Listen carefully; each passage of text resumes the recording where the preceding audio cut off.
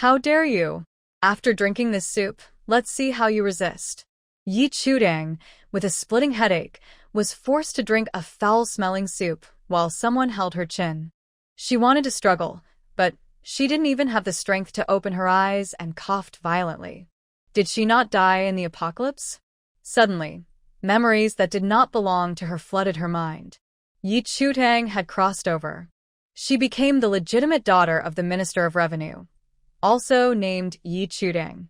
The original owner lost her mother at 2 and was sent to the countryside by her neglectful father, who ignored her for 15 years. The couple taking care of her wanted to leave the countryside to seek a better future for their son. They plotted to harm the original owner and make it look like she died of illness, but she overheard them. When the original owner tried to escape, she was caught. Refusing to give in, she ran into a wall and died. Now, the strong survivor from the 23rd century, Yi Chudang, had arrived. Seeing that the soup was working, the woman threw Yi Chudang onto the bed. You should feel lucky to serve my son before you die. Son, this girl is yours. Let your father enjoy her too. Don't worry, Mom. As long as I have a bite to eat, Dad will have something to drink. Little beauty, let your brother take good care of you. I promise you'll feel amazing. The man leered as he reached to unfasten Yi Chudang's clothes.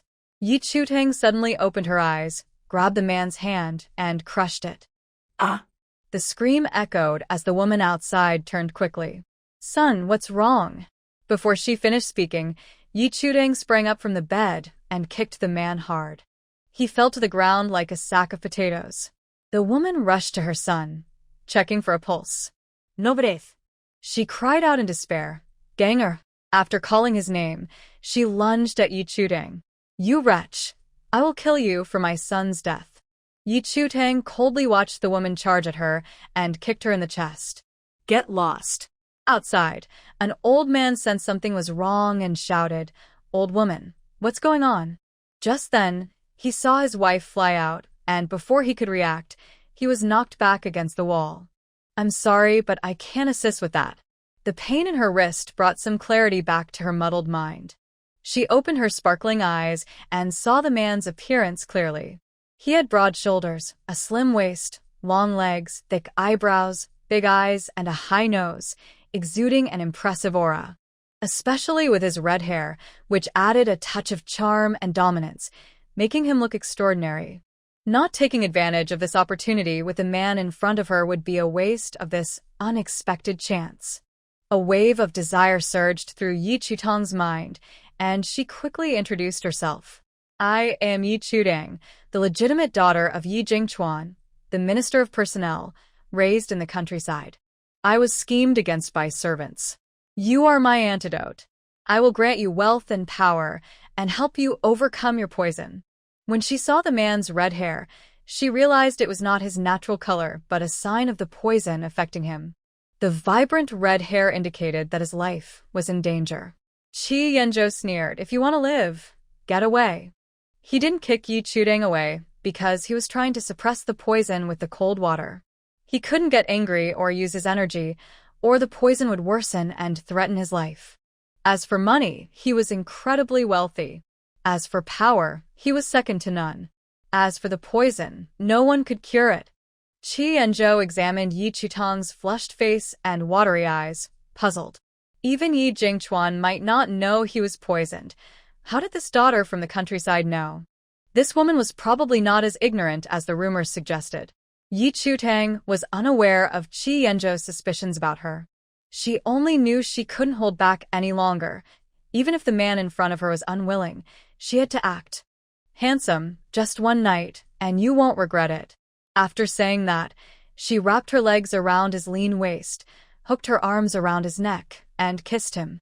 Qi Yanzhou didn't expect Yi Chudang to take such bold action. In his shock and anger, the suppressed poison flared up again. His chest felt like it was burning, and his blood boiled, his eyes turning red as if they could bleed. The rising sweetness was overwhelming. Yi Chudang tasted the metallic flavor in his mouth and realized he was poisoned. In the next moment, the man fell unconscious, his body dropping. She caught him with effort, muttering, so weak. After that, she took out a pill made from ice silkworms and placed it in Qi Yanzhou's mouth. Although the pill couldn't cure the poison, it could suppress its effects for a month. Feeling his body gradually returning to normal temperature, Yi Chutang eagerly pulled him to the edge of the pool, leaning over him. The medicine was too strong. Yi Chutang struggled for an hour to counteract the beast's medicine. Breathless, she rolled off and lay on the ground.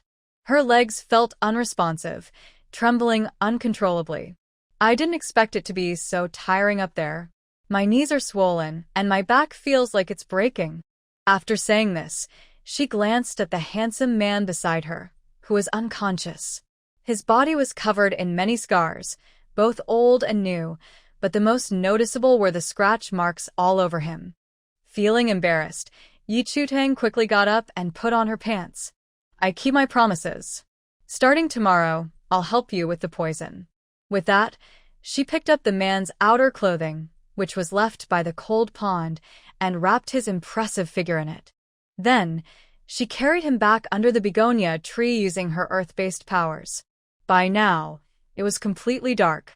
The Liu family was gone, and the village was unusually quiet, with only the occasional sounds of farmers chatting during dinner. Yi Chutang placed the unconscious Qi Yanzhou on the bed in the east wing, removed his wet outer clothing, and hung it up to dry on a screen. Then she went to the west wing to find some undergarments that old Liu had just bought and had not yet worn, and dressed him in them. She even took a moment to admire his impressive abs. Before leaving, she lit the oil lamp on the table in case the man woke up and couldn't see. Returning to the original owner's room, she lit her own oil lamp, changed into clean clothes, and bandaged her forehead injury. Feeling both tired and hungry, she sat at the table, took out some bread and yogurt from her space, and began to eat while thinking about her next plans. Should she continue to enjoy a carefree life in the countryside? Or should she return to the minister's residence to reclaim everything that belonged to the original owner? Before she could decide which path to take, she heard a knock on the door. "Miss Yi, are you asleep?" She immediately recognized the voice of Aunt Wang from the village. The original owner was skilled at needlework, and old Liu had made a deal with a fabric shop in town. She was supposed to embroider handkerchiefs for the shop, earning 15 coins for each handkerchief, and she could make 2 a day. Aunt Wang's son worked as a carpenter in town and came to collect the finished handkerchiefs every 10 days, bringing back 20 blank ones for the original owner. He earned 10 coins for his trouble, while the rest went to old Liu. Tomorrow was the 10th day, and the original owner was supposed to deliver 20 finished handkerchiefs to Aunt Wang this afternoon. Unfortunately, she had an accident and couldn't fulfill her promise. Aunt Wang waited and waited but didn't see her, so she came to the village to look for her. After all, those 10 coins were easy money, and she didn't want to miss out. Aunt Wang knocked the door, calling out, "Miss Yi, Miss Yi." There was a determination to wake her up, even if she was asleep. Yi Chutang had not yet dealt with the bodies of the Liu family and was worried that if she didn't open the door soon, Aunt Wang would call the villagers. She stuffed a piece of bread into her mouth and threw the wrapper and yogurt container into the trash bin in her space. Then, recalling the original owner's memory, she found a bamboo basket on top of the wardrobe. At the very top of the basket were neatly arranged 20 embroidered handkerchiefs, beautifully crafted with double-sided embroidery. Yi Chutang kept 1 handkerchief and took the remaining 19 out of the room. She called out from the doorway, "Aunt Wang, please wait a moment, I'll get dressed." After saying this, she quickly walked to the west wing, lit the oil lamp, and adjusted her clothes from the wardrobe. From outside, one could see the silhouette of a family of 3 drinking through the window. Yi Chutang looked at the silhouette with satisfaction and opened the courtyard door. She handed the handkerchief to Aunt Wang and explained, "Today, Liu Grandma's son came." As she spoke, she intentionally turned to let Aunt Wang see the situation in the west wing. Once Aunt Wang saw the family of 3, she quickly blocked Aunt Wang's view. "They're still eating and chatting. I've been busy until now, so tired that I fell asleep and forgot to hand over the handkerchief. I even missed one. Please tell Brother Wang and the fabric shop owner I'm sorry." Aunt Wang understood that Yi Chutang was a maid of a young lady, and she was already accustomed to her injuries. She sighed and asked, "Miss Yi, Do you plan to live like this forever? Yi Chu-tang recalled the original owner's weak character and forced out a couple of tears. Aunt Wang, my father doesn't like me, and my stepmother doesn't treat me well. What can I do? The scholar was a high-ranking official, so Aunt Wang dared not speak ill of the Yi family. She quickly took a step back and said, Miss Yi, I will have Chinger deliver your message to the fabric shop owner. I'll leave now. You should rest early. Okay, be careful on your way back, Aunt Wang. Once Aunt Wang left, Yi Chu-tang immediately shut the door. She dragged the two stiff bodies from the corner of the wall into the west wing and searched the room for anything valuable or useful, putting it all into her space. Having spent over 10 years in the apocalypse, hoarding supplies was her greatest hobby. Yi Chu-tang then brought some cooking oil from the kitchen and poured it over the three bodies to help them burn. Finally, she moved the oil lamp above the bodies, creating a simple tipping mechanism. In about an hour, the oil lamp would tip over, igniting the west wing and turning the three bodies to ashes. Wanting to harm the original owner and disguise her as having died of illness. She disguised their deaths as an accident caused by a knocked-over oil lamp, leading to a fire. After finishing her preparations, Yi Chu-tang left the west wing. Thinking that the fire would spread to the main house and kitchen, she gathered all useful items into her space. Once she was done, she went to the east wing and hid the still unconscious man in the cellar behind the house. When the village noticed the fire, they would surely come to help. If they found a stranger in the east wing, she wouldn't be able to explain. After securing Qi Yanzhou, Yi Chu-tang stored the food, vegetables, and wine from the cellar into her space. Then she returned to the main house to rest. She was extremely tired and soon fell asleep. More than an hour later, Yi Chu-tang was awakened by the crackling sound of burning wood. Bright flames shone through the window, turning the room a deep red. She continued to lie in bed, resting her eyes, waiting for the villagers to come and put out the fire. About 30 minutes later, the eaves of the main house caught fire, and waves of heat rolled in. At that moment, the villagers had discovered the fire and rushed over with buckets, shouting, "The house is on fire." The heavy courtyard door was quickly broken down. The unconscious Yi Chu-tang was rescued. Aunt Wang pinched Yi Chu-tang's skin and slapped her face, saying, "Miss Yi, wake up." Yi Chu-tang slowly opened her eyes, looking confused, and asked, "Aunt Wang, what happened?" "Miss Yi, your house is on fire. The west wing has collapsed, and the Liu family may not have survived." Yi Chu-tang frowned slightly. "On fire? How could that happen?" Turning her head to look at the ruins of the west wing, panic filled her eyes. Aunt Wang recalled the silhouette she saw in the window and speculated, perhaps the Liu family drank too much and accidentally knocked over the oil lamp, causing this tragedy. Someone remarked, "This is what happens to bad people." The villagers nodded in agreement.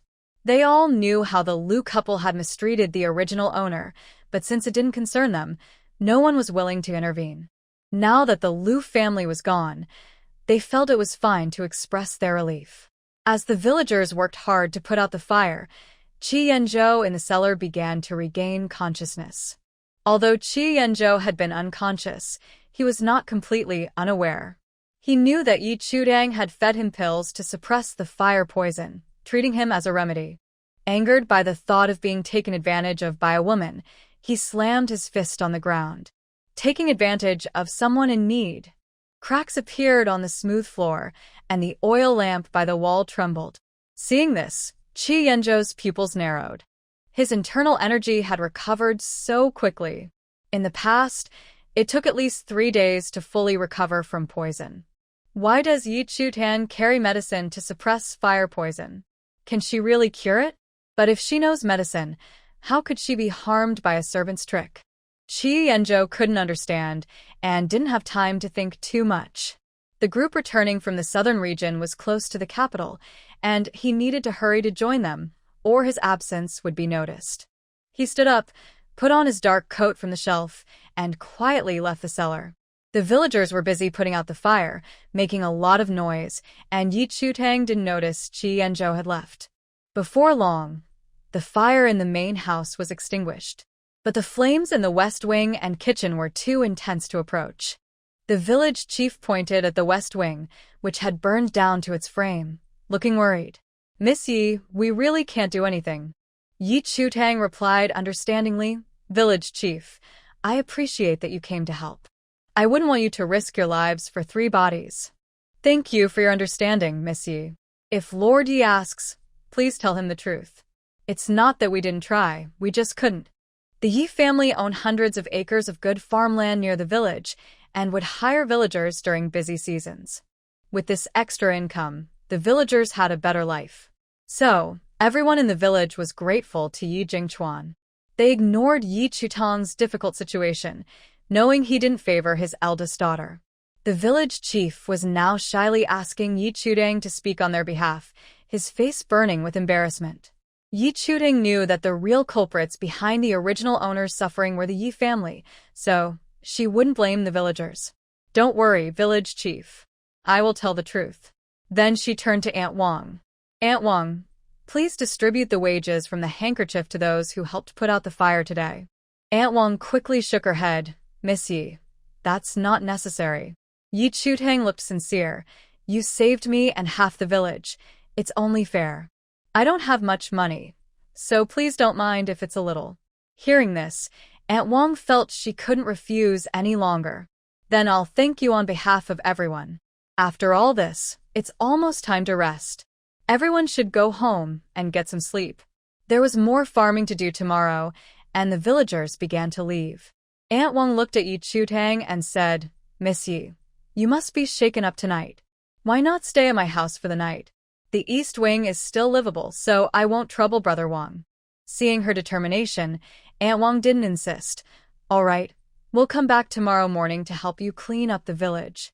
It is indeed inappropriate for an unmarried girl to stay with a son who is not yet married." After the villagers left, Yi Chutang went to the cellar. She thought the air quality there was poor and planned to bring the man back to the east wing to sleep together. However, the cellar was empty, and the handsome guy she had just encountered had run away. "What a shame to lose such a perfect waist," she said, though her expression showed no regret. Having crossed over from a post-apocalyptic world, she believed that men were not a necessity. Resources were. But the cracks on the ground caught her attention. She had actually slept with a martial arts master. Feeling tired, Yi Chutang quickly pushed the thought of the master aside and returned to the east wing to sleep. As soon as she lay down, she felt something hard under her. She reached down and found a precious ink jade pendant. It had a 4-clawed python pattern surrounding the character Chen. The ink jade pendant belonged to Qi Yanzhou. When he suppressed the fire poison in the cold pool, he had placed the pendant in the pocket of his outer garment. Later, Yi Chutang wrapped him in the garment and brought him back to the village. The pendant accidentally fell onto the bed when she was drying his clothes. Yi Chutang put the pendant into her space, which she also entered. In her previous life, she was a descendant of a family skilled in medicine and poison, inheriting a medicinal space when she came of age. At that time, the space was not large, about 200 square meters, with a height of 3 meters. Once inside, she could sense what was happening outside, but could only stay for 10 minutes at most. The space was bright, without sunlight, and time stood still. In the center was a spiritual spring that could strengthen the body and enhance plants. Half of the space was filled with rare medicinal herbs. Water from the spring allowed them to grow normally, with their medicinal effects being 10 times stronger than ordinary herbs. The other half was a storage area for medicines, Western drugs, commonly used medical equipment, power generation devices, daily necessities, and food. There was also a room for eating and bathing in the wild. Later, when the apocalypse came, 90% of humanity turned into zombies, and plants and animals mutated. Yi Chutang awakened her earth-based abilities, and the space became upgradable, but it required merit points. Helping good people, defeating bad ones, exterminating zombies, and eliminating dangerous mutated plants and animals could earn her different amounts of merit points. The first upgrade of the space cost her 100,000 merit points, expanding it to a massive area of 1,000 square meters, with a height of 10 meters, centered around the spiritual spring. Yi Chu-tang collected many seeds and even obtained some non-mutated fruit trees, setting aside 200 square meters to grow vegetables and fruit trees. The remaining space was used to store containers, neatly organizing the supplies and weapons she had collected, and it was almost full. Upgrading the space required 1 million merit points. Yi Chu-tang had saved enough before. However, in the apocalypse, things changed quickly, and using her Earth-based powers also consumed merit points, so she didn't upgrade the space. She thought it would be easy to survive in the apocalypse with her space and powers, but then, a huge fireball suddenly fell from the sky. She was asleep and didn't have time to react, and both she and the base were burned to ashes. When she opened her eyes again, she found herself as the legitimate daughter of Yi Jingchuan, the Minister of Revenue in Beichen country. As Yi Chu-tang marveled at the terrifying power of nature, she was suddenly ejected from the space when time was up. She rested her hands behind her head, looked at the gray canopy above her bed, and smiled. Life in ancient times is much better than in the apocalypse. This time travel is worth it. Just as she finished speaking, she felt a slight heaviness in her chest. A phrase from the original owner's despair echoed in her mind. "After I die, I will become a vengeful spirit and kill you all." Yi Chu-tang knew that the original owner wanted to kill not only the Liu family, who directly caused her death, but also her worthless father and stepmother, who indirectly contributed to it. She pressed her hand to her chest and promised, "Don't worry. Since I'm using your body, I will fulfill your wish. Don't become a vengeful spirit. They aren't worth it. Rest in peace." Yes, she decided to return to the minister's residence and give her worthless father and stepmother a good beating. The next day, as soon as the sun rose, Yi Chu-tang was woken up by noise. Villagers who didn't go to the fields came to the manor to help clean up the burnt west wing and kitchen. The Liu family was gone, leaving only a pile of white ashes. The villagers wanted to collect the ashes to build a memorial. However, a strange wind blew in, mixing the ashes with the dust from the plants. What? "What should we do?" Yi Chu-tang came out of the room and said, "Don't worry about it. It's heaven's way of scattering their ashes." Upon hearing this, the villagers shivered. Aunt Wang rubbed her arms and said, "Then let's follow heaven's will and leave it be." After that, she picked up a basket from the ground and handed it to Yi Chu-tang. "Miss Yi, I thought you might not have had breakfast yet, so I brought some porridge and side dishes. I hope you don't mind." Yi Chu-tang took the basket and said, "Thank you, Aunt Wang." "Miss Yi, you eat first. We'll clean up the burnt house." "Okay, I'll help after I finish eating." "No need. It's too dirty. The house is mostly gone, and there's not much to clean up. We'll handle it."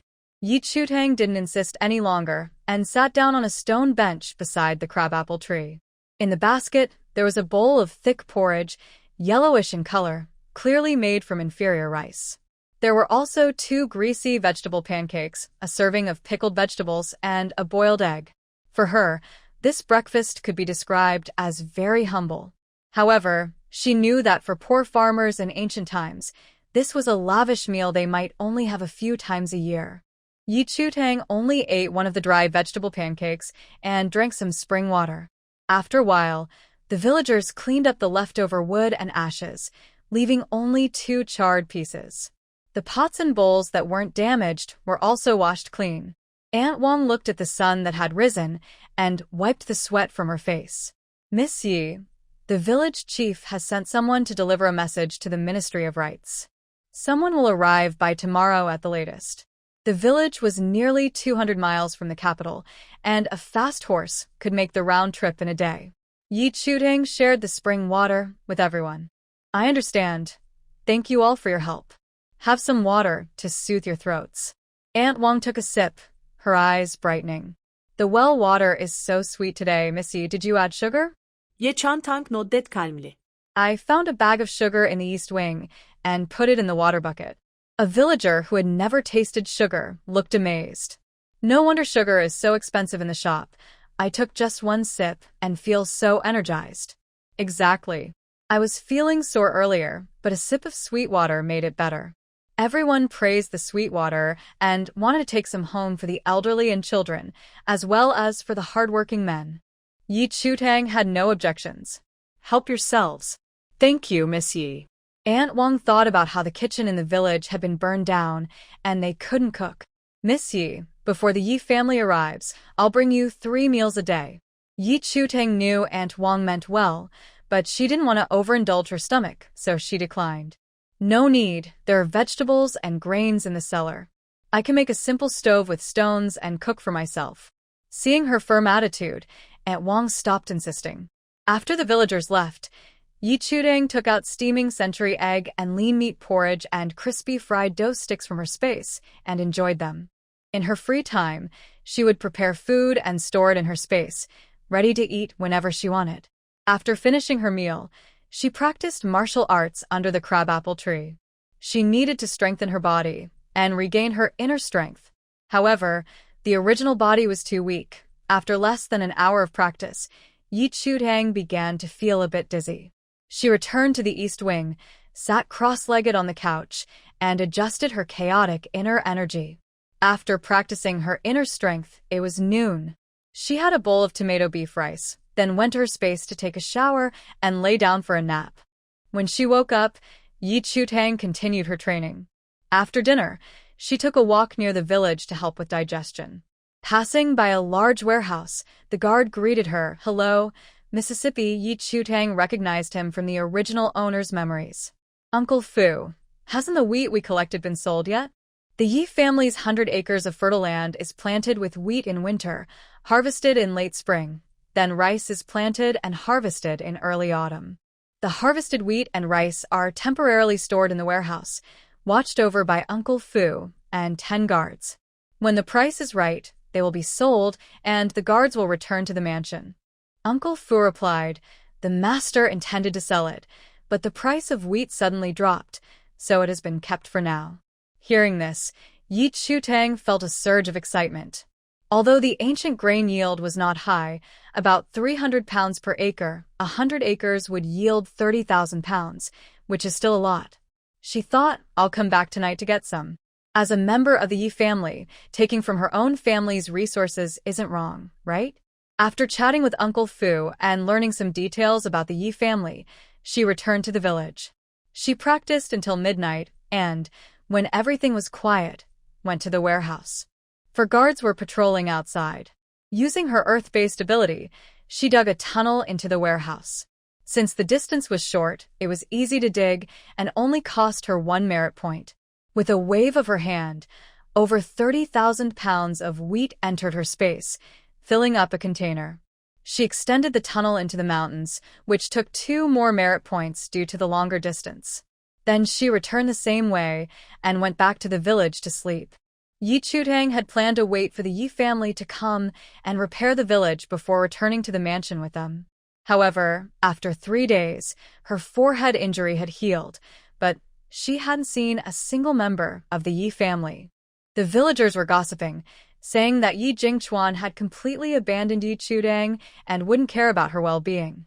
They mentioned that no one in the capital remembered the legitimate eldest daughter, only the talented and beautiful second daughter, Yi Anling. They pitied Yi Chutang, saying she would never return to the mansion and would have to marry a farmer. After 3 days of staying indoors, Yi Chutang let out a cold laugh. "I will make everyone in the capital remember the name Yi Chutang." With that, she packed her bags to head to the capital.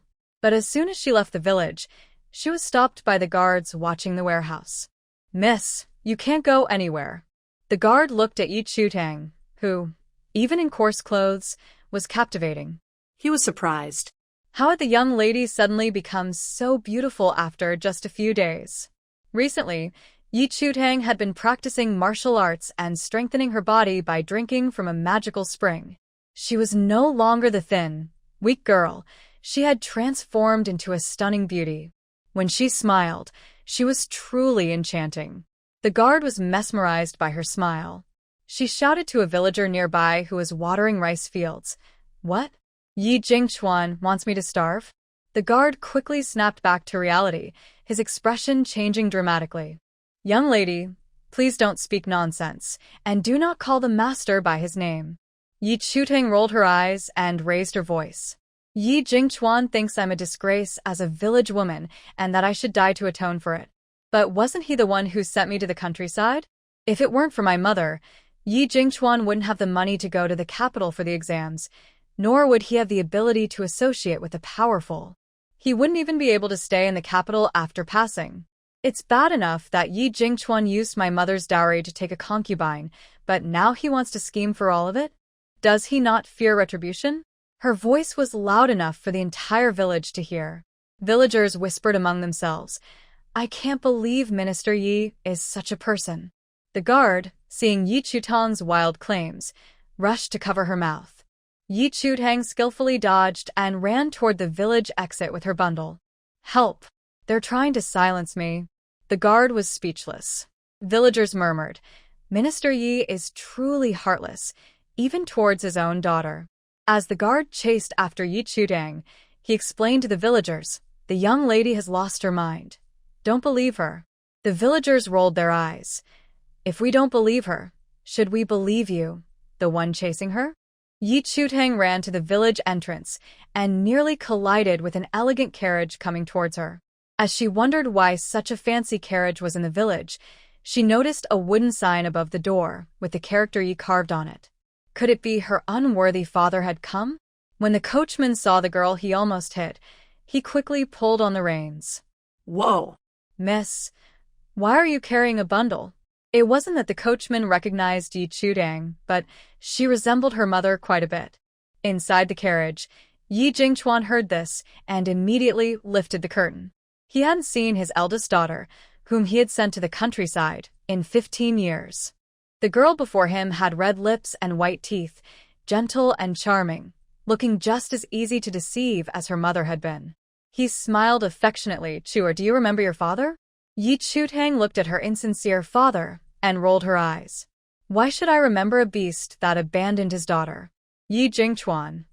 He took back his earlier thoughts. This girl, aside from her looks, was nothing like her mother. Rude and disrespectful, she spoke harshly. The coachman, seeing Yi Chutang scold Yi Jingchuan, reprimanded her. Miss, you must not be disrespectful to the master. Yi Chutang gasped in surprise. The servants of the minister's residence are quite impressive. They can even teach the master a lesson. After saying this, she slapped the coachman twice. The coachman tried to dodge but couldn't, and his face instantly swelled. The young lady knows martial arts? He stared at Yi Chutang in shock. He wanted to speak, but his jaw was dislocated, and he couldn't say a word. Yi Chutang ignored the coachman and looked at the stern Yi Jingchuan. What? I can't hit a servant who oversteps? Of course, Yi Jingchuan couldn't say that a master couldn't hit a servant. But one must respect their position. Chuer, you are the young lady of the minister's residence. You must be mindful of your words and actions. Upon hearing this, Yi Chutang realized Yi Jingchuan was there to take her back and was not pleased. It's normal for someone raised by a mother without a father to lack manners, isn't it? Yi Jingchuan, embarrassed and angry, jumped down from the carriage and raised his hand to slap Yi Chutang's face. Shut up. Don't let me hear your nonsense again. Smack. Before he could finish, Yi Chutang slapped his hand away. Yi Jingchuan stared in disbelief at his swollen palm, trembling with anger. Ye Chantang. Have your manners and virtues been eaten by dogs? How could she lay hands on an elder? This was outrageous.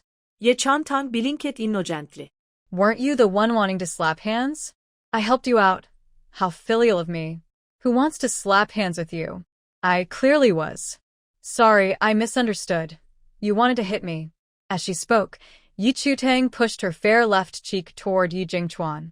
Come on, hurry up and hit me. In return for your kindness, we can cut ties. She knew very well that Yi Jingchuan wouldn't dare sever ties because he needed something from her. Otherwise, the esteemed minister wouldn't personally come to the countryside to acknowledge her identity. Yi Jingchuan was furious and raised his swollen hand. He looked at Yi Chutang's stunning face, filled with calculation, but his hand hesitated to fall. Yi Chutang impatiently urged him. Lord Yi, my neck is starting to hurt. Are you going to hit me or not? If not, I'm leaving. Yi Jingchuan lowered his hand and scoffed. What Lord Yi? I'm your father. Yi Chutang rolled her eyes at him. Lord Yi left me in the countryside for 15 years and suddenly shows up pretending to be a caring father. What's your real plan? What plan could I have? I just thought you had been recovering in the countryside for many years and were well enough to come home. As soon as he finished speaking, the guard finally caught up. He knelt on one knee and cupped his fists towards Yi Jingchuan, saying, Sir, I failed to keep an eye on the young lady. Yi Chutang raised an eyebrow. What a coincidence. Lord Yi, it seems you're not here to take me home. I've been hungry for 3 days and didn't die. Aren't you disappointed? Yi Jingchuan looked at Yi Chutang, who appeared quite healthy and was speechless. She didn't look like someone who had been starving for 3 days. Sure, you are my biological daughter. How could I want you to die? If I didn't care, I wouldn't have come personally to bring you home. He spoke sincerely, but Yi Chutang didn't believe a word. She raised her hand to shield her eyes from the glaring sun. Then why did you have someone watch me, not allow me to leave the estate and not give me food? If it weren't for needing to return to the minister's residence to reclaim everything from the original owner, she would have slapped this extremely hypocritical man away. Why waste time with him in this heat? Yi Jingchuan was also sweating lightly. He watched Yi Chutang's actions and said, Sure, you misunderstood. Why don't we go back to the estate and talk? Fine. Yi Chutang pulled the driver, who had dislocated his jaw, off the carriage, climbed onto the front, and drove away by herself. Yi Jingchuan watched the dust cloud from the carriage, his expression darkening. He turned to the kneeling guard. Why is her story so different from what you all said? Uncle Fu, who watched the warehouse, and the guard came to the estate every year to oversee the wheat and rice. When they returned to the Yi family, they would bring news about Yi Chutang. Timid, cowardly, foolish, shameless, selfish, and lazy. There were many harsh words. Yet none of them matched the Yi Chutang he had seen. The guard was also unsure of the reason.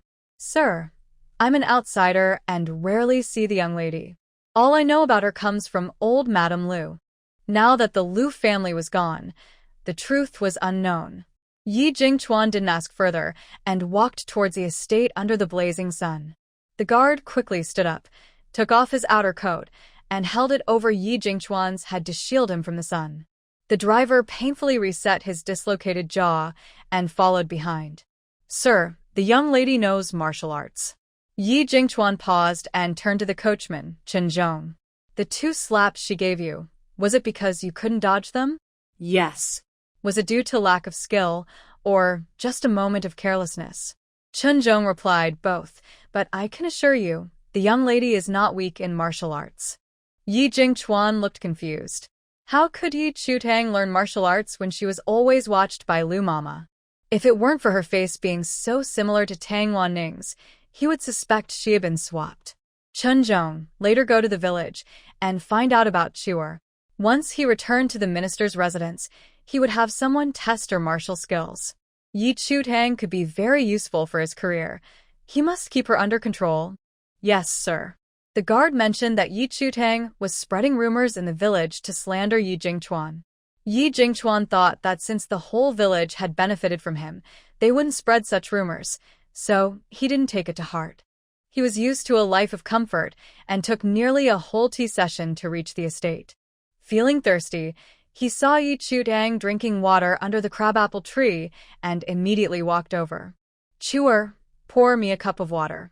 Yi Chutang naturally wouldn't give Yi Jingchuan the spring water. She lifted the teapot, tilted her head back, and poured the clear spring water into her own mouth. There's none left. Yi Jingchuan. His hand itched again, but the swelling in his palm reminded him that if he slapped her, he would only hurt himself. Chuer, I've been busy with court matters and haven't had time to see you, but I've always been thinking of you. I never let anyone lock you up or starve you. When I heard you were in trouble, I rushed over immediately. Yi Chutang slammed the teapot down on the stone table. Lord Yi, instead of sweet talk, why not be more practical? Yi Jingchuan felt a bad premonition rising. Chuer, what do you want that is practical?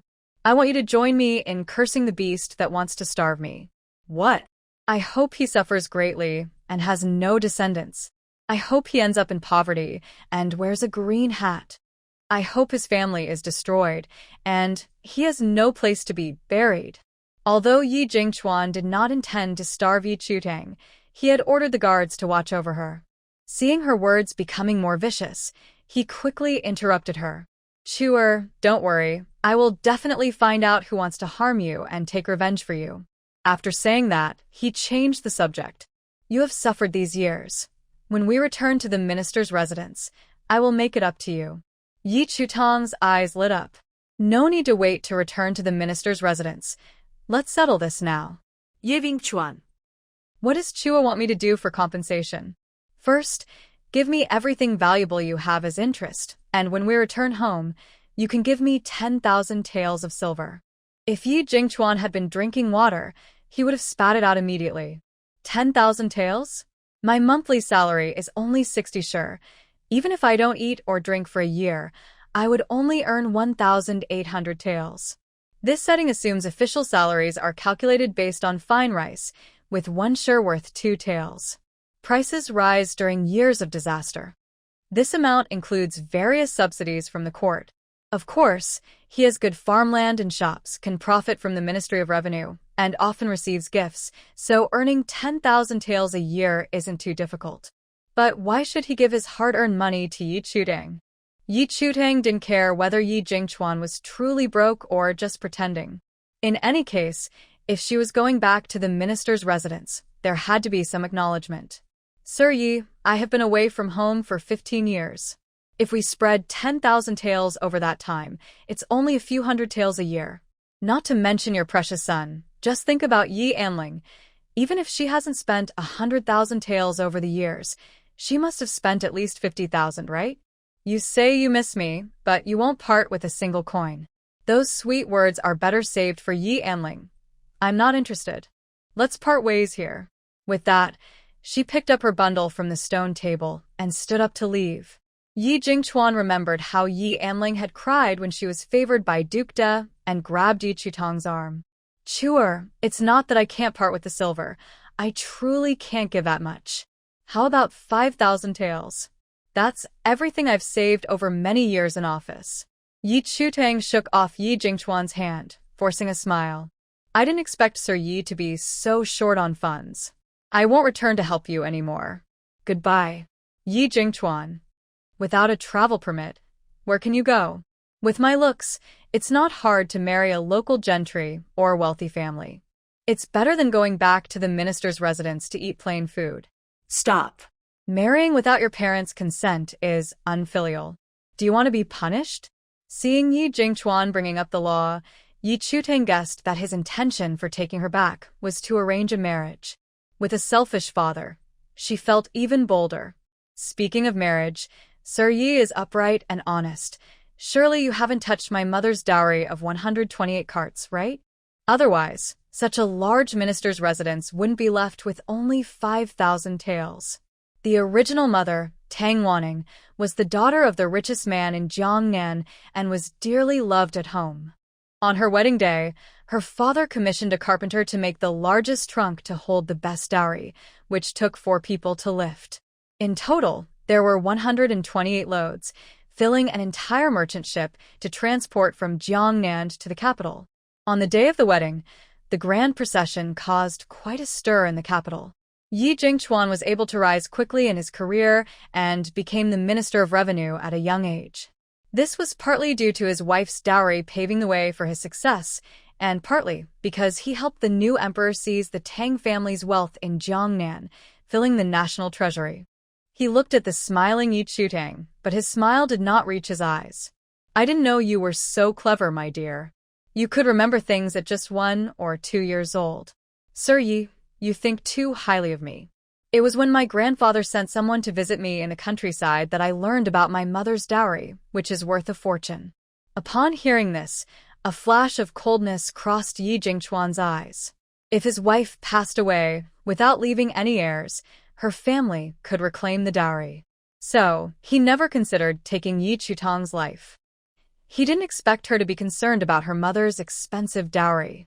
It seemed he needed to quickly obtain the final dowry list and destroy it to feel secure.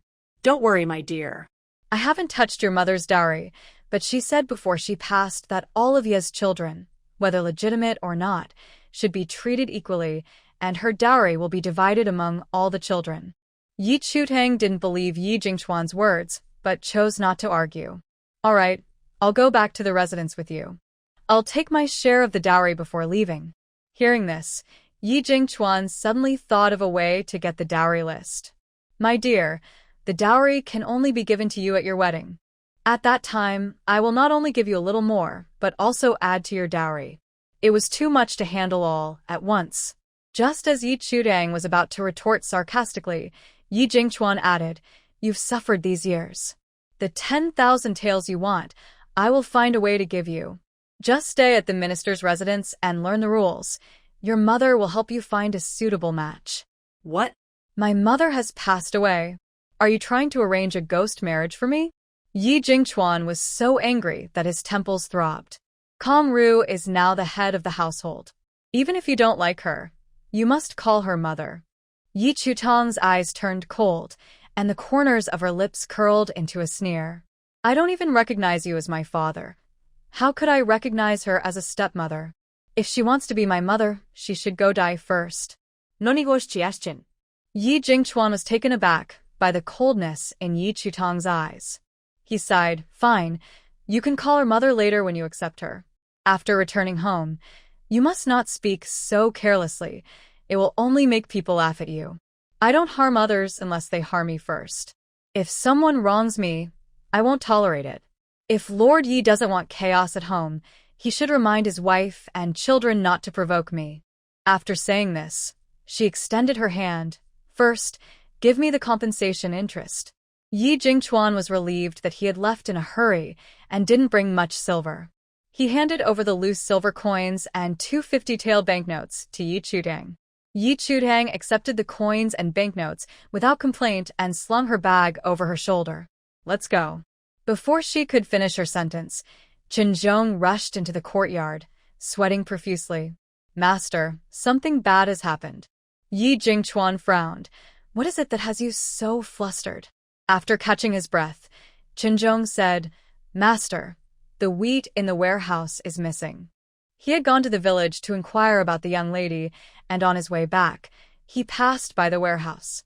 A few days ago, it had been rainy, and he was worried about the wheat getting damp, so he wanted to check.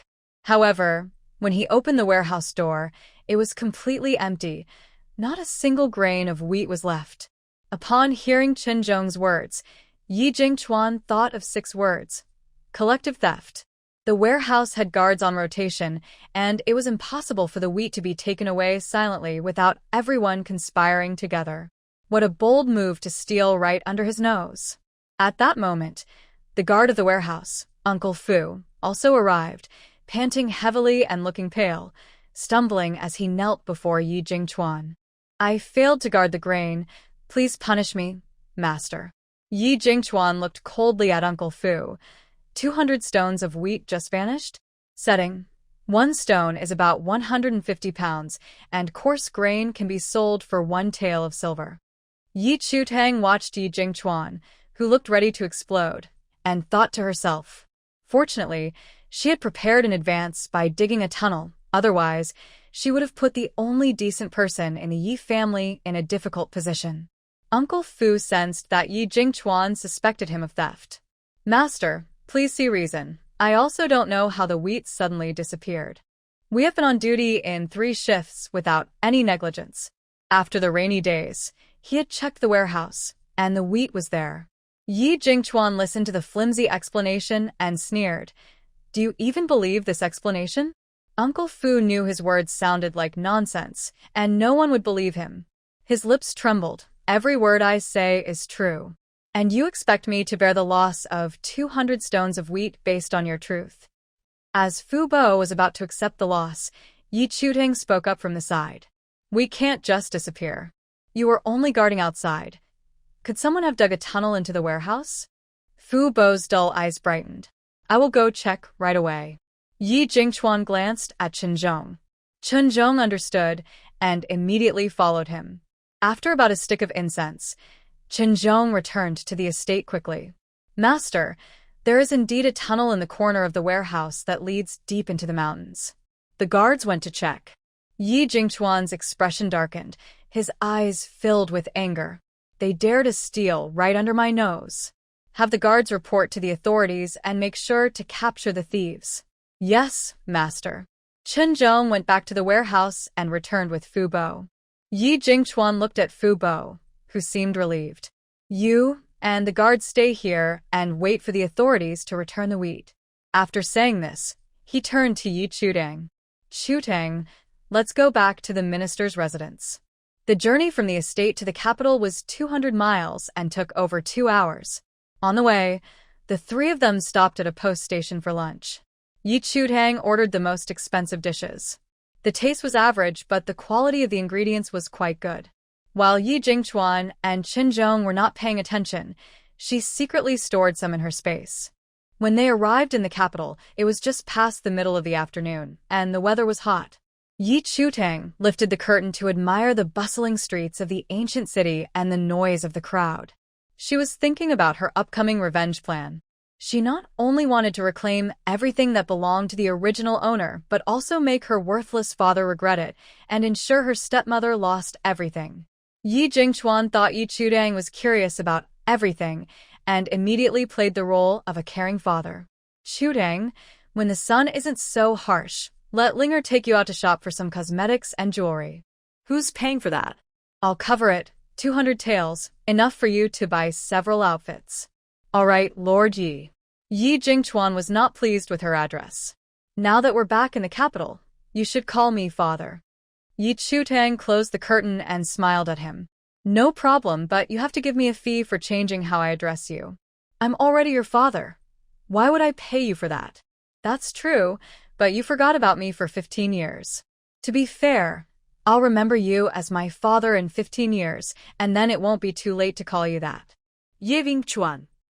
Where did you learn such twisted reasoning? I figured it out on my own. This is probably what they mean by a crooked beam leading to a crooked post. Yi Jingchuan was very glad he had sent Yi Chutang to the countryside. Otherwise, she would have driven him crazy by now. I promised to give you 10,000 taels as compensation for these 15 years, didn't I?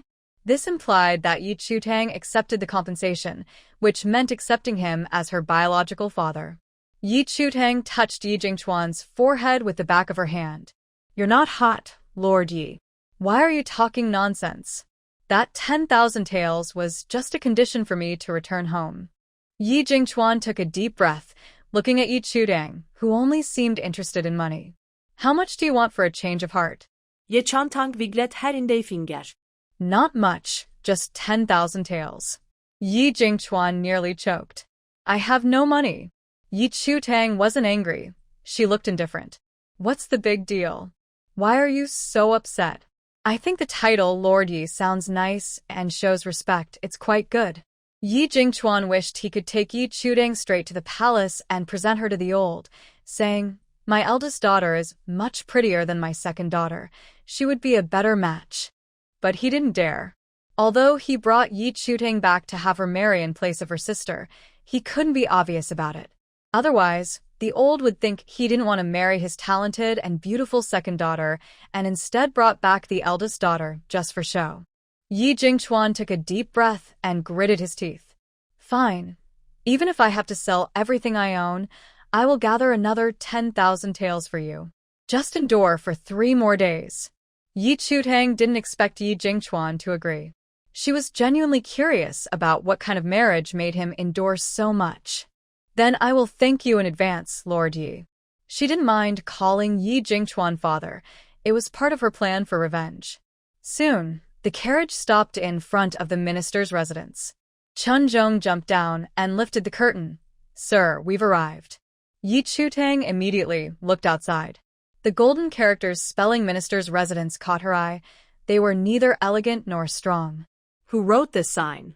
It's 2. Before she could finish saying ugly, she was interrupted by a shocked Yi Jingchuan. This sign was personally inscribed by the emperor, representing the honor of the Yi family. Don't speak nonsense. Among the 6 ministers, only his residence received a sign with the emperor's handwriting, called the minister's residence. The other 5 ministers could only name their residences based on their surnames.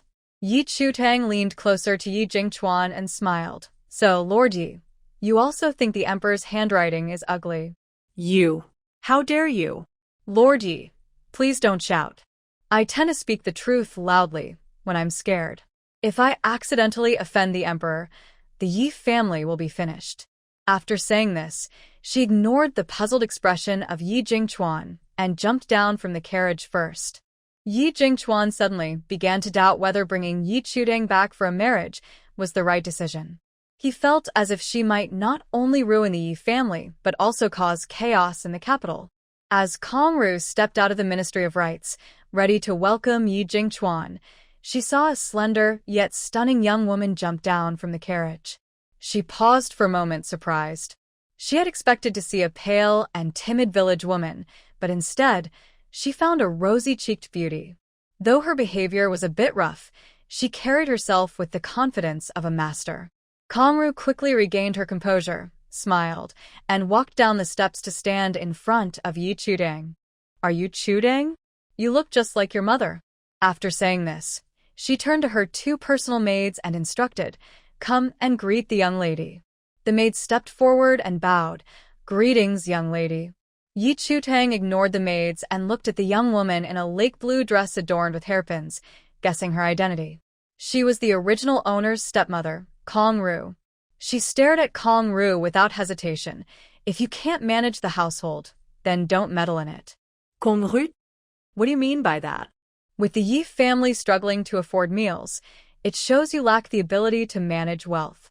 Compared to my mother, you are miles behind.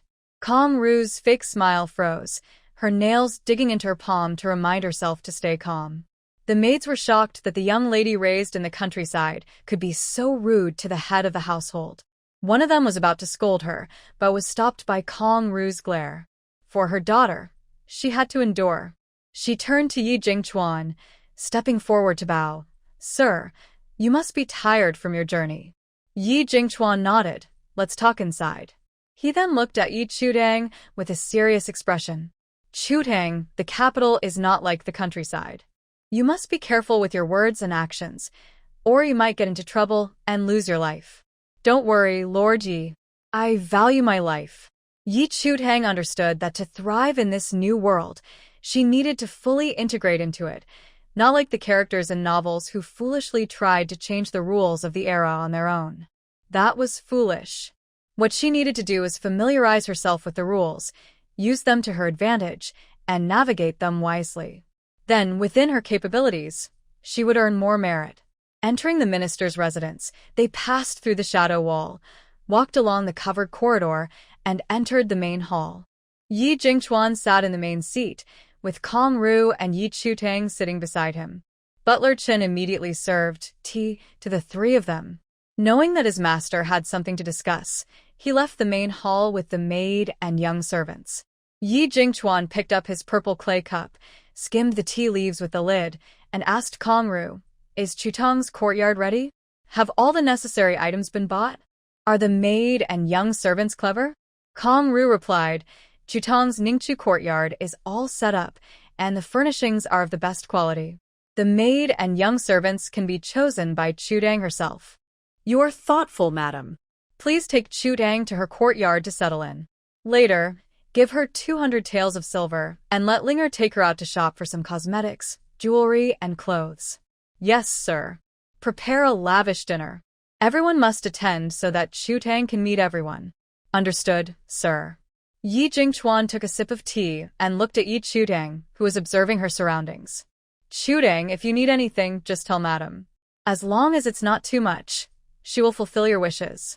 Yi Chutang smiled and said, "Then I won't hold back." Hearing this, Yi Jingchuan felt a headache coming on. More expenses ahead. He set down his teacup and added, "Starting tomorrow, you should learn the rules well. At the homecoming banquet in 3 days, there will be many officials and their families. Don't embarrass the Yi family." Yi Chutang smiled and asked, As long as the gifts are appropriate, I will definitely greet them with a smile. Giving Chuan replied. Receiving gifts means giving gifts in return. The gifts belong to the Yi family, not just to you. Oh, I see. That's fine. Yi Chutang's agreeable nature surprised Yi Jingchuan and brought him some joy. But the joy was short-lived, shattered by her next words. I expect the homecoming banquet in 3 days will be quite lively. Hearing this, Yi Jingchuan felt a wave of anxiety. He didn't want to embarrass himself in front of his colleagues, nor did he want Yi Chutang to be disliked by the officials. Chutang, you can receive gifts, but you must not cause trouble at the banquet. You're not a child anymore. Make a good impression so that you can have a good marriage proposal later. As long as I receive the gifts, I won't cause trouble. But the marriage is my decision. Don't meddle in my affairs. Kong Ru watched Yi Chutang stand up to Yi Jingchuan and couldn't help but smirk internally. Does she really think we're afraid of her? At the homecoming banquet, when she has to bow to the officials, she'll regret it. After her thoughts, she smiled and said, "Of course. I'm sorry, but I can't assist with that." The fear of dying pushed their will to survive to the limit. I said.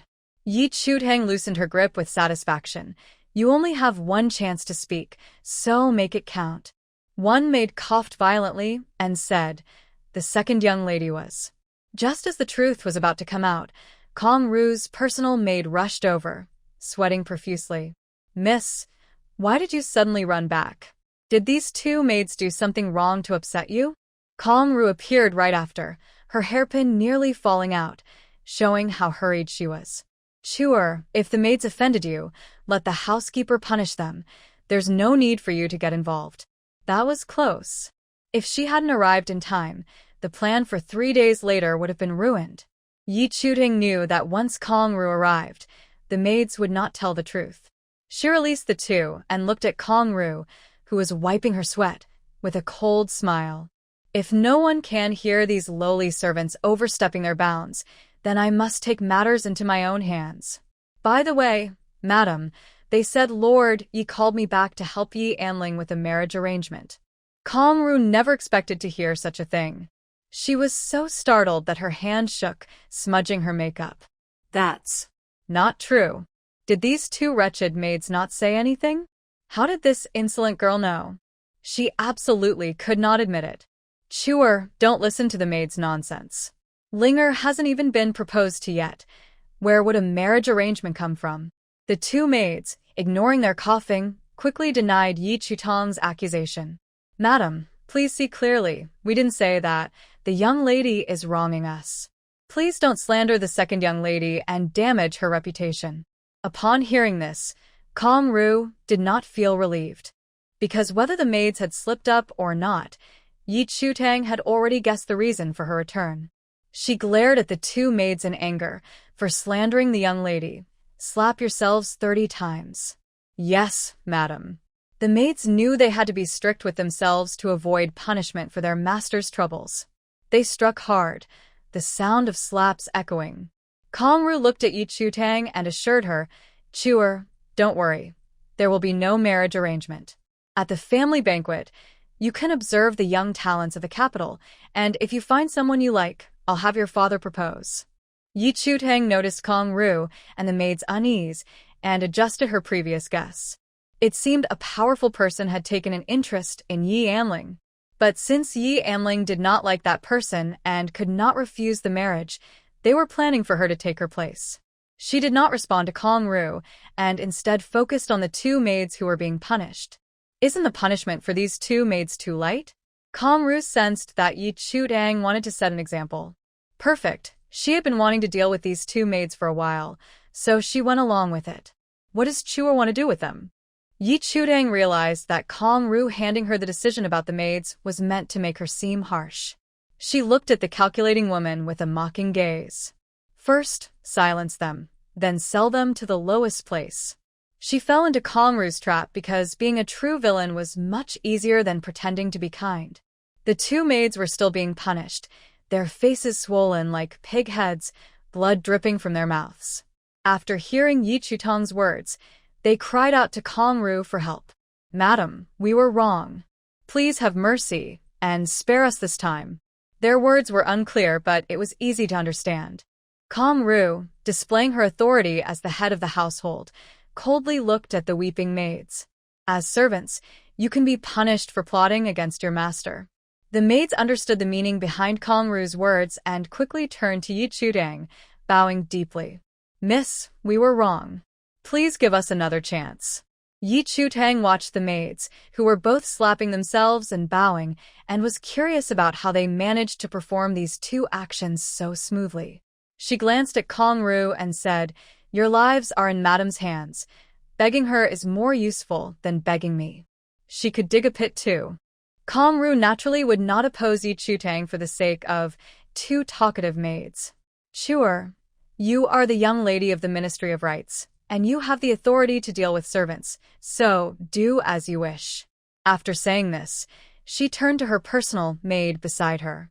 "Chuntao, go call Steward Chen and sell them according to the young lady's wishes." "Yes, madam. We are from the old lady's courtyard." The two maids desperately tried to save themselves, but before they could finish speaking, a servant covered their mouths and dragged them away.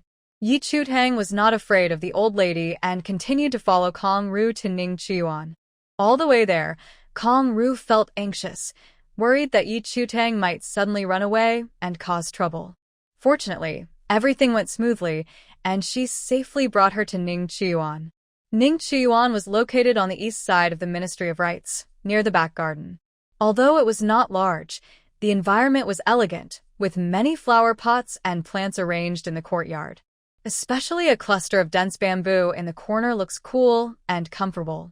Kong-ru adjusted her hairpin and tidied up her loose strands of hair. "Sure, this is your courtyard. The main house has a main hall, a side hall, and a bedroom. The east room is for the maids, and the young servants stay outside at night and come in during the day. The west room is a small kitchen, and the storage room is in the back."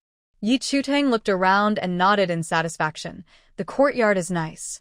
I'm glad you like it. If you need to add anything, just let the maids inform me," Kong-ru said, looking at another maid. "Shoha, go bring the maids and young servants we selected for the young lady." "Yes, madam." Soon, 8 boys and 8 girls appeared in the courtyard. The already small courtyard became crowded. Kong-ru looked at the indifferent Yi Chudang. "Chewer, will you keep them all or choose a few?" Yi Chudang knew that these people were all placed around her by Kong-ru. So, after careful consideration, she chose 2 maids and 1 young servant. The young servant would handle the heavy work in the courtyard, while the maids would attend to her. The 3 stepped forward and bowed. "We greet the young lady. Please give us our names." Donner, Shuanger. Kong-ru thought Yi Chutang would come up with another name like Dice, but instead, it was Wankai. She almost laughed out loud. Indeed, an ignorant countrywoman would come up with such unrefined names. The maids and young servants had no choice but to accept the names and thanked her respectfully. "Sure, you should rest for a bit. If you need anything, just tell the maids and young servant. Linga will come to find you later and take you shopping." "Okay, go ahead. No need to see me off." Kong-ru did not argue with Yi Chutang and turned to leave. Yi Chutang looked at the 2 maids. "Go unpack and move in." "Yes, young lady." After the maids left, she turned to the young servant. "Go to the storeroom and get my monthly allowance and daily supplies." "Yes, I will do that." After the young servant left, Yi Chutang entered her bedroom. Inside, there were ice blocks for cooling, and a refreshing breeze greeted her.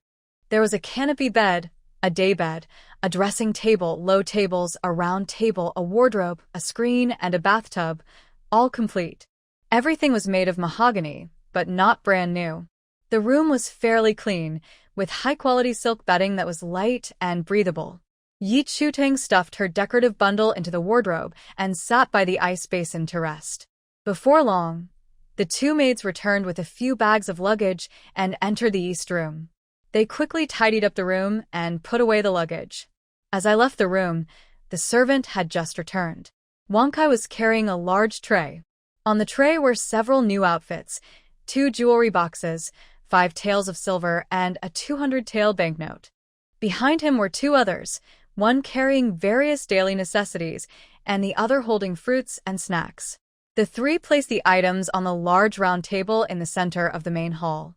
Seeing Yi Chutang come out, they immediately bowed and said, Mississippi. Yi Chutang waved her hand. Go on and do your tasks. The servant left, and two maids entered the main hall to assist. Yi Chutang took the silver and banknote, pretending to tuck them into her sleeve, but actually hiding them away. Schwanger, please organize these items. Schwanger, tell me about the people in the minister's household. Yes, miss. Soon, Yi Chutang learned about the relationships within the Yi family. Yi Jingchuan had a widowed mother who no longer managed affairs, enjoying her old age with grandchildren. He also had a stepwife and two concubines. The stepwife, Kong Ru, had two sons and a daughter. The eldest daughter, Yi Anling, 16 years old, was known as a talented young woman in the capital. The eldest son, Yi Anji, 14 years old, was the beloved of the old lady. The second son, Yi Anjuan, 5 years old, was weak due to being born late in life. Concubine Jiang had a daughter, Yi Xin, who was now 15 and already engaged to be married by the end of the year. Concubine Liu, a foreign dancer gifted by the emperor a few years ago, was favored despite having no children. Yi Chutang was surprised that Yi Jingchuan only had two concubines, one of whom had not yet given birth. Did people in ancient times not value having many children? Curiously, she asked Schwanger, is the lady a strict person, making Lord Yi afraid to take more concubines? Schwanger lowered her head, startled by Yi Chutang's boldness. Miss, the lady is kind and has a harmonious relationship with the master. As for taking concubines, that was not something a servant could discuss. Yi Chutang asked again, since Yi Xin is getting married, why hasn't Yi Anling been engaged yet? The second young lady is both talented and virtuous, and the master and lady wish to keep her for a year or two longer. Then she added, many noble families in the capital wish to propose to the second young lady. Are there any older, unattractive nobles interested in Yi Anling? Miss, please be cautious with your words. Disrespecting the royal family can lead to punishment. Ye Chantang dismisset her konjen. We're just talking among ourselves. You can't report this to the palace, can you? Schwanger knelt down in fear, pledging her loyalty. I would never betray the minister's household, but Miss should be aware that there may be ears listening. This is true. There are eyes everywhere. After saying this, Yi Chutang lifted Schwanger's chin and looked into her eyes. So, are you three the eyes sent by the lady and the master to watch over me? In response to Yi Chutang's question, Schwanger answered evasively. I am a servant sent by the lady to attend to the young lady. Yi Chutang raised an eyebrow, her smile not reaching her eyes. So, if the lady wants to know what I do every day, you will report everything in detail? The lady is the head of the household. If she inquires about the young lady, I naturally cannot hide anything. What if I hold your contracts in my hands? Schwanger was momentarily at a loss for words. Yi Chutang waved her hand. Go find the lady and have her bring me your contracts. Yes, young lady. Schwanger left, and soon after, Sanner tidied everything up. She prepared some snacks and candied fruits, then washed some fruits and placed them in front of Yi Chutang. Are you planning to use the small kitchen, young lady? Yi Chutang picked up a grape and tossed it into her mouth. It was not grape season, so these must have been hurriedly transported from the south.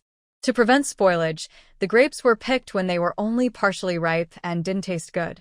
After one, she lost interest and looked at the respectful Sanner. I will answer your question after dinner. I await your instructions, young lady. Do you need to change into different clothes for your outing with the second young lady? Yi Chutang was still wearing coarse clothing, which did not match the exquisite luxury of Ning Chiyuan. She nodded. Go heat some water. I want to bathe.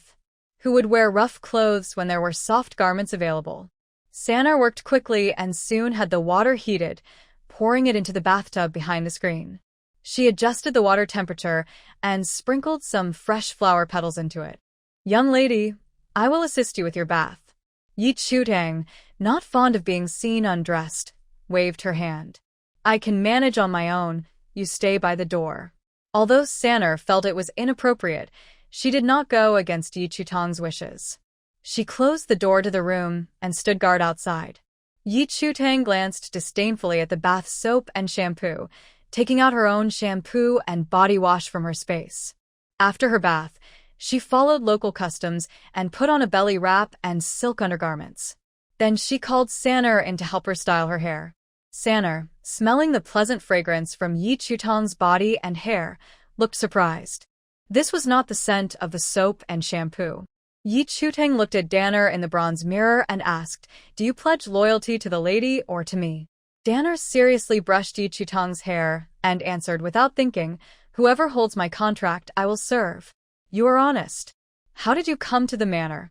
"My brother needed money for his wedding, so my father sold me to the Shangshu manor for 10 taels of silver, and I became the young master's maid." Yi Chutang, having read historical novels, knew that many wealthy young masters in ancient times began their relationships at a young age. She did not sympathize with Danner's situation. Compared to being sold into a brothel, being a maid in a wealthy household was fortunate. Since you are the young master's maid, you cannot be loyal to anyone but the lady. When Yi Anji marries, Danner will likely be promoted to a concubine. Danner put down the cloth she was using to twist her hair and rolled up her sleeves. Her slender arms were covered in whip marks, showing that she had been mistreated. Suddenly, she knelt before Yi Chutang and whispered, "If the young lady can save me from this fire, I will repay you with my life." The entire Shangshu manor was under the lady's control. The sudden return of the young lady was the only variable. She had sweet-talked the lady into letting her participate in the selection of maids for Ning Chuyuan. If she was not chosen, she would lose nothing. If she was chosen, she would observe the young lady's character to see if there was a chance for her to escape. Unexpectedly, she was quite lucky. The young lady not only dared to oppose the lady but also made the master powerless against her. So, she confessed everything, hoping for a chance to survive. Yi Chutang looked at Danner, who was determined, and smiled slightly. "Aren't you afraid I will sell you to curry favor with a lady?" She would not believe Danner just because she was pitiful. Danner replied nonchalantly, "It's just death. For me, it would be a relief." Last time, she almost got beaten to death by the young master, and felt she could not go on. Just as she was about to jump into a well, she unexpectedly heard the lady telling the master to bring the young lady back. Although she did not hear the reason, she was reluctant to die. Yi Chutang saw the will to survive hidden beneath Danner's desire for death, and decided to give her a chance. "If you want me to save you, you must first show your value." Danner said, "I have been in the Yi family for over 3 years, and am the young master's maid. I know many secrets of the Yi family that the young lady might find interesting." Yi Chutang was indeed interested, and was about to ask when she heard footsteps approaching. She helped Danner up, saying, "My hair is still wet. Continue." Sanner knew she had won the bet, and a slight smile appeared on her face, making her tone a bit lighter. "Yes, Mississippi." By the time Shuanga entered, Sanner had already returned to her respectful demeanor. She handed the 3 contracts to Yi Chutang. "Shuanga will serve the young lady from now on and will never betray her." Yi Chutang took the contracts, looking at the loyal Shuanga with sharp, cold eyes. "Then swear that if you betray me, you will suffer greatly, and your whole family will face dire consequences." It should have taken no more than a short time to get the contracts from Kong Ru. However, Shuanga took a full quarter of an hour. It was clear that Kong Ru had given her a lot of instructions. Upon hearing the oath, Shuanga's expression changed, and she immediately knelt. "Please forgive me, Mississippi. I can swear for myself, but I cannot bring harm to my family." Yi Chutang smiled and said, "I didn't expect you to be so filial. Get up. I was just testing you. Don't take it seriously." Saying this, she waved the contracts in her hand. "Your life is now in my hands, so you wouldn't dare betray me." She didn't expose Shuanga because she wanted to keep her around to spy on Kong Ru's plans and send false information for a counterattack. Shuanga let out a sigh of relief. "Thank you for your understanding." Mississippi put the grapes outside in the well water to cool, then peel and seed them. Although the grapes weren't very tasty, making chilled grape juice with some honey should be nice. "Yes, Mississippi." After Shuanga left, Saner quietly reminded, "Miss, be careful. The lady has plans for you." Yi Chutang looked at the woman in the bronze mirror, her lips slightly parted. What does she want from me? It was quite a coincidence that she looked exactly like the original owner. But the impression was entirely different. The original owner was timid and fearful, while she was decisive and strong. The blend of these two qualities created her current balance of softness and strength. She could be gentle or tough, compassionate or ruthless. Saner changed to a dry cloth and continued to help Yi Chutang wring out her damp hair. She shook her head. Just as she was about to say she didn't know, she suddenly remembered something Yeonji had said when he whipped her a couple of days ago. Yi Chutang noticed Saner hesitating to speak and guessed she had recalled something. She twirled a strand of hair around her finger, playing with it. "Why did you stop?" Saner spoke up. "I remembered something strange that the young master said the other night." Yi Chutang instinctively felt that what Saner was about to say was related to Yi Jingchuan's purpose for bringing her back. What did Yeonji say? That dog. Such foolish thoughts. Although Yeonji is a foolish and spoiled young man, he keeps quiet about important matters concerning the Yi family. Saner rarely hears any useful news from him because he mostly uses his words to scold her. 2 days ago, Yeonji spoke carelessly, saying something surprising. Yi Chutang, curious, asked, "Is the Northern Qin kingdom ruled by eunuchs?" The original owner grew up in the countryside and knows nothing about the capital or national affairs. Sana was startled by Yi Chutang's blunt question and quickly warned, "Please be careful with your words, Mississippi." It really is true. The Northern Qin kingdom is on the brink of collapse. The fact that eunuchs can suppress imperial power shows that the foundation of the Northern Qin kingdom is rotten. Saner feared that Yi Chutang would say more and attract danger, so she quickly continued, "Young master hit me particularly hard that night. I felt like my life was at its darkest, and thought about ending it all, but then I heard Madam ask the master to bring you back to the residence. Madam would prefer for the young lady to stay in the countryside forever, so her sudden return must have a purpose." After connecting these two events, Yi Chutang reached a conclusion. Yi Emling has caught the attention of a powerful. She asked, "Who is the most powerful?" Saner actually knew the answer, the chief de Gonggong. The Ministry of Rites holds large banquets twice a year, and those of us serving in the background occasionally hear secrets about the palace and the officials.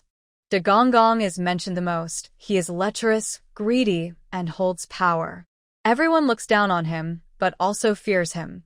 Yi Chutang repeated the name de Gonggong and asked, "Why do you think I can save you?"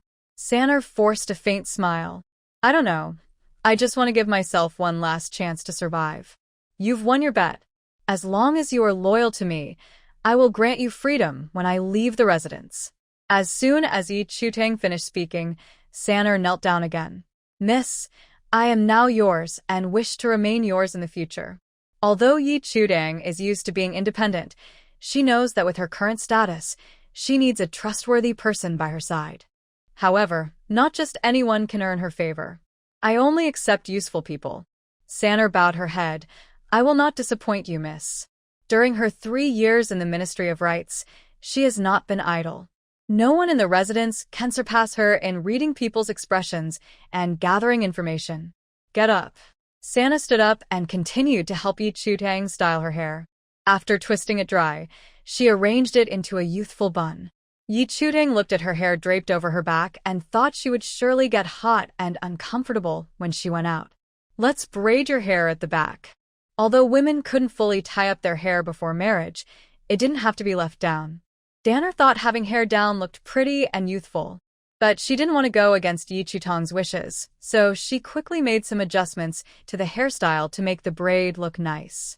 Yi Chutang nodded in satisfaction. "You're quite skilled with your hands." She had the original owner's memories and could braid hair, but found it troublesome, always opting for the simplest style. "As long as the young lady likes it, I will help you with your makeup." Yi Chutang refused. "No need, just a bit of lip balm will do." Although ancient cosmetics lacked industrial quality, they were not very good. They not only clumped but also smudged when wet. Danner thought the young lady was naturally beautiful and didn't need makeup, so she only applied lip balm. She opened 2 jewelry boxes and asked, "Which set of accessories would you like to wear?" One set was made of jade, and the other was gold. Both were of decent quality, worth at least 100 taels of silver. Yi Chutang didn't like such burdensome items and said, "I will buy new accessories when I go out. No need to wear these." Just as she finished speaking, she heard hurried footsteps approaching Ning Chiyuan. "Change your clothes." Danner took out a light yellow dress from the wardrobe. Ancient clothing was complicated. Even a light summer outfit had 3 layers. Fortunately, the fabric was silk, warm in winter and cool in summer. As Dana helped Yi Chutang put on the last outer garment, a clear and pleasant voice rang out. "Sister, it's me, Linger. I've come to see you."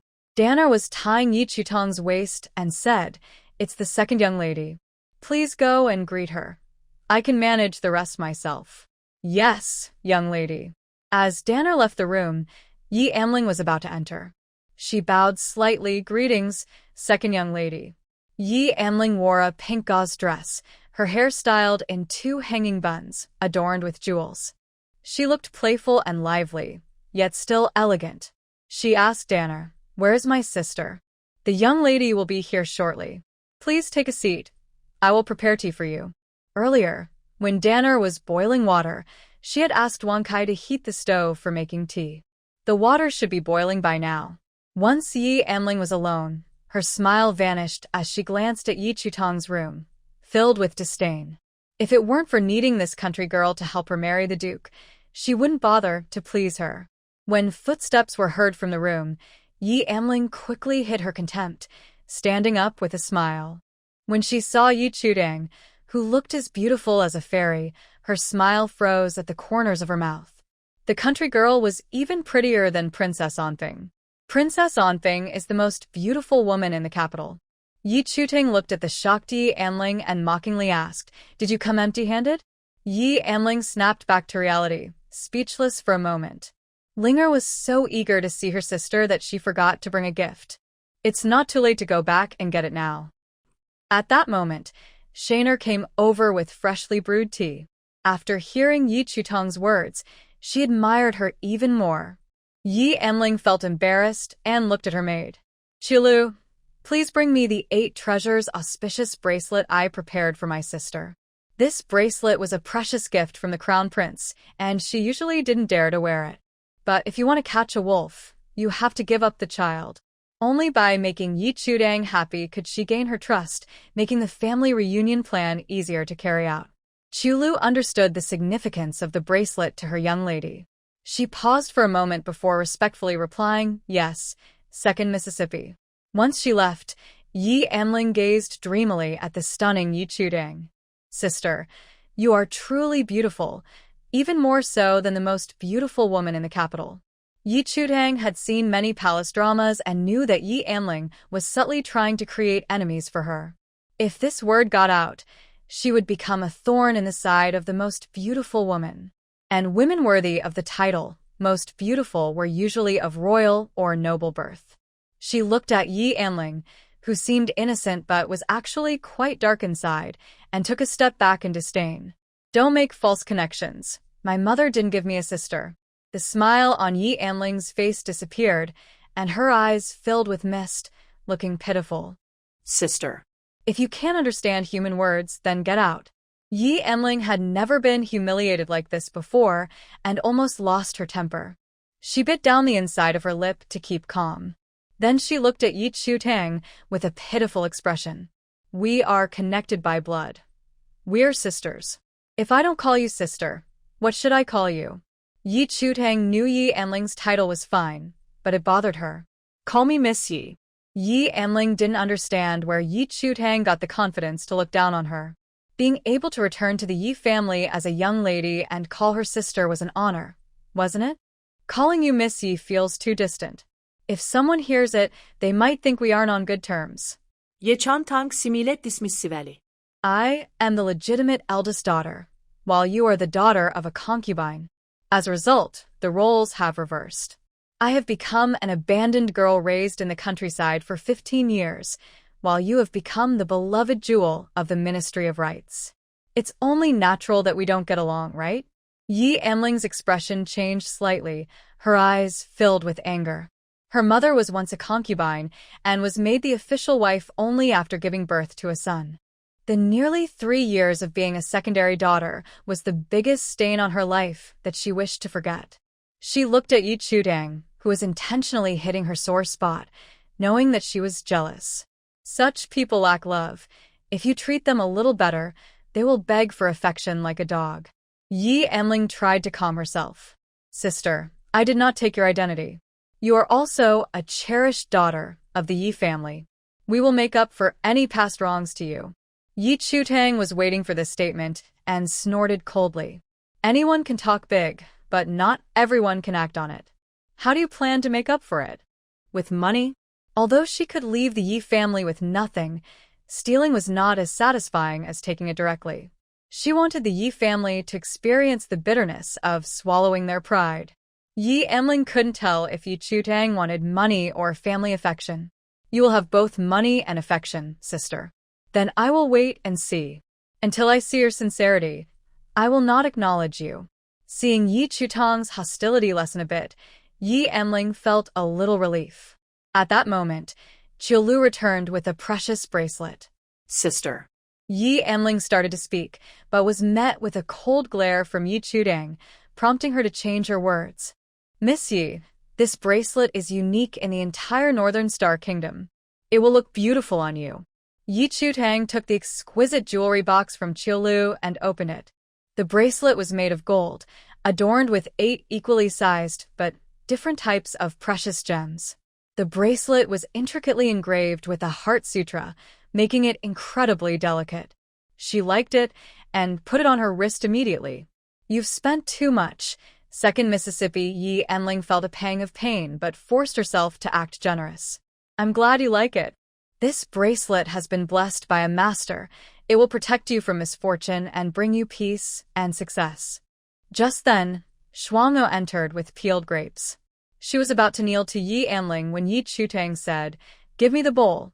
The grapes had been chilled in well water, and the ceramic bowl was cool to the touch. Go to the kitchen and bring me honey and a mortar.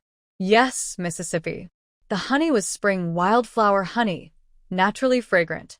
Yi Chutang mashed the grapes in the mortar, added honey, and mixed it well. The blend of fruity and floral scents was particularly pleasant. Yi Amling looked at the mushy grapes with a twitch in her eye. Miss Yi, what are you doing? Not happy with the grapes? Just give them a good smack. People are the same. Yi Chutang handed the mixed honey grapes to Shuang'er. Put these on the ice. When they return from shopping, they can mix in some spring water and enjoy chilled grape juice. She glanced at the setting sun outside and stood up, saying to Yi Amling, "Let's go shopping." Yi Amling was already impatient. Qiulu, hurry and ask Butler Chen to arrange the carriage. Yi Chutang left Danner to watch the courtyard and took Shuang out to help. Yi Amling brought Qiulu along. By the time the 4 of them left the minister's residence, the carriage was already waiting at the door. The coachman was a skilled guard from the minister's household. Yi Chutang and Yi Amling got into the carriage, while Shuang'er and Qiulu sat beside the coachman. The carriage was spacious and comfortable, with a 3-tiered shelf on the low table in the middle. The bottom tier held a basin of cooling ice, the middle tier had cut fruits, and the top tier displayed delicate pastries. As the coachman cracked the whip, the carriage started moving. Yi Amling began to introduce Yi Chutang to the famous foods in the capital, well-crafted clothing shops, the most complete cosmetic stores, and her favorite jewelry shop. After talking for a while without receiving a response, she asked, "Elder sister, which places do you want to visit? What do you want to buy?" Yi Chutang replied casually, just looking around. "If I see something I like, I'll pay for it." Seeing that she didn't correct her use of elder sister, Yi Amling felt a bit relieved. When out in public, reputation was important, and she didn't want to be embarrassed. "I've saved some pocket money and brought it with me. If you see something you like while shopping, I can buy it for you." She thought that with her offering to pay, Yi Chutang would surely be satisfied. Yi Chutang smiled and said, "With you saying that, I feel reassured." She loved the idea of getting things for free. Yi Anling looked at the smiling Yi Chutang and felt a bad premonition rising in her heart. But since she had already spoken, it was too late to take it back. She tightened her grip on the 500 taels of silver notes in her pocket, comforting herself. A countrywoman might not know much, and if she became too greedy, they could just go to a cheap shop to settle for something. Yi Chutang ignored Yi Anling's pained expression and focused on enjoying the fruits and pastries. As the carriage left the area where nobles lived and entered the bustling main street, it became lively. She listened in on the conversations around her. Everyone was discussing the return of the legendary General Wang from yesterday. I didn't expect Prince Chun to be so handsome, riding through the streets and capturing the hearts of all the young ladies in the capital. I heard the emperor summon Prince Chun back to the capital to arrange a marriage with Princess Onfing. Princess Onfing is the most beautiful woman in the capital, and Prince Chun is the greatest warrior. They truly are a perfect match. Rumor has it that Prince Chun declined the marriage proposal, saying he has someone he cares for. I wonder what kind of woman a man like Prince Chun would like. Yi Chutang was not interested in gossip. It went in one ear and out the other. But Yi Anling listened carefully, sometimes frowning, sometimes smiling to herself. Yi Chutang noticed her expressions and asked, "Do you like Prince Chun?" Yi Anling, caught off guard, quickly denied it. "Don't say such things, elder sister. Prince Chun is the one Princess Onfing admires. Are you familiar with Princess Onfing? I used to study alongside the princess, and I know her, the prince, and the young lords quite well." Yi Chutang looked at the proud Yi Anling and smiled. "Does Princess Onfing know you like Prince Chun?" Yi Anling indeed liked Qi Yanzhou, but her goal was to become a queen. She would only marry the crown prince. "Elder sister, please don't say nonsense. Prince Chun is a hero of Beichen, having recovered the southern border and stabilized the southwestern frontier. I only admire him." Seeing her denial, Yi Chutang didn't press further. Mainly because she also admired a national hero like Prince Chun and didn't want to link him with Yi Anling. She casually asked, "Will Prince Chun come to the homecoming banquet in 3 days?" Yi Anling noticed Yi Chutang's continued interest in Prince Chun and frowned slightly.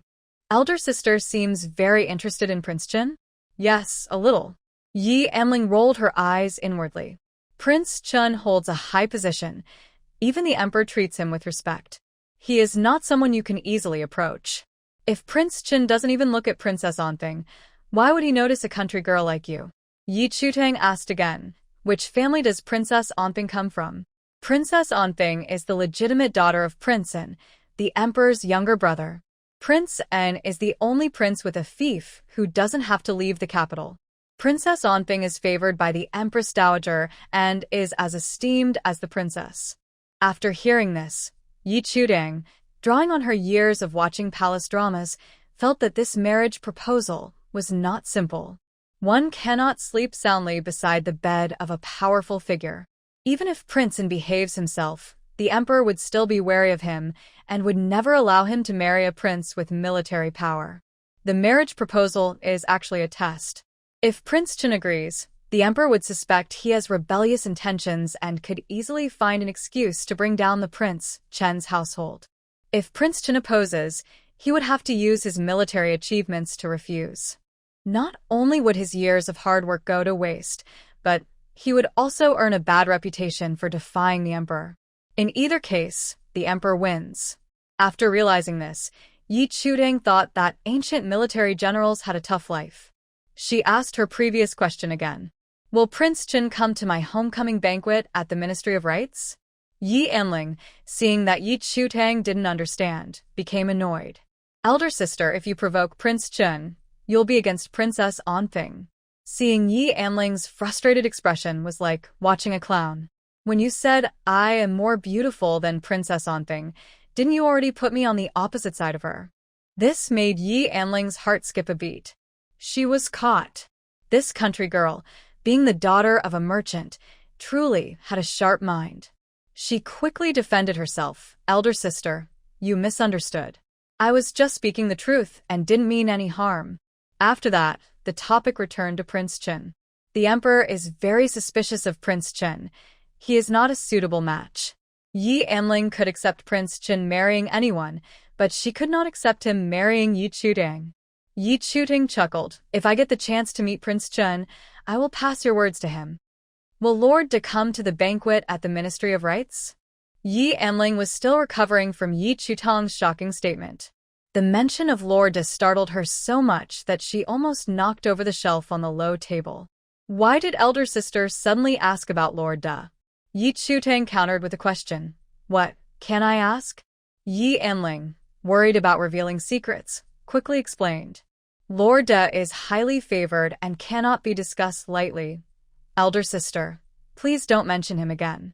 After saying this, she pushed aside the curtain to look outside. Stop the carriage. With a command, the carriage came to a halt. Yi Anling said to Yi Chutang, elder sister, let's go to Mingxiang tea house first. She didn't dare to continue the conversation, fearing that secrets would be uncovered. Yi Chutang nodded, smelling the sweet and fragrant tea from the tea house. Let's go. Just as she was about to get out of the carriage, she saw Yi Anling take out a handkerchief embroidered with orchids from her sleeve to cover her face. Yi Anling looked at the confused Yi Chutang, her lips curling up beneath the handkerchief. Elder sister, aren't you going to wear a handkerchief? In Beichen, the customs were relatively open. Although there were rules about men and women sitting separately, women did not have to wear veils when going out. Unmarried girls usually wore veils, but of course, there were no such customs in the countryside, so Yi Chutang was unaware. Shuang'e knew but deliberately didn't mention it. Yet Anling took Yi Chutang out shopping to show off her charming looks. In less than 3 hours, Duke De would know she was stunning, outshining Princess Onfing. He was so fond of beauty that he would surely come to the minister's residence for a banquet in 3 days to confirm it. Yi Chutang pulled off Yi Anling's veil. Don't you realize this thin veil can't hide your bad intentions? After saying that, she jumped down from the carriage. Yi Anling was caught off guard and panicked, wanting to get out of the carriage to explain to Yi Chutang. But she lost her footing on the step, screamed, and fell down. The coachman immediately jumped down to help Yi Anling. No one noticed that the originally flat stone slab had been pushed up by the soil underneath. When the coachman landed, he stumbled and twisted his ankle. His hand reached out to help Yi Anling, but they missed each other. Thud. Yi Anling fell awkwardly to the ground, getting her face dirty. Yi Chutang watched the scene with satisfaction and restored the stone slab to its original state. Qiulu, who was on the other side of the carriage, hurried over to help Yi Anling up. Second miss, are you all right? As she spoke, she nervously wiped the dirt off Yi Anling's face with a handkerchief. Yi Anling had never felt so embarrassed. She pushed Qiulu away. Useless servant. After scolding her, she quickly climbed back into the carriage to fix her appearance. Qiulu immediately knelt down. Second miss, please calm down. Meanwhile, the coachman stared at the smooth stone slab, deep in thought. Mingxiang's was a well-known pastry shop in the capital, famous for its tea-infused pastries. They were expensive, with the cheapest costing at least 2 taels of silver. So, those who came to buy pastries were either nobles or their servants, who all recognized Yi Anling. When they heard the maid call her second miss, everyone looked puzzled and whispered among themselves. Wasn't that the young lady from the minister's residence who just fell? Who was the stunning woman who got out of the carriage first? It seems Yi Miss fell while trying to chase after her. She's so beautiful. Even more stunning than Princess Onfing. Sho, you'll get us in trouble. Although their voices were low, the discussion reached the private room on the 2nd floor of Mingxiang's. In the private room sat 2 men. The man in blue poured this year's freshly picked Longjing tea into a porcelain cup, using just boiled spring water to brew it. The fragrant tea filled the air, refreshing and delightful. He listened to the chatter below and curiously opened the window to look down. Yi Chutang stood sideways, her exquisite profile catching the man's eye. Wow, she really is more beautiful than Princess Onfing. Ziqian looked quickly. She's of rare beauty. The Prince of Chun, named Qi Yanzhou, was also known as Ziqian.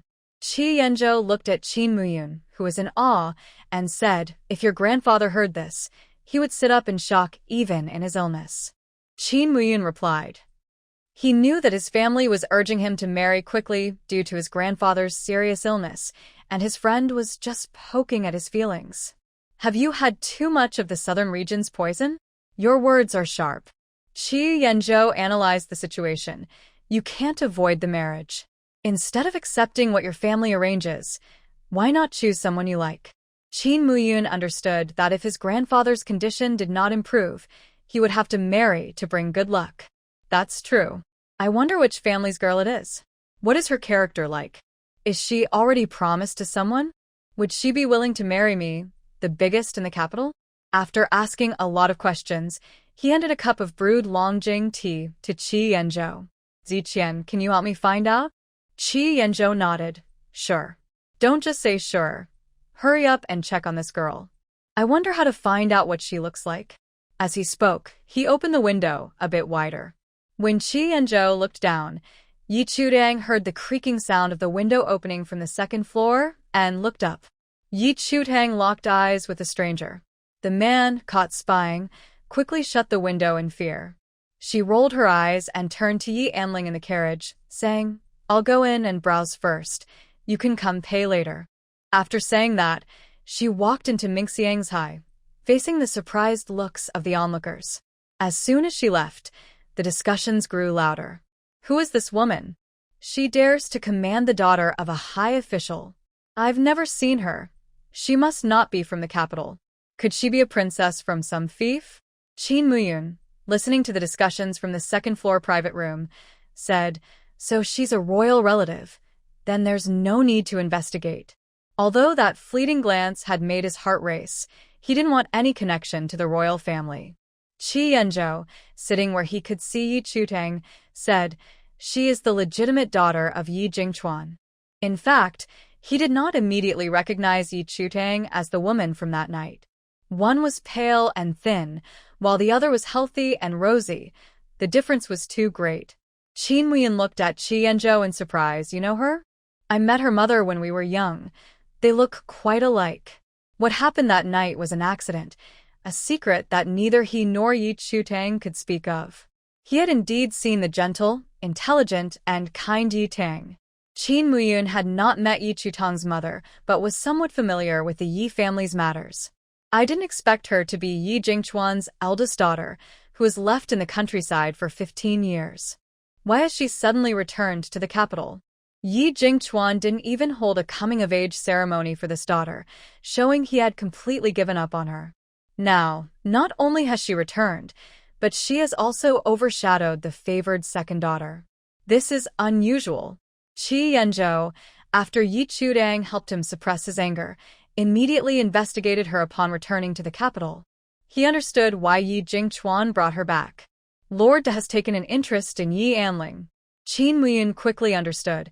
He doesn't want the second daughter to face danger, so he brings back the eldest daughter as a substitute. How cruel. He suddenly realized something and asked, How do you know all this so clearly? Qi Yanzhou raised his teacup and took a sip. I have eyes and ears all over the capital. Qin Muyun raised an eyebrow, his smile not reaching his eyes. You know what I'm asking. Eyes and ears don't report on family matters. Qi Yanzhou understood Qin Muyun's suspicion, but showed no signs of weakness. When it comes to Lord Da, it's not a small matter. Mentioning this troublemaker, Qin Muyun felt both angry and helpless.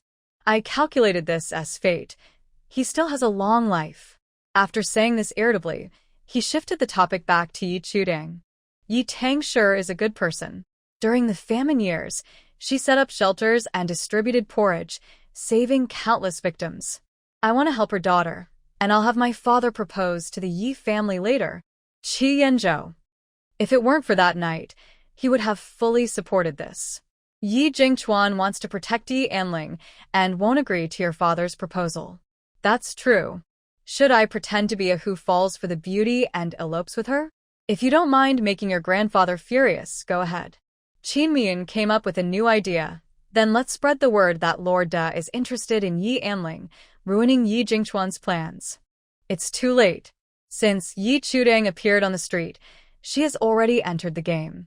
The next developments depend not on Yi Jingchuan, but on the lustful Lord Da. Qin Muyun realized this too, leaning on the table and irritably tugging at his hair. Are we just going to watch Shi Gunyang fall victim to Lord Da's schemes? Shi Yanzhou rubbed his fingers together.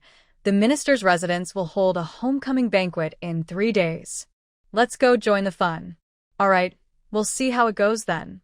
Downstairs, Yi Chutang paid no attention to the prying eyes from the second-floor private room and leisurely sampled the pastries.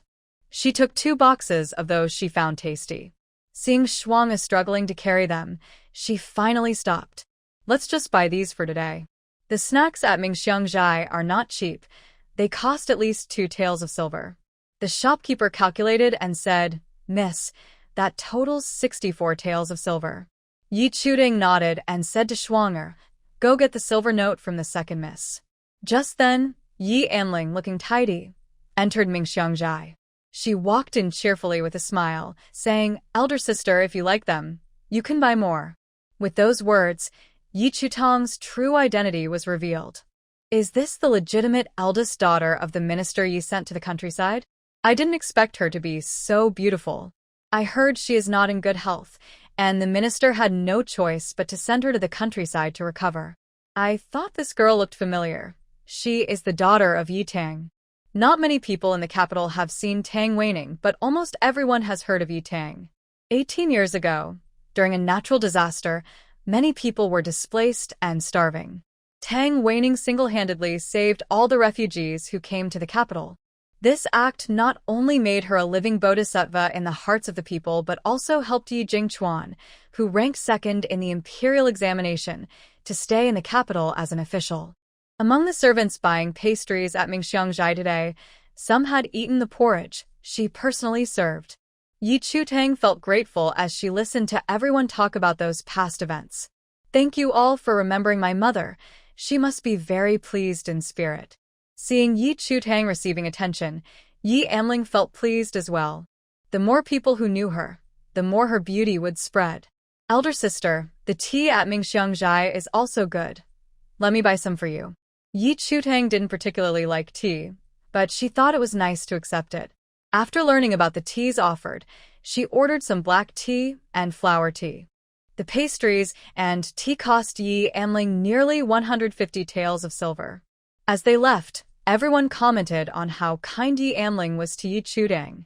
Shuang and Qilu placed the items into the carriage. Yi Anling pointed to a cosmetics shop not far ahead and said, Elder sister, it's just a short walk. Let's go over there. Yi Chutang understood Yi Anling's intentions and nodded, all right. Along the way, her striking beauty attracted many gazes, especially when they entered the cosmetics shop and she added a bit of makeup. Her stunning looks made the other women in the shop seem like mere background figures. The shop owner praised, even I, as a woman, feel captivated by Miss Yi. Yi Anling felt quite jealous.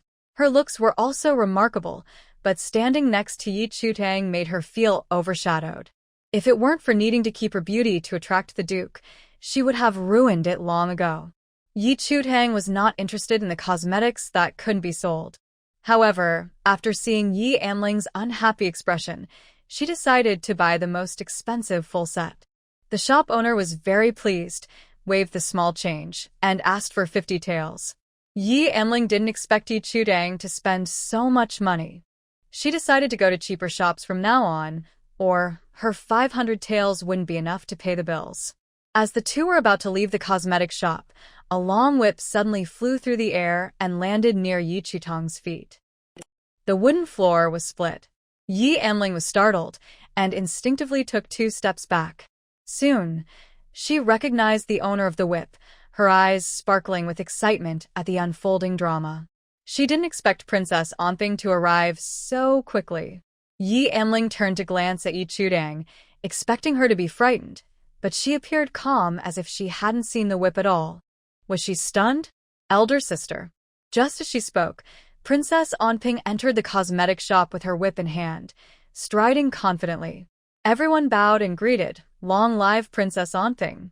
In the entire shop, only Yi Chutang and Princess Onping stood. Yi Anling immediately tugged at Yi Chutang's sleeve. Elder sister, This is Princess Onping. You need to pay your respects. She didn't want any trouble before the family reunion banquet. Princess Onping looked at the stunning Yi Chutang and deliberately made things difficult for her. Since it's our first meeting, you must bow deeply to me. Yi Chutang knew that such deep bows were usually only required on special occasions. She realized that Princess Onping was jealous of her beauty and deliberately flashed a captivating smile. I grew up in the countryside and don't know how to bow properly. Perhaps Princess Onping could show me? Impudent. Princess Onping snapped, swinging the whip toward Yi Chutang's face. She wanted to ruin that beautiful face.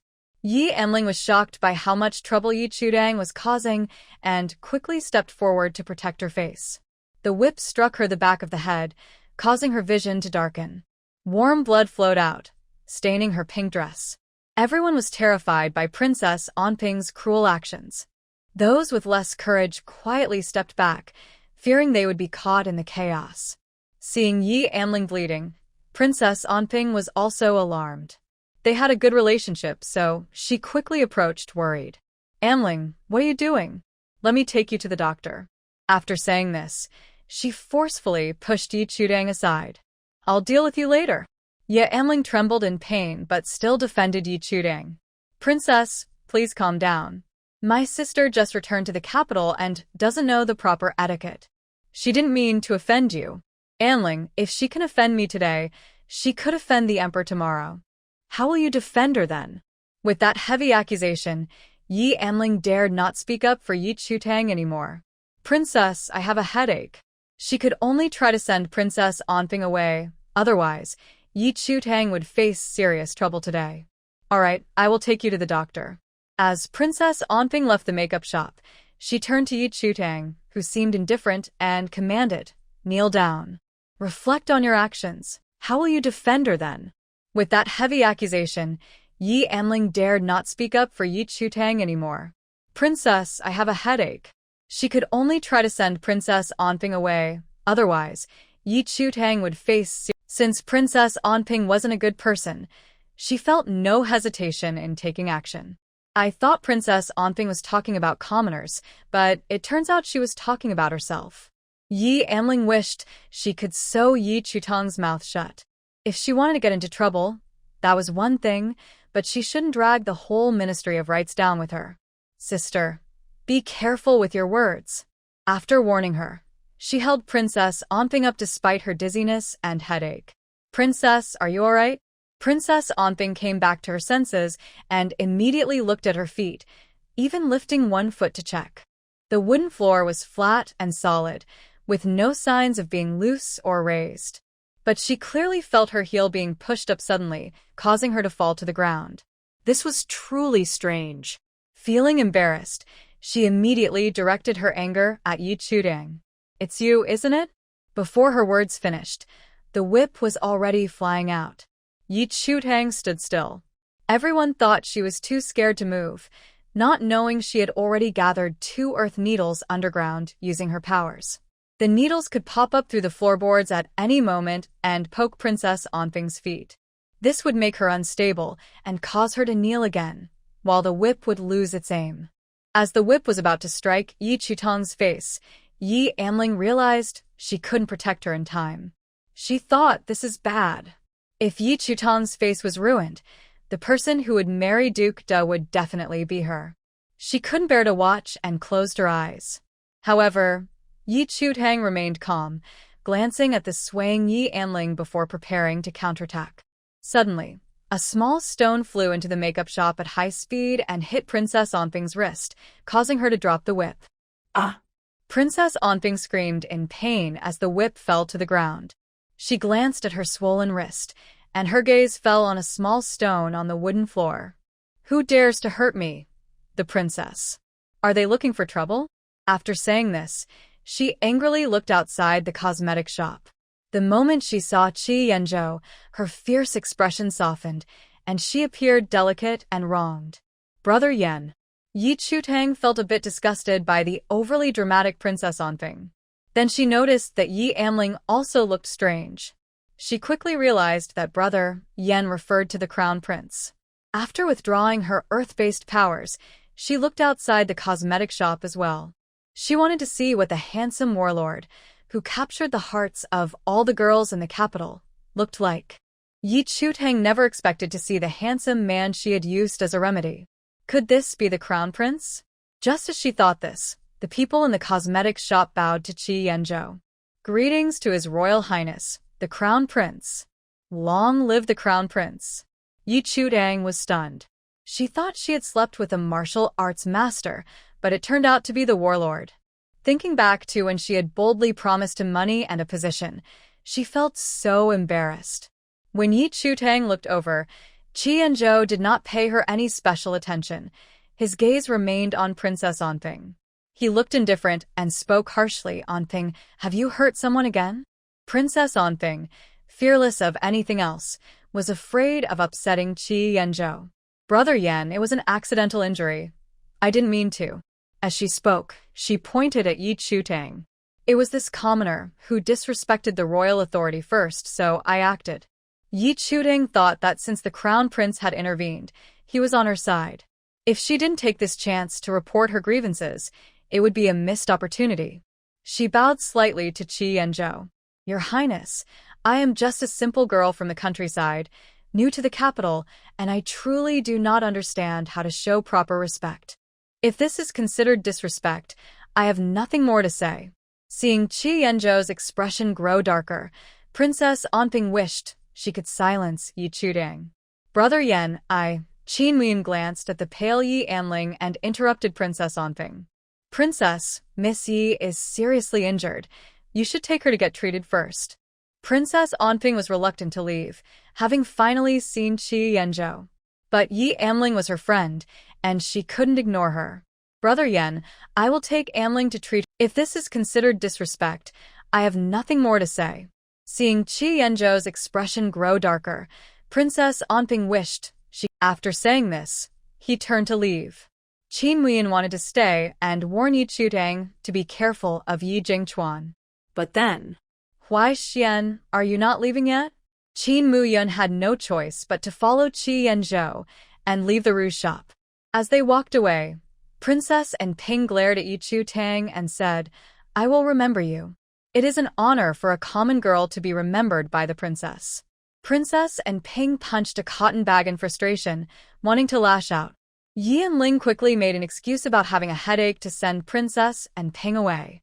Yi Chutang, still wanting to shop more, called out to Yi and Ling's retreating figure, Miss Yi, I'll be waiting for you at the tea house across the street.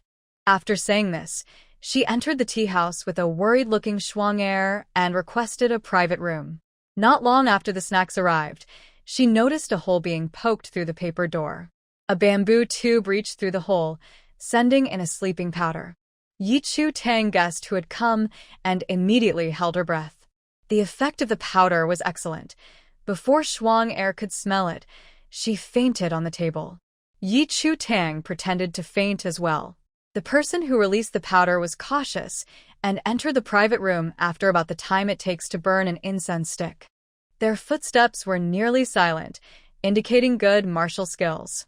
Qi Yanzhou approached the table and took out an antidote from his pocket. Just as he was about to give Yi Chutang the antidote, she opened her eyes and struck at him. Miss Yi, I mean no harm. Yi Chutang wanted to test Qi Yanzhou's skills, ignoring his words and attacking sharply without holding back. At first, Qi Yanzhou only defended himself.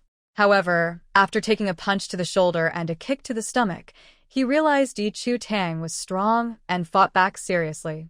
Though they fought fiercely, they did not make much noise. In the end, Qi Yanzhou had Yi Chutang's right hand pinned behind her back against the wall. Miss Yi, have you tested enough?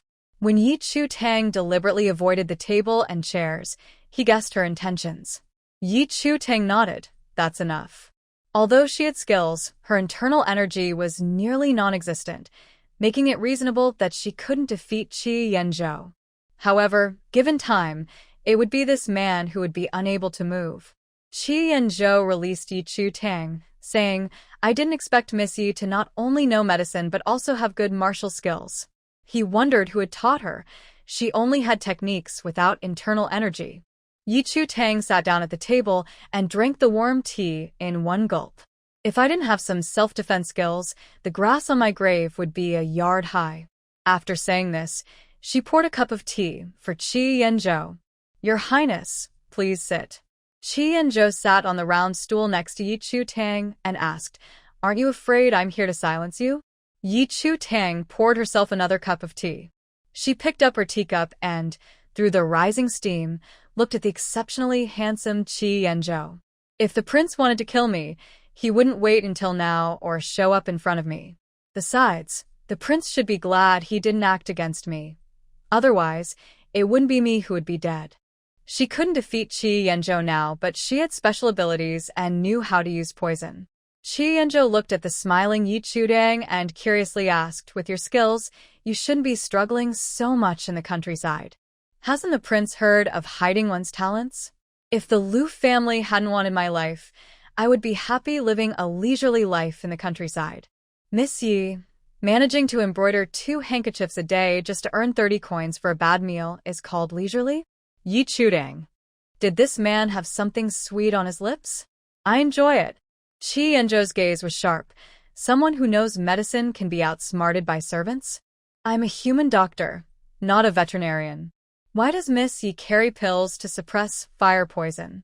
Yi Chu Tang couldn't explain, and directly avoided the question. Prince, if I wanted to harm you, the cold pool would be your burial place. Qi Yanzhou knew this was true, which confirmed that their meeting that night was a coincidence. But the fact that Yi Chu Tang carried pills made him think twice. Seeing Qi Yanzhou silent, she added, I went to the cold pool that night to suppress the effects of the medicine. I didn't expect to meet the prince, and what happened afterward was truly unavoidable. I'm sorry. The prince surely doesn't care about positions or money. If you ever need my help, just let me know. As long as it's not something immoral, I will agree. Qi Yanzhou recalled the humiliation from that night, and his expression darkened. He cleared his throat, took a sip of tea, and got to the point. I came to find Miss Yi for 2 reasons. Please go ahead, Prince. First, we have never met before. Second, return the ink jade token to me. Yi Chu Tang immediately agreed. Okay, how should I give the ink jade token to the prince? Although the ink jade token was currently in her space, she couldn't take it out. Otherwise, this man would suspect she had ulterior motives for carrying it. I will go to the minister's residence for a banquet in 3 days. I will find a chance to return the ink jade token to the prince. Qi Yanzhou set down his cup. Miss Yi, don't have high hopes for Yi Jingchuan. He brought you back too. Yi Chu Tang interrupted him. To have me marry Lord Da as a companion for Yi Anling, so they treat me well and protect me close. Otherwise, this man would suspect she had ulterior motives for carrying it. I will go to the minister's residence for a banquet in 3 days. I will find a chance to return the ink jade token to the prince. Yi Chu Tang called out to Qi Yanzhou. Your Highness, I keep my promises. I will help you with your poison. If it's convenient, I would like to take your pulse. This man is like a walking source of merit. Saving him would surely add at least 50,000 points of merit, if not 100,000. The reason Qi Yanzhou didn't mention the poison was that he didn't trust Yi Chu Tang. How confident are you, Miss Yi? 100%. Upon hearing this, Qi Yanzhou felt that Yi Chu Tang was bragging. If even the best doctor in Beichun couldn't cure the poison, how could she be so sure? Can I know how you plan to detoxify? Yi Chu Tang understood Qi Yanzhou's distrust. She could relate. Life is precious, so one must be cautious. Of course, in 3 days, I will provide the detox method along with the Wuocui pie. Seeing Yi Chu Tang's confidence, Qi Yanzhou felt a ripple of hope. His desire to survive grew stronger. He returned to his seat and extended his wrist to Yi Chu Tang. Just as she was about to take his pulse, Yi Anling's voice asking about her sister reached the room. Which room is my sister in? Qi Yanzhou withdrew his hand. In 3 days at the Ministry of Rites. After saying this, he quickly neutralized Shuang'er's sleeping potion and jumped out the window. Yi Chu Tang poured out the unfinished tea and placed the cup upside down on the tray. When Shuang'er woke up, she looked confused. How did I fall asleep? Maybe you were just too tired. As soon as she finished speaking, Chilu pushed open the door to the room. Yi Anling's head was already bandaged, and she had changed her clothes. She looked pale from blood loss, making her seem pitiful. "Sister, it's getting late. We should return home." Seeing that the princess of Anping didn't follow, Yi Chudang knew she had calmed her down. "Aren't the clothes and jewelry still not bought?" If you don't want to. Yi Enling had a terrible headache and couldn't continue shopping. She took out all the silver notes from her pocket and handed them to Yi Chudang. "Sister, I only brought this much. If it's not enough, just let the shopkeeper charge it to the Ministry of Rights." Yi Chudang accepted them without hesitation and stuffed them into her pocket. "All right, I tend to speak without thinking. I hope it doesn't bring trouble to the Yi family." Thinking of Yi Chutang's knack for getting into trouble made Yi Anling's head spin. She could only accompany her for safety. "I'll stay with you while you shop. Then I will trouble Miss Yer." Chiu Lu felt that Yi Chutang was doing it on purpose and said unhappily, "Miss, the second young lady was injured for you and needs to go back to rest."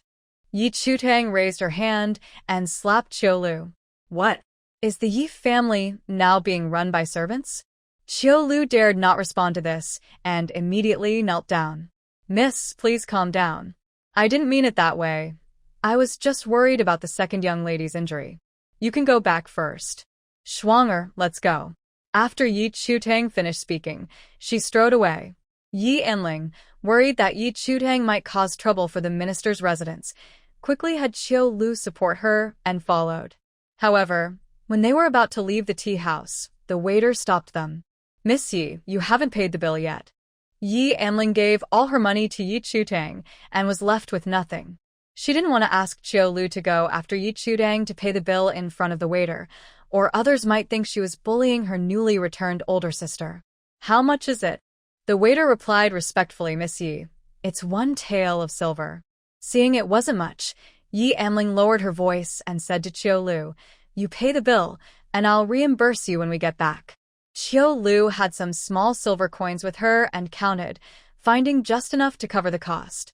After paying, the two of them came out of the tea house and saw Yi Chutang entering the Wanbao Pavilion across the street. Wanbao Pavilion is a well-known jewelry shop in the capital. The jewelry sold there is not expensive, but famous for its variety. Yi Chutang didn't like flashy jewelry, but the fine craftsmanship caught her attention. After buying 2 sets of jewelry, she called for the shopkeeper. "Can you customize jewelry according to my requirements?" The shopkeeper smiled and nodded, "Of course. Most of our craftsmen come from the palace, so we can make any kind of jewelry. However, customized pieces will cost double. Price is not an issue." Hearing this, the shopkeeper's round face broke into a smile. "What kind of jewelry does the young lady want to customize?" Yi Chutang wanted to make some concealed weapon jewelry that was easy to carry. "Let me think about it and get back to you." The shopkeeper thought she was joking, but Yi Chutang handed him 100 tael silver note. "Let's settle the bill, and the remaining amount will be a deposit. Please give me a receipt." All right. As Yi Chutang left Wanbao Pavilion with the 2 sets of jewelry and the receipt, Yi Anling slowly walked over. "Older sister, you finished shopping at Wanbao Pavilion so quickly?" "Yes, I didn't see many pieces I liked. I plan to come back in a few days to customize a few items." Yi Anling rolled her eyes in her mind. Someone who has seen so few good things is pretending. As long as my elder sister is happy. As long as this troublesome person doesn't cause any more issues, she can pretend all she wants. "Elder sister, the embroidery shop next door is quite nice. Should we take a look?" Yi Anling felt dizzy and just wanted to finish shopping for clothes with Yi Chutang and return home. Yi Chutang remembered the double-sided embroidered handkerchief made by the original owner and nodded. "All right, let's go take a look." The original owner had suffered many grievances in the countryside. People needed to know. The embroidery shop, like the Wanbao Pavilion, had most of its embroiderers come from the palace, and their work was excellent, mainly making wedding dresses and custom orders. The embroiderers only made ready-to-wear clothes when they were not busy, and the prices were high. There were plenty of wealthy people in the capital, so the embroidery shop did good business, with very few ready-made garments left, mostly just samples hanging. There were many embroiderers in the shop, and quite a few nobles as well. As soon as Yi Chudang appeared, she drew a lot of attention. Now, everyone on the commercial street knew that the eldest daughter of the Yi family was stunning, outshining Princess Onping. If it weren't for the protection of the second young lady of the Yi family and a chance encounter with Prince Qian, her beautiful face would have already been ruined by Princess Onping. Ignoring the curious gazes from everyone, Yi Chutang focused intently on the fabrics and embroidery work. She occasionally frowned and shook her head, looking quite dissatisfied. The shopkeeper noticed and approached, asking Miss Yi, "Are you not satisfied?" Yi Enling felt alarmed and was about to stop Yi Chudang from speaking nonsense when she nodded first.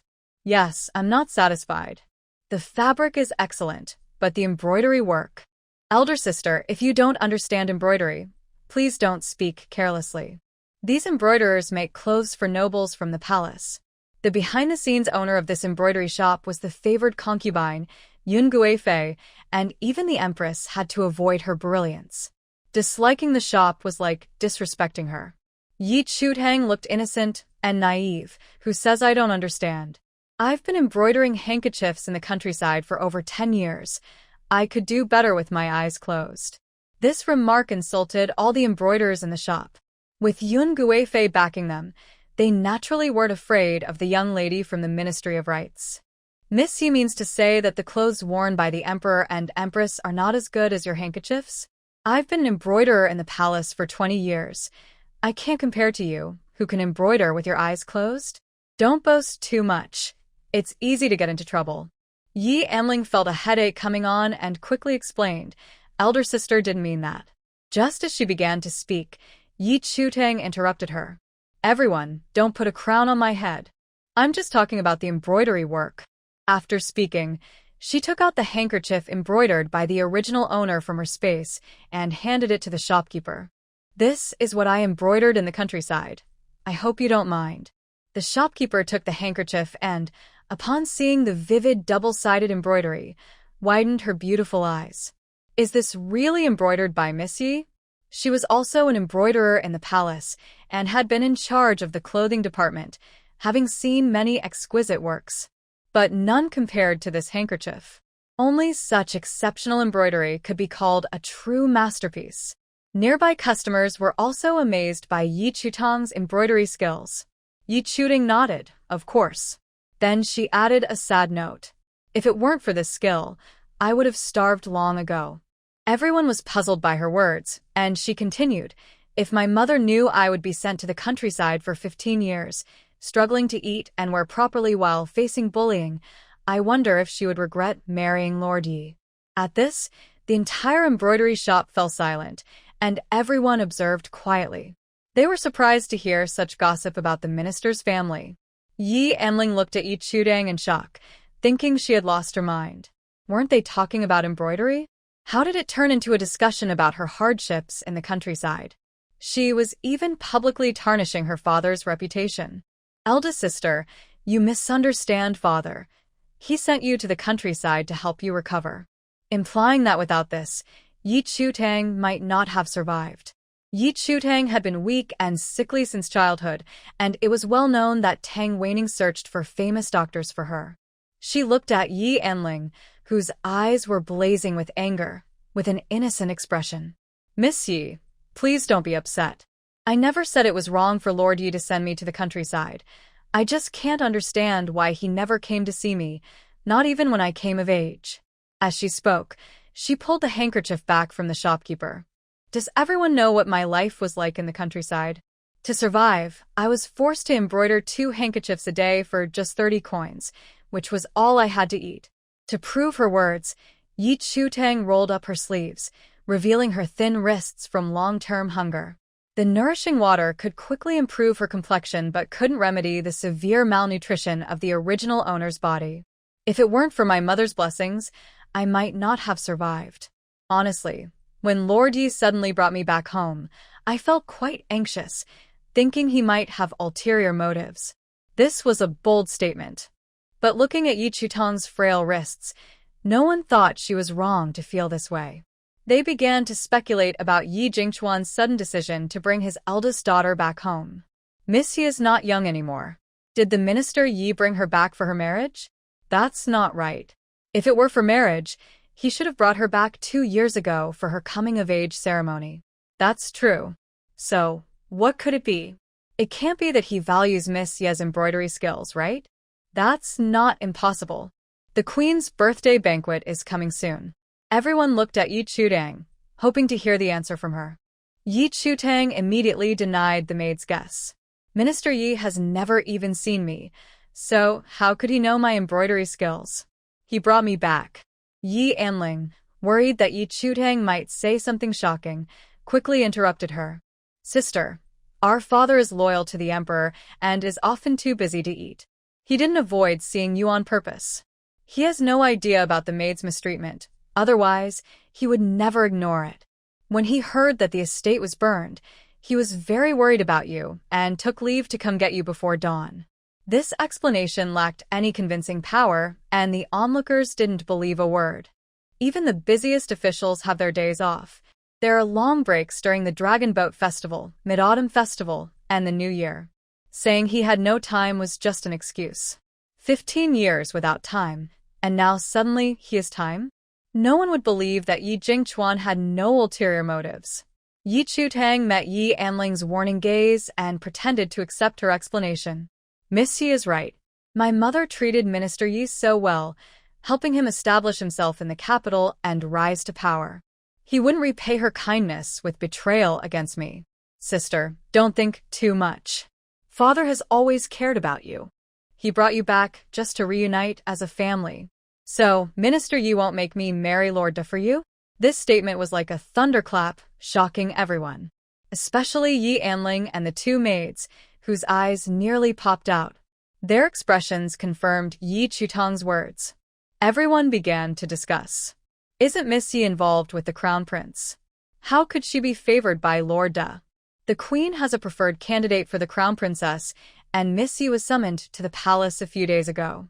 Minister Yi is a favored official. Lord Da wouldn't dare to forcefully take the legitimate daughter of the Yi family, would he? In terms of favor, who could outshine Lord Da? Even the queen has to avoid his brilliance. No wonder Minister Yi wanted to bring his eldest daughter back. Yi Anling could no longer bear it and felt faint. Before she passed out, 2 words flashed in her mind. It's over. If in 3 days, Yi Chutang is chosen by Lord Da, she would become the target of everyone. Qiu Lu hurriedly supported Yi Anling, but due to her lack of strength, they both fell to the ground. Yi Anling's injured head hit the floor, staining the bandage with red. She was painfully awakened, looking so fragile as if she could break at any moment.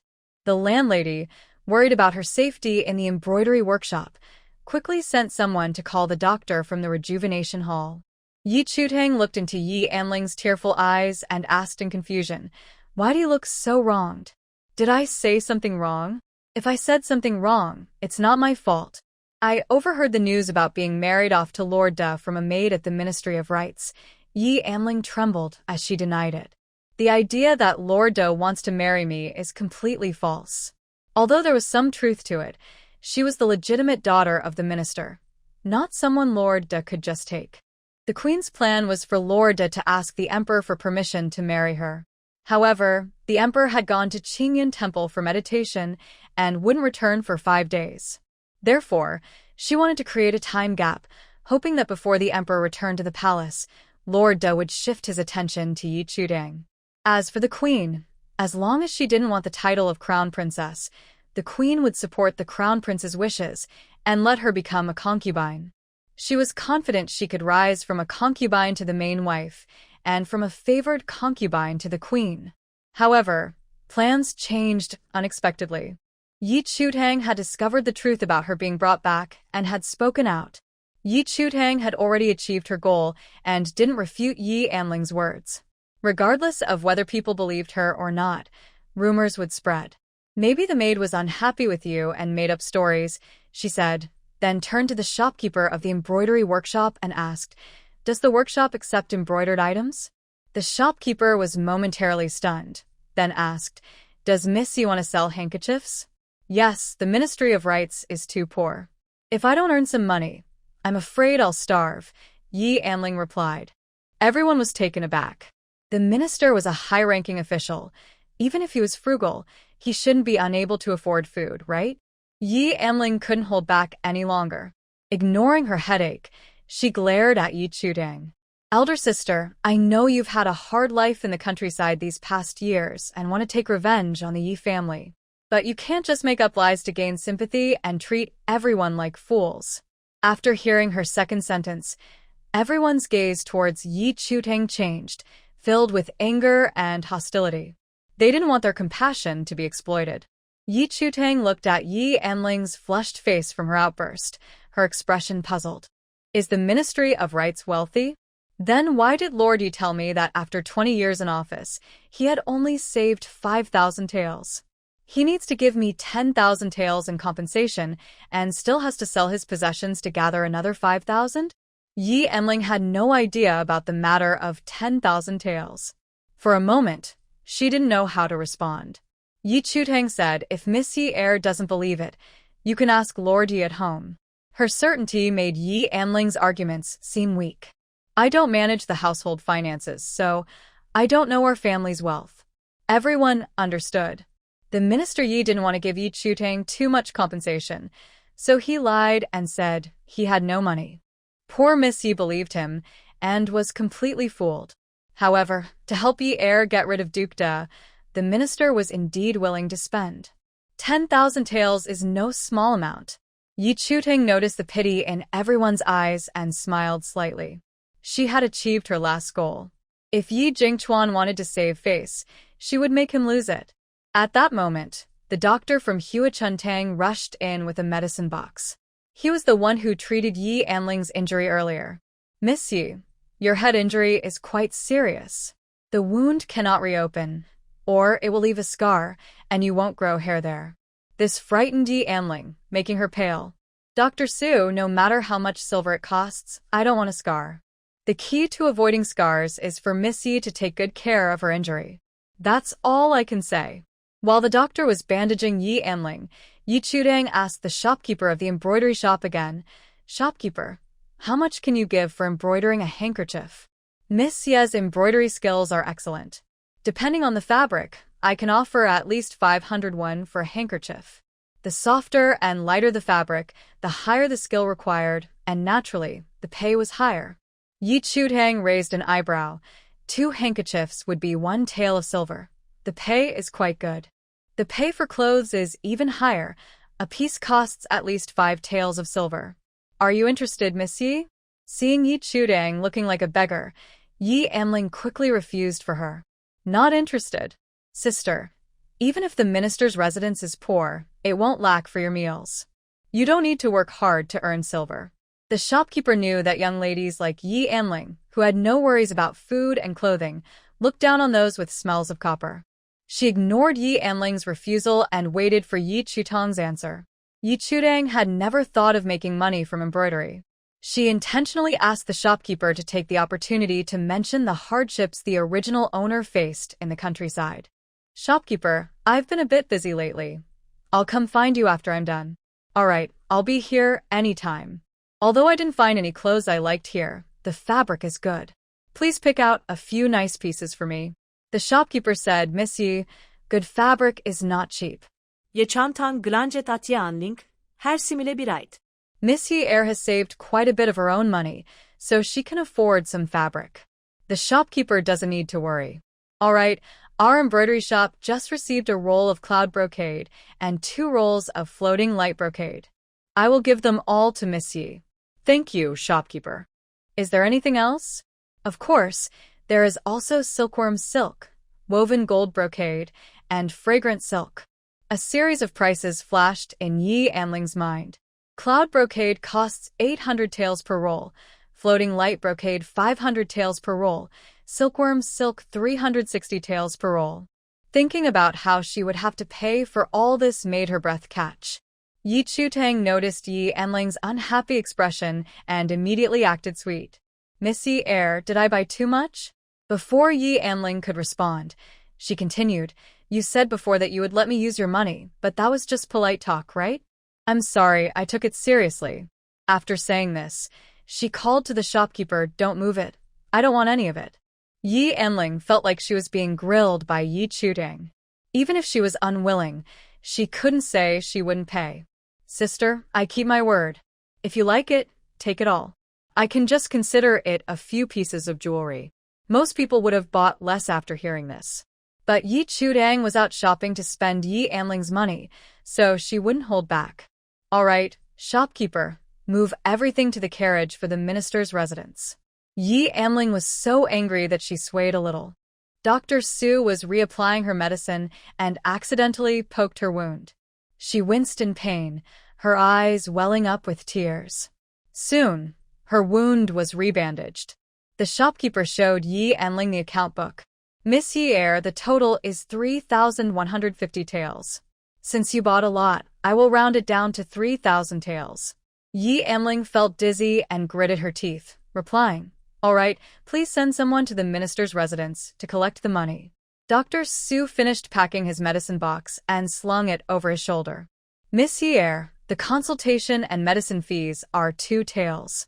Neither Yi Anling nor Qilu had any silver left. She had to ask Yi Chutang's sister, the silver notes I brought today are all for you, implying that she wanted Yi Chutang to help pay the fees.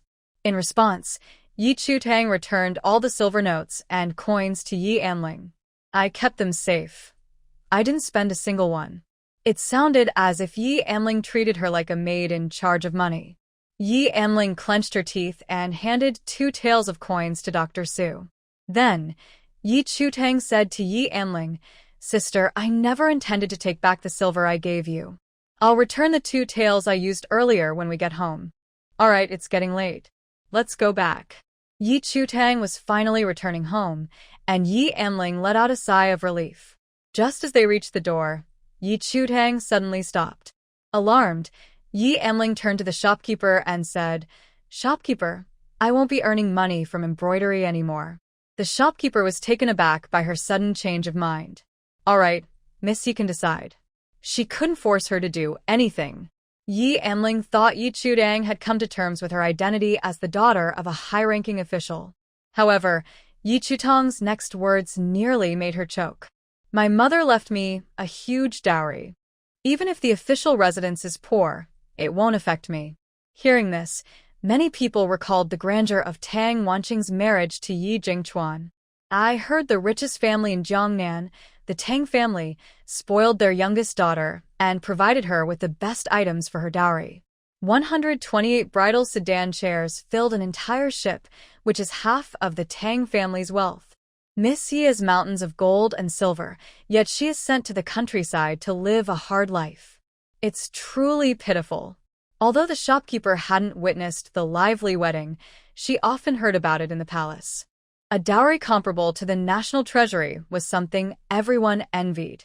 She smiled and said, Miss Yi really doesn't need to earn money. Your mother left you a dowry that you could spend lavishly for a lifetime and still not use it all. If no one is eyeing that dowry, then that is indeed the case. After saying this, she left the embroidery shop. Yi Anling followed her out, feeling lost. Her confidence in becoming a princess or queen came from Tang Wanqing's enormous dowry.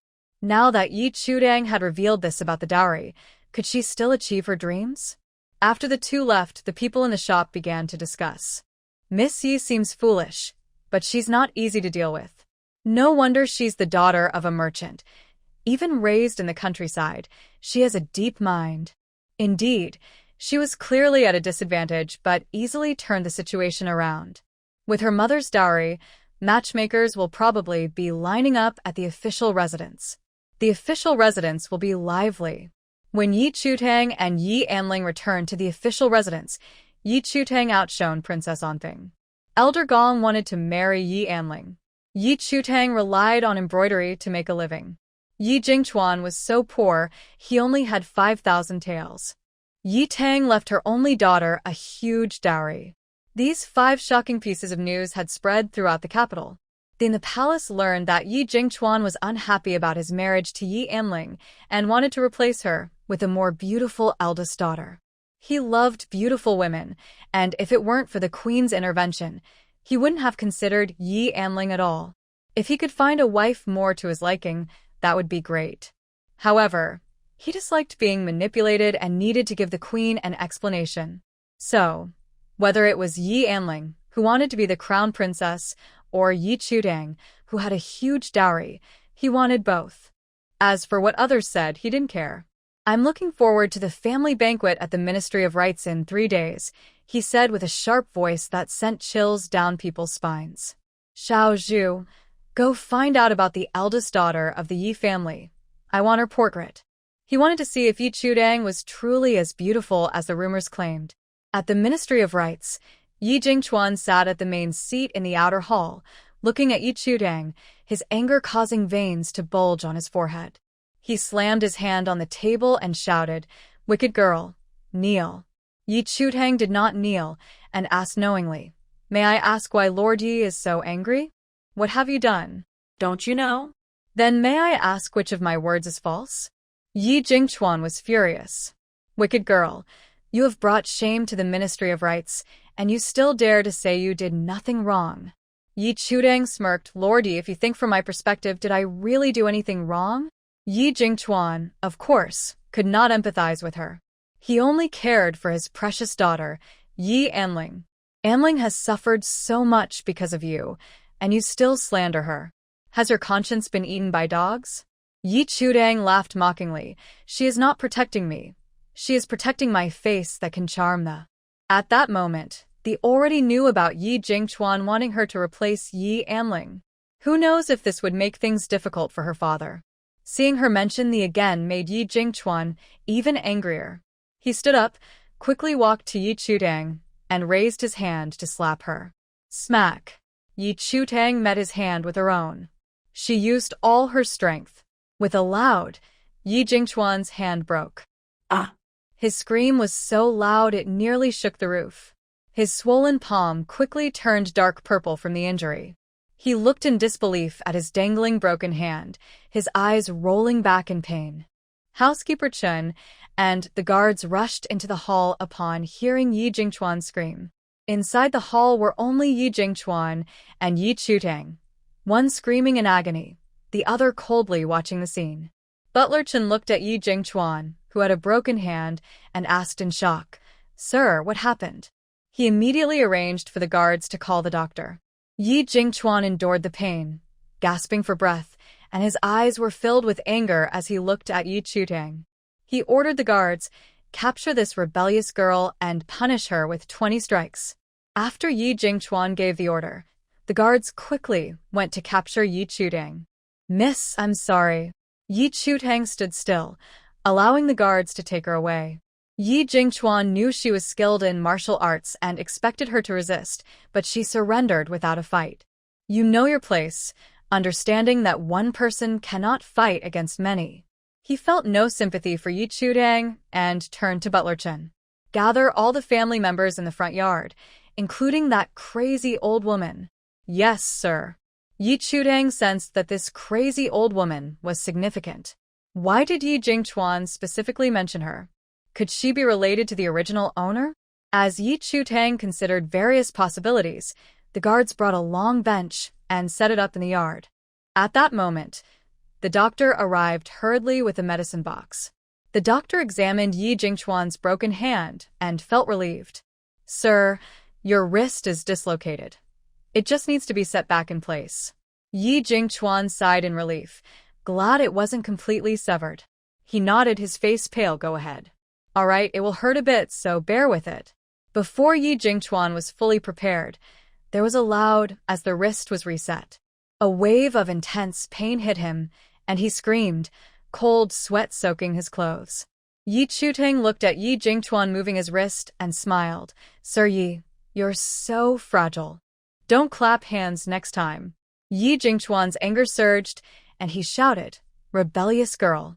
Someone slap her." "Sir Yi, you've already sent out some invitations for the family gathering, right?" Implying, "Do you dare to ruin my face?" What if the invitations are sent? It's only natural for a father to discipline his daughter. Even if this rebellious girl's face wasn't healed in 3 days, no one could say he was wrong. Seeing that Yi Jingchuan had no intention of changing his mind, the guards raised their hands to strike Yi Chudang.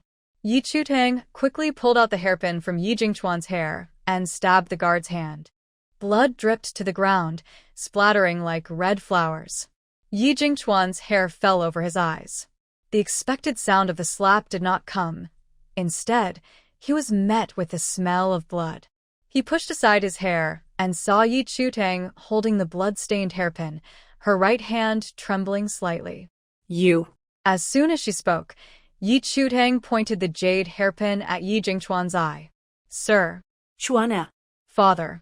The Yi family members rushed to the front yard and were shocked by the scene, their voices trembling. Yi Jingchuan's pupils shrank in fear, his heart racing. Logic told him to move, but his body felt frozen. The hairpin loomed closer. Then it pressed against his eyeball, stopping just in time. Blood from the hairpin splattered into his eye, a shocking red. Surviving the scare, he collapsed onto the ground, breathing heavily and looking disheveled. Lady Yi hurried over to Yi Jingchuan with the help of Kong Ru. Kong Ru helped him up. Sir, are you alright? She used a handkerchief to wipe the blood from his eye.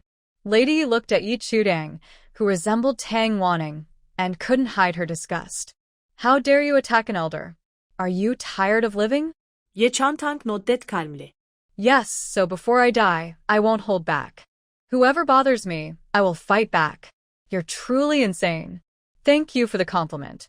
Lady Yi was momentarily speechless and turned to Yi Jingchuan, who was regaining his composure. Chuana, you need to deal with this girl properly, or she'll go too far. Yi Jingchuan felt humiliated, his dislike for Yi Chudang reaching its peak. Bring her here for punishment. As soon as he finished speaking, a dirty, disheveled woman collapsed onto a bench in the yard.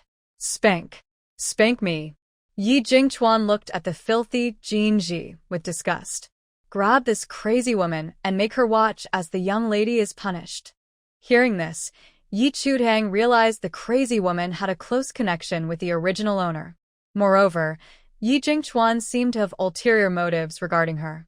Making her witness the punishment was likely a test of whether she was truly mad or just pretending. When the guards tried to seize Jin Ji, she quickly got up from the bench, smiling as she approached Yi Chudang. Miss, I'm hungry. I want to eat. She barely took 2 steps before the guards caught her by her tangled hair. Speak again, and I'll shut your mouth for good.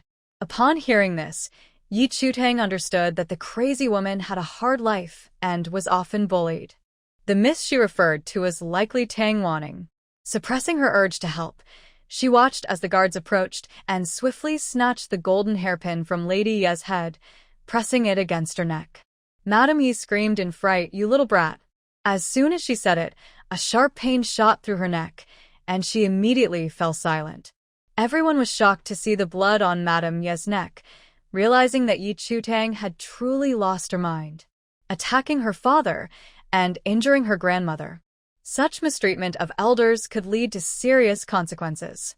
Yi Jingchuan trembled with anger. Yi Chudang, what do you want? Yi Chutang replied with a question. Lord Yi, do you still want to silence me and punish me? If you let go of your grandmother, I will spare you from punishment. Have everyone stand outside. We need to talk. Kong Ru worried about Yi Jingchuan and quickly objected. Sir, she's crazy. We can't agree to that. Yi Chudang looked at Kong Ru coldly. Since Madame Yi and Lord Yi are so devoted to each other, why not stay together? Her tone was chilling, suggesting a haunting presence. Kong Ru swallowed nervously, immediately regretting her words. Yi Jingchuan knew Yi Chutang wouldn't kill him. If she wanted to, she would have acted already. Everyone leave. He wanted to see what this rebellious girl had to say. The Yi family, guards, and the house doctor filed out. Kong Ru also started to leave, but was stopped by Yi Chudang. Madame Yi, where are you going? The master told me to leave. Even so, Yi Jingchuan was still somewhat displeased with her departure. Stay. Soon. Only 4 people remained in the main hall. Yi Chutang did not close the door, allowing everyone to see what was happening inside. Feeling a bit tired, she released Madame Yi and sat down in a chair. Just as Yi Jingchuan was about to take his freed mother away, Yi Chutang threw a gold hairpin at them. The hairpin grazed their faces and embedded itself in the wooden door. Don't move, or you won't be able to leave upright. Sit down. The three complied and sat around the table. Yi Chutang poured herself a cup of tea, cleared her throat, and looked at Yi Jingchuan. Thanks to you, Lord De knows I am beautiful. Thanks to me, he also knows you want me to marry in place of Yi Anling to protect her. This is attracted to beauty, and you have played into his hands, balancing the scales of good and bad. But in 3 days, if I don't satisfy him, what will he do to you? Yi Jingchuan understood Lord De's vengeful nature all too well. He followed Yi Chutang's words. At best, he'll demote me. At worst, he could destroy the Yi family. Yi Chutang had anticipated this outcome and smiled slightly. Now, do you still dare to touch me? Yi Jingchuan looked at the smiling Yi Chutang and felt a wave of fear. He had just acted out of anger, only thinking about his authority as the head of the family and a father. He overlooked the current situation of the Yi family. Although he was reluctant to admit it, the future of the Yi family was in the hands of this troublesome girl before him. No wonder you are Wan Ning's daughter. You are quite impressive. He had underestimated her, thinking that after being raised in the countryside for 15 years, she would be useless. He never expected her to be so clever. Yi Chutang smiled at Yi Jingchuan's compliment. Like mother, like daughter. Naturally, I am strong. She pushed her empty cup forward and looked at Kong Ru. Mrs. Yi, please pour me a cup of tea. Kong Ru's eyes widened. What did you say? She, as the matriarch, was being asked to serve tea to a younger generation? Don't want to? Yi Jingchuan picked up on the warning in Yi Chutang's words and looked at Kong Ru. Chutang just returned home. As the matriarch, you should treat her well. Kong Ru was furious. Once, she had controlled Tang Wan Ning completely. Now, she was being overshadowed by her daughter. But she had to listen to Yi Jingchuan. She forced a strained smile that tried to show kindness, of course. With that, she reluctantly poured tea for Yi Chutang. A group of people standing in the courtyard couldn't hear what was being said in the main hall, but they saw Kong Ru serving tea to Yi Chutang. Everyone's eyes widened in disbelief, especially Jin Ji, who was being restrained by the guards. She fought back tears and silently shouted, Miss, did you see? The young lady is not only alive but also thriving. She will surely take revenge for the suffering you endured. In the main hall, Yi Chutang looked at the poured tea and then spilled it on the ground. Mother, have some tea. Kong Ru immediately recalled her days as a concubine, having to serve Tang Wan Ning tea every day. Anger and humiliation surged in her heart. Just as she was about to explode, she received a cold warning from Yi Jingchuan. Yi Jingchuan looked at the composed Yi Chutang and regretted bringing her back. On the very first day, she had already stirred up trouble in the minister's residence. Chutang, what do you really want?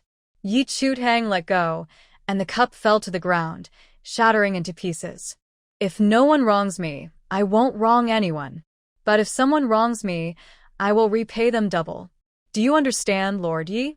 Yi Jingchuan understood the principle, but did not grasp Yi Chutang's meaning. Be clearer. Those rumors are just a warning. If you don't want the Yi family to disappear from the capital, don't harbor any ill intentions towards me. Lady Yi was both angry and amused. Who do you think you are?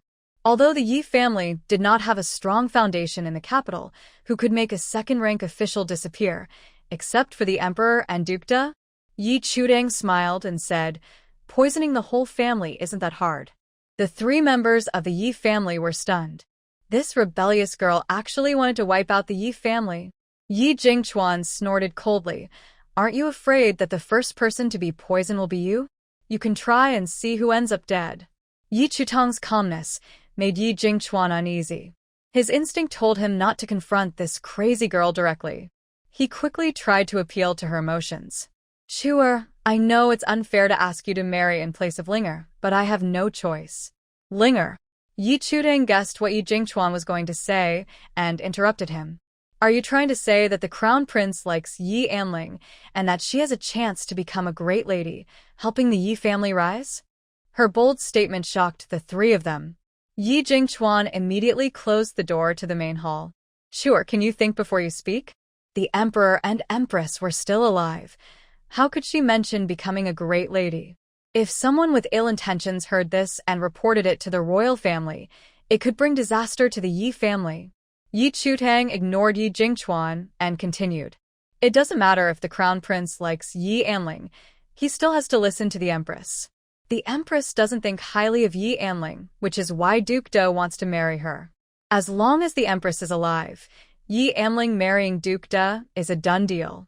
If I marry in her place, it will only mean that Duke Do will take both of us. He would take her for her beauty, and he would take Yi Anling for the empress. This was not a conflict. Kongru couldn't wait to refute Yi Chutang. The empress only thinks that the Yi family cannot provide much support to the crown prince.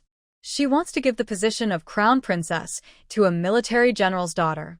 As long as Linger makes concessions to be a concubine, the empress won't force her to marry Duke Da. Yi Chutang smiled mockingly, hitting the core of the issue.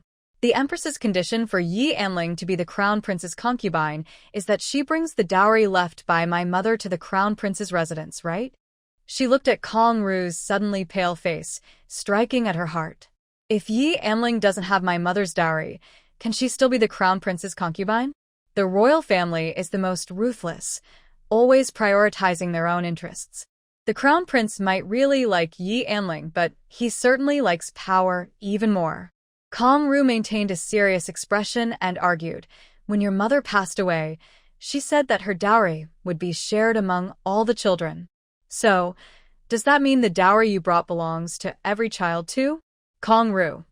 She couldn't say of course not, as it would make her seem less generous than Tang Wanning. Knowing her dowry was far less than Tang Wanning's, she agreed readily. Of course. Yi Chutang immediately took the opportunity. After dinner, send my share to Ning Chu courtyard. Kong Ru quickly refused. You can only receive your dowry when you get married. All right, I'll find a man and get married tomorrow. Ye Wing Chuan. Chu Air, don't be silly.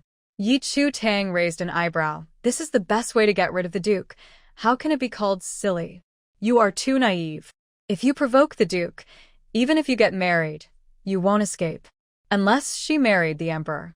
But the emperor was at Qingyan Temple. Even if she wanted to, she couldn't complete this before the family banquet. So, you plan to sacrifice 2 legitimate daughters to protect the minister's residence after plotting against me, Lord Yi? Yi Jingchuan couldn't deny it. If Yi Chutang hadn't seen through his plan, he could have saved Yi Anling.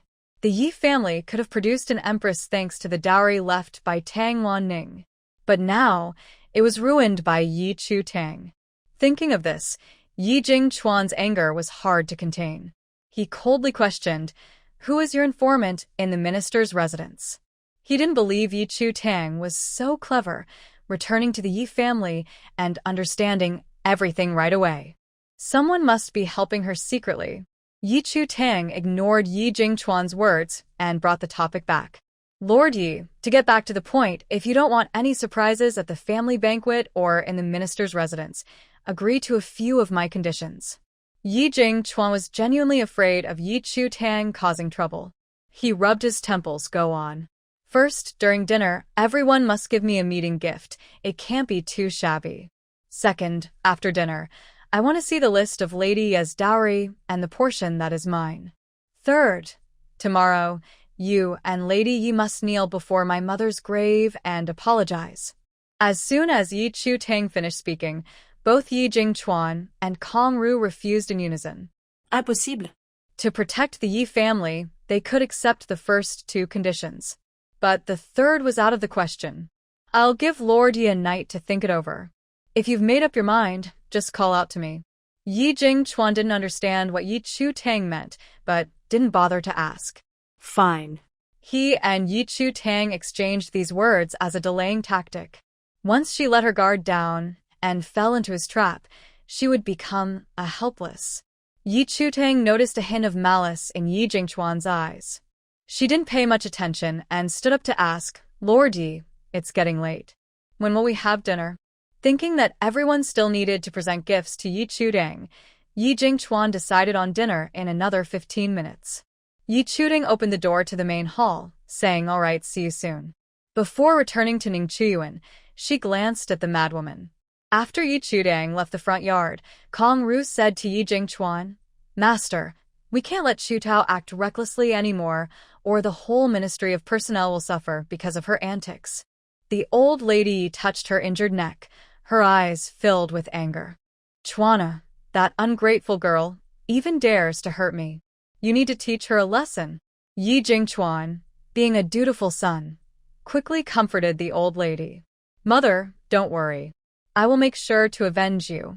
Kong Ru suggested, "Master, Chu Tao seems to have harmful intentions towards everyone. Why don't we drug her to control her? Since medicine and poison often go hand in hand, the household doctor surely had some poison. As long as Yi Chudang fell for it, they could use an antidote to make her obedient." The old lady also thought this plan was feasible and nodded in agreement. "Chuaner, don't hesitate." Yi Jingchuan had initially planned to tamper with the food at dinner to poison Yi Chudang, but he quickly dismissed that idea. Since Yi Chudang dared to openly talk about harming the family, it meant she likely understood medicine. If she discovered the poison, he would be completely at a disadvantage. "Mother, I have a way to make Chu Tao obedient. You don't need to worry." After saying this, he looked at Kong Ru. "Go inform everyone to prepare gifts for Chu Tao. Use whatever valuable items you can find." Kong Ru was reluctant, "Master." "Foolish woman, go quickly." "Yes, master." Yi Jingchuan watched the unwilling Kong Ru and didn't bother explaining to her. The most important thing now was to keep Yi Chudang calm and relaxed. Once he had control over her, he would reclaim everything he had given her, and no one would lose anything.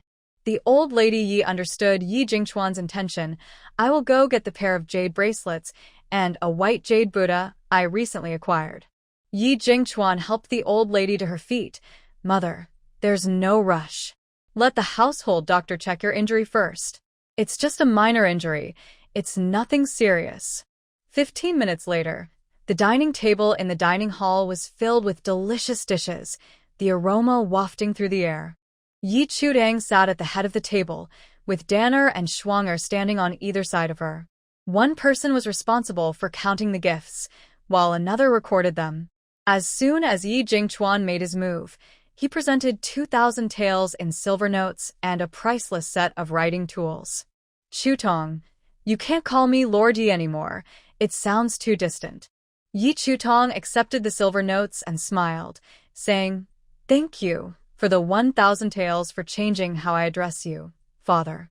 At this, everyone except for the informed Kong Ru changed their expressions. Isn't it normal to call him father? Why is there a fee for changing how to address him? And it's 1,000 taels. That's the annual salary of a second-rank official for 6 or 7 years. Should they also pay Yi Chudong to change her address? Although Yi Jingchuan didn't care about being called father, it sounded especially nice coming from a father who had spent money. As long as Chutong is happy. This statement shocked the others who weren't part of the earlier conversation.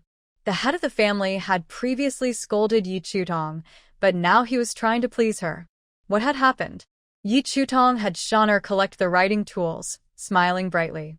"With gifts and money, of course, I'm happy. Please continue." Kong Ru, suppressing her disgust, stepped forward and presented Yi Chutong with 2 sets of valuable headpieces, 2 pairs of bracelets, and 2,000 taels in silver notes. Yi Chutong accepted the gifts and commented, "Madam Yi is not as generous as her daughter. As the head of the household, I manage our resources carefully. I don't have many valuable items or much silver. Madam, you should stop being so frugal. After all these years, you've only saved 5,000 taels." Kong Ru was publicly embarrassed and lost her temper. "Who says?" She was interrupted by Yi Jingchuan. "Enough. Let's quickly finish giving the gifts and have dinner." Kong Ru finally realized she had fallen for Yi Chudong's provocation and almost exposed the family secrets.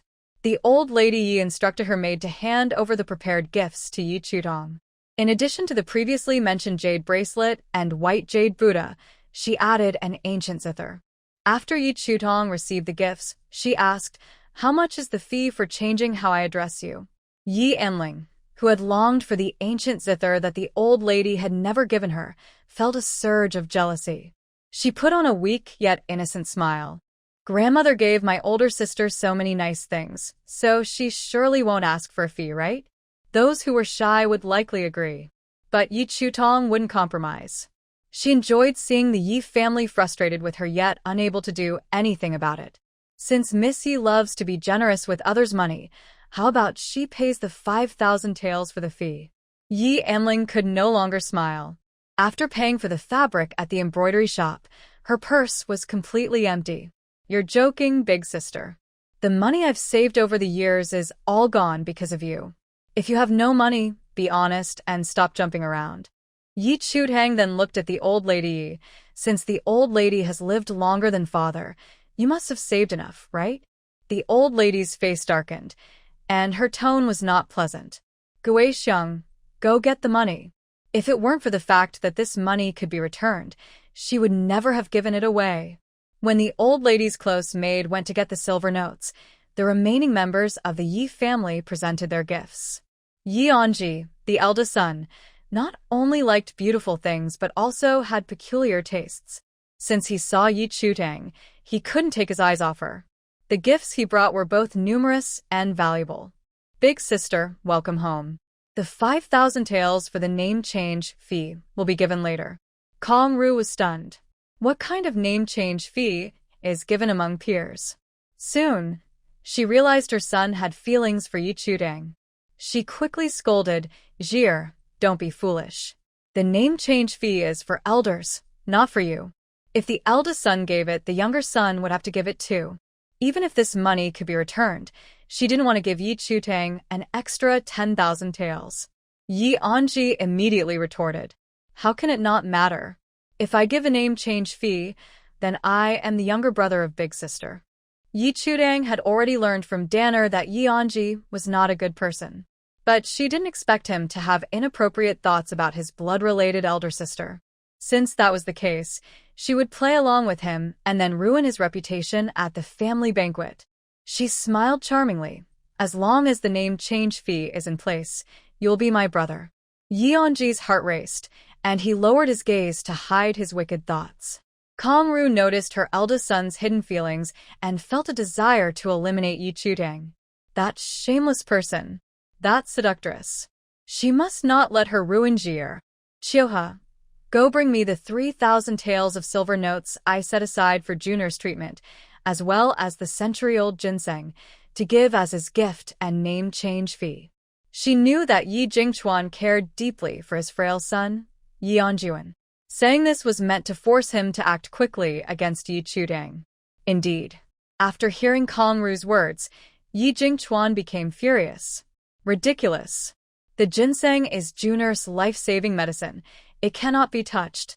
After shouting, he coldly looked at Yi Chutang. Junir is young and weak, so the gifts and name change fee are waived. As soon as he finished speaking, Yi Anjuan quietly said, Father, I am also a member of the Yi family. I cannot be an exception.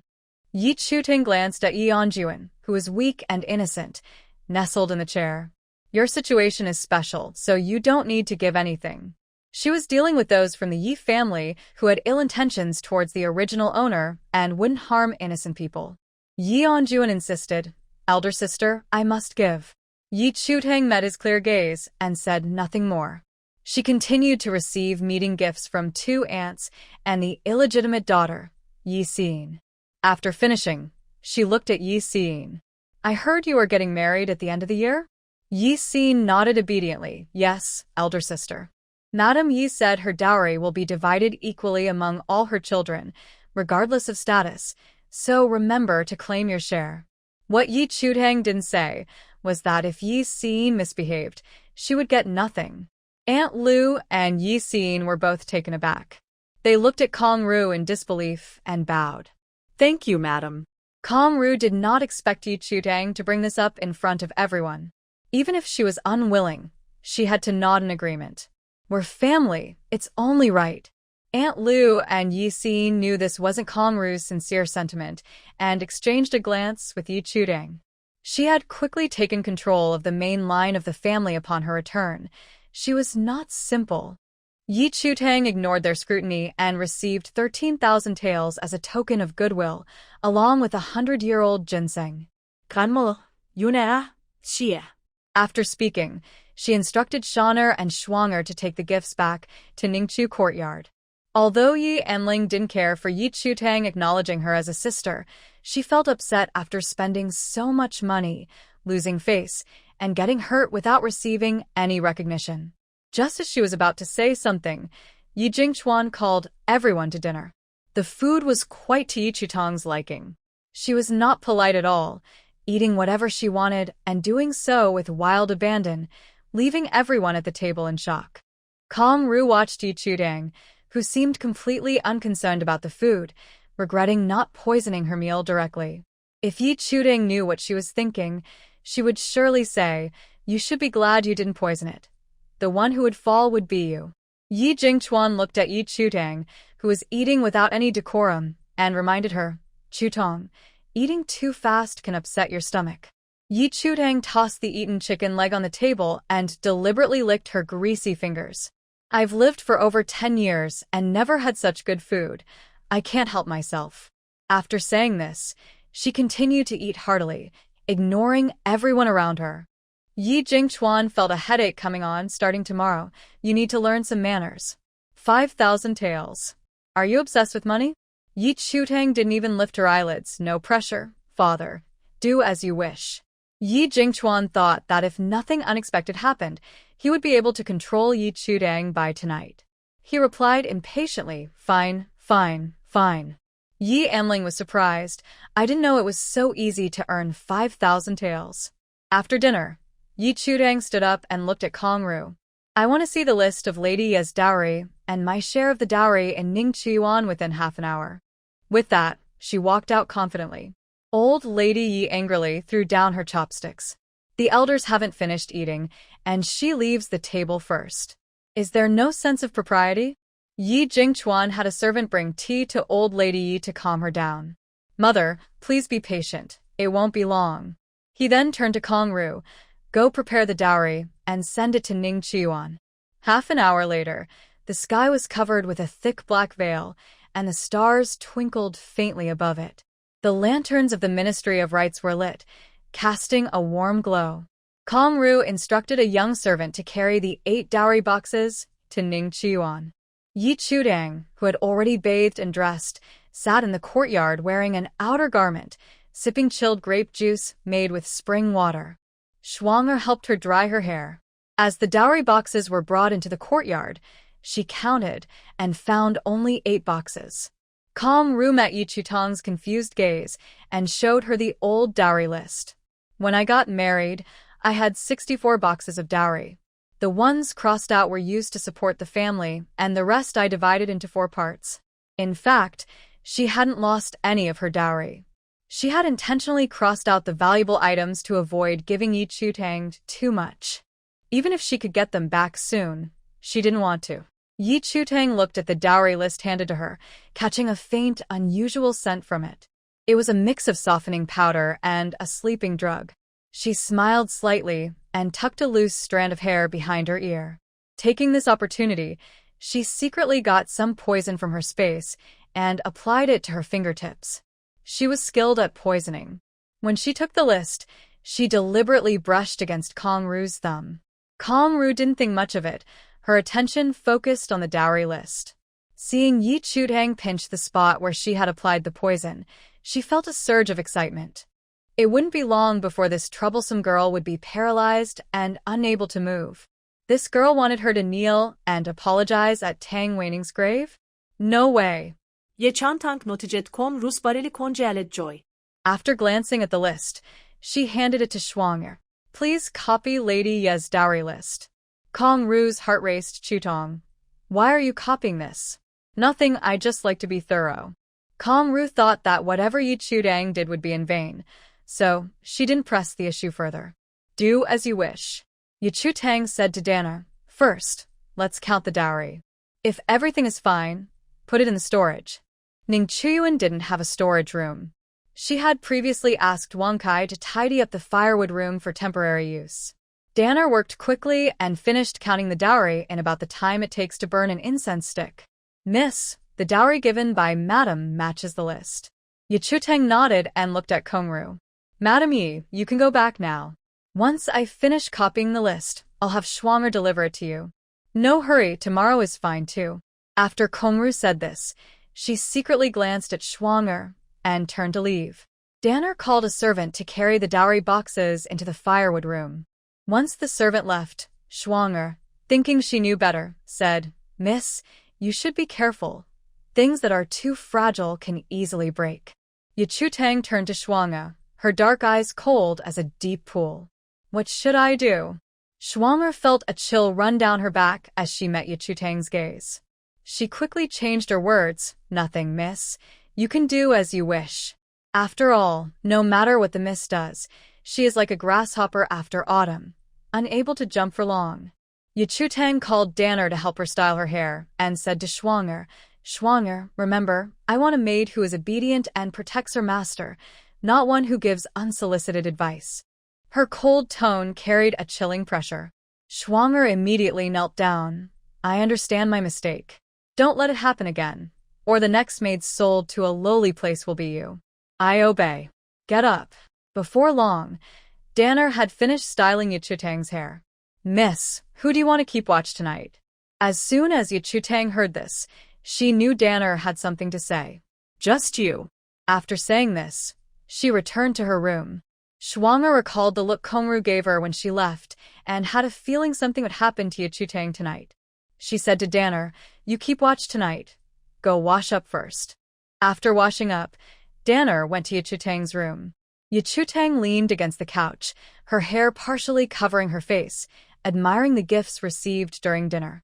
The beauty lying sideways was captivating. Danner's face turned slightly red as she collected her thoughts and quickly approached. Miss, where do you want to store these valuable items? Yi Chutang did not answer Danner. Instead, she suddenly pushed open the window on her left as she heard footsteps approaching. Yi Chutang leaned out to see Schwanger caught hiding below the window, a smile forming on her lips. Schwanger, what are you doing hiding here? Schwanger's expression changed slightly as she hurried to explain. I'm not hiding. I saw a rat over here and didn't want to disturb the young lady, so I was trying to catch it quietly. Yi Chutang leaned on the windowsill, her smile innocent and harmless. That is indeed a very big rat. Schwanger, I gave you a chance. Since you don't want it, then forget it. Schwanger realized this meant she would be sold to the lowest place. She immediately knelt down, her head knocking against the ground. Please spare me, young lady. I won't dare to do it again. Her trembling voice revealed her deep fear. Yi Chutang maintained her smile, watching as Schwanger's forehead turned from white to blue, then to purple, with blood flowing freely. If I had known it would come to this, I wouldn't have acted that way. Seeing Yi Chutang indifferent to her pleas, Schwanger's fear spread through her body, making her tremble. Please, young lady, give me one more chance. I promise I won't disappoint you. Opportunities must be earned. Schwanger understood Yi Chutang's meaning, feeling torn inside. She worried that if she betrayed Madame Yi, the real winner would be Madame Yi. She was even more afraid that if she held on too tightly, the young lady would sell her away. Yi Chutang shook her head at Schwanger, who was weighing her options, and closed the window. Schwanger's heart sank, and she collapsed to the ground. Inside the room, Schwanger looked at the closed window and asked, Young lady, are we just going to let Schwanger kneel there? Could she still say what she wanted to say? Yi Chutang noticed Schwanger's eyelids growing heavy, realizing the effects of the medicine were kicking in. Let her stay kneeling. Suddenly feeling weak, Schwanger felt herself sinking down. She thought she was just tired and shook her head, but then she fainted and fell to the ground. Something was wrong. Her body felt very strange. Young lady. She managed to say 3 words before losing her voice. Her eyelids felt heavy, and she couldn't open them. Her consciousness faded, and she passed out. Yi Chutang shouted, Schwanger, what happened to you? After calling out, she pretended to faint, pushing the window open slightly with her head. Schwanger looked confused at the unconscious Yi Chutang. Tentatively, she called out, "Young lady." After several calls with no response, she placed her finger under Yi Chutong's nose, feeling a faint breath, and then nudged her. "Young lady?" Still no response. Gathering her courage, Shuanga stood up and pushed the window open a bit more. She noticed that Shaner had also collapsed on the ground. Realizing something was wrong, she immediately left Ning Chuyuan to find Madame Yi. When Shuanga's footsteps faded away, Yi Chutang quickly opened her eyes. She stored the items she bought in the afternoon and the gifts she received tonight into her space. Then, she jumped out of her window. She went to the woodshed where the dowry boxes were kept, broke the lock, and collected 8 boxes of dowry. Yi Chutang thought for a moment and decided to take all the valuable items from Ning Chuyuan and put them into her space. The already limited space was now completely filled. After gathering everything, she picked up the unconscious Danner and went to the bamboo grove, using a technique to travel underground to the main lady's courtyard. She wanted to see the grand gift she prepared for Kongru. At that moment, Shuanga, covered in blood, had arrived at the Liuli courtyard where Kongru lived. She held her forehead and said to the maid at the gate, "I am Shuanga from Ning Chuyuan. I need to see the lady urgently." Kongru had previously instructed the maids to let Shuanga in directly if she came. "Sister Shuanga, please come in. The lady is waiting for you." Shuanga was not surprised and entered the courtyard immediately. Kongru was sitting in the main seat of the hall, discussing with Yi Jingchuan about poisoning Yi Chutang. "Sir, you don't need to worry anymore. Chutang has already been given a sleeping drug and a muscle relaxant. She should be unconscious by now." Yi Jingchuan asked suspiciously, "Are you sure?" "Of course. I saw her touch the poisoned dowry list with my own eyes. It went too smoothly. Could it be a trick?" Conner replied confidently, "No." Dr. Gao said the muscle relaxant is very potent. Even someone skilled in martial arts would be affected. Dr. Gao was the physician of the household and quite skilled. Yi Jingchuan looked at his swollen, purple hand, deep in thought. Although he didn't know Yi Chutang well, her actions did not seem like those of someone who would easily fall for a trap. Let's wait for news. He hoped it would work. Otherwise, with that troublesome girl's nature, she would surely cause chaos in the minister's residence. Kongru nodded, anxiously looking toward the door. According to the timing, Shuanga should be back with news. Just as the thought crossed her mind, the courtyard door opened, and a disheveled Shuanga hurried in. Kongru ignored her blood-stained face and asked urgently, "Are Yi Chutang and Danner both unconscious?" Danner also touched the dowry list. Shuanga nodded breathlessly, "Yes." Hearing this, Kongru felt relieved. Only then did she notice Shuanga's forehead injury. "What happened to your forehead?" "I was overhearing the young lady's conversation for the lady and got caught, so I was punished." "Don't worry, even if the young lady threatens me, I won't betray you. Quickly go find the doctor to treat your wounds, so you won't have scars." Shuanga knelt down, "Madam, my contract." Kongru helped Shuanga up. "Don't worry, I will get your contract back soon." After saying this, she looked at Yi Jingchuan, "Sir." Gurgle. Just as she spoke, her stomach growled. A cramp hit her. Kongru groaned in pain, feeling something urgent. "Sir." Uft. An awful smell filled the air.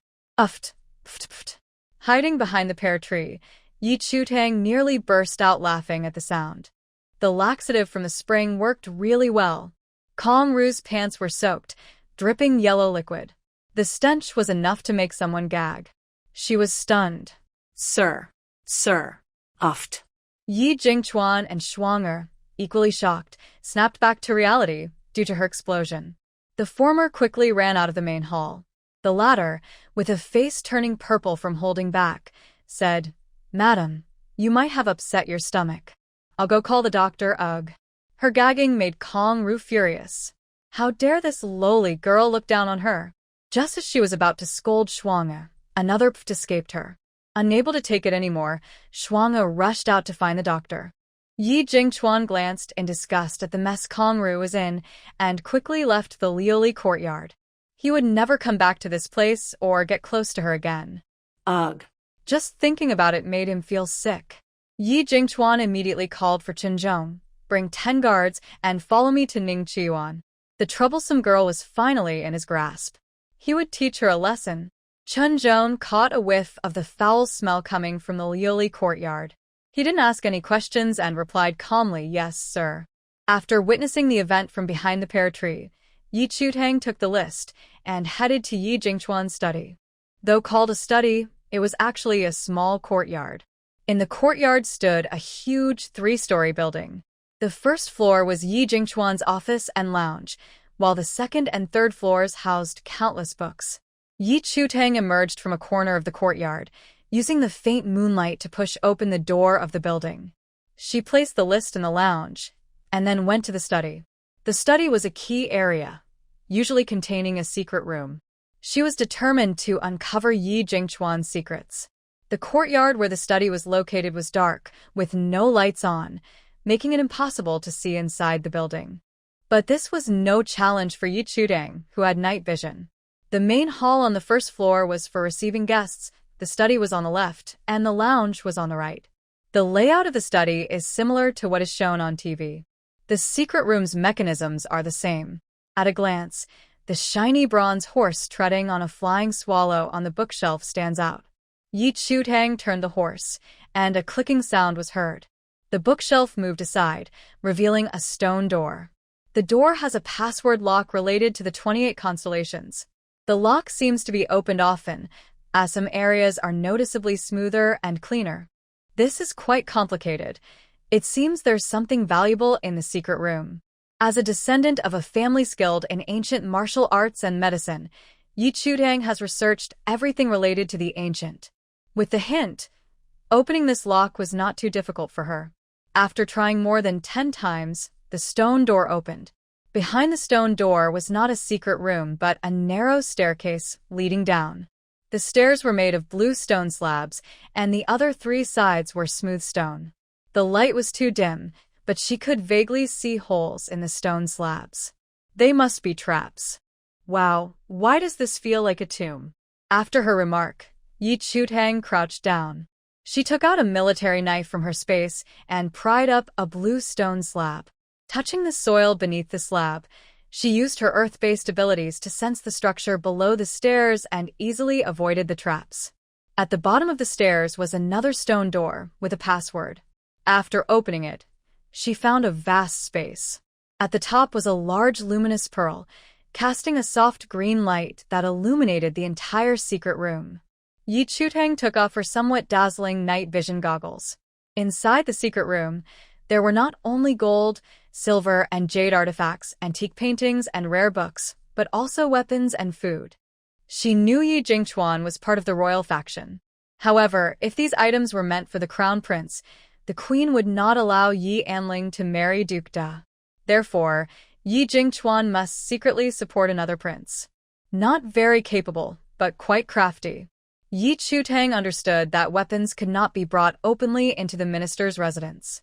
There must be a hidden passage leading outside. She found the secret passage and instantly teleported to the end, discovering a wine cellar. Above the wine cellar, there was a lively atmosphere, either a brothel or a tavern. Yi Chutang did not investigate further, thinking the wine cellar was part of the Yi family's property, so she took a few jars of fine wine without hesitation and returned to the secret room. She searched around and found a hidden compartment in a golden Buddha statue. Inside the compartment were letters connecting Yi Jingchuan with the crown prince and the second prince. There were not many letters, but each word was significant. Yi Chutang quickly pieced together a troubling royal power struggle. The emperor was obsessed with immortality, either practicing alchemy or cultivating in a Taoist temple. It is not only a waste of resources, but it also increases the taxes on the common people to fill the gaps. The court is controlled by the Dagonggong. This has a twisted mind, obsessed with beauty, making the court chaotic. The crown prince is embezzling disaster relief funds and withholding supplies and payments for the soldiers at the borders. The second prince manipulates the imperial examinations and forms cliques for personal gain, using the blood of young boys to concoct elixirs for the emperor. Yi Chutang has always been somewhat cold-hearted. After experiencing the cruel and selfish end times, Not much can stir her emotions anymore. However, she is now angered by the filthy absurdity in the letters she received. The Zhao royal family should be wiped out quickly. After venting her frustration, Yi Chutang entered the resting room of her space and placed the letters in a drawer. While sipping on a cooling iced cola, she looked around her full space. I need to find a way to earn merit points to upgrade my space. In ancient times, there were no zombies or mutated plants and animals threatening humanity, so the only option is to eliminate bad people and save good ones. The bad people she knows now are the royal family and a Gonggong. But these individuals are crucial to the nation's fate, so they cannot be easily dealt with. Otherwise, it could lead to chaos and innocent people suffering. Then I can only save Prince Chen. After saying this, Yi Chutang went to the warehouse where the medicinal materials were stored. Prince Chen's fire poison has already affected his heart and lungs. He is almost at death's door. He is not easy to save. If it weren't for her ancient family's medicinal space, she wouldn't be able to help him at all. There are several warehouses, and Yi Chutang went to the breeding area. Time in the space is frozen.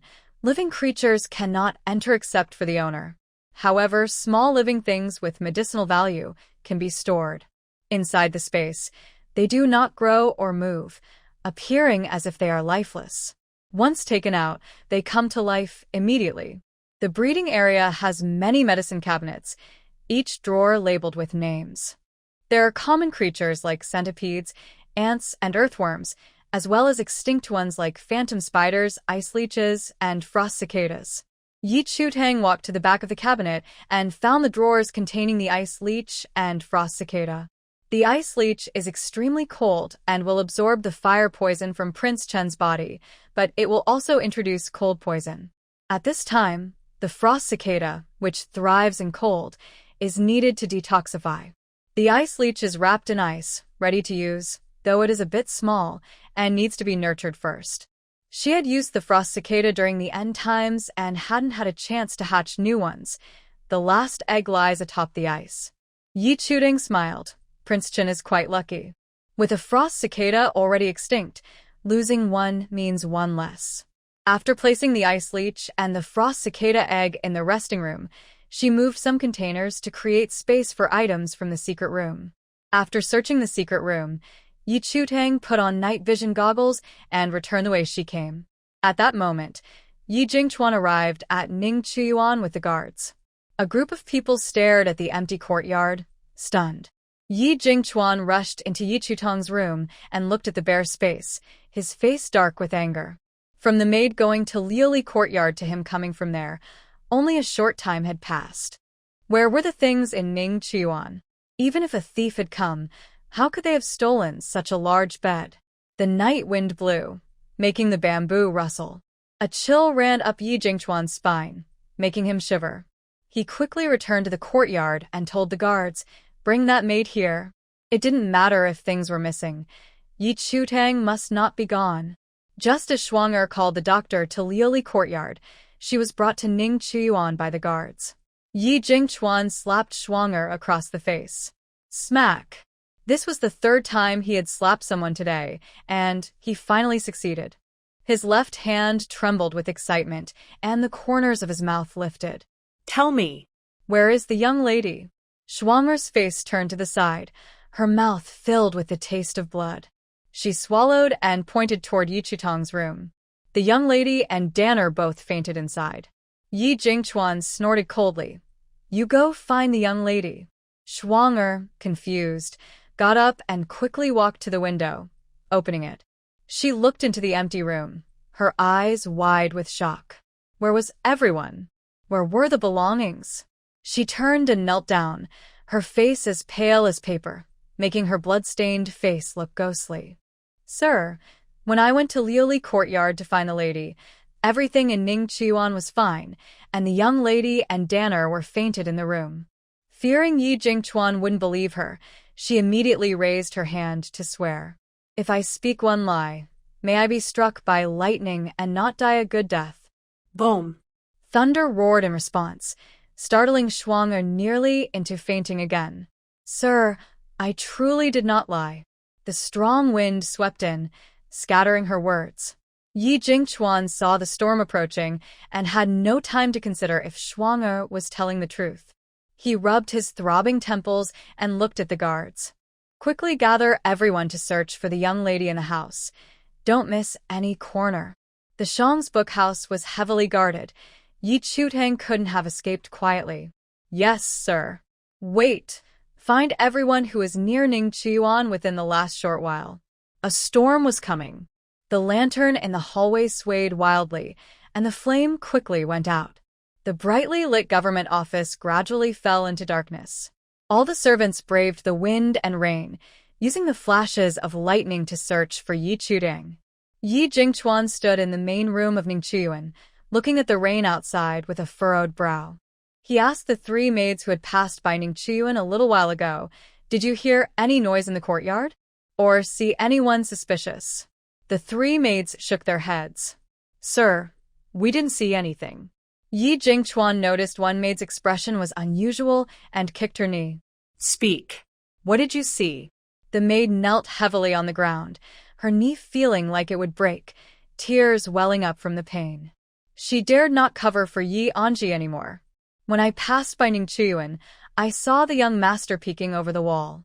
Nonsense. The maid knew this matter should not be spread and quickly changed her words. "It was too dark. I couldn't see clearly. I thought I saw a figure, but I must have been mistaken." After saying this, she slapped her own face in apology. Yi Jingchuan warned the other 2 maids, "Forget what you just heard. If even a word gets out, you will regret it." "Yes, sir."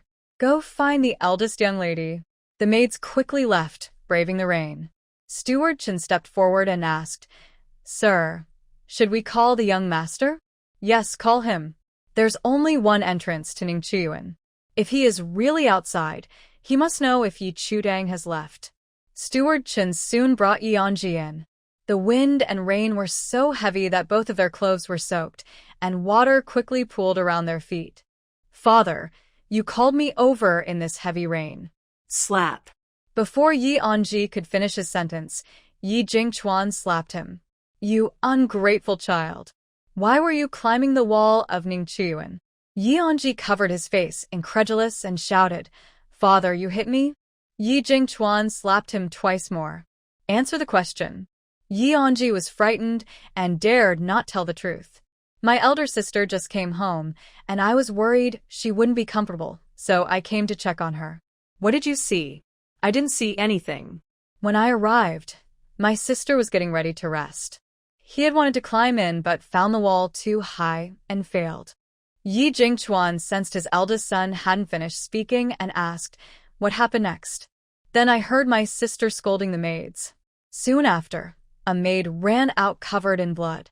I was hiding in the bushes by the wall, and when I tried to climb over again, the maid saw me, so I went back to my own courtyard." After the maid covered in blood left, you didn't see any suspicious person enter Ningchu courtyard, nor did you hear any noise from inside? Yan finari firmly. No. Yi Jingchuan knew his eldest son wouldn't dare to lie at that moment. If no one entered Ningchu courtyard and there was no noise, how did the wardrobe and the bed disappear? Who could quietly steal such heavy and large items? Steward Chen, please check if there are any secret passages in this courtyard. Yes, sir. Steward Chen searched in the rain but found nothing.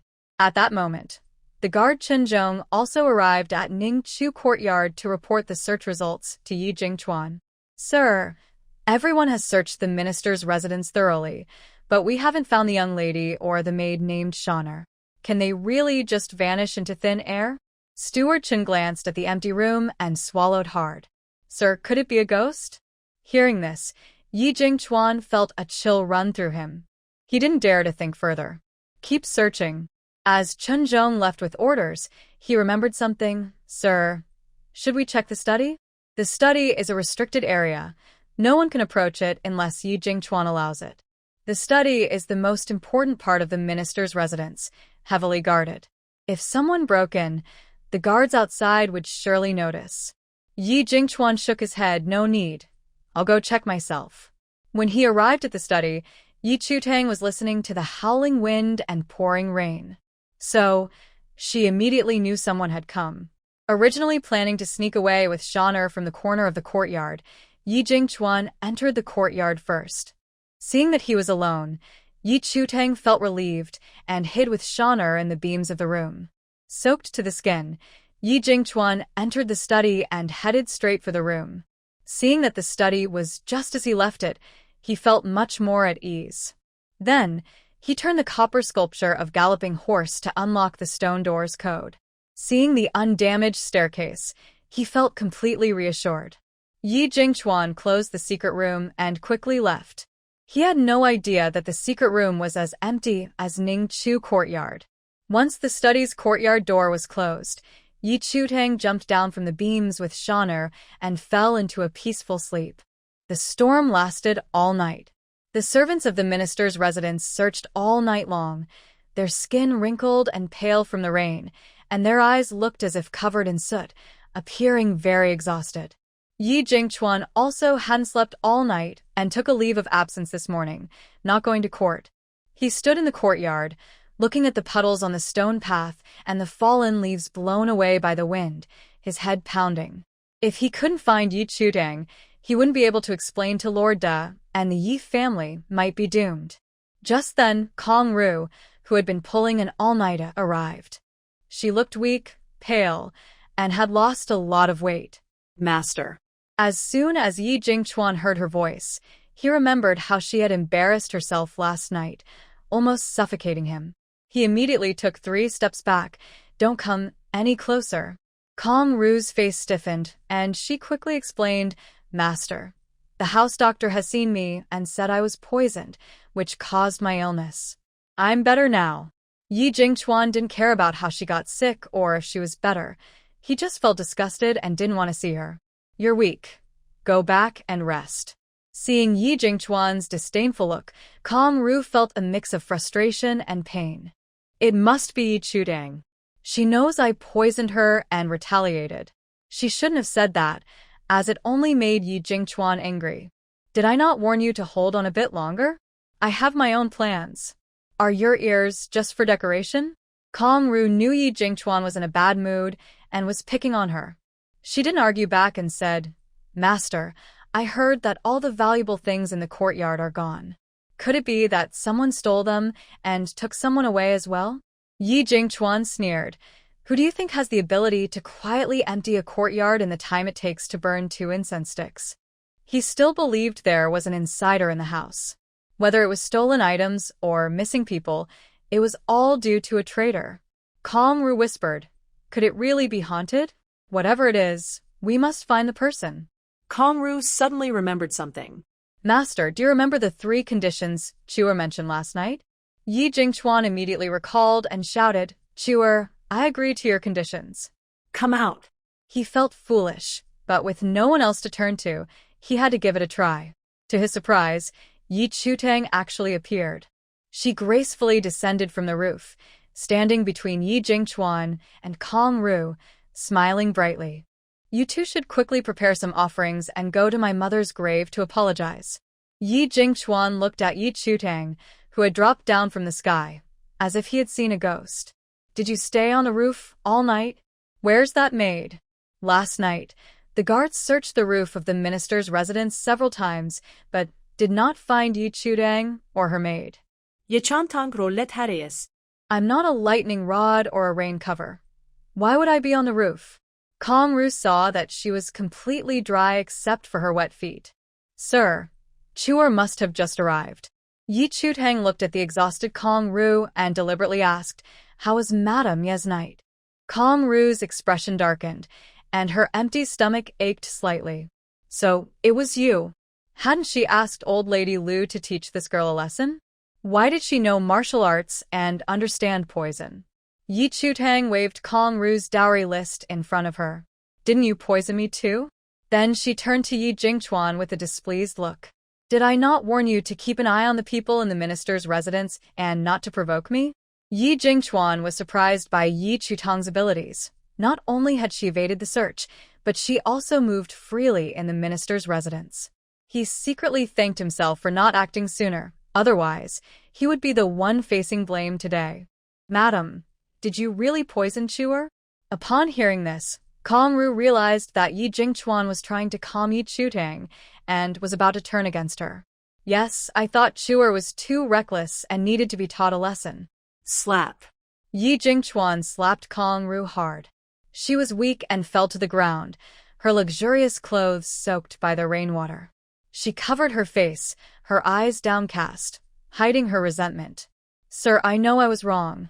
Yi Jingchuan looked at Kong-ru's swollen cheek and felt a pang of sympathy. I will fine you half a year's allowance, and after the family banquet, you will be confined for 3 months. Do you have any objections? This punishment sounded mild, but it was actually quite severe. Being confined meant she could not attend banquets or host gatherings at home. It also meant she would have to give up some of her authority in the household. More importantly, she would be mocked and excluded by other official wives.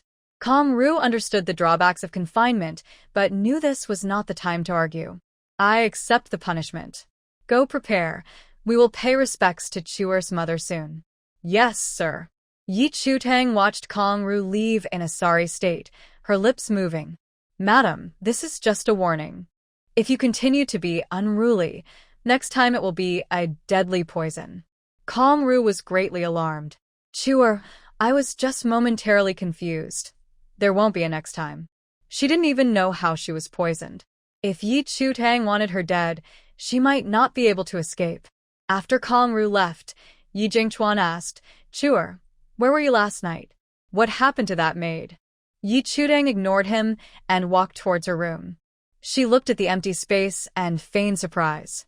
Lord Yi, I was only gone for 1 night. You wouldn't have had my room cleared out, would you? To Yi Jingchuan, this sounded like the thief calling out the thief. He walked into the room, his eyes fixed on Yi Chutang. Did you have someone move all the valuable things from Ning Chiyuan? Ye Chantang scoffed. Father, if you don't want to give a meeting gift or dowry, just say so. No need to play the blame game. After saying this, she huffed. Only 3 people could clear out a courtyard in the minister's residence: the head of the family, the matriarch, and the old lady. This statement was reasonable, and Yi Jingchuan had no way to argue against it. 2 incense sticks worth of time was too short. Even if Yi Chutang had inside help, she couldn't have emptied Ning Chiyuan. He couldn't understand what was happening and had to let it go for now. Ning Chiyuan was robbed, and the governor will investigate. I will have someone bring more items to the courtyard later. Right now, the most important thing is for you to quickly learn the rules from the nurse. I will give you 5,000 taels soon. Yi Chutang corrected him. It's not 5,000, it's 50,000. Yi Jingchuan's eyes widened in shock. How much? Lord Yi, you can't seriously think that after the poisoning incident, I would act as if nothing happened, right? I don't have 50,000 taels. Even if I emptied the minister's residence, it wouldn't be enough. Yi Chutang didn't believe his words. I'm targeting Lady Yi. You should ask her for it. Yi Jingchuan frowned. She isn't like your mother, who can make money through business. Where would she get 50,000 taels? No money? Then I'm leaving. After saying this, Yi Chutang leaped onto the roof. By the way, don't hold the homecoming banquet anymore. We won't meet again. Yi Jingchuan knew that Yi Chutang was threatening him, but he had to compromise. Fine. 50,000 taels, I'll give it to you. The homecoming banquet had to go on as planned. He couldn't afford to offend Lord Da. The dirt on the tiles had been washed clean by the heavy rain. Yi Chutang sat on the eaves with a smile, her legs dangling playfully. Go get it, I'm waiting. Before leaving, Yi Jingchuan asked his biggest question. Chuer, you could leave the minister's residence and stay away from Lord Da. Why do you want to stay? No matter how he thought about it, he couldn't figure it out. Yi Chutang stayed in the Yi family for the original owner's sake. She wanted to make a name for herself in the capital, so everyone would know that the Yi family had a more talented and beautiful legitimate daughter. First, my surname is Yi. Second, the world belongs to the king. You are quite perceptive. If you catch the eye of Lord Da, will you accept your fate? Yi Chutang smiled broadly. Of course not. A bad feeling rose in Yi Jingchuan's heart. Offending Lord Da means not only will you be in danger, but the entire Yi family will be affected, including your late mother. Don't worry, I know what I'm doing. 2/4 of an hour later, Yi Chu-tang received 50,000 taels in silver notes. Dad, stop pretending to be poor. People will laugh at us. Yi Jingchuan looked at the stack of silver notes in Yi Chu-tang's hands, his expression cold. Thanks to you, we are already the subject of jokes. Although he had earned quite a bit over the years from Tang Wanning's dowry shop and had made some money from the Ministry of Revenue, he was publicly supporting the crown prince while secretly helping the second prince, which cost him a lot. Over the years, he had saved just over 200,000 taels. Now, after just one day of Yi Chu-tang's return, he had already spent a good portion of it. Yi Chu-tang looked at Yi Jingchuan's pained expression, tucked the silver notes into her sleeve, and stored them away. So, don't deceive yourself. There will be consequences. After that, she asked, can we go pay respects to my mother now? Let's go. The preparations are ready. After Yi Jingchuan said this, he saw Yi Chu-tang stepping outside and quickly stopped her. His gaze fell on the sleeve where she kept the silver notes, his eyes trembling slightly. That's 50,000 taels in silver notes. What if you lose them? Better than leaving them in Ningqiuan to be stolen. Yi Jingchuan had nothing to say and could only let Yi Chu-tang be. Let's go.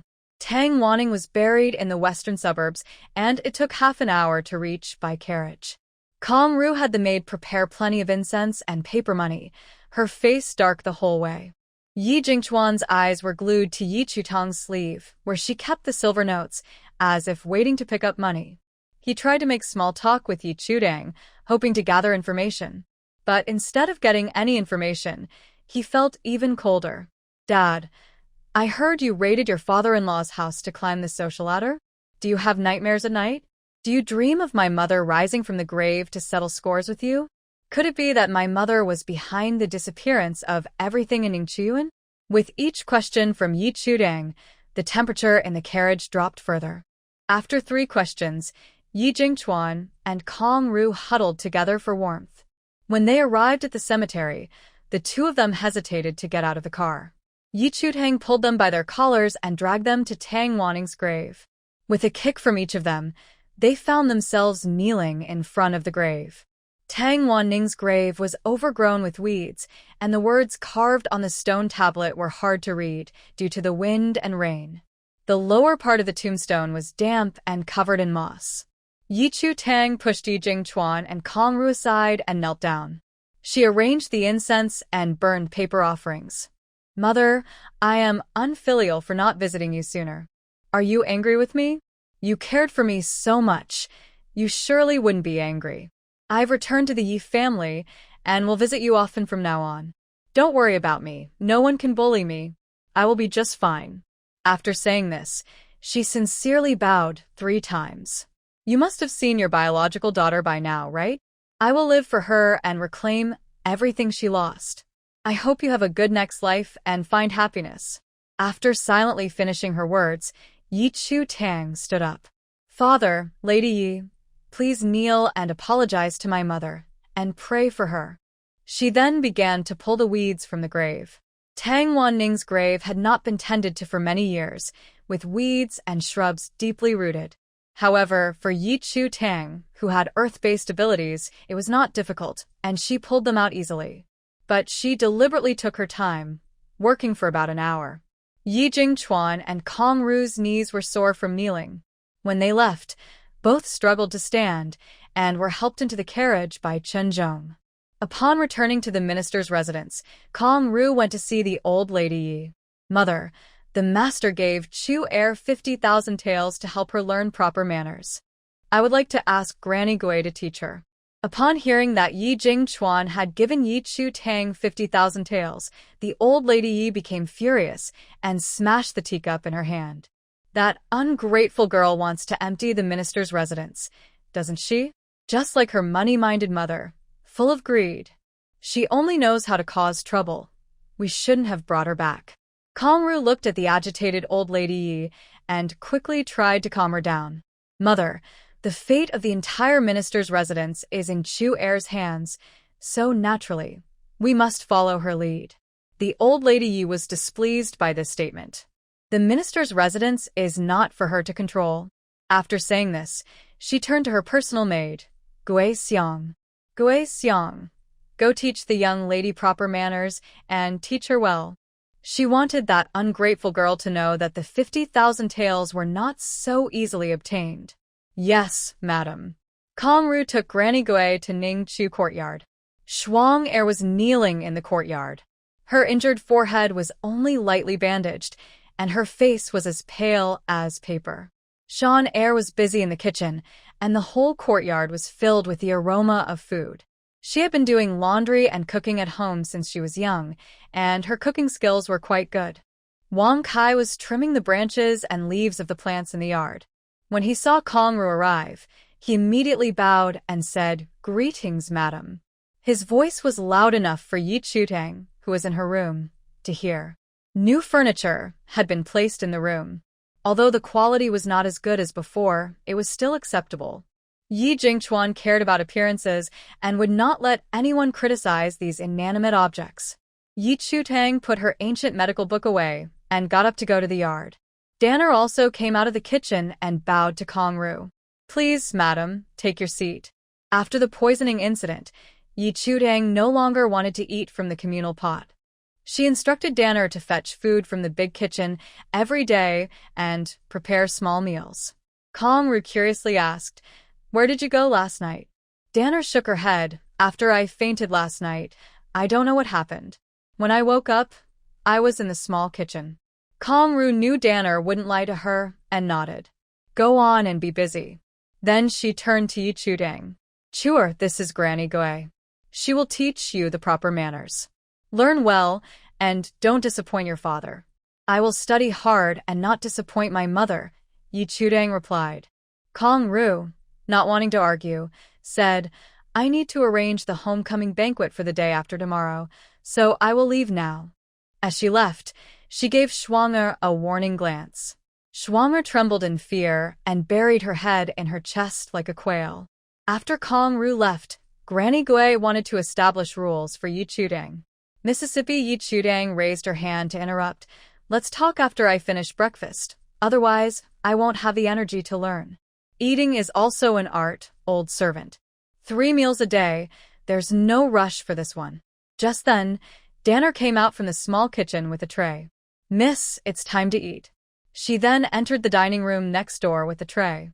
Yi Chutang had eaten some bread in the morning, and now, nearing noon, she was quite hungry. She entered the dining room, enjoying the delicious aroma of the food, and ate heartily. Seeing Yi Chutang enjoy her meal, Danner felt relieved. After finishing her meal, Yi Chutang began to learn the manners of a young lady from Granny Gui. She was serious about learning because she wanted to make the original owner's name well known in the capital. A good reputation, not a bad one. However, she wasn't foolish. When Granny Gui tried to make things difficult for her, she would immediately fight back. "Granny, your explanation is so abstract. Why not demonstrate it yourself? Granny, your greeting posture doesn't match what you described. You're not bowing low enough. Oh, dear, your tea pouring gesture is wrong. Can you really teach? I know to take small steps, but Granny, you look like you're crawling like a worm." 2 days later. Old Lady Gui did not know how many rules Yi Chutang had learned, but she had gone through all of them. Her old arms, legs, and back felt worn out. "Miss, I have taught you everything I can. The old lady wants you to join everyone for dinner." Yi Chutang understood. They would check her progress during the meal. She nodded. "Got it, you can go now." These past 2 days had exhausted her, and she needed a good rest to face the challenges ahead. Old Lady Gui hurriedly left Ning Chuyuan. Before returning to her room, Yi Chutang looked at Schwanger, who had been kneeling in the courtyard for 3 days. During these 3 days, she had only drunk a little water given by Wang Kai and had become very thin. "Kneeling here won't help you. Let's go." Schwanger knew Yi Chutang was her only hope. "Miss, I was wrong. I will serve you faithfully from now on, without any other intentions." She understood that once she left Ning Chuyuan, the lady would not let her go. One must pay the price for their choices. That is only fair. Schwanger bowed her head to the ground. Her forehead injury had not healed, and blood quickly stained the bandage. I beg you, miss. Give me a chance to make amends. Yi Chutang knew Schwanger did not genuinely want to be her servant. She was just trying to survive. When Schwanger found a better path, she would not hesitate to betray her. Such a person could be a danger, but if used wisely, could also be a useful ally. I do not accept useless people. Think about your value. When I am rested, I want to hear your answer. Schwanger respectfully replied, yes. Mississippi Yi Chutang returned to her room, drank some spiritual spring water, and lay down to rest. She slept for nearly an hour when Steward Chen arrived. Miss, the master wants you to join everyone for dinner in the front courtyard. Understood, I will be there shortly. Yi Chutang got up to freshen up, and Dana helped her style her hair and change clothes. As she left the main room, Steward Chen had already gone. She looked at Schwanger, still kneeling, and asked, have you thought about your value? Schwanger nodded, I am skilled with my hands. She was interrupted before she could finish. What I want to hear is not something anyone can do. Don't waste my time. Hearing Yi Chutang's displeasure, Schwanger quickly got to the point. I know a secret related to the late madam. The late madam was Tang Wanning. Although Schwanger had just come of age, she had been with the Yi family for 8 years. She used to be a servant for Yi Anling and knows some secrets of the Yi family. Regarding the original owner's mother, Yi Chutang asked, what secret? If the young lady agrees to keep me, I will. Yi Chutang looked at Schwanger, who was becoming more demanding, with a hint of sarcasm in her narrowed eyes. No need to say more, I don't want to know right now. After saying that, she looked at Wang Kai, who was trimming branches. Wang Kai, take Schwanger to the Lioli courtyard and tell Madame Yi that she knows something about my mother. If she didn't teach this maid a lesson, she wouldn't understand her place. Schwanger was shocked to hear this. Young lady, are you trying to kill me? Yi Chutang coldly stared at Schwanger, a smile forming on her lips. A maid dying in a big household isn't a big deal, right? After saying that, she turned to leave. Sano looked at the stunned Schwanger and advised, don't make demands to the young lady. If the secret you mentioned is useful, she will naturally keep you. Schwanger quickly called out to Yi Chutang's back. The former madam fell and gave birth early. It wasn't an accident. Yi Chutang turned back at the entrance of Ning Chuyuan. Why do you say that? Schwanger instinctively wanted to make another demand, but Sanner quietly kicked her. She immediately changed her words. I used to be the second young lady's servant and happened to overhear an old servant in the house mention it.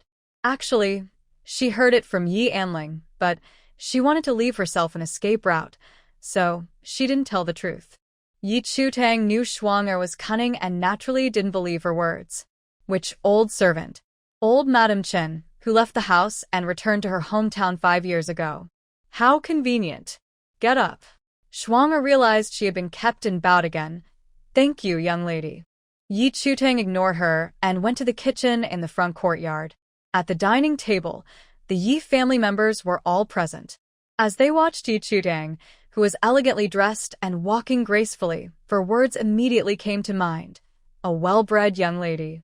Yi Chutang greeted everyone one by one and ate properly, leaving no room for criticism. Even when others tried to make things difficult for her, she handled it with ease. Yi Jingchuan sighed as a father. Chutao has learned her manners well. Stop with the sweet talk. Give her more rewards. Yi Jingchuan thought about the homecoming banquet tomorrow, where Yi Chutang would surely dress up splendidly. He looked at Kong Ru, go get a set of fine accessories for Chutao. Kong Ru nodded, the outfit for Chutao tomorrow is also ready. I will bring it to her. Okay, since there will be many guests tomorrow. Also find a clever maid for Chutao. Yes, my lady.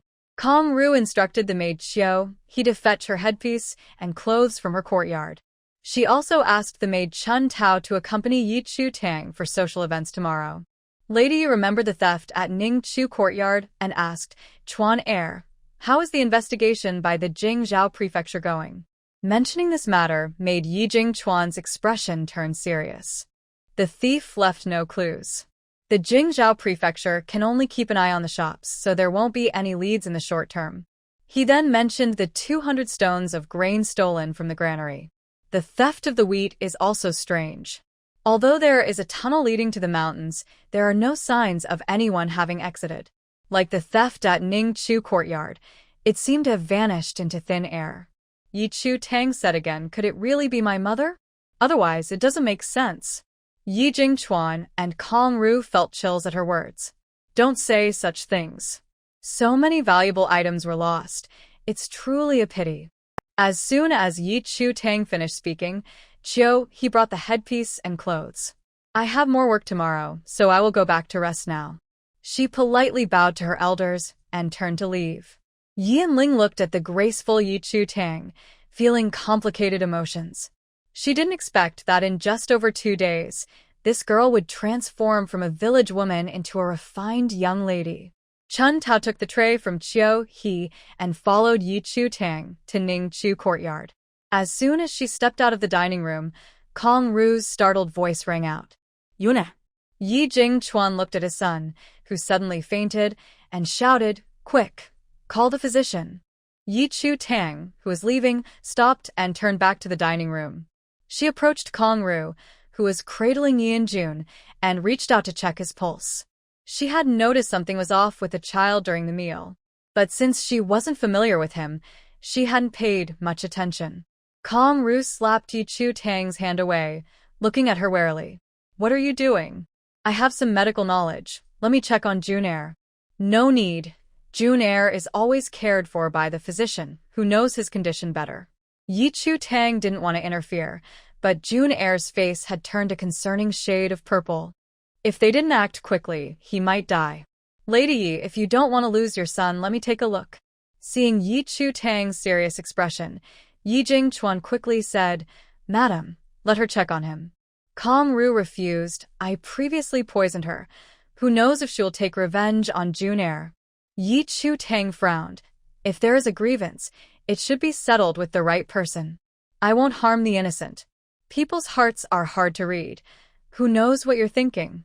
Before Kong Ru could finish her sentence, Yi Anjuan was taken into Yi Jingchuan's arms. Chewer, quickly check on Junair. Okay. As Yi Chu Tang placed her hand on Yi Anjuan's pulse, Kong Ru frantically pulled her away. No. She knew her son was in a critical condition and couldn't afford any delays, but only the family doctor could treat him. Otherwise, everything would be over for her. The old lady looked at the unusually frantic Kong Ru and scolded her with a stern face. Kong, this concerns Yuna's safety. What are you doing? Kong Ru was almost in tears. Mother, Just as she began to speak, the family doctor rushed in with a medical kit. The doctor is here. It's better for him to check on Junair, so you don't need to trouble Chewer. Yi Chu Tang sensed that Yi Anjuan's illness was serious and didn't leave immediately. Dr. Gao looked at Yi Anjuan's pale face and wore a grave expression. The lady had truly lost her mind to give such strong medicine to the young master. He quickly took out a jade bottle from the kit, poured out 2 black pills, and tried to give them to Yi Anjuan. But Yi Anjuan had lost consciousness, and his throat was severely swollen, making it impossible for him to swallow the medicine. Dr. Gao tried many methods to no avail, sweating anxiously. Madam, the young master cannot take the medicine. Upon hearing this, Kong Ru's face turned pale, and she trembled as she asked, What does that mean? The young master is in grave danger. If Junair doesn't survive, I will hold you responsible. Yi Chu Tang pushed the doctor aside, lifted Yi Anjuan's chin, pressed her thumb against his jaw, and applied pressure to his swollen throat using a special technique. From Kong Ru's perspective, it looked like Yi Chu Tang was choking Junair. Yi Chu Tang, let go of Junair. I don't have to save him if you want to lose your son. I will let go. The doctor was at a loss and secretly laughed in his heart as he saw Yi Chu Tang stepping up. Madam, let the young lady try. Yi Jingchuan also spoke up. Chewer, don't mind your mother. Just save Junair. Yi Chu Tang said, Father, help Junair sit up. I need to press on his back acupoints. Yi Jingchuan immediately complied. Before long, the unconscious Yi Anjuan swallowed the pills. Yi Chu Tang saved him, earning 1,000 merit points. She was a bit surprised, thinking, could Yi Anjuan become an extraordinary person in the future? After Yi Anjuan swallowed the medicine, everyone felt relieved. Yi Jingchuan saw his son's complexion visibly improving and asked, Chuer, is Juna going to be okay? Well, there is no danger to life now. The doctor looked at Yi Chudang in surprise, not expecting her to be so skilled. Thinking about the reason for Yi Anjuan's illness, he quickly said, Miss, let me handle this next. Yi Chutang ignored the doctor's guilty expression and placed her hand on Yi Anjuan's pulse. When Kong Ru saw Yi Chutang checking the pulse, she wanted to stop her. Yi Chutang noticed and shifted her body to block her. Kong Ru anxiously signaled the doctor. Just as the doctor was about to act, Yi Chutang released Yi Anjuan's wrist. She stood up and looked at Kong Ru, her gaze as cold as winter frost. You poisoned Juna, making him weak and sickly since childhood, didn't you? Unexpectedly, the rivalry tactics from dramas turned out to be real. As soon as she said this, the room fell silent. Kong Ru's eyes widened, looking at Yi Chutang as if she were a devil. The first to react was Yi Anling. She had always known her younger brother was a tool for their mother's favoritism. When their father favored Juna, their mother often made him sick to draw their father's attention to the Liuli courtyard. She was both a beneficiary and an accomplice. Now that the truth was revealed, she quickly denied it. Eldest sister, don't speak nonsense. Mother nearly lost her life giving birth to Juna. How could she poison him? This made Kong Ru snap back to reality, and she immediately started to cry. My lord, I am wronged. Juna is my precious child. How could I harm him? Yi Jingchuan also did not believe Yi Chutang's words. When Juna was sick, Kong Ru often stayed up all night to care for him. Though he loved Juna dearly, he could not do the same. Chutai, what do you mean when you say Juna was poisoned? Yi Chutang looked at the doctor, who was trying to stay unnoticed. This question is better directed to Dr. Gao. Yi Jingchuan found this reasonable. Dr. Gao, what is the matter with Juna being poisoned? The doctor certainly would not admit that Yi Anjuan's recent incident was due to poisoning. My lord, the young master is just weak. He is not poisoned. Yi Chutang picked up a jade bottle from the medicine box. Whether he is or not can be confirmed by an outside doctor. Concerned for Yi Anjuan's safety, Yi Jingchuan did not dare to be careless and called for Steward Chen. Hurry and go to Hua Chuntang to bring back a doctor. Yes, my lord. Kong Ru knew that once the doctor arrived, her act of poisoning Juna would be exposed. She secretly glanced at the doctor, urging him to take the blame. The doctor realized he was finished.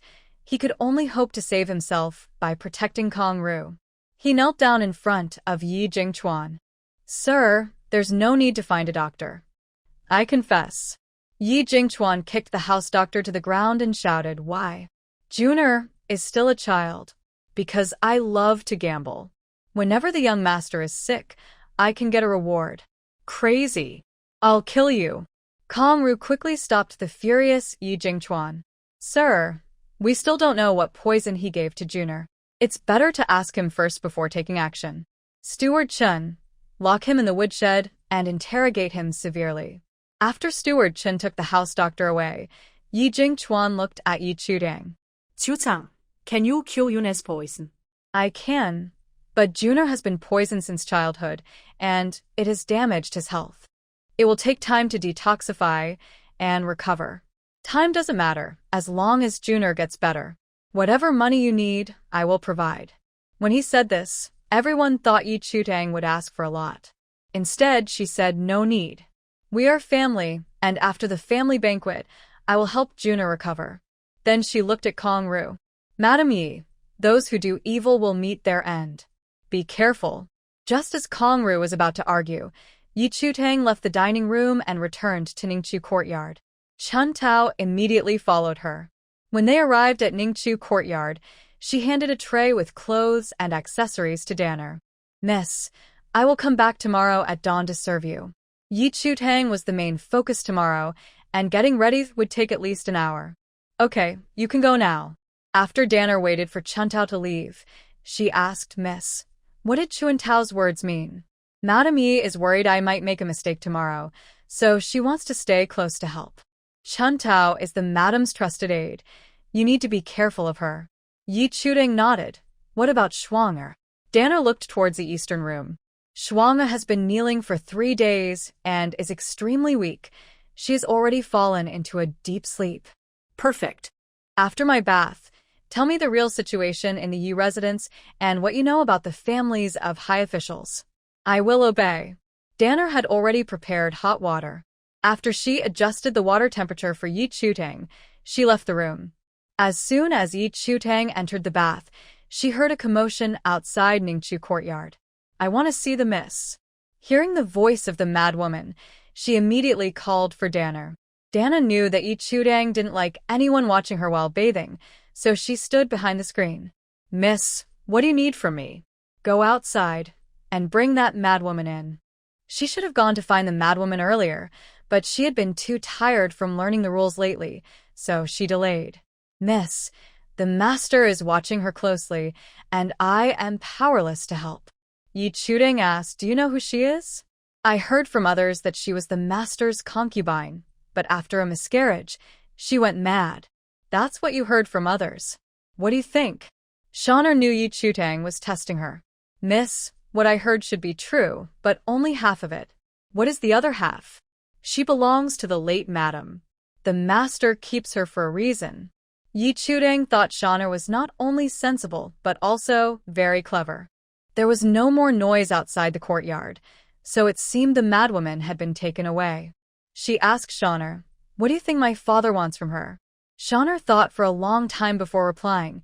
If nothing unexpected happens, it should be the late madam's dowry list. The late madam was a merchant's daughter, without power or influence. The only thing the master could want was her expensive dowry. If he wanted to turn the late madam's dowry into his own, he would have to destroy all the dowry lists. That way, no one would know what the late madam's dowry included. Even if the young lady asked for the entire dowry, the master could deceive her with something of lesser value. Yi Chutang looked at Shaner behind the screen and decided to keep her. From now on, you will stay by my side. If you ever want to leave, I will let you go. She really needed someone who understood the background of this era. Otherwise, with her modern thinking, she wouldn't understand many things. Shaner was overjoyed and immediately knelt down. Thank you, miss, for taking me in. I will serve you, faithfully. I take you in not to take your life. Live well. Only then can you help me. Yes, I will follow your teachings. Mississippi Yi Chutang applied some body wash and said, get up. Where does she live? Shaner stood up, in the Ching Song courtyard at the northwest corner of the minister's residence. Got it. You should wash up too. Let's finish our talk quickly so you can rest. We have a tough battle to fight tomorrow. Yes, Mississippi. Not long after, Yi Chutang finished washing. Shaner, who had quickly rinsed off, came in to tidy up. She ignored the unused soap and placed it neatly away. The bottom of the bath barrel had a drainage hole, allowing the water to flow out directly, so only the barrel needed to be cleaned. After tidying up, she shared everything she knew with Yi Chutang. This went on for an hour. Yi Chutang learned the true situation of the Yi family, the current state of the Beichen kingdom, and some matters concerning important officials in the court. She yawned and said, Danner, you don't need to keep watch anymore. Go sleep in the side room. Yes, Mississippi. After Dana left, Yi Chutang took a short nap. When she woke up, it was the quiet hour of midnight, with only the sound of insects. The lanterns were all extinguished, and the entire minister's residence was in darkness. Yi Chutang got up, put on an outer garment, and went to the Ching Song courtyard where the madwoman lived. To prevent any surprises at tomorrow's homecoming banquet, the minister's residence was heavily guarded. Even the usually 4-person guard at the Ching Song courtyard had only 1 person tonight. The sound of a whip striking flesh echoed. You wretched girl, are you tired of living? How dare you confront the young lady? I'll teach you a lesson. The Ching Song courtyard was secluded, and almost no one came by. Yi Chutang got closer and heard the shouting. Jin Ji was chained and unable to escape the whip, crying out in pain. Woo woo woo, I won't run anymore, please don't hit me, it hurts. Hurt means you'll learn your lesson. Suddenly, the man holding the whip collapsed to the ground, unconscious. Jin Ji was startled and curled up, wanting to look but too afraid to do so. She feared seeing something she shouldn't and being silenced. She hadn't completed the young lady's task, so she couldn't die yet. Yi Chutang pushed open the broken window and jumped into the filthy room. As she passed the man, she pulled out the tranquilizer needle from his neck. Jinji trembled in fear at the approaching footsteps. I'm scared. Please don't come closer. Woo woo woo. She was a mess, crying and sniffling. Yi Chutang squatted down in front of her and gently said, "It's me." Jinji recognized Yi Chutang's voice and looked up in disbelief. Seeing a face that resembled the young lady's, she burst into tears. After a few sobs, she quickly covered her mouth to avoid making noise, fearing to attract the guards. Yi Chutang didn't mind her dirtiness and softly patted her back. "If you want to cry, just let it out. It's okay." Jinji's tears flowed, and she cried with a heart-wrenching sound. After a while, she managed to control her emotions and lowered her hand from her mouth. "Young miss, I finally waited for you to come back." Yi Chutang had already guessed that she was pretending to be mad. Otherwise, she wouldn't have gone to Ningqiu courtyard. "Yes, I'm back. No one will bully you anymore." She found the key on the man and tried to unlock the chains binding Jinji, but was stopped. "Miss, I'm fine. We can't let anyone know you've been to Qingsong courtyard." Yi Chutang ignored Jinji's objections and insisted on unlocking the chains. "Don't worry, I will protect you." Jinji looked at the little miss, who was so different from the young lady, feeling both relieved and heartbroken. The little miss must have endured a lot of suffering to be so fearless in front of the Yi family's troubles. Once the chains were undone, she knelt before Yi Chutang and performed a deep bow. "Servant Jinji, I greet the little miss." Yi Chutang helped her up. "Aunt Jean, you have worked hard all these years." Jinji had endured humiliation for over a decade in the Yi family and deserved her respect. Hearing her title made Jinji want to cry again. "I am useless. I couldn't protect the little miss. I don't deserve your kind words." After saying this, she wiped the dusty stool with her sleeve. But her sleeve was also dirty, and no matter how hard she tried, it wouldn't get clean, making her sweat with worry. Yi Chutang grabbed Jinji's arm. "Aunt Jean, stop wiping. I will take you back to Ningqiuan." "Little miss, the master won't agree. Tomorrow is your big day. I can't cause you any trouble." "That's exactly why he won't dare to stop me tonight." Jinji stood still. "Little miss, wait until tomorrow is over, then I will go with you." Seeing her insist, Yi Chutang didn't push further. "All right, after the family banquet, I will come to get you. Did you want to tell me something tonight?" Jinji nodded quickly. She found a relatively clean dress from the wardrobe and laid it on the stool. "Little miss, please sit." After Yi Chutang sat down, Jinji rolled up her sleeves, revealing her dark and dirty arms. She touched her arm and felt something unusual. When she touched the foreign object, her black nails dug into her skin, tearing off a large piece of flesh. "Don't be afraid, little miss, it's fake skin." Inside the fake skin was a dowry list that Yi Jingchuan had searched for 15 years, along with Tang Wanning's letter. After handing these items to Yi Chutang, she faced the direction of Tang Wanning's grave and bowed 3 times deeply. "Miss, I have fulfilled my duty." After Yi Chutang carefully stored the delicate dowry list, she opened the letter. The fake skin was well sealed, and the paper of the letter looked as good as new. The handwriting was neat, but the strokes were somewhat disconnected, indicating it was written at the end of life. "Chewer, Mother cannot be there to watch you grow up. The only thing I can leave you is a life of wealth, so please take care of the dowry. Mother is going to find your brother. I hope you are safe and sound, living without worries." Though the words were few, they were filled with regret and longing. After reading the letter, Yi Chutang asked Jinji, "Aunt Jean, do I have a brother?" Yes, the young lady was pregnant with twins, but she had a premature birth due to unfortunate circumstances. The young master was stillborn, and the young lady was in critical condition. Thankfully, Dr. Xue helped and turned the situation around. "Where is my brother buried?" Upon hearing this, Jinji's tears fell again. Back then, Yi Jingchuan's career was particularly smooth due to Tang Wanning's financial support. At that time, Kong Qingyuan, who was still the Minister of Justice, intended to marry his legitimate second daughter to him as a secondary wife. Tang Wanning loved Yi Jingchuan and was newly pregnant, so she did not agree.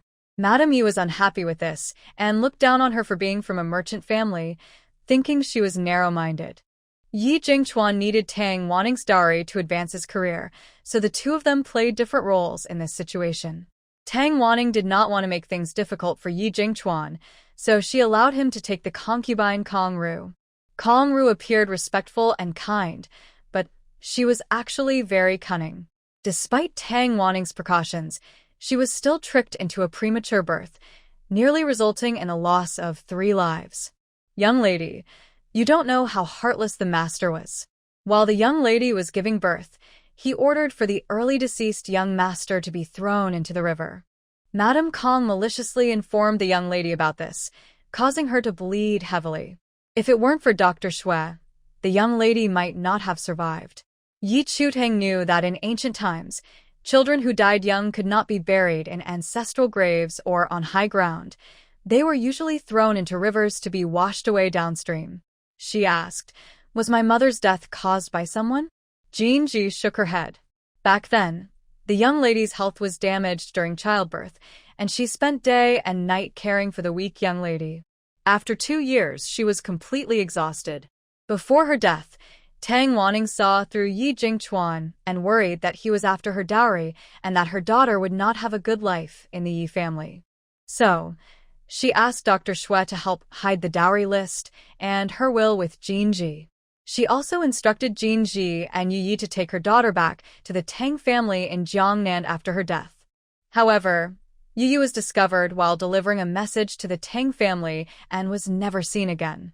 Jean Ji was also captured by Yi Jingchuan, who forced her to hand over the dowry list. When she refused, he coerced her into becoming pregnant, hoping to use the child to make her talk. As a result, she had a miscarriage and pretended to be mad for 15 years to cope with the loss. After hearing everything, Yi Chutang solemnly promised, "Aunt Jean, don't worry. I will avenge my mother and brother."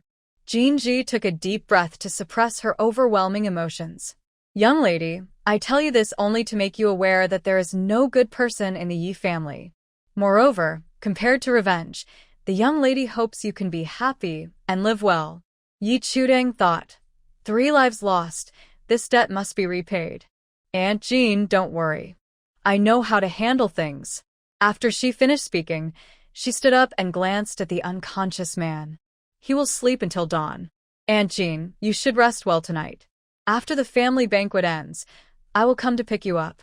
"Okay, I will wait for you, Mississippi." As Yi Chutang jumped out of the window, Jean Ji whispered softly, "Miss, I am grateful to see you and tell you about the past. I have no regrets in this life." With that, she rushed toward the wall. Yi Chutang, with her keen hearing, caught Jean Ji's whisper. She quickly turned around, broke through the window, and stopped Jean Ji just in time. Jean Ji, who had given up on life, seemed dazed after being saved. After a while, she regained her senses and looked at the serious Yi Chutang. "Miss, you shouldn't have saved me." She had long wanted to die, surviving only to fulfill her mistress's wishes. Now that her task was complete, she felt it was time to join her mistress. Yi Chutang tightly grasped Jean Ji's arms, looking at her earnestly. "Aunt Jean, dying is easy, but my mother would want you to live and take care of me." Jean Ji couldn't meet Yi Chutang's eyes, her voice choked with emotion. "I am unworthy and dirty."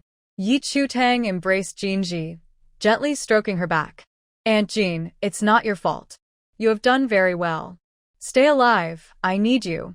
I need you." Hearing this, Jean Ji trembled, her eyes filled with tears. "As long as you need me, I would face any danger." Seeing Jean Ji's hope for living, Yi Chutang released her. "Good. Don't do anything foolish again, or even if you go underground, my mother won't meet you. I will listen to you, Mississippi." After saying this, Jean Ji looked at Yi Chutang's soiled clothes with guilt. "Miss, when you return, you will have to clean them." "That's fine, Aunt Jean. You should rest early. I will take my leave." The next day at dawn, the sky began to lighten, and the entire minister's residence seemed shrouded in a thin mist. The servants had already started their busy work, cleaning the residence until it sparkled. The kitchen was also preparing food for the banquet, bustling with activity. Chun Tao arrived at Ning Chu courtyard on time. Hearing that Yi Chudang had not yet risen, a frown appeared on her face. It's getting late. If the young lady doesn't get up soon, she might not have enough time to get ready. Dan Er smiled and said, "The young lady is naturally beautiful. Even without makeup, she can outshine everyone." Chun Tao couldn't argue with that. Thinking of her lady's instructions, she pulled Dan Er aside and handed her a small pouch. "Follow my lead and find a chance to give this to the young lady." Daner had long guessed that Kong Ru would not easily back down. However, she did not expect that Kong Ru would disregard the young master's safety and still choose to act against the young lady. "You know very well that the young lady understands medicine and poison, yet you want me to take action. Isn't that pushing me into danger?" The lady said that if you succeed, the young master will take you as a concubine. Daner was not interested in the promises Kong Ru made, but she did not show it. "Understood, I will do my best." Chun Tao mockingly glanced at the naive Daner and gave her a push. "Hurry up and wake the young lady." Daner did not listen to Chun Tao. After preparing everything Yi Chudang needed, she went to call her. "Young lady, it's past the hour, time to get up." Yi Chudang had returned from Chingsong courtyard last night, took a bath, and only rested in the early hours. She was very tired now and did not want to move at all. But she knew she could not stay in bed today and needed to present herself in the best condition to everyone. "Daner, go fetch a basin of cold water." After washing her face with cold water, Yi Chudang felt completely awake. Daner placed the medicine package in front of Yi Chudang. "Young lady, this is from Chun Tao. She asked me to give it to you after reading her expression." Yi Chudang opened the paper package and smelled the white powder. "It's an aphrodisiac." After saying this, she wrapped the medicine back up and returned it to Daner. "You follow orders, I have my own plans." "Yes, young lady." Daner tucked the medicine package into her sleeve and called Chun Tao in to help Yi Chudang get ready. An hour later, sunlight streamed through the window, casting a golden glow on the floor. Yi Chudang looked at herself in the mirror and could hardly recognize her reflection. With delicate features, arched brows, and red lips, she was both dignified and charming, stunningly beautiful. She picked up an eyebrow pencil and angled her brows upward for a sharper look. The layers of her bright red dress gave off an ethereal vibe. The intricate embroidery of the begonia flowers in gold and silver thread was vivid and emitted a pleasant fragrance. It was clear that a lot of effort had gone into this outfit. Daner was mesmerized. The young lady is truly a fairy among people, unmatched by anyone. Chun Tao sincerely agreed. After today, the number of young masters wanting to marry the young lady will surely be countless. Yi Chudang replied lightly, "Is it time for breakfast?" "Young lady, for the sake of your figure, it's best not to have breakfast." "Chun Tao, do you want me to faint at the homecoming banquet?" "I wouldn't dare. I will go to the kitchen right away to get breakfast for you." After finishing breakfast, Yi Chudang headed to the front courtyard. She heard the servants discussing that the family doctor had escaped last night. This outcome was expected by Yi Chudang. Kong Ru was the one who caused Yi Anjuan's illness, and if the family doctor was not released, she would also be implicated.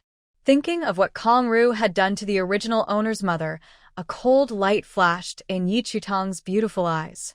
If she had known about the past sooner, she would have kept the family doctor under her control.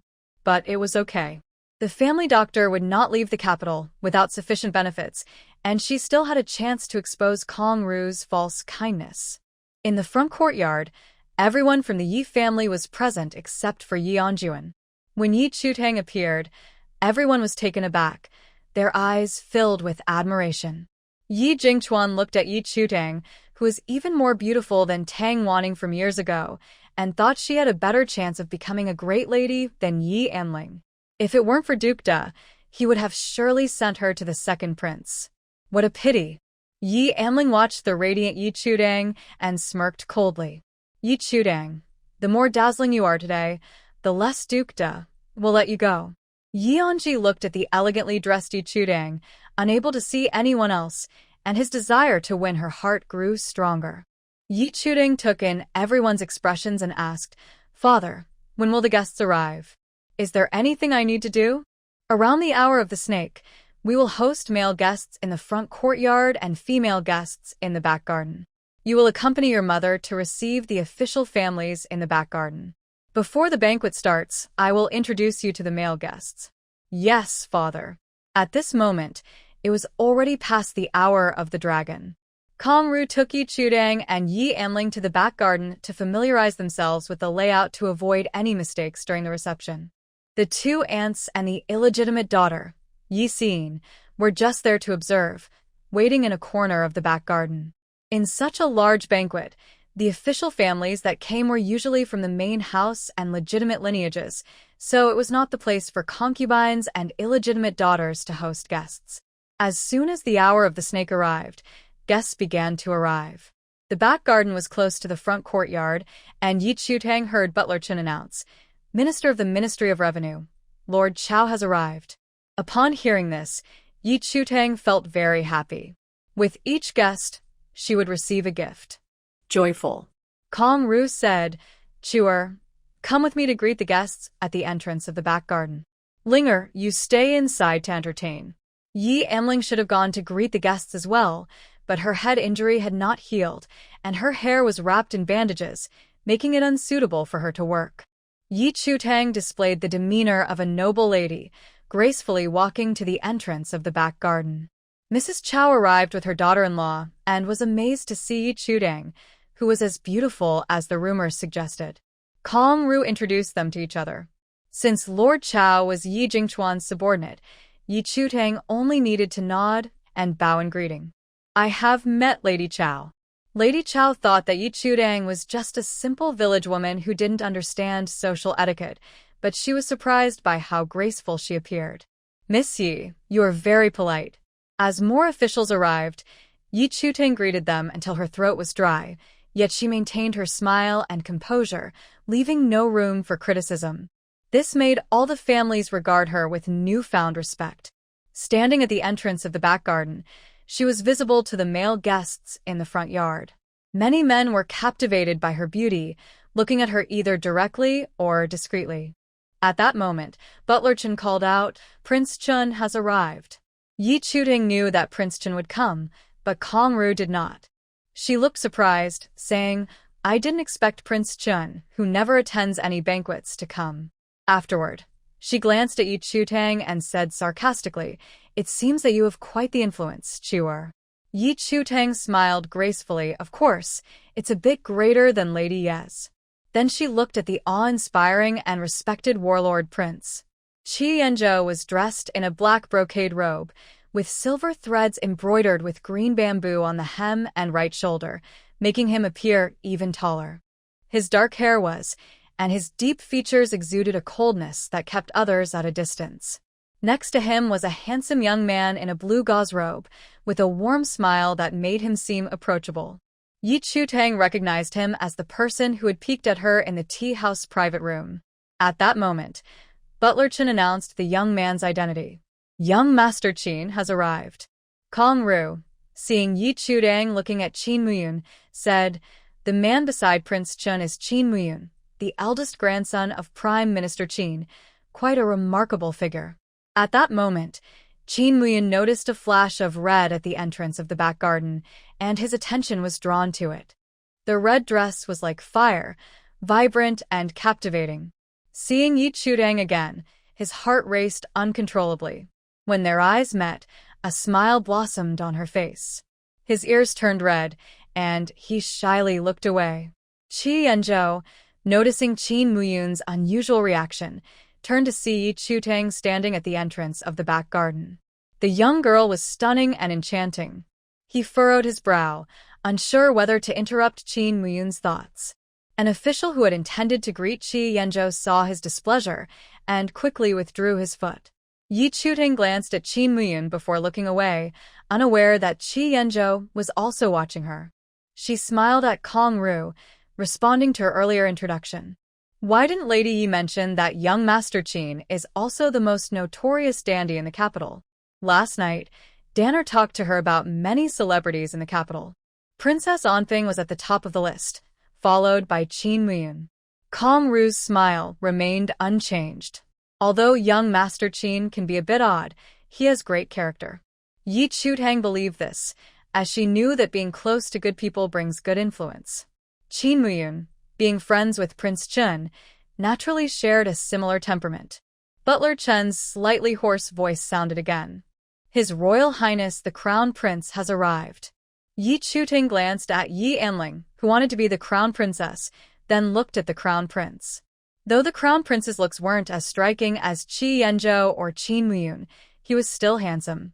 His royal demeanor added to his charm. Kong Ru lowered her voice to warn, "Don't set your sights on the Crown Prince. The Empress doesn't think highly of Linger, so she won't think highly of you either." Ye Chantang vitrey her gaze. Don't worry, I'm not that picky. Whoever she liked, she wouldn't consider someone who mistreats common people and soldiers. Kong Ru suppressed the urge to roll her eyes. It's best that way. Master Da has arrived. With Butler Chen's shout, all the men who had been watching Yi Chutang shifted their gazes away. No matter how charming a beauty is, life is more important. Everyone stepped forward to greet him, showing even more respect than they did for the Crown Prince. "We greet Master Da." Yi Chutang found it somewhat amusing. A group of high-ranking officials flattering a scheming was simply ridiculous. Kong Ru noticed Yi Chutang's disdainful expression and said with a headache, "Chutang, you mustn't be disrespectful to Master Da." "What should I do? He came empty-handed, and I only treat gift-givers politely. In Beichen, the only one who can make Master Da give gifts is the Emperor. Don't cause trouble." Yi Chutang's eyes suddenly became sharp. "Don't worry, if no one wrongs me, I won't wrong anyone." Seeing her like this, Kong Ru felt that something big might happen today, and she felt a headache coming on. "The guests have all arrived. Come with me to greet the ladies." There was still nearly an hour until the lunch banquet. Guests gathered in small groups to admire the flowers, chatting about family matters and the latest news from the capital. When Princess Anfeng saw Yi Chutang approaching, she deliberately said, "Since we're all free, let's play a game of flying flower orders." She wanted everyone to know that this country girl was nothing but a pretty face. Kong Ru didn't want Yi Chutang to embarrass herself, as she represented the Shangsefu's reputation. "Princess." Before she could refuse, Yi Chutang agreed. "Sure, I grew up in the countryside and haven't seen the talents of the capital's young ladies. Today I'll have a look." The Princess Anfeng had ill intentions, saying Miss Yi, as today's host, cannot just watch. You must lead the fun. "Of course, let's write poems inspired by the flowers in the garden, shall we?" When she said this, everyone looked at Yi Chutang in surprise. Not only writing poems but also calligraphy? Was she planning to embarrass herself twice? Seeing Yi Chutang digging her own grave, Princess Anping was happy to oblige. "That's a great idea. Lady Yi, please prepare the writing tools." Kong Ru thought Yi Anling would surely win, so she didn't care if Yi Chutang embarrassed the Shang's residents. She immediately asked Xiuhong to get ready. Yi Chutang said just writing poems isn't interesting. Why not have everyone add something extra as a prize for the winner? Her mind was filled with countless tang and song poems, all timeless masterpieces, making it easy to win against these young ladies. Such a great opportunity to earn money couldn't be missed. Princess Anfeng smiled and said, "What Missy said is exactly what I had in mind." Then, she took off a gold hairpin from her head and placed it on the stone table in the pavilion. "This is my contribution." Being of the highest status, after she took the lead, the other noble ladies began to remove their jewelry. Jade hairpins, hair ornaments, jade pendants, pearl chains, earrings. The table was soon piled high with valuable items. Even Princess Anping felt a bit envious upon seeing it. Yi Anling looked at the jewelry she was about to collect, feeling pleased. Soon, Kong Ru had 2 tables set up in the pavilion. On the tables were high-quality writing tools. The Princess Anping, dressed in golden attire, raised an eyebrow at Yi Chutang. "Host, you start." Yi Chudang slightly bowed to everyone. As a newcomer to the capital, I am not familiar with the rules of the game, so I ask my sisters to demonstrate first. A girl in a light pink dress stepped forward. I will show my humble skills. With that, she knelt on the cushion in front of the table and picked up the brush. In April, the southern winds turn the barley yellow, while the jujube flowers have not fallen and the paulownia leaves grow long. Note: Lychee sending Chinjiangfu. The wheat had just been harvested, and this poem was fitting. The handwriting was elegant and of good quality. Princess Onping glanced at the scenery in the back garden, her gaze landing on the fiery red pomegranate flowers. Scattered mountain pomegranates deeply reflect the leaves. Red clouds lightly touch the azure sky. Note: Yuanjun's pomegranate flower. The writing matched her wild personality and was also of good quality. The other noble ladies joined in, with the best being of average quality. Soon, only Yi Chutang and Yi Anling were left. Princess Onping looked at Yi Chutang. Miss Yi, it's your turn. Miss Yi is the most talented girl in the capital. She should go first. Yi Anling did not hold back as she knelt in front of the desk. Only the peony truly stands out, moving the capital when it blooms. With beautiful regular script, her writing was elegant and of high quality. Princess Onping raised an eyebrow at Yi Chudang with pride, as expected of Anling. Your skills make everyone else bow down. With such talent displayed, the village woman was bound to feel embarrassed. Miss Yi, do you still want to make excuses to decline? Yi Chudang smiled and replied, no need. She then approached the desk, bent down, and picked up the brush. In the deep courtyard, summer seats are clear. Pomegranates bloom brightly through the curtains. In terms of poetry, it may not match Yi Anling's grandeur, but the imagery was excellent, making it hard to judge which was better. However, her writing surpassed Yi Anling's by more than 10 times. She used 5 different styles for the 2 lines of poetry, with each character unique. Any single character could be considered a masterpiece. Yi Chutang straightened up and showed her completed poem to all the ladies present. Finally, the paper rested in front of Princess Onping. Princess, what do you think of my poem and writing? Even if Princess Onping wanted to favor Yi Anling, she couldn't say that Yi Chutang's writing was poor. As long as one had eyes, it was clear who was superior. Looking at the smiling Yi Chutang, she realized she had been tricked. So many flowers, yet she chose to write about pomegranates just to humiliate her. Miss Yi, you truly keep your talents hidden. I admire you. As soon as she said this, everyone began to praise Yi Chudang. I didn't expect Miss Yi to be so talented. The rankings of talented ladies in the capital need to be changed. Just this one piece of writing surpasses many noble ladies. Not to mention women, even the top scholar Song Jingning might not compare. The title of the capital's top talented lady should be reassigned, right? At this, everyone turned to look at Yi Anling. The smile on Yi Anling's face stiffened. She couldn't find words to praise Yi Chudang, nor could she belittle herself. Kongru stepped in to ease the tension. Whether it's Chutang or Ling, both bring honor to the minister's residence. A close friend of hers immediately chimed in. That's true. Both daughters are accomplished. Lady Yi is truly fortunate. After Yi Chudang let the compliments finish, she looked at the rewards on the stone table. Princess, these are all mine, right? Princess Onping reluctantly nodded. Miss Yi has won first place, so the rewards naturally belong to you. Kong Ru instructed the maid to collect the rewards and send them to Ningqiuan. The Princess Onping looked at the smiling Yi Chutang and wished she could tear her face apart. Unwilling to accept defeat, she wanted to challenge her again with musical instruments. She couldn't believe that Yi Chutang could do everything.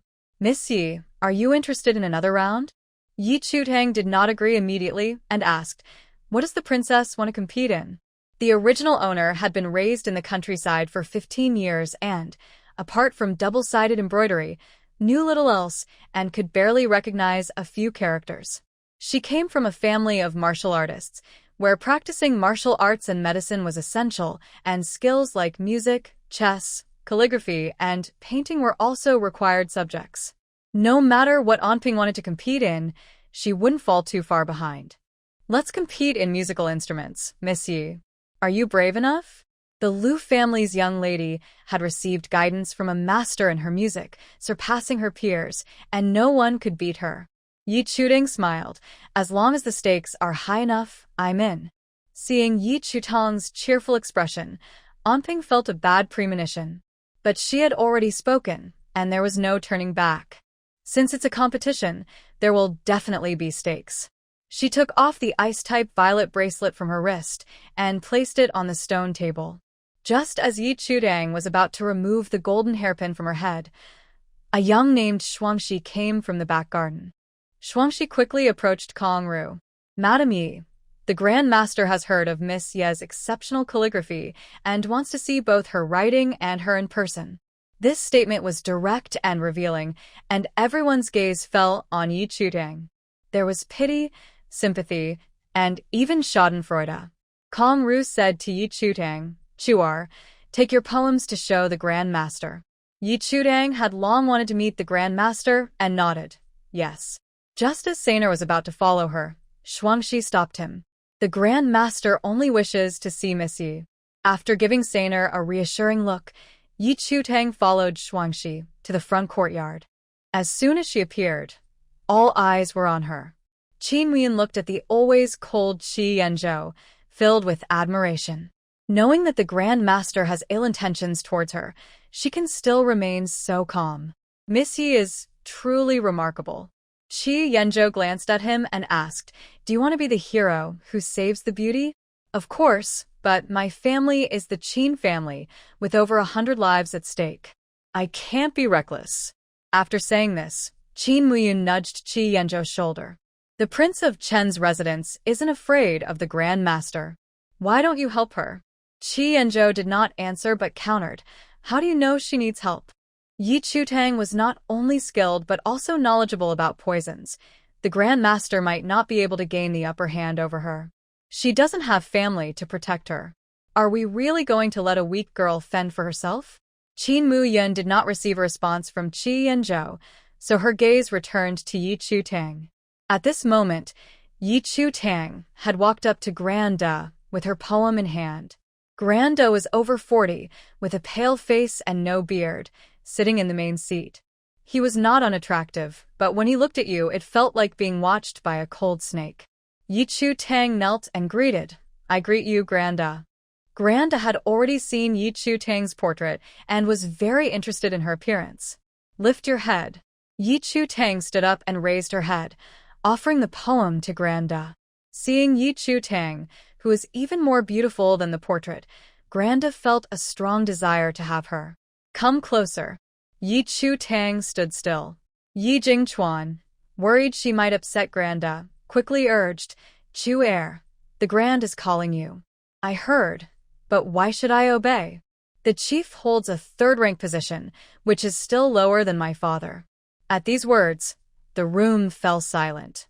Although Yi Chutang spoke the truth, in front of a favored courtier who could influence the emperor, rank did not matter much. Yi Jingchuan felt a wave of panic and quickly explained for her. Grand, please forgive her.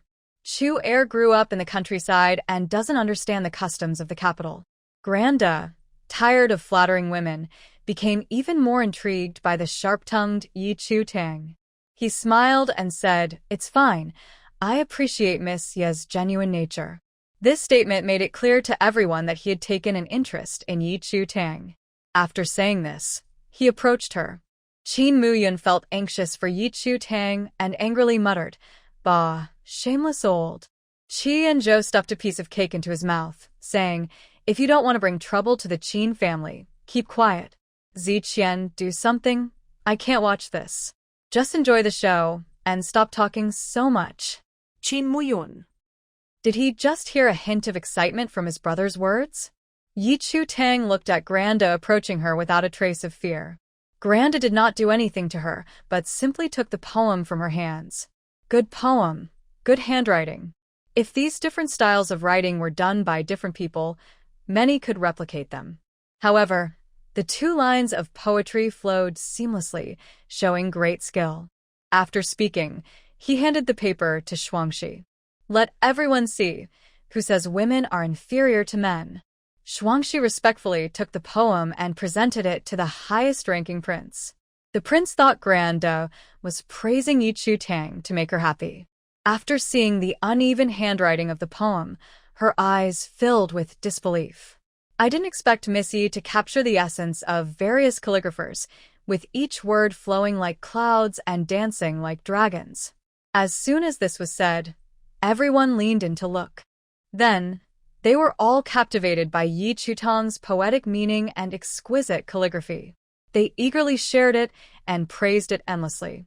When the poem reached Qi Yanzhou, the steward asked, "May I ask who taught Miss Yi her calligraphy?" Yi Chu-tang replied, "I learned it on my own." Everyone was speechless. So, what did that make their expensive lessons with famous teachers? The steward asked, "Could I request a piece of your work, Miss Yi?" 10 taels of gold for one piece. I can write as many as you want. Everyone was shocked. How bold to ask the steward for money. The steward looked at Yi Chu-tang, who seemed full of thorns, and his smile deepened.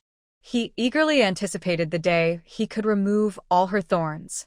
So, he took off the imperial green ring from his thumb and handed it to Yi Chu-tang. "I didn't bring any silver today, but this ring is worth more than 10 gold. Would that be acceptable?" Yi Jingchuan was about to refuse, but Yi Chu-tang took the ring. "I'm not losing anything, so of course it's fine." After saying that, she looked at Yi Jingchuan, who was turning green with anger. "Father, please prepare the brush, ink, paper, and inkstone." Yi Jingchuan, furious at Yi Chu-tang's troublemaking, had to comply due to the steward's presence. As he sent someone to prepare, Yi Chu-tang asked the steward, "What would you like me to write? And in what style?" "As long as it's written by Miss Yi, I'll be happy with anything."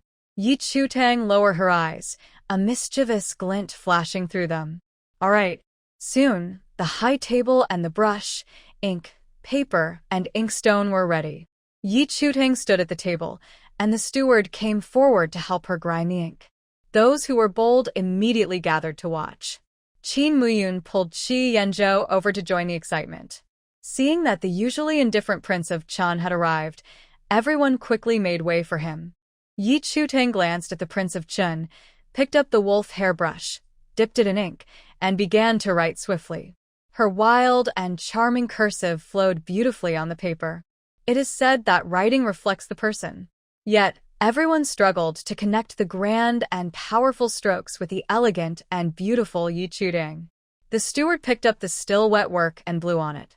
He initially wanted to read the poem aloud, but since he couldn't read cursive, he had to give up. Someone noticed the steward's intention and quickly read it aloud. "Fireflies. How fortunate that fireflies emerge from decayed grass, daring to fly near the sun. Though I am not yet worthy to approach the scrolls, I can sometimes sprinkle light on a guest's clothing. The wind gently parts the small curtains, and the rain softly brushes against the trees. In October, the heavy frost falls. Where will the drifting leaves return?" Hearing this, Duke De felt somewhat confused and asked, "Why did Miss Yi think of writing about fireflies?" Of course, it was a reference to Du Fu's satire on the corrupt Li Fugua, aimed at you, the power-hungry. But Yi Chu-tang would never say that out loud. "Last night, I saw fireflies and thought of this poem. Are you not satisfied, Duke De?" "I am satisfied. I will treasure it well." Although Qin Muyun was a bit of a dandy, he was quite talented. He sensed that Yi Chu-tang's poem was profound but could not grasp its true meaning. So, he mustered the courage to ask, "Would Miss Yi consider writing a piece for me as well?" Seeing Qin Muyun's ears turning red, Yi Chu-tang nodded, "Just pay me." Yi Jingchuan noticed Duke De was unhappy and quickly said, "Young Master Qin, I apologize, but it's time for lunch." Though Qin Muyun felt regret, he did not insist. "All right, I will seek Miss Ye's work another time." As everyone began to disperse, when Yi Jingchuan instructed the servants to clear the table, Qi Yanzhou suddenly spoke up. "Minister Yi, I also wish to have a piece from Miss Yi." He took off a jade pendant from his waist and handed it to Yi Chu-tang. "Miss Yi, this pendant is worth more than 10 gold coins." Yi Jingchuan realized that Prince Qin was challenging Duke De. He couldn't let Yi Chutang write or refuse to write, and he began to sweat nervously. Chuer, what do you think? Yi Chutang glanced at her cowardly father, then pushed the jade pendant away. Everyone expected her to refuse Prince Chun, but instead, Your Highness, you have achieved great military success, reclaiming the southern borders and saving countless lives. It is an honor for a common girl like me to have you appreciate my poetry. Please take back the pendant. This statement was a clear slap in Duke Da's face. Yi Jingchuan felt his vision darken with anger. This rebellious daughter wouldn't be satisfied until she ruined the Yi family.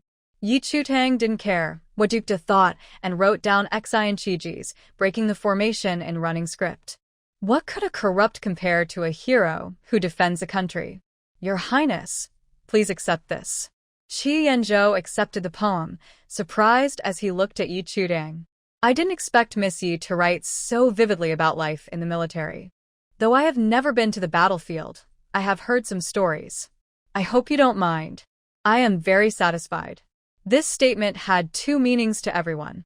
One was satisfaction with the poem, and the other was satisfaction with Yi Chutang. Is the Prince of Qin trying to compete with Duke Da for people? Yi Jingchuan didn't understand why the Prince of Qin was causing a stir. It was overwhelming for him. He was worried about a potential conflict over women, so he quickly instructed his servants to move the table and prepare for the banquet. Chuer, you go back to the back garden first. Wait until the banquet is ready, and I will come to get you, he said. Ye Chantang notet, okay. After she left, Duke Da looked at Qi Yanzhou. I didn't expect the Prince of Qin, who is skilled with weapons, to also enjoy the arts. Duke Da, have you forgotten that before I was valued, I was also a dandy? The Qi family was a founding military family of the northern Qin kingdom, granted the title of a different surname king with a national title Qin, inheritable and never to be revoked. As the country stabilized, the royal family began to distrust the armed Qi family, even secretly plotting against them. This led to a decline in the Qi family's descendants, passing down only through one line. To protect the Qi family, Qi Yanzhou's grandfather voluntarily relinquished military power. After his father inherited the title, he indulged in pleasures, living as a carefree prince. In Qi Yanzhou's generation, the eldest son Qi Shuyan pursued a scholarly path and became an official in a harsh land. As the second son, he was raised as a dandy from birth. With youthful ambition, he became a prominent figure in the capital. If it weren't for the year he turned 14, when he unexpectedly revealed his martial skills while saving someone, he would not have been valued by the emperor. His reputation as a dandy surely surpassed that of Qin Muyun. Duke Da looked at Qi Yanzhou, who should have died early, with a forced smile. I naturally remember a thing or two about the prince's past romances. Qi Yanzhou raised an eyebrow. I heard that Duke Da plans to marry Miss Yi as a match. Is that true? The crown prince clenched his fists upon hearing this. He truly liked Yi Anling, but loved the kingdom even more. Duke Da smiled, holding his delicate fingers to his lips, but did not answer. Yi Jingchuan saw the tense atmosphere between the two and shouted, "Let's begin the banquet." The maids and servants quickly set the tables and served the dishes, easing the tension. Guests sat at tables of 8 according to their ranks and relationships. Once everyone was seated, Yi Jingchuan brought Yi Chutang forward and formally introduced her. This is my daughter, Yi Chutang. Due to her poor health. Yi Chutang rolled her eyes secretly, feeling that Yi Jingchuan was taking too much credit for her accomplishments. Unable to listen any longer, she interrupted Yi Jingchuan's lengthy speech. Father, everyone knows what kind of life I had in the countryside. The way I turned out has nothing to do with you, so please stop trying to take credit. It's quite embarrassing. Ye Jingchuan. Can he slap this troublesome girl away? Yi Chutang looked at Yi Jingchuan's unpleasant expression and felt happy. Dad, the Duke said I am honest, so you won't blame me for being too straightforward, right? Isn't he fond of flattering the old? Then let him taste something unpleasant. Yi Jingchuan suppressed his anger, cleared his throat to ease the awkwardness, and changed the subject. Chuer, everyone is here for you today, so you should toast them. A maid, under pressure, brought wine to Yi Chutang. Yi Chutang didn't hesitate and raised her glass. I'll drink first as a toast.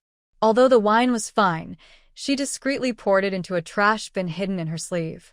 Seeing Yi Chutang behave, Yi Jingchuan sighed in relief.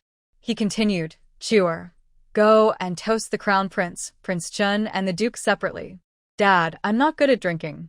If you don't mind me getting drunk and making a scene in front of everyone, I will. Yi Jingchuan. What on earth did he raise? If the three nobles don't mind, you can use tea instead of wine. Yi Chutang quickly shifted the blame. Crown Prince, Prince Chun, Duke, my dad wants to know if you mind me using tea instead of wine? The three looked at the intentionally playful Yi Chutang and spoke in unison. We don't mind. Yi Chutang walked to the table and served tea to the three of them. After serving, she returned to the back garden. The Duke watched her graceful figure with great interest. When Yi Jingchuan came over to toast, he hinted, Minister Yi has truly raised a good daughter. Chewer grew up in the countryside, free-spirited, and as long as she doesn't annoy the Duke, that's good. Many noble girls in the capital are very formal. It's rare to see someone so genuine. I am quite pleased. Thanks to the Duke for not minding. It is Chewer's fortune. Qin Muyun felt a bit nauseous hearing this. Just as he was about to speak up for Yi Chutang, Qi Yanzhou stuffed a pig's trotter into his mouth. Don't rush. The best part is yet to come. Qin Muyun had followed Qi Yanzhou since childhood and listened to him in everything. But this time, with Yi Chutang surrounded by wolves, he couldn't just sit back and watch. Ziqian, I want to read a fortune for Miss Yi. Can you help me block? Qin Muyun was a young master and also a disciple of the Imperial Astronomical Bureau. He had a talent for astrology and fortune-telling but rarely offered readings. Revealing too much destiny could harm his own luck and even invite misfortune. Qi Yanzhou looked at Qin Muyun seriously. Are you interested in her? Usually, Qin Muyun could tell if someone was facing difficulties by looking at their appearance. However, if he cared too much about a person, his judgment might be affected, leading to inaccurate results. But using coins for divination was more objective. As long as he focused, the results would be accurate. Qin Muyun did not deny it, yes. He was initially captivated by Yi Chutang's beauty, but today he was moved by her talent and character. Qi Yanzhou asked again, what if she is not interested in you? Being interested is my own matter. It has nothing to do with her.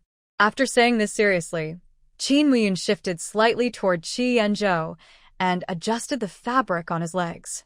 Then he took out 3 coins from his pocket and tossed them onto his clothing. He threw them 6 times in total. The result of the divination, there would be surprises but no danger. He sighed in relief, put the coins back in his pocket, and waited to see what would happen. Yi Chutang, who had left the front yard for the back garden, was unaware of this little incident.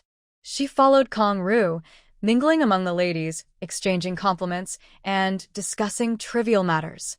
After greeting all the ladies, she returned to the dining table, feeling quite exhausted. At that moment, Shaner handed Yi Chutang a cup of fragrant flower tea. Seeing the subtle look in her eyes, Yi Chutang realized the tea had been tampered with. The aroma and sweetness masked the taste of the drug. She picked it up and drank it directly, saying, "Give me another cup."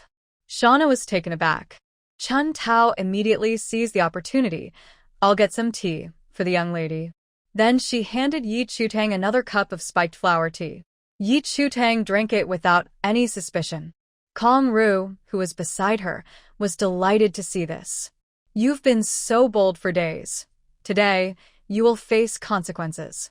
Chewer, you've worked hard today. Have something to eat." As she served Yi Chutang some food, she purposely knocked over the rib soup that he had just served her. The soup splashed onto Yi Chutang's skirt. "Oh no! Chewer, are you burned?" Yi Chutang looked at Kong Ru's poor acting and stood up to tug at the oily hem of her skirt. A frown appeared on her face. "Why is Madame Yi so careless?" "It's my fault.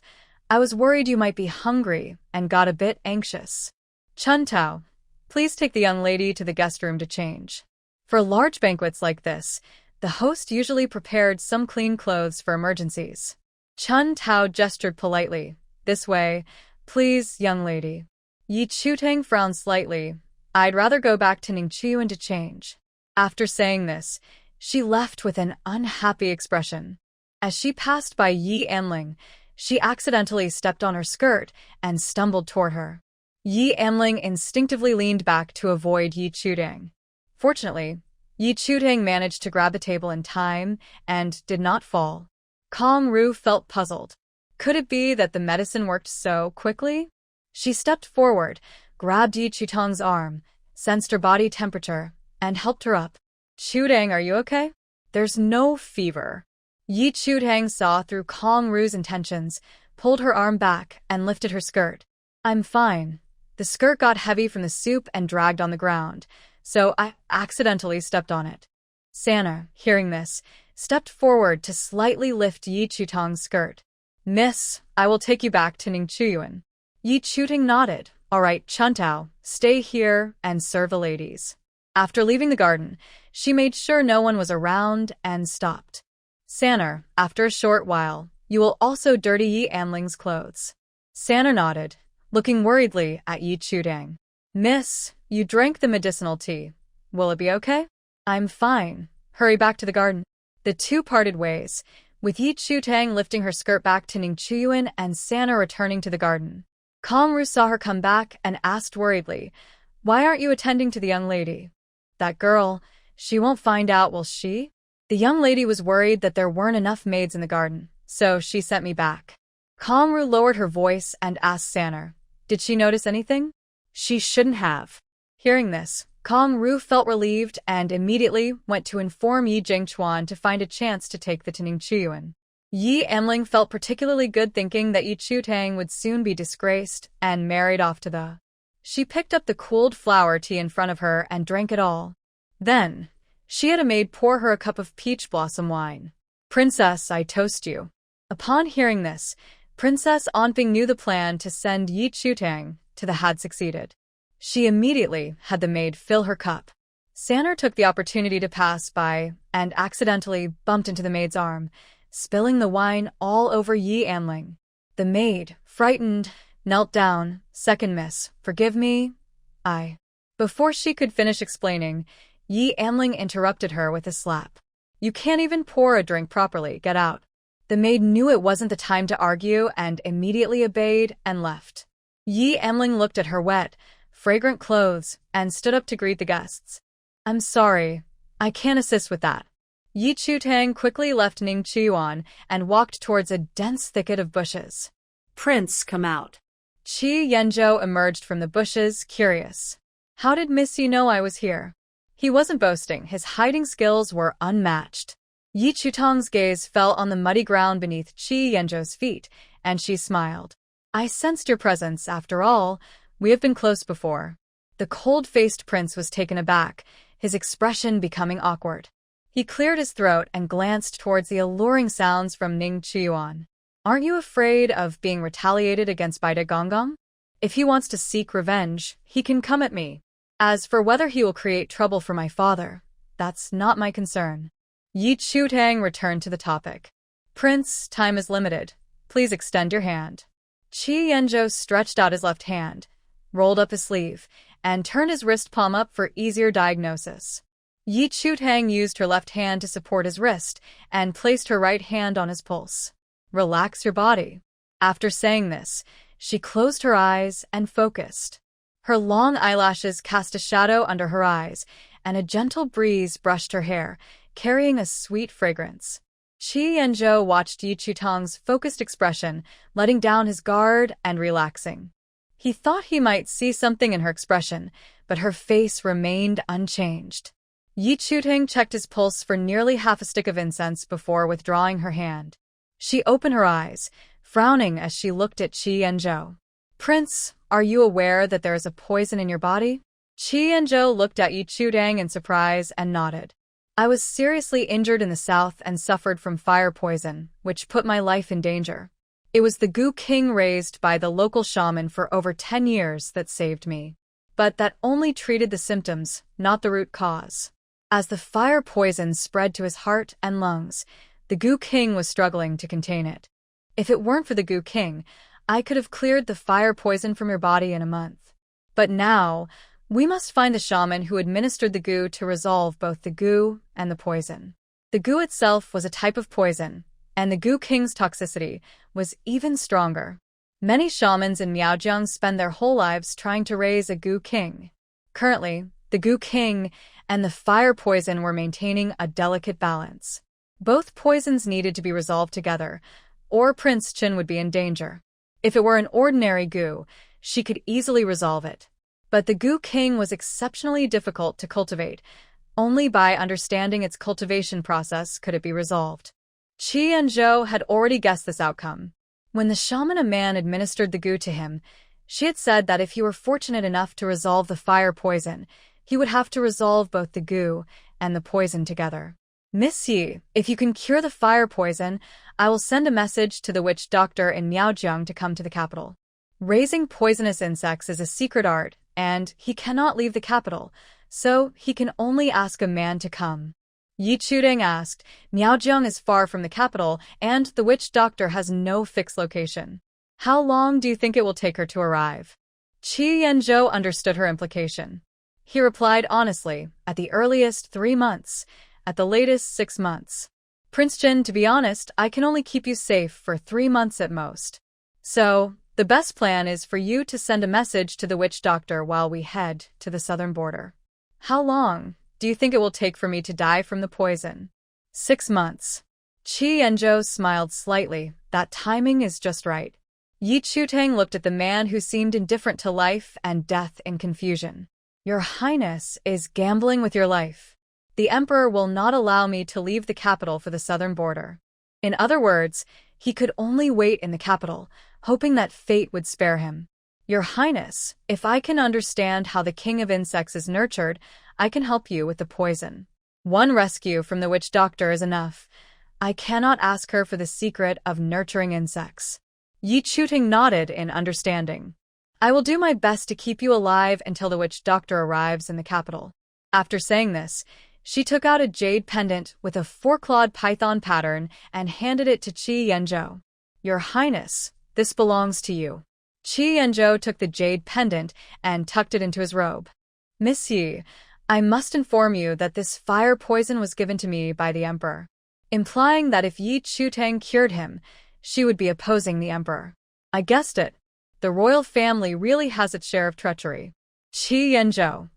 This Miss Yi truly dares to say anything. Be careful. Walls have ears. Yi Chutang was not foolish. She made sure no one was around before speaking frankly. Just as she was about to discuss the timing for the antidote with Qi Yanzhou, she heard a large group approaching Ning Qiuan. Your Highness, send me a message in 10 days, and I will come to find you to start the antidote. All right. Before leaving, Qi Yanzhou said, if Miss Yi needs help, just come to me directly. Yi Chutang actually had something she needed help with from Prince Chen. Could you provide me with a detailed layout of the palace? If De Gonggong dared to covet her, he would pay a heavy price. Qi Yanzhou hesitated for a moment before nodding. Sure. As soon as possible. I need it urgently. The layout will be delivered to you before the family banquet ends. Okay, Your Highness, hurry. After Qi Yanzhou left, Yi Chutang returned to Ning Qiuan. She heard Yi Anling's painful cries and opened the window to take a look.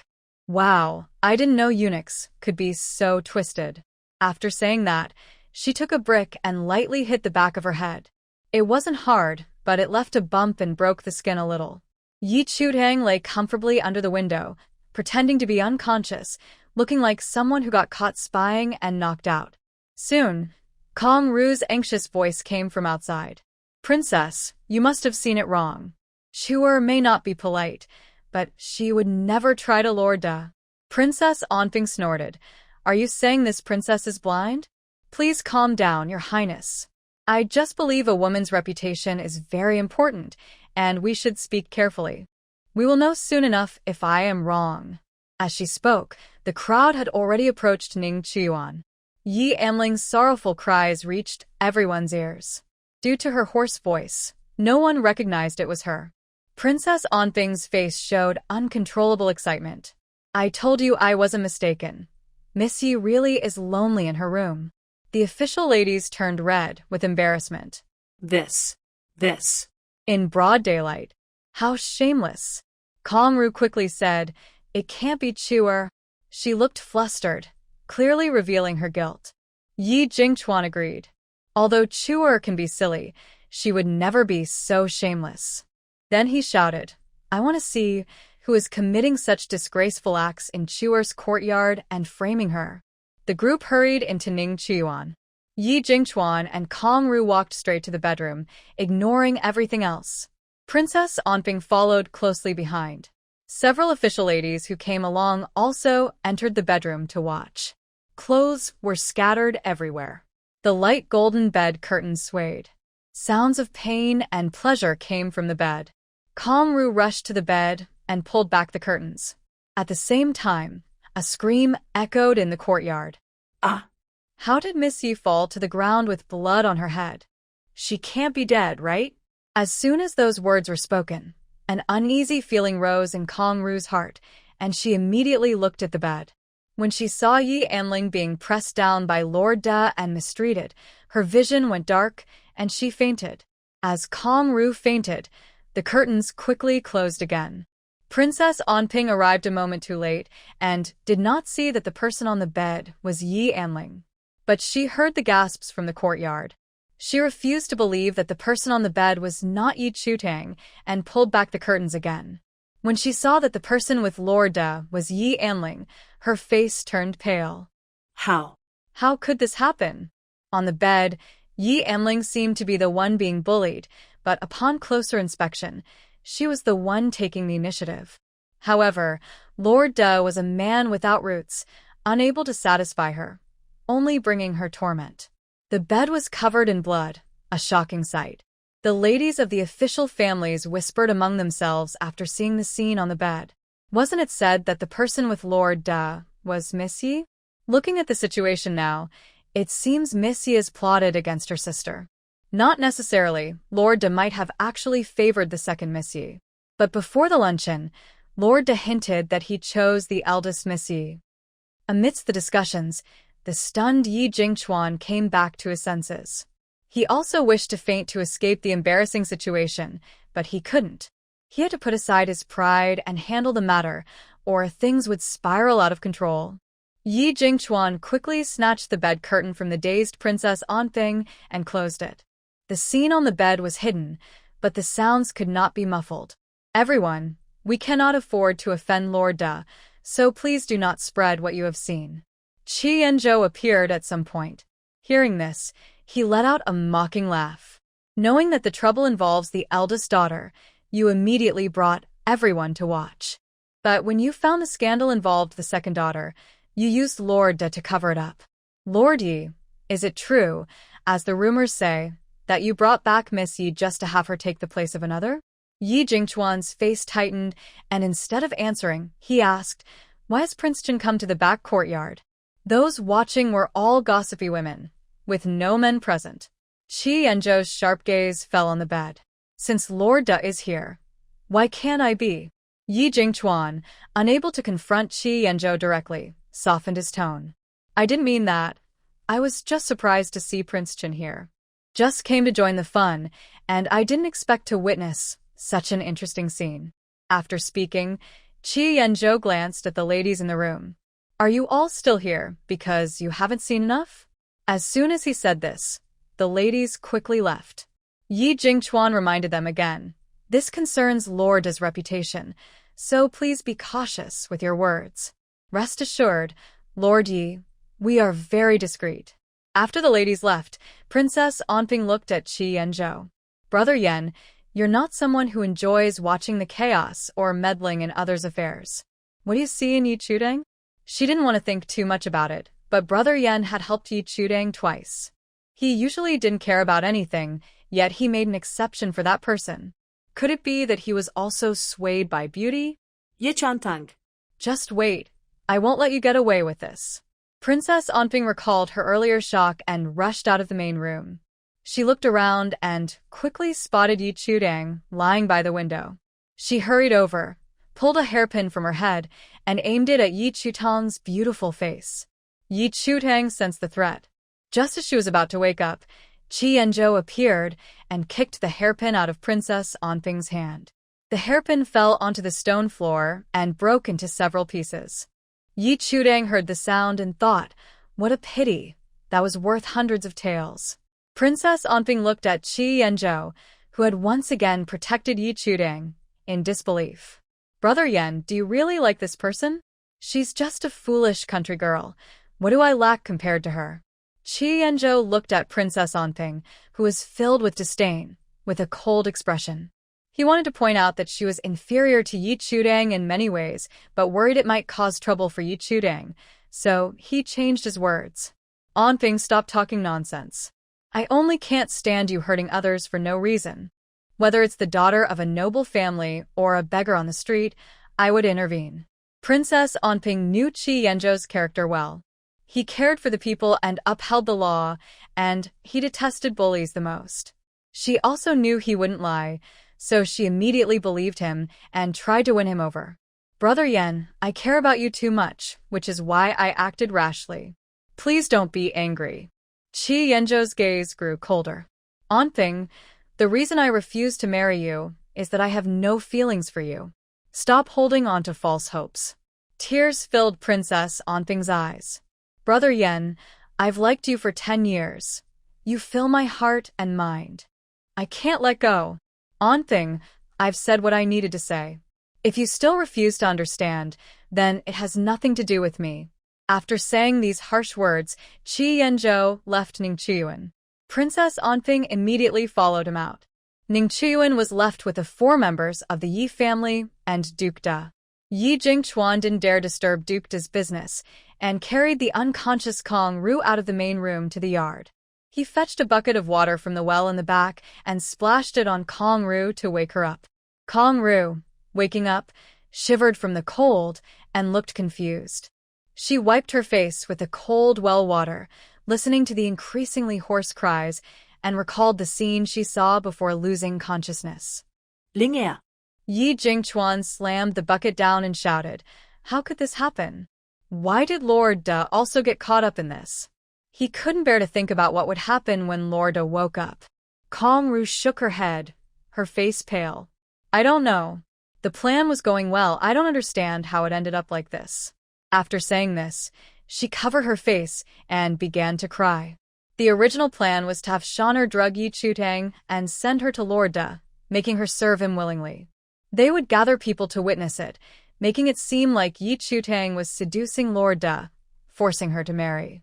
On the other side, Yi Enling went to find the crown prince, saying she was willing to be a secondary wife or even a favored concubine. While they were being affectionate, someone saw them, pressuring the crown prince to persuade the empress to allow Yi Enling to enter the household. The plan seemed perfect, but why did the person lying under Lord Da become her precious daughter? Thinking of Yi Enling, who had been terribly humiliated, Kong Ru cried even harder. Yi Jingchuan was annoyed by her crying and scolded, "Be quiet." After shouting, he suddenly thought of the key person in the plan, Yi Chutang. He quickly looked at Yi Chutang, who was lying under the window with blood on the back of her head, and hurried over to check her breathing. Feeling her warm breath, he sighed in relief. "Chuer, wake up." Just as Yi Jingchuan was about to slap Yi Chutang's face, she woke up at the right moment. "Father, my head hurts." Yi Chutang reached to touch the painful spot on the back of her head and found it covered in blood. Yi Jingchuan ignored her injury and anxiously asked, "Chuer, what happened? How did you get hurt, and why are you lying here?" Yi Chutang did not answer Yi Jingchuan's question and held out her bloodied hands in front of him. "Father, shouldn't you find a doctor for me first?" After saying this, she glanced toward the inner room. "And the 2 people inside, if we don't stop them soon, they might die, right?" Yi Jingchuan was startled by her words and hurried to the front yard to call for a doctor. After the house doctor ran away, the Ministry of Rights hadn't had time to hire another. He temporarily called a doctor from the pharmacy to handle today's homecoming banquet. After Yi Jingchuan left, Kong Ru hastily wiped her tears and looked at Yi Chutang with a sinister expression. "It was you, wasn't it?" Yi Chutang stood up and walked in front of Kong Ru, pinching her cheeks with her thumb and index finger, forcing her to open her mouth. Yi Anling only drank 1 cup of flower tea. I saved the other cup for you. As soon as she finished speaking, she took out a bone china cup from her space and poured the drugged flower tea into Kong Ru's mouth. Kong Ru's eyes widened in terror as she tried to struggle, but her face was held tightly, leaving her unable to escape. Gulp. As the tea entered her stomach, despair filled her eyes. Yi Chutang released Kong Ru, her gaze filled with chilling intensity. Mrs. Yi, I told you, if someone wrongs me, I will repay them tenfold. This is just the beginning. Kong Ru was still in shock, her mind racing. Isn't it supposed to be double? Why is it tenfold? Realizing her mistake, she immediately tried to gag herself. But the tea had already taken effect, and she could only dry heave. You wretched person, I won't let you get away with this. Yi Chutang kicked Kong Ru behind the knee. Thud. Kong Ru fell heavily to the stone floor, her kneecap feeling like it might break, causing her pain and preventing her from standing. Yi Chutang stepped closer, placing her foot on Kong Ru's delicate fingers. Perfect, I didn't plan to let you go either. With that, she threw Kong Ru through the window into the room. Kong Ru was disoriented and filled with rage. The anger made the effects of the drug intensify, and she suddenly felt dry and weak. Sensual sounds filled her ears, making her greedily glance at the bed. Her body moved uncontrollably as she tried to walk over. But her injured knee made it hard to stand. The pain brought her back to her senses. Realizing what she was about to do, Kong Ru's flushed face turned pale. No, she had to leave. Otherwise, she would end up as a plaything for the Duke. She struggled to get up but failed repeatedly due to the pain in her knee. Yi Chutang watched Kong Ru's futile attempts with cold eyes.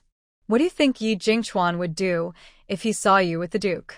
Kong Ru couldn't bear to think of the outcome and immediately cried out for mercy.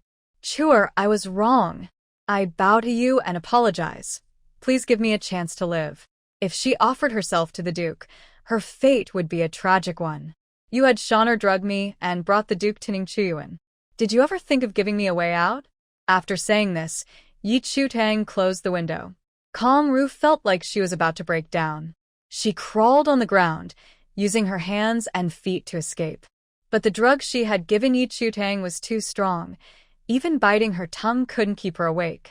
When Yi Jingchuan returned with the doctor, Kong Ru had instinctively crawled onto the bed. He saw that only Yi Chutang was in the courtyard and thought that Kong Ru had gone to the back garden to deal with the gossiping officials. So, when he opened the bed curtains and saw Kong Ru in disheveled clothes, he nearly fainted. The doctor thought there were only Duke Da and Yi Enling on the bed, but it turned out to be a 3-person situation. He realized he might not leave the minister's residence alive and immediately knelt down. Lord Yi, I didn't see anything. Implying that he would keep what he saw to himself and not speak of it. But in Yi Jingchuan's eyes, only the dead would keep secrets. Get up and quickly treat the 3 of them. After saying this, he left the room that made him nauseous and walked up to Yi Chutang, his eyes filled with anger. Are you crazy? How could you act against Duke Da? Yi Chutang sat by the stone table in the courtyard, looking at Yi Jingchuan mockingly. Double standards. You allow officials to act freely, but not the common people. You want to force me to death, so I should take you down with me, right? Yi Jingchuan's temples throbbed with anger. Duke Da has taken an interest in you. What can I do? Offending him could bring disaster to the Yi family. Has Lord Yi forgotten? Wasn't it Yi Anling who caught Duke Da's eye first? This left Yi Jingchuan speechless. But he didn't think it was wrong to bring Yi Chutang back for a marriage arrangement. One was a talented and beautiful legitimate daughter, while the other was a village girl with a poor reputation. Anyone would choose the former. Sure, if I had known earlier that you were skilled in both literature and martial arts, I wouldn't have favored Linger. Yi Chutang rolled her eyes at Yi Jingchuan, who was shirking responsibility. Instead of saying these useless things, Lord, you should think about how to solve the upcoming crisis. Yi Jingchuan didn't know how to resolve the situation, which is why he played the emotional card, wanting Yi Chutang to bear all the consequences. Sure, you have offended Duke Da. Stop. It wasn't me who offended Duke Da. It was Yi Anling. I am the victim. Yi Chutang presented her prepared explanation to Yi Jingchuan. She said that Kong Ru had drugged her and deliberately stained her clothes to make her vulnerable to Dukda, turning her into a desperate woman. However, before she could reach Ningqiuan, Yi Anling had already gotten involved with Dukda. When she returned and heard noises in the room, she peeked through the window and ended up getting knocked out. Yi Jingchuan didn't believe a word of Yi Chutang's story. Linger would never actively pursue Dukda. Yi Chutang smiled and reminded, "Father, Yi Linger is already out of the picture." The implication was clear. The best way to resolve the situation was to sacrifice Yi Anling and let her take the anger of Dukda. She wanted Yi Anling to experience the feeling of being abandoned by everyone. After a moment of silence, Yi Jingchuan decided to give up on Yi Anling. He had cared for Linger for many years, and now it was time for her to repay the Yi family. "How will you make Dukda believe that it was Linger who drugged him?" "I have my ways. What you need to do now, father, is persuade Lady Yi and Yi Anling to ensure that the story I just told has no flaws." After saying this, Yi Chutang stood up and went into her room. The doctor could not handle the three fierce individuals alone. Their clothes were torn, and it almost turned into a chaotic situation. Seeing Yi Chutang enter, the doctor quickly said, "Miss Yi, you should leave. It's dangerous." Yi Chutang took out silver needles from her space and used them to incapacitate the three individuals. She handed the unconscious Yi Anling and the barely covered Kong Ru to the doctor. "Take care of them and get them out of here." The doctor nodded repeatedly, wrapping Yi Anling and Kong Ru in blankets and taking them out of the room. Yi Chutang looked at Dukda, who was covered in scratches, picked up Yi Anling's sheer garment from the ground, and threw it over him. She took out a pill that could induce hallucinations, placed it in his mouth, and helped him swallow it. Then she used silver needles on him to counteract the effects of the drug. Once the needles were done, the heat within Dukda gradually faded, and he slowly regained consciousness. The moment he opened his eyes, he saw a round object swaying in front of him, making him feel dizzy. Once she confirmed that Dukda was hypnotized, Yi Chutang said, "Lying beside the bamboo, the one who drugged you is Yi Anling." Dukda was a person with strong willpower, and it was generally difficult to hypnotize him. However, today was the perfect opportunity. He was disoriented from the medicine, physically weak from exertion, and aided by the hallucinogenic drug. With all these factors combined, he was easily hypnotized by Yi Chutang. With a dazed expression, Dukda repeated Yi Chutang's words. "Lying beside the bamboo, the one who drugged me is Yi Anling." Yi Chutang then described Yi Anling's outfit in detail to deepen Dukda's impression. She informed him, "After you and Yi Anling were together, you fell for her charm and want to marry her." Dukda nodded. "I like Yi Anling. I want to marry her." Yi Chutang said, "You discovered that I love garlic, enjoy picking my toes, dislike bathing and changing clothes, and my flatulence is quite unpleasant. I appear impressive, but am truly detestable." Elder Da repeated this 3 times. After confirming the hypnosis was successful, Yi Chutang asked, "Where is your most important part?" They cared deeply about this, as he wished to be buried with it after death. Otherwise, he would not have a complete burial. Elder Da struggled for a moment, but ultimately could not resist the power of hypnosis and answered truthfully, "It's in the beams of my sleeping quarters, wrapped in red cloth." This symbolizes a rise in status. After collecting the silver needle, Yi Chutang left the room. Yi Anling and Kong Ru had already woken up, and the effects of the medicine had worn off. Both looked pale, tightly clutching the blankets around them, their eyes filled with despair. Clearly, they had not yet recovered from the shocking news about Elder Da. Yi Chutang glanced at the two and asked Yi Jingchuan, "Did you reach an agreement?" Ye Wingchuan coldly snorted. Talking to them is like playing music to a cow. They have no reaction at all. "Then we should dismiss Kong Ru and remove Yi Anling from the family tree, banishing her from the house." At this, both Kong Ru and Yi Anling reacted. They turned to Yi Chutang, their eyes filled with intense hatred. Kong Ru even disregarded her state and lunged at Yi Chutang. "I will kill you, you wretched girl. I could kill your mother back then, and I can kill you now. Yi Chitong's expression darkened. She looked at the approaching Kong Ru, grabbing her by the neck and lifting her up. Did you cause my mother's death? The fear of suffocation brought clarity to Kong Ru's mind. Realizing what she had said, she quickly denied it. No, it wasn't me, I was just angry and spoke nonsense. Choking made it hard for her to speak, and her face turned purple. What nonsense! Yi Chutang slammed Kong Ru to the ground and turned to Yi Jingchuan. You heard what she just said. What do you plan to do? Yi Jingchuan looked at the bleeding Kong Ru, breaking out in a cold sweat. This foolish woman is only causing trouble. He rubbed his temples in frustration. Sure, let's first deal with the major issue of elderda before discussing family matters. If it were anything else, Yi Chutang would be willing to compromise. But regarding the death of the original owner's mother, she needed an explanation. No, the deceased must be respected. Seeing Yi Jingchuan hesitate, she added, choose whether to protect Kong Ru or the Yi family. The elder will wake up soon. Yi Jingchuan naturally supports the Yi family, but he cannot offend the Kong family behind Kong Ru.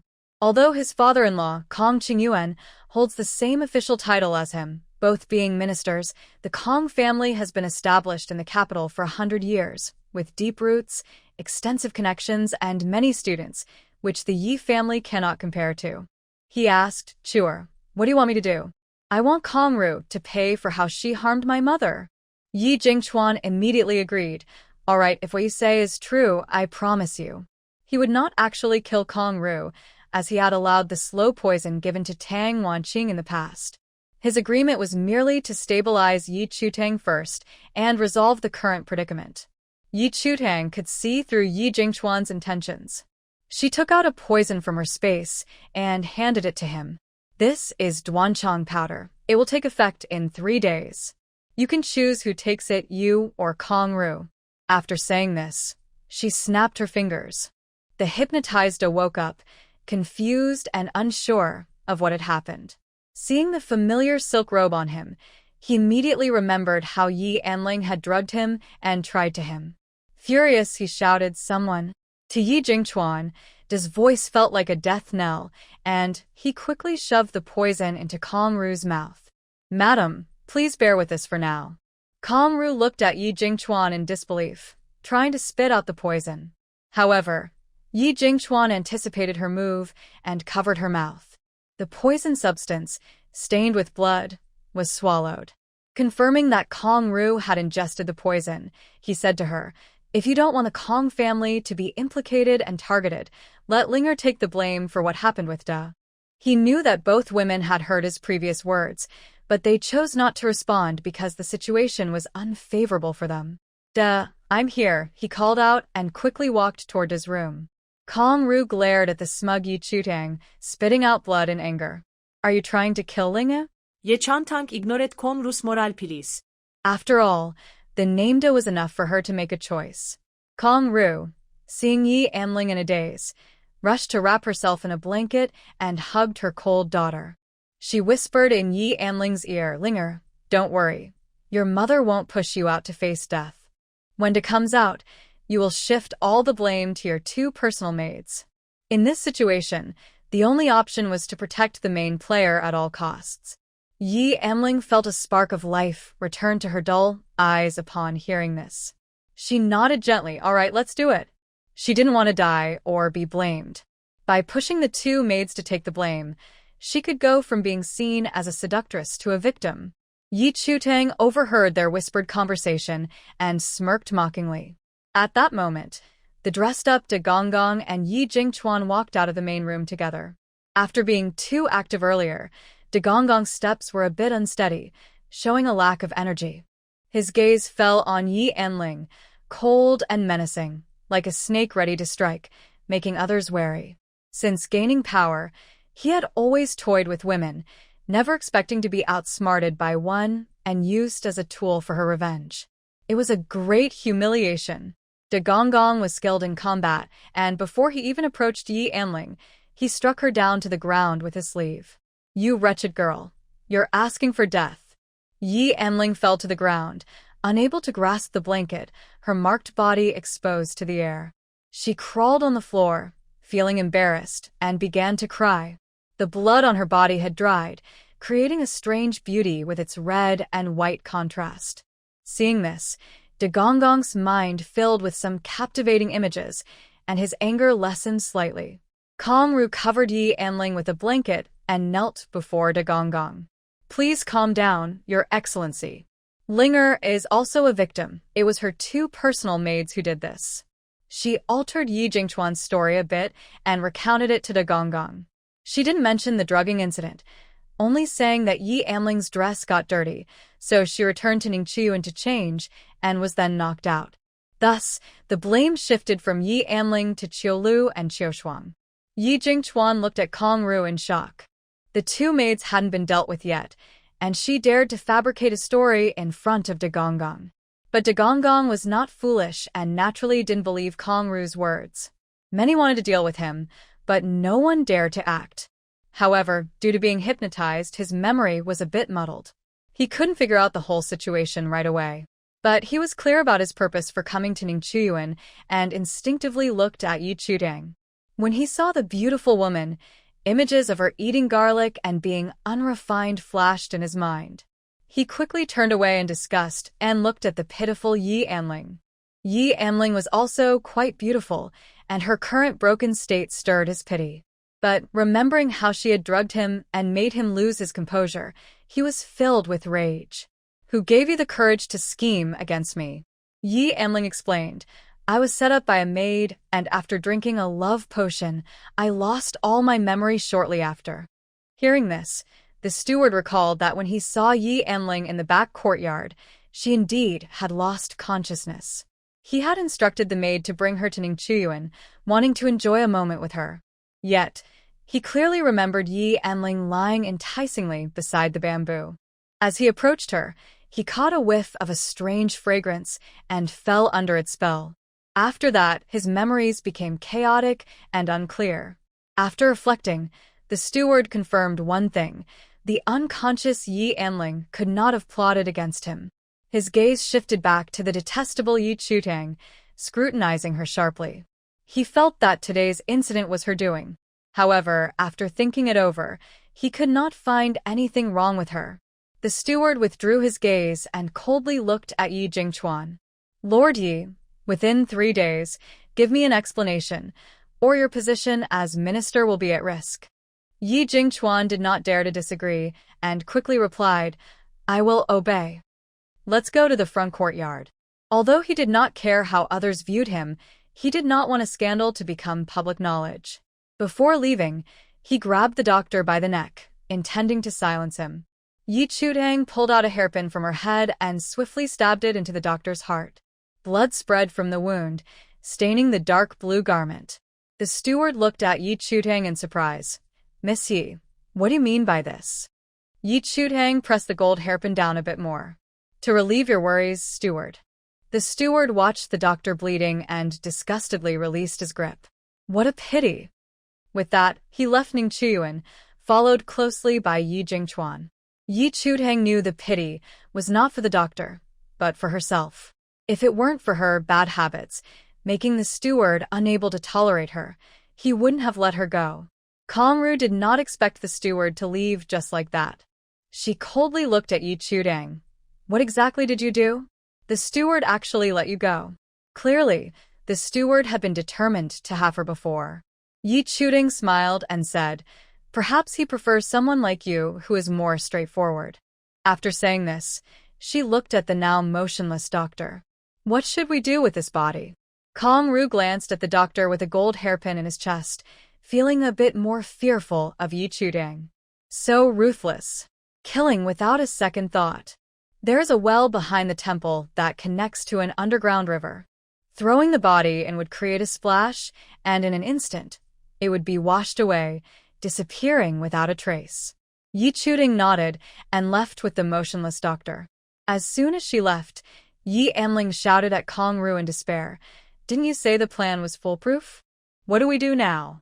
Her reputation was gone, her status was lost, and the Duke didn't speak up. Was she supposed to hang herself with a white silk ribbon? Kong-ru had calmed down and gently patted her daughter's back as she looked at her in distress. Linger, the Duke hasn't put you in a difficult position, which means he recognizes you as a victim. We still have a chance to turn things around. I've already been ruined. Even if I don't go out, people will still point fingers at me. How can I survive in this world? As long as you listen to me, others will only respect you. While the mother and daughter discussed how to overcome their predicament, Yi Chutang took the doctor to the temple. The temple was quiet, filled with the scent of sandalwood. Who would have thought such a peaceful place was actually a site for hiding bodies?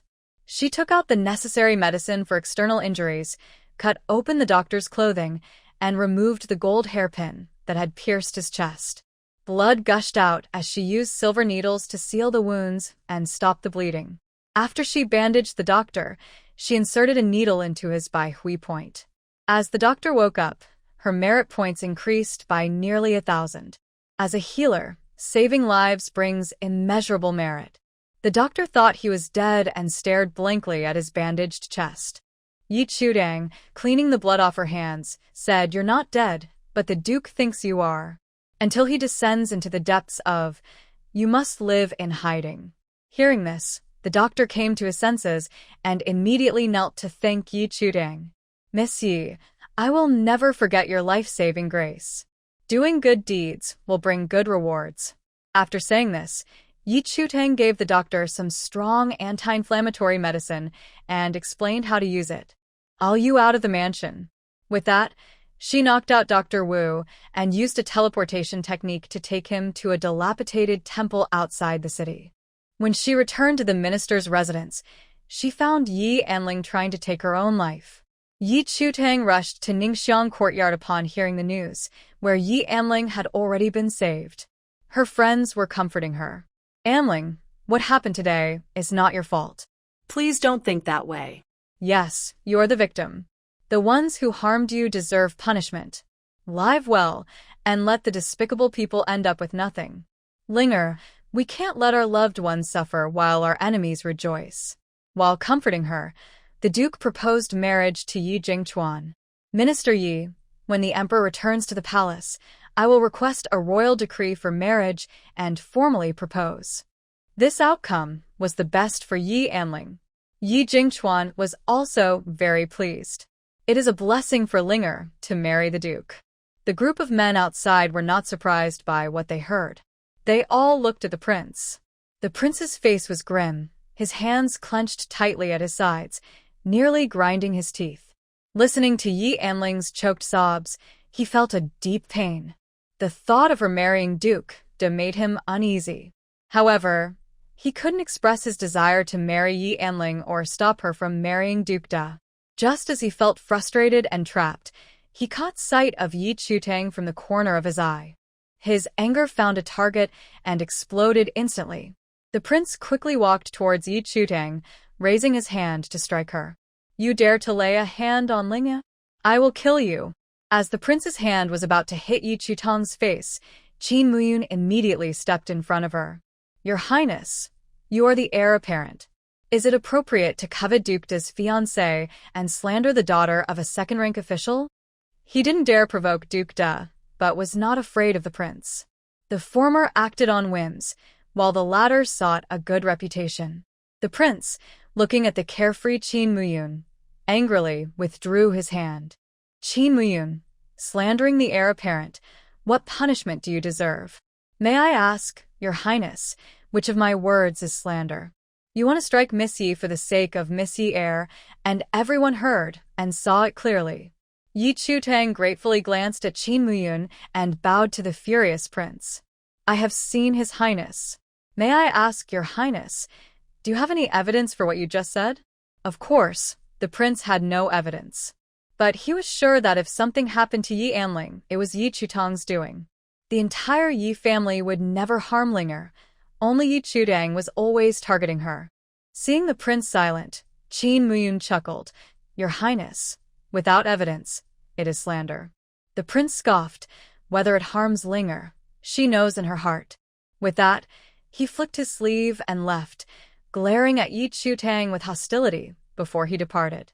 Yi Chutang did not take the prince seriously. A person who cannot protect their loved one and only knows how to bully the common people is nothing but a coward. After the prince left, the second prince teased, "Mr. Qin is usually uninterested in women. Why did you become a hero today?" Qin Muyun rolled his eyes at the second prince. "Your Highness only sees Miss Ye's beauty. That is rather superficial. Indeed, what Miss Ye displayed today is enough to be praised by scholars everywhere." After saying this, the second prince turned to Yi Chutang. "Miss Ye, I was rude just now."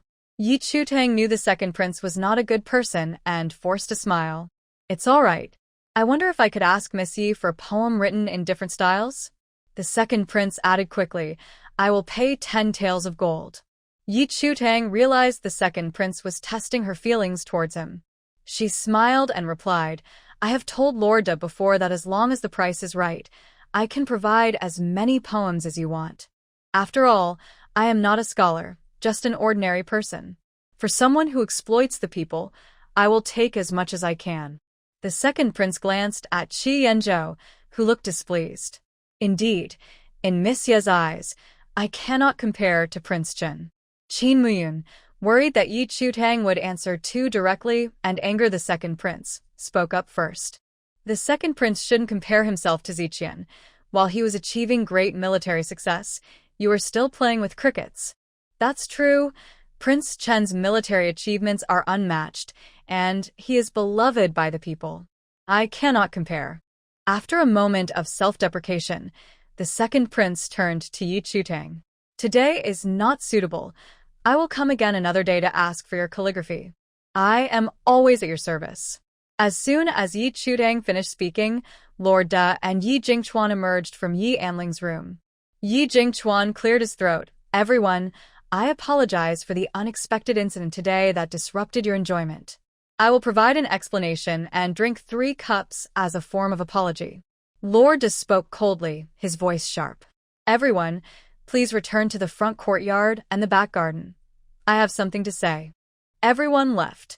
Qi Yanzhou casually moved closer to Yi Chutang and secretly slipped her a detailed map of the palace layout. Princess Onping sensed something was off between them. As she tried to approach, Qi Yanzhou quickly distanced himself from Yi Chutang and walked away. Yi Chutang returned to the main table in the back garden and ate the half-cold food without caring about anyone else. Seeing her eat so heartily, Princess Onping mocked, "If I didn't know better, I would think Miss Yi hasn't eaten in days." Not being eager to eat shows something is wrong with your head. You. Just as Princess Onping was about to explode, Lord Da's powerful voice echoed from the front courtyard to the back garden. "If anyone dares to speak a word about today's events, they will be opposing me. When the Emperor returns to the palace, he will grant a marriage between me and Miss Yi. Do not discuss this privately. I will make sure to deal with anyone plotting against me and Miss Yi." After he finished speaking, everyone echoed, "We will obey Lord Da's orders." Next, Yi Jingchuan briefly explained the story he and Kong Ru had fabricated. Regardless of whether people believed it, at least there was a public explanation. Lord Da soon left. As soon as he left, everyone else said their goodbyes. After Yi Chutang had eaten and drunk enough, she returned to Ning Chuyuan. She opened the palace layout map that Qi Yanzhou had given her. Once unfolded, it was larger than the table. This map was better than any navigation app. It clearly marked where every tree was and detailed who lived in each palace. It even indicated where the imperial guards were stationed and when they changed shifts. If Prince Chen had rebellious intentions, he could easily target the emperor. After her reflection, Yi Chutang neatly stored the layout map and entered her space. She looked at her merit points, which exceeded 6,000, and upgraded her space. The space expanded rapidly, becoming a massive cube with dimensions of 100 meters in length, width, and height. Standing on the base centered around the spiritual spring, Yi Chutang felt small. "This space is big enough for me to stockpile supplies." After saying this, Yi Chutang exited the space. She changed into comfortable sportswear and quickly made her way to the residence of Da. Shisho Palace was large, with a layout comparable to that of the Emperor and Empress. Since Da was not there, and it was noon. The palace maids were all resting. Yi Chutang easily knocked out the maids and confidently entered this chamber. She immediately took the valuable items Da had hidden away. Then, she searched the room and cleared out all the valuables. In the end, she not only removed the gold and silver decorations from the pillars, but also took the furniture made of precious wood. If I bring this back to the 23rd century, I could make a fortune. After joking, Yi Chutang even pried up the jade floor tiles. Soon, this chamber was cleaner than her freshly washed face. Satisfied, she left the chamber and searched each room. In the study, she found Da's secret room. Why do ancient people always hide secret rooms in studies? The mechanisms are almost the same. Upon entering the secret room, countless luminous pearls illuminated the space with a ghostly green light. It felt like a horror movie set, very eerie. In the green light, Yi Chutang saw mountains of gold, silver, jade, antiques, paintings, and rare treasures. She thought that the treasury of Bachin Kingdom might not be as wealthy. With a wave of her hand, all the immense wealth was stored in her space. Returning to the study, she didn't have time to check which letters were useful and hastily stored all the books and letters in her space, even taking the mahogany bookshelf. As she finished looting Shisho Palace and left, Da was just arriving in a sedan chair. Today, Master Da was tricked and lost face, making him very unhappy.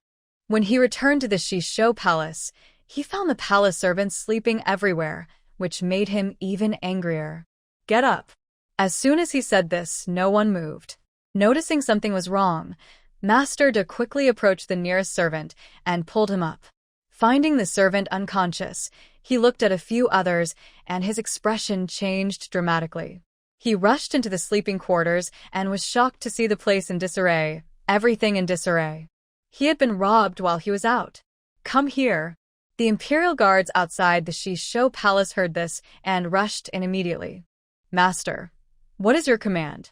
Master Da's face was dark as he sternly asked, Who has been to the Shisho Palace? Since you left, no one has come. No one came? Then where are all the things for my quarters? After saying this, he strode to the study. The imperial guards quickly followed to check.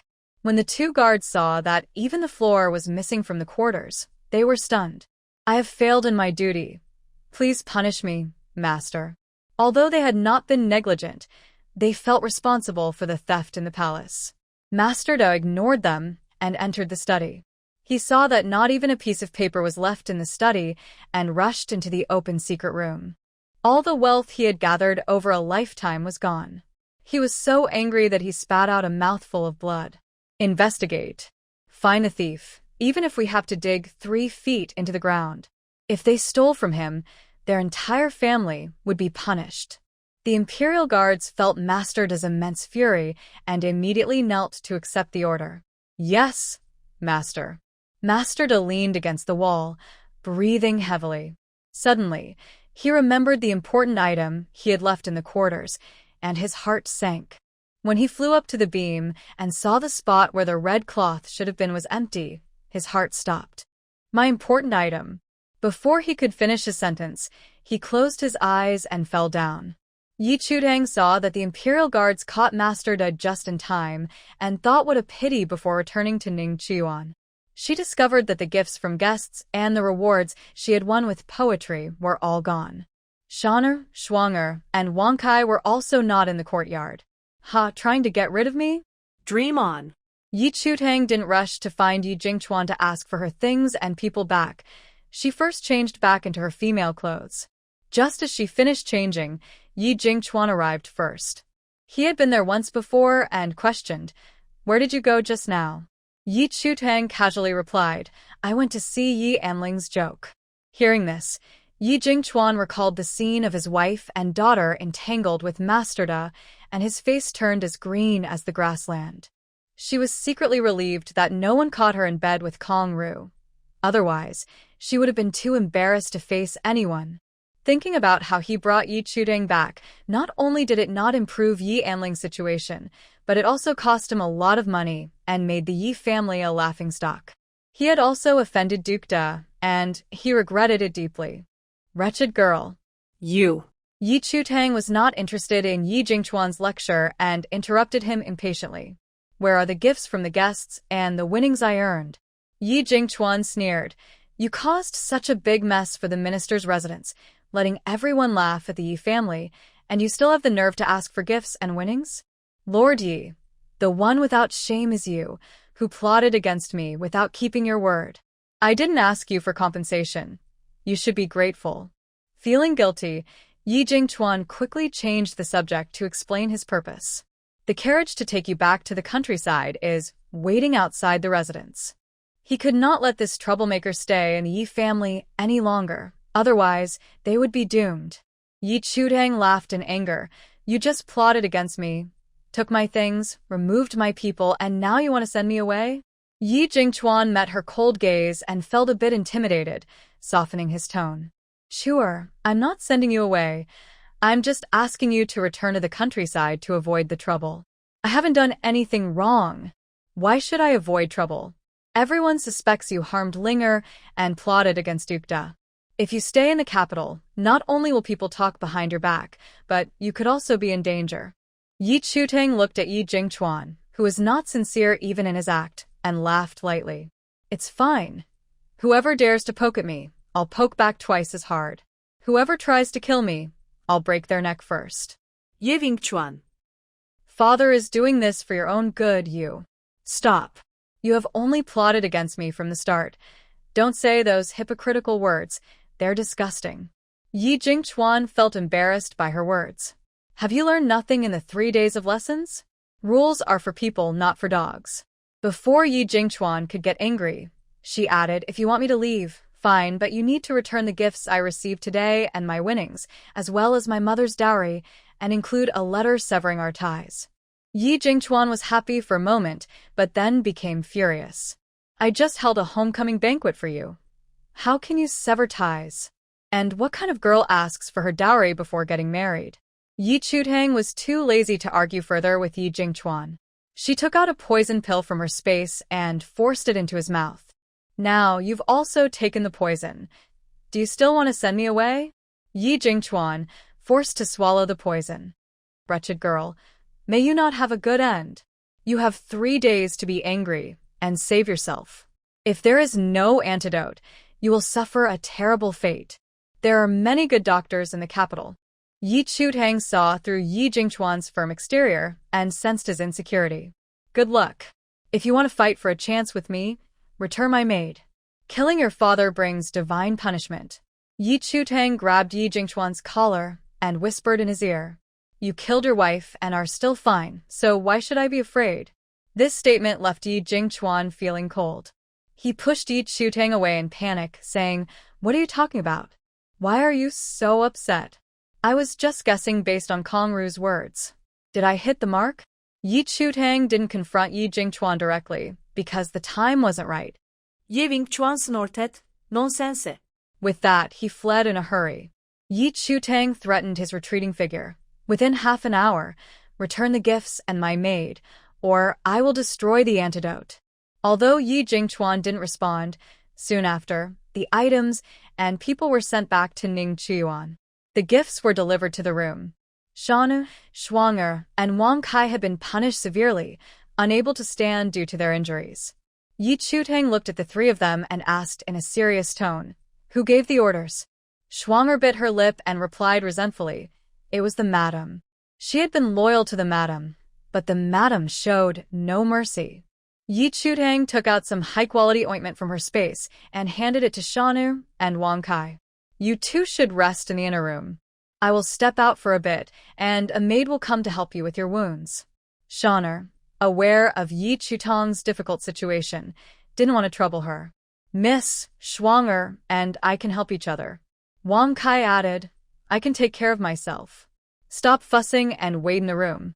After saying this, Yi Chutang left Ning Chiyuan.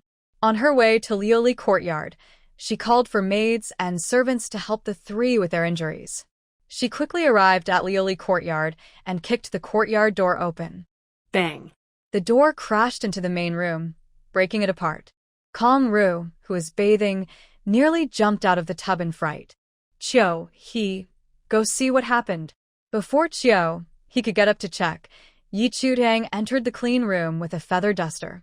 She grabbed Kong Ru's shoulders, lifted her out of the tub, and threw her onto the floor.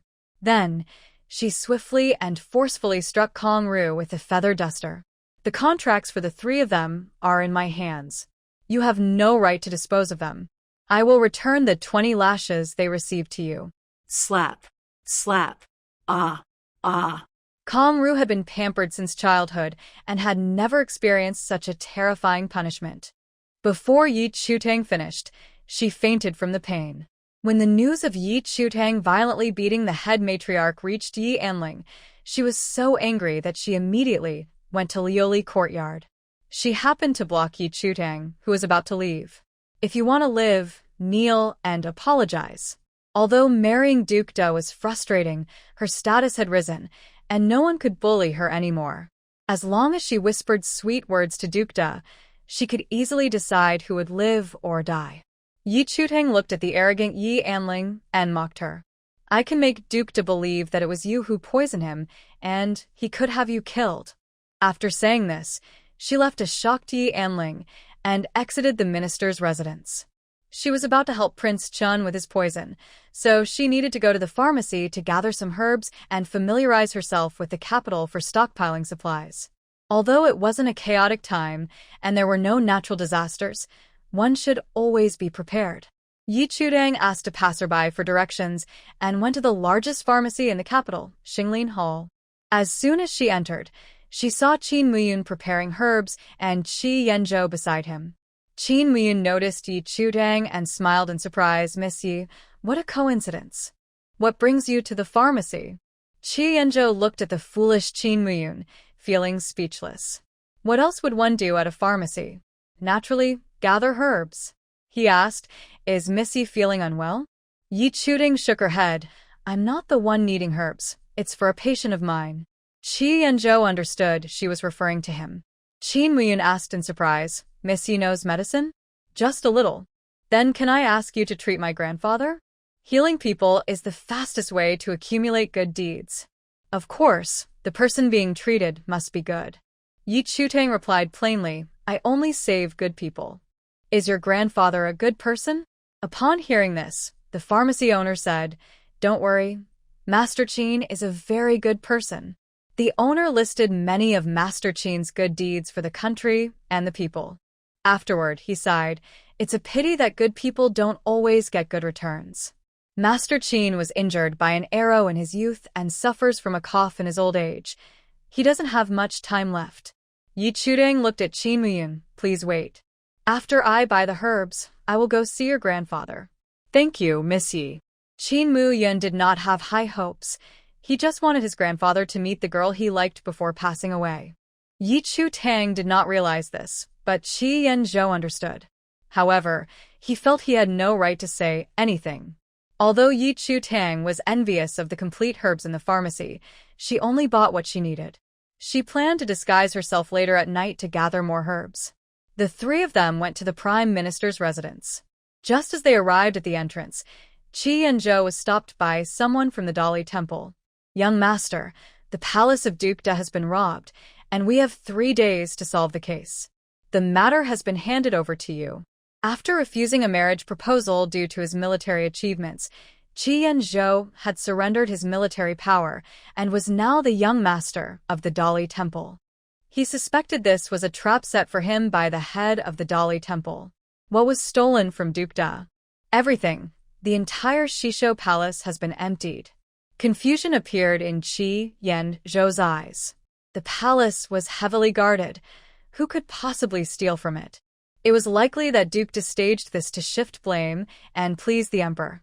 Fine, I will go to the palace now. After Qi Yanzhou left, Qin Muyun sighed. Ziqian should not have returned to the capital. Yi Chutang bluntly pointed out his unrealistic thoughts. Disobeying the emperor's orders could lead to severe punishment. Let's go treat your grandfather. Qin Taifu's condition was as Yi Chutang had expected. He had injured his lungs in his youth and did not take proper care of himself, leading to serious illness in his later years. While she could not heal the old injury, she could help Qin Taifu live a few more years. When Qin Muyun saw Yi Chu Tang withdraw her hand after checking his pulse, he asked, "How is it, Miss Yi?" "I can't say much, but it is possible for Qin Tai-fu to hold on for another 3 years." What? What? Qin Muyun had only asked casually, but he was shocked by Yi Chu Tang's answer, his eyes wide. Could he be imagining this because he wanted his grandfather to get better so badly? Qin Tai-fu looked kindly at her. "Miss Yi, I know my situation. You don't need to comfort me." Even the head of the Imperial Medical Institute was at a loss.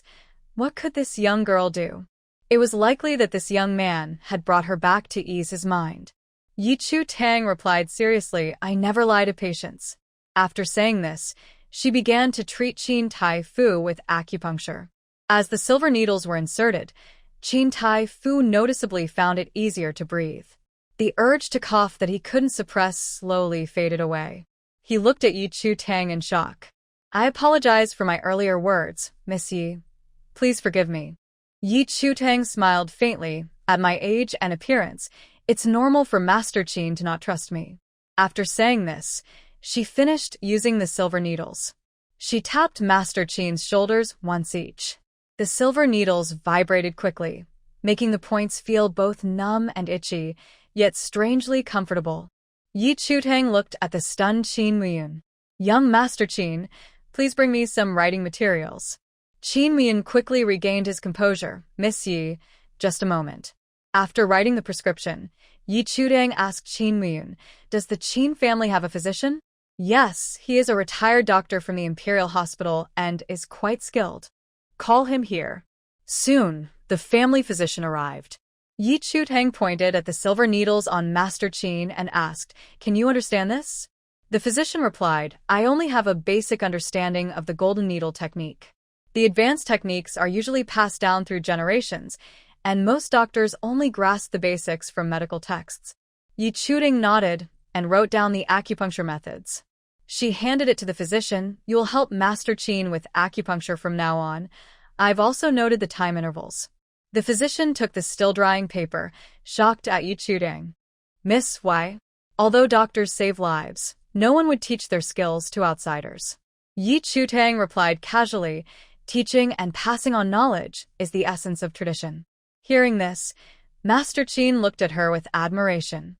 She added, "Of course, it's also because I'm lazy and don't want to keep coming to the Qin residence." Under the complex gazes of the three, Yi Chu Tang removed the silver needles from Master Qin. She advised, "You must consistently drink the herbal medicine for lung health. Combined with acupuncture, the effects will be significant." Qin Muyun nodded eagerly. "All right, Miss Yi, how much is the consultation fee?" Master Qin is a good person, so it's free. The real reason was that Qin Muyun had helped her confront the crown prince at the family reunion. Yi Chu Tang didn't like being in debt to others, so she naturally wouldn't charge a fee.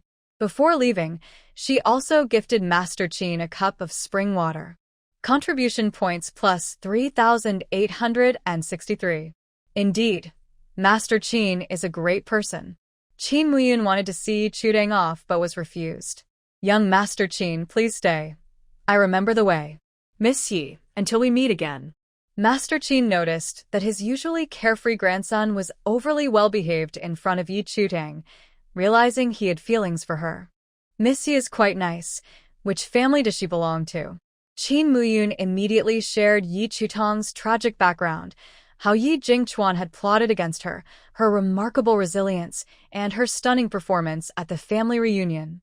Qin Tai-fu looked at the eloquent Changsun, a smile on his face. "If you like her, let your father propose to the Yi family." Qin Muyun's expression fell, and he sighed. "Grandfather, I am not worthy of her." "Don't underestimate yourself. If it weren't for the family's burden, you wouldn't be a wastrel, achieving nothing."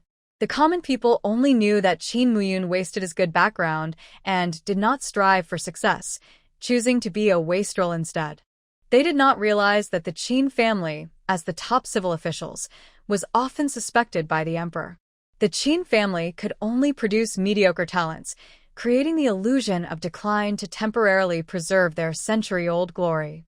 Qin Muyun smiled and said, "I enjoy the blessings of my family, so I must also bear its burdens." Qin Taifu patted Qin Muyun's hand. It's rare to find someone you love in this life. Cherish it well. Grandfather, don't worry, I will try my best. After leaving the Taifu's residence, Yi Chutang sneezed.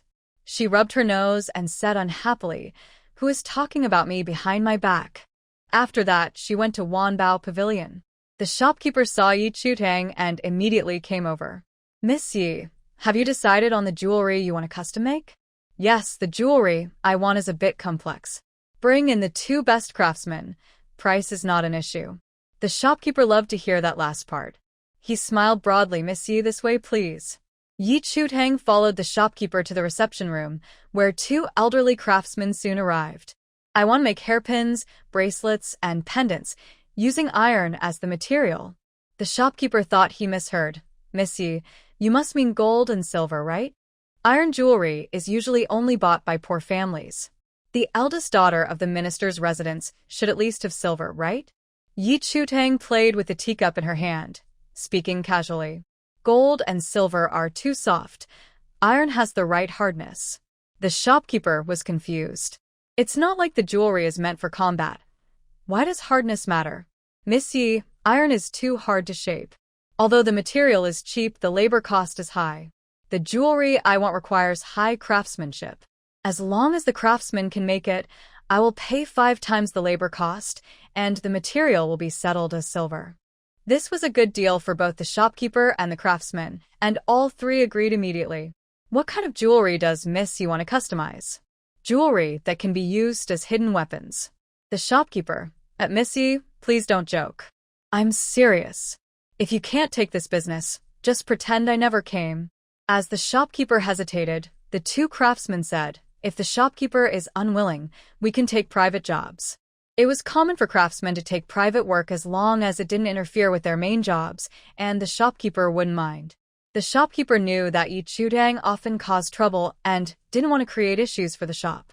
"As long as Miss Yi agrees, I have no objections." "I agree. The deposit I paid earlier is for you. But you must give these 2 craftsmen a 3-month break and provide some iron to make jewelry." The shopkeeper smiled widely. "No problem." Iron wasn't expensive, and the 40 taels of deposit was about a year's wages for the craftsman. After he happily left, Yi Chutang began to describe the jewelry with hidden weapons and multiple sleeve arrows to the craftsman. The craftsman, experienced from the palace, listened, asked questions, and sketched as she spoke. When Yi Chutang finished, the designs were ready. She asked, "Can you make these?" The 2 craftsmen nodded. "Yes, we can make these 4 items in 5 days. I'll come to check in 5 days. If they are good, I want 20 sets." After Yi Chutang finished speaking, she gave the craftsman some silver as a deposit. After leaving Wanbao Pavilion, she visited nearby rice shops, oil shops, and spice shops. She also went to a fabric store and bought a few outfits for Jinji. As the sun began to set, she visited a wine shop, a vegetable market, a dried goods store, and a coal market. After finishing her shopping for supplies, it was already dark. Yi Chutang walked through the bustling night market to the best restaurant in the capital, Guangzhou Xian. She ordered a table full of fine dishes and asked the waiter to deliver them to the minister's residence. As she approached the minister's residence, she spotted a sneaky and familiar figure. It was the previous physician, Dr. Gao.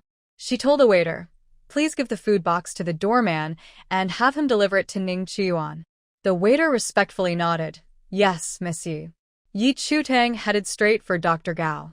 Sensing danger, he tried to run but was caught. He immediately threw a handful of white powder at Yi Chutang. With a flick of her sleeve, the powder landed on him. Just as he held his breath, she punched him in the chest. In pain, he accidentally inhaled the poison.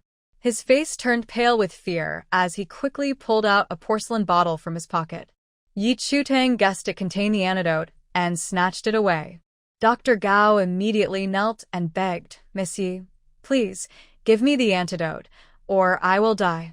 I love to see villains suffer." Yi Chutang replied, grabbing Dr. Gao by his hair and dragging him into the minister's residence. Dr. Gao felt like his scalp was being pulled off, screaming in pain. The guards around the official's residence heard the commotion and came out to see what was happening. Upon recognizing Yi Chudang, they all thought, Miss Yi is so fierce. Butler Chin from the Ministry of Rights saw that Yi Chudang had caught the escaping Dr. Gao and immediately went to inform Yi Jingchuan in the kitchen. Just as he finished speaking, Yi Chudang threw Dr. Gao into the kitchen.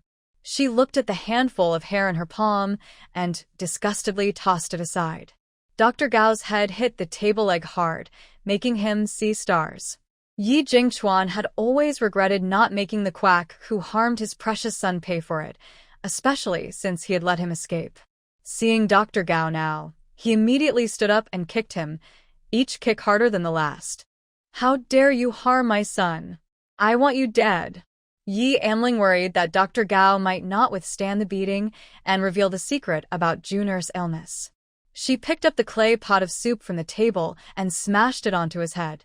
Yi Chudang saw Yi Amling lifting the pot and guessed she intended to silence him. She grabbed Dr. Gao by the ankle and dragged him away. Bang! The pot shattered on the ground.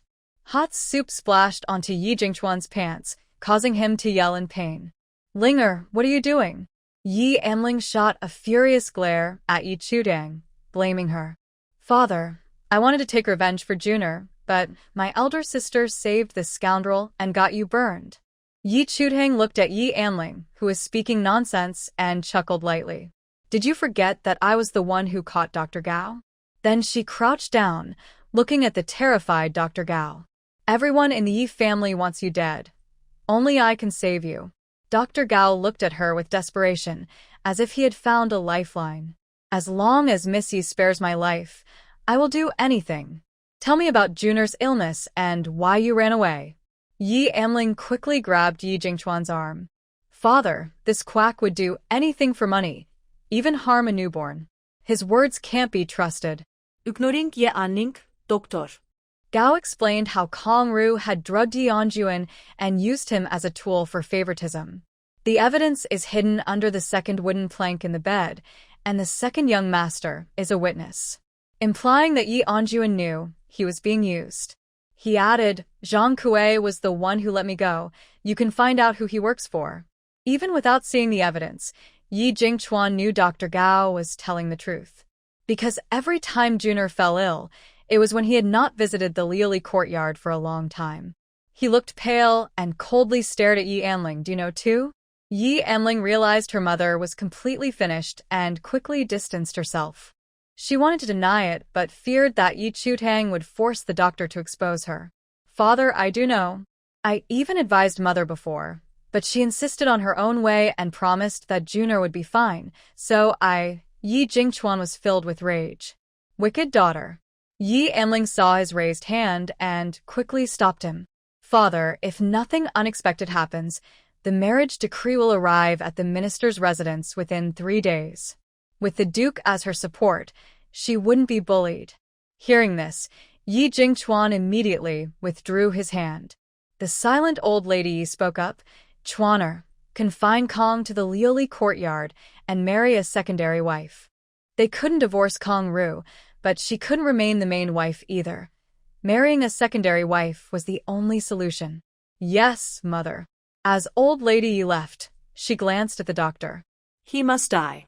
Hearing this, the doctor rushed to cling to Yi Chutang's leg but missed. Mississippi Yi Chudang looked at the doctor mockingly. The medicine Kong Ru gave me was from you, right?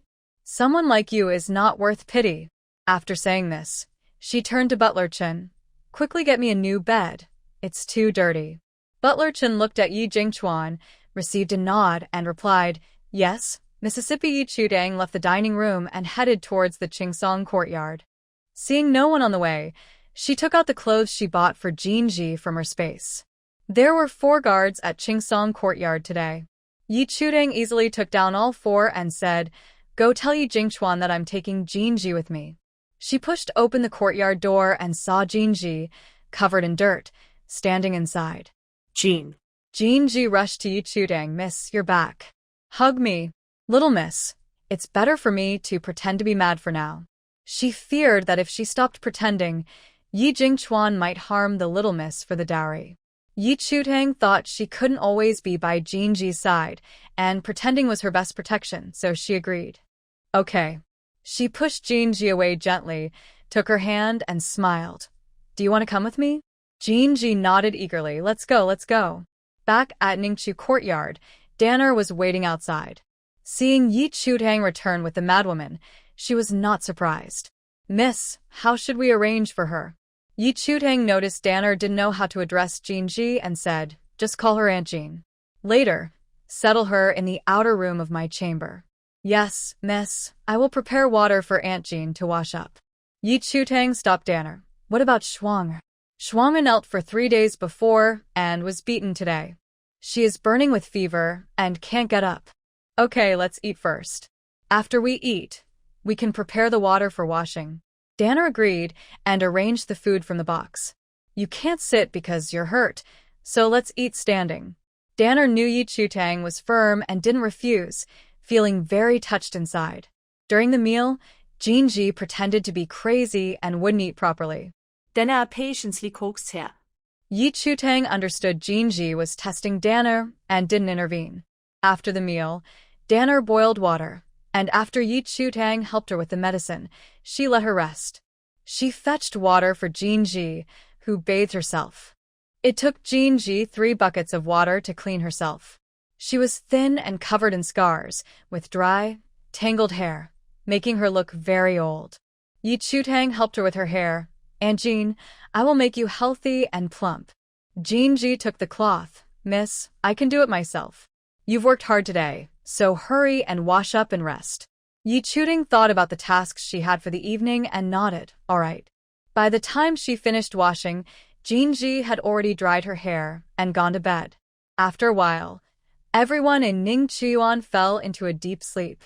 Yi Chutang changed into men's clothes and disguised herself before slipping out to the main street of the capital. It was already curfew, and the streets were empty. Only the watchman was ringing a bell, reminding everyone it was midnight. Be careful with fire, it's dry out. Yi Chutang went to the rice shop she had checked in the afternoon, climbed over the wall into the backyard, and woke the sleeping shopkeeper. The shopkeeper was so startled he almost lost his mind. Suddenly, a gold ingot appeared before him, calming his nerves. I want all the remaining stock, except for the amount for the next 3 days. She didn't buy all the rice to avoid causing a stir in the market and raising prices, which would hurt the common people. 3 days was enough time for the shopkeeper to restock. Hearing the rough male voice and seeing the gold so close, the shopkeeper nodded frantically. Okay, I'll sell it brown rice. Before he could finish his price, Yi Chutang interrupted him. I know the market prices. If you dare to quote randomly, I'll take your life. As she spoke, a cold light flashed, and a sharp knife pressed against the shopkeeper's neck. He broke out in a cold sweat and immediately dropped his thoughts of trickery. Young master, we conduct business based on trust and would never quote randomly. He then honestly reported the price and stock of the rice. Young master, the total is 78 taels and 563 won. Since you bought a lot, just give 78 taels. His shop didn't actually have that much grain, but he had a storage warehouse. Yi Chutang released the shopkeeper, asked for the warehouse's location, and gave him 80 taels. The extra 2 taels are for your silence. Don't tell anyone that the grain warehouse is empty to avoid causing a panic. If anyone asks why you are buying grain again, just say you have a feeling the prices will rise and want to stock up. The shopkeeper stroked the heavy silver, nodding happily. Rest assured, young master, I will keep it a secret. He had just sold half a year's worth of grain. To avoid jealousy from competitors, he needed to keep the news tightly under wraps. If anyone finds out your grain is gone, just act dumb and say you don't know, then secretly spread a rumor about a thief. Once the shopkeeper nodded, Yi Chutang knocked him out. The rice from the shop could last about 10 days, and she stored 65% of it in her space. Then she went to the shopkeeper's warehouse outside the city and collected all the stored grain. Yi Chutang returned to the city and repeated the process, buying grain from 5 shops, spending nearly 700 taels in total. She kept at it until the late hours of the night. Today's task is complete, time to head home. The last shop's warehouse was within the city and not far from the minister's residence. Yi Chutang thought using her earth escape technique was too wasteful and planned to walk back. Just as she emerged from the warehouse, she ran into Chi Yanzhou, who was returning to the prince's residence. After being called away by the Dali temple in the afternoon, Chi Yanzhou stayed in the palace until the gates were locked. He thoroughly searched the Shishou palace and questioned all the servants, but the more he investigated, the stranger it became. The palace guards and the imperial army found no sign of an intruder. The entire Shishou palace was searched deeply, but no secret passages were discovered. From the time the servants fell unconscious to when to return to the palace, only a quarter of an hour had passed. It was as if everything in the palace had vanished into thin air. Chi Yanzhou was frustrated. After leaving the palace, he returned to the Dali temple to continue searching for clues. Later, he heard that the Jingzhou prefecture had taken on a case that was eerily similar to the robbery at Shishou Palace. He immediately went to Jingzhou prefecture to learn more. There, he found out that a few days earlier, Yi Chutong's Ning Qiyuan had also been completely ransacked within the time it takes to burn 2 incense sticks. Again, there were no clues, and everything had disappeared without a trace. Chi Yanzhou decided to wait outside the minister's residence until dawn to investigate. Then he encountered Yi Chutang, who was climbing over the wall. Dressed in men's clothing and with a black cloth covering her face, Chi Yanzhou naturally did not recognize her. Who are you? What are you doing here? Yi Chutang knew she couldn't defeat Chi Yanzhou. It's none of your business. After saying this in a deep voice, she turned back inside the wall and quickly returned to the minister's residence. Chi Yanzhou immediately chased after her. He and the thief landed one after the other, but he lost track of the person. The granary was large but empty, with no place to hide. That man vanished like something from a fairy tale. At that moment, the guard of the granary heard the noise and rushed over with a torch. Who are you? What are you doing at Li's granary? The leader spoke and then noticed the granary was empty. He pointed the torch at Chi Yanzhou and shouted, quickly, capture him and take him to the authorities. Chi Yanzhou looked at the approaching group and said, I am Prince Chen, Chi Yanzhou. After saying this, he took out his jade badge that represented his identity. When the group saw the character Chen and the dragon pattern on the badge, they immediately knelt and paid their respects. Greetings, Your Highness. Get up. Chi Yanzhou asked, why are you guarding here? Is it because the granary had grain? Replying to Your Highness, when I patrolled this afternoon, the granary was full, but now it is empty. Did Your Highness see anything? I just saw a man in black climb out of the granary. When I was about to catch him, he went back inside, and then he disappeared. Bring all the guards of the granary here. The leader understood Chi Yanzhou's suspicion and immediately went to call for people. Soon, all 20 guards arrived.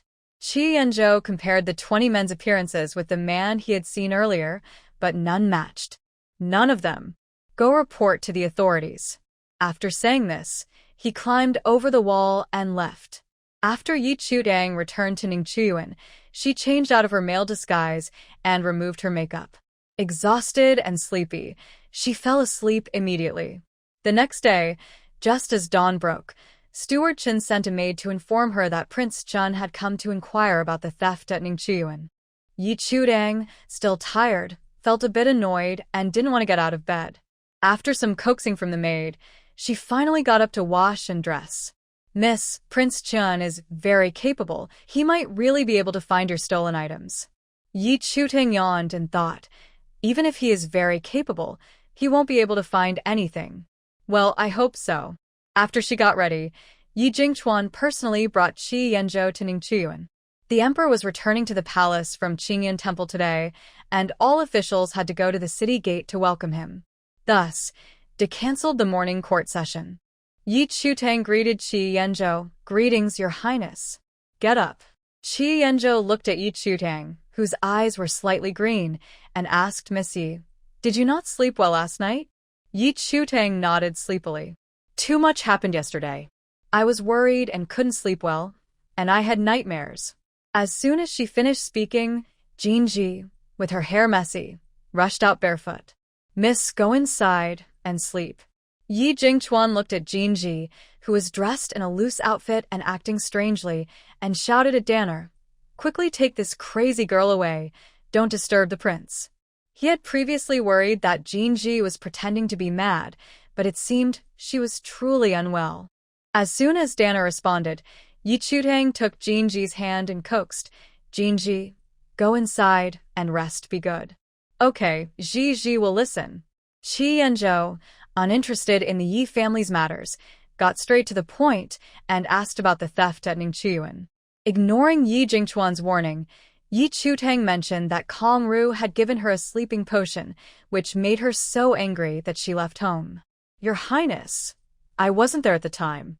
I only found out the next day that Ningqiyuan was robbed, and I thought my father had stolen from himself." Yi Jingchuan felt embarrassed by her words. "Chuer, stop talking nonsense."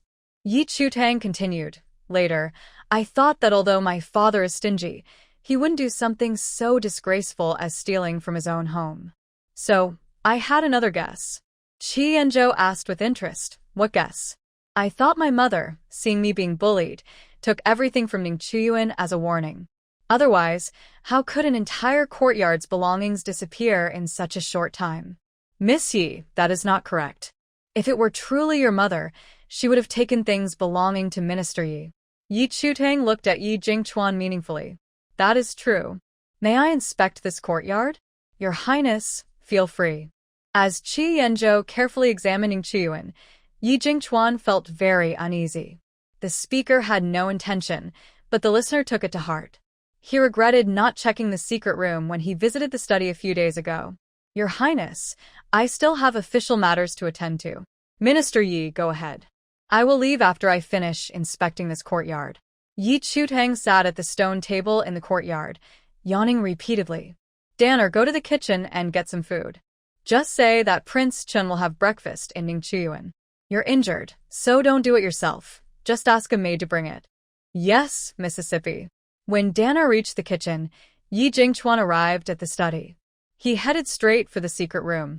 As he went down the steps, he did not see the familiar green light from the night pearl. A bad feeling suddenly rose in his heart. He accidentally stepped wrong on a stair and nearly got shot by an arrow that came from the wall. In his panic to avoid it, Yi Jingchuan fell down the stairs and unexpectedly saved his own life by rolling into a secret room. After feeling around in the darkness for a while, he finally found the oil lamp and lit it with a fire stick. Looking at the empty secret room, he rubbed his eyes in disbelief. "I must be too tired and seeing things." After comforting himself, he opened his eyes wide and looked closely. Still, there was nothing. Yi Jingchuan lit all the oil lamps, but the secret room remained completely empty. The gold, silver, and jewels were gone, as well as the secret letters, food supplies, and weapons. Thinking that his support for the crown prince and the second prince might have been exposed, he fainted from fear. When Yi Jingchuan fainted in the secret room, a lavish breakfast was delivered to Ningqiyuan. Qi Yanzhou also carefully checked the courtyard. Like the Shisho Palace, there was no secret passage. Could it really be the work of ghosts? Yi Chutang looked at Qi Yanzhou, who was frowning, and said, "Your Highness, if you don't mind, let's have breakfast together." Qi Yanzhou had only eaten a few bites the day before and hadn't eaten since, so he was indeed a bit hungry. "I apologize for bothering Miss Yi." During the meal, Yi Chutang deliberately asked, "Isn't the theft at Ningqiyuan supposed to be investigated by the Jingzhou prefect? Why is this matter falling to you, Your Highness?" Qi Yanzhou, thinking that the news of the theft at Shisho Palace would soon spread, told the truth. The Shisho Palace of Lord Da was stolen just like Ningqiyuan, leaving nothing behind. Ye çantan similet, her is sparkling. Congratulations, Lord Da deserves it. This thief is truly impressive, stealing from the palace. Once the emperor finds out, he will surely be restless. If they could steal from Shisho Palace, they could also take the emperor's life. Seeing Yi Chutang so pleased, Qi Yanzhou reminded her, "Miss Yi, please be careful with your words." The emperor was foolish and petty, unable to tolerate any harsh words. Yi Chutang took a sip of bird's nest soup and smiled. "Don't worry, Your Highness. I know how to speak appropriately to everyone." After finishing breakfast, Qi Yanzhou took his leave. He needed to return to the palace to bathe and change clothes before heading to the city gate to greet the emperor. Yi Chutang then lay back in bed and fell asleep again, entering her space. She organized the items in her space, which had become a bit messy recently. Fortunately, the items could float, so even without containers, it wouldn't be chaotic. After organizing everything, she had a glass of milk before leaving the space. Yi Chutang took a short nap for half an hour and then got up to practice martial arts in the yard. Not long after she started, Steward Chun hurriedly came over. "Miss, after your father came to your courtyard, he disappeared. Do you know where he went? The emperor is about to enter the capital, and your father needs to go to the city gate to greet him. There were only a little over 2/4 of an hour left until the hour of C. If they didn't leave soon, they would miss it." Yi Chutang thought about how Yi Jingchuan had angered the emperor, and she would also be in trouble. Father said he had official business to attend to and left. The steward had previously visited the study and asked the guards, but they said the master was not there. Hearing this, he guessed that the master didn't want to be disturbed, which is why the guard said that. "Thank you for the reminder, Mississippi. I will take my leave." The steward went to the study, explained the situation to the guards, and entered the study room. However, he didn't dare to enter the secret room and could only shout "Master" at the dark entrance of the secret room. The unconscious Yi Jingchuan was awakened by the call, remembered he needed to greet the emperor, and hurriedly took a carriage to the city gate, forgetting about the emptied secret room. At this time, the news of the theft at Li's granary had spread widely. The granary full of grain just vanished, and the night watchman didn't notice anything. "I heard it was a man who stole it, and Prince Chen caught him red-handed, but unfortunately, he couldn't capture him." "One person stole it? How is that possible? Those grains could crush him 800 times over." "Exactly. This sounds like the officials can't solve the case and are looking for someone to blame. I heard it was a ghost thief. It would be surprising if the officials could find the person." After someone spread this rumor, the term ghost thief became more and more sinister. At first, it was said that a starving ghost stole the grain. Later, it was said that ghost soldiers robbed the supplies. Finally, it was claimed that there were too many souls in the underworld, and the king of lacked food to support the little ghosts, so they had to steal grain from the living world. Storytellers and writers seized the opportunity to turn ghost thief into various ghost stories, spreading them throughout the streets. When Danner went to the big kitchen to get ingredients, she overheard some of these tales. She returned to Ningchu courtyard to tell Yi Chutang. Yi Chutang had guessed that the empty granary incident would become a big deal when Shi Yanzhou caught her last night. But she didn't expect the ghost thief effect to be so impactful. "Danner, you go rest. I will make lunch." "Miss, that's not necessary." "What? Are you afraid my cooking won't be good?" Danner hurriedly waved her hands. "That's not what I meant. You are of noble birth. How can you do such rough work?" Yi Chutang smiled and said, "Food is essential for the people. Cooking is not beneath me. You should go rest, heal quickly, and take on all the work soon." Danner knew Yi Chutang was concerned for her, and her eyes filled with gratitude. "I will obey." Mississippi Yi Chutang entered the kitchen. After Jin Ji and Danner went to rest, she came to help. Watching Yi Chutang skillfully pick, wash, and cook vegetables made Jin Ji's eyes turn red with sympathy. If it weren't for the troubles the young lady faced, she would have grown up pampered and wouldn't need to know how to do these things. The young lady must have had a hard time at the estate, right? Not as hard as Aunt Jean. Let's not talk about the difficult days in the past. It's unlucky. Jin Ji wiped away her tears and nodded firmly. After hardship comes happiness. One of the joys for Yi Chutang in the apocalypse was cooking, which helped her develop great culinary skills. While cooking, she avoided Jin Ji's gaze and took out seasonings from her space. Good ingredients combined with quality seasonings make for top-notch dishes. She used spring water to cook the rice. Before the rice was ready, the sweet aroma filled the courtyard. Soon, the meal was served. Dana helped the weak Schwanger to the dining room and went to the outer courtyard to bring back the injured Wang Kai to eat together. The food was so delicious that they finished everything. In the palace, the emperor returned and hosted a banquet for the officials. A middle-aged man in a bright yellow dragon robe sat on the throne and looked at Qi Yanzhou, who was seated at the second table on the left. The environment in the southern border is very different from the capital. Prince Chen, after a few days back in the capital, are you getting used to it? Qi Yanzhou stood and bowed. Thank you for your concern, Your Majesty. I grew up in the capital, so I am naturally accustomed to it. The emperor noticed Qi Yanzhou's respectful words and humble attitude, making it hard to find fault with him, but his gaze suddenly became sharp. I heard you refused the marriage with Princess Confronting because you have someone else in mind. May I ask which young lady it is? This prince cannot stay.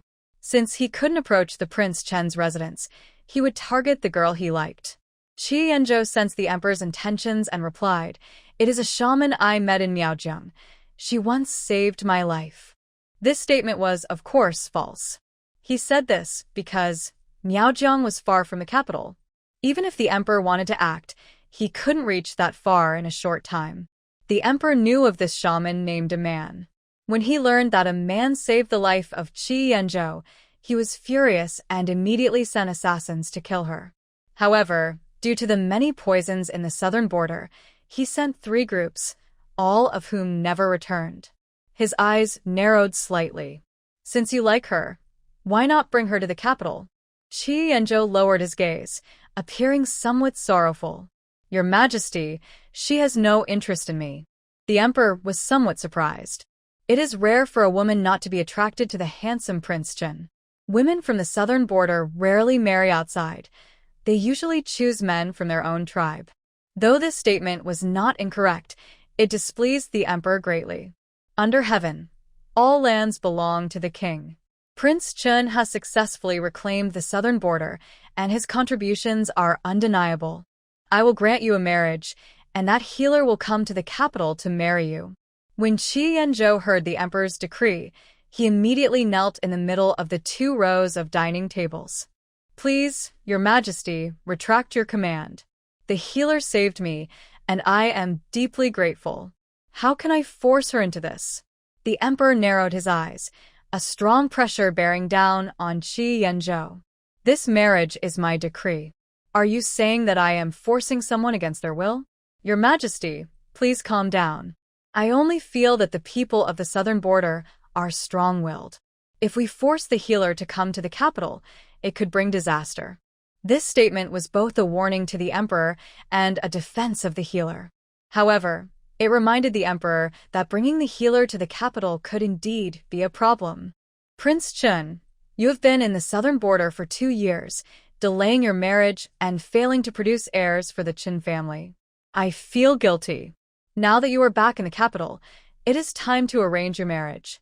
Qi Yanzhou realized that the emperor wanted to arrange a spouse for him, looking for an opportunity to eliminate him.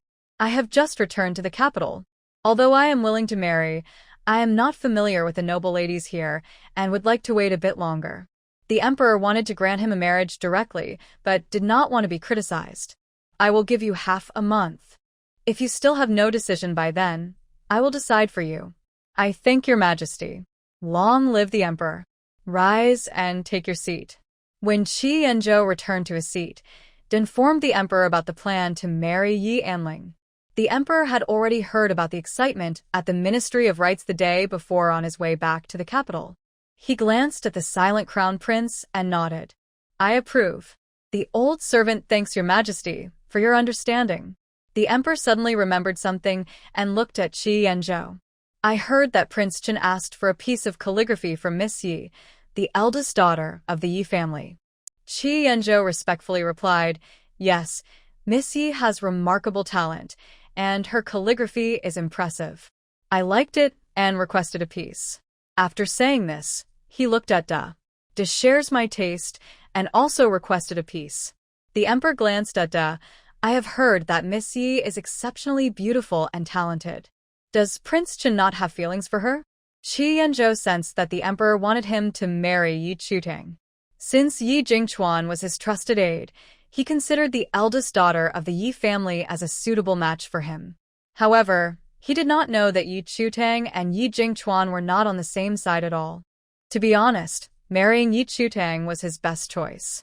First, she was not aligned with the emperor. Second, it would be easier for her to help him with the antidote. But she clearly had no intention of marrying him, and he would not force her. I am just a soldier. I fear I am not worthy of Miss Yi.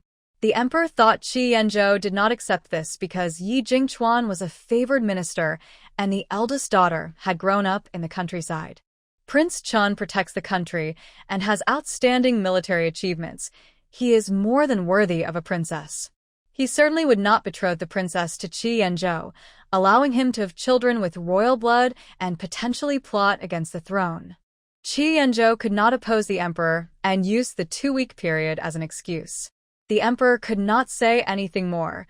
He could not embarrass himself. He changed the topic and asked about court matters. The court was controlled by Duke Da, and the officials only reported good news to the emperor. A group of flatterers praised the emperor, making him happy as he asked for longevity. Since the emperor returned to the capital from Qingyun Temple, he was tired from the journey, and the banquet quickly ended. Duke Da escorted the emperor back to Qianqing Palace to rest and also sought a decree. All the officials congratulated Yi Jingchuan, but he knew these people were actually watching him fail. After exchanging a few pleasantries, he secretly glanced at the second prince and left the palace. The second prince noticed Yi Jingchuan had something important to discuss and left quickly as well. The two met at a restaurant connected to the secret chamber of the Ministry of Personnel. Why did you suddenly seek me out, Minister Yi? Yi Jingchuan knew meeting the second prince during the day was risky, so he spoke plainly. The weapons and supplies in the secret chamber are gone. The second prince's expression changed dramatically. What do you mean gone? They're missing, just like in Ningqiyuan and Shishou Palace. The things in the secret chamber have disappeared. Minister Yi doesn't believe in the rumors of ghost thieves. Does he? Yi Jingchuan did not want to believe it either, but the secret chamber is in the library, and it has been guarded for 12 hours. There are no signs of the mechanism being broken, and the secret passage to the restaurant can only be opened from inside the secret chamber. The implication was that it was not humanly possible to steal everything from the secret chamber quietly. There were people loyal to the second prince among the guards of the library. The same went for the restaurant. He immediately ruled out the suspicion of Yi Jingchuan stealing from himself and looked serious. Minister Yi, besides the supplies and weapons, there is nothing else in your secret chamber that shouldn't be there, right? Yi Jingchuan knew the second prince was referring to their correspondence. He would not admit it, there is nothing else. The second prince leaned forward, staring intently into Yi Jingchuan's eyes. Losing the supplies and weapons is not a big deal. After all, they are not marked with our names, just a loss of some money. But if the letters fall into the wrong hands and reach the emperor, the Yi family would face disaster. Yi Jingchuan felt a cold sweat on his back, but his expression did not change. I understand, so I will not leave behind any evidence that could harm myself or others. He had originally left the letter to control the crown prince and the second prince, but unexpectedly, it became a sword hanging over his head. He hoped that the thief was a ghost, not a person. The second prince withdrew, picked up a steaming cup of tea, and looked down at the rising steam. Forget about the lost supplies and weapons. Let's wait for Prince Chen to find the ghost thief first. Yi Jingchuan stood up. Yes, I take my leave. The second prince watched Yi Jingchuan's back with a mocking gaze. Lord Yi, once you board my ship, you can't get off. Make sure to cut ties with the crown prince. He knew that this old fox wanted to play both sides. He only let it go because he thought Yi Amling marrying the crown prince would benefit him. Yi Jingchuan paused for a moment. I am loyal to the second prince. The second prince chuckled. Hurry and go. The imperial marriage decree should arrive at the Ministry of Rites soon. Sure enough, not long after Yi Jingchuan returned to the ministry, the emperor's marriage decree arrived. Da personally delivered the decree. Since he was the wedding should not be overly grand, and the date was set for 10 days later. Kong Ru was released to handle the wedding preparations, and after the ceremony, she would be confined again. After the Yi family received the decree, Da said to Yi Jingchuan, Lord Yi, the emperor has a message. Yi Jingchuan guessed what the emperor's message was. He handed the decree to his eldest son, Yi Anji. Jir, take this decree to the ancestral hall for worship. Then he addressed the Yi family. Don't return to the courtyard. I have something to discuss shortly. After saying this, he gestured to Da. Please, follow me to the study. In the study, Da got straight to the point. Lord Yi, the emperor intends for your daughter to marry Prince Chen. Yi Jingchuan knew the emperor had always wanted to eliminate Prince Chen and take over his residence. He also wanted to help the emperor, but Yi Chutang never listened to him. Chutang has a strong personality, I'm afraid. Da smiled and said, as long as you can manage her, no matter how strong her personality, she will have to obey. Yi Jingchuan looked at Da, who spoke so casually, and felt a headache coming on. He had no ability to manage Yi Chutang, especially with the unresolved poison in his body. Chutang knows martial arts and poison. Please guide me. Da casually flipped through the books on the table, looking completely unconcerned. No matter how skilled she is, she cannot surpass the Emperor's shadow guards. No matter how good she is at poisoning, she cannot match the royal secret medicine. It all depends on whether Lord Yi is willing to part with his eldest daughter. After all, marrying the crown prince only leads to death. Yi Jingchuan is certainly willing to let Yi Chutang go, otherwise, he wouldn't have brought her back to marry in her place. But before agreeing, he needs to know what he will gain. If I facilitate this marriage. Da smiled and said 2 words, noble title. Upon hearing this, Yi Jingchuan was so excited that his hands trembled. I will not dishonor the emperor's command. He thought the emperor would only make him a first-rank official, but he didn't expect a direct title.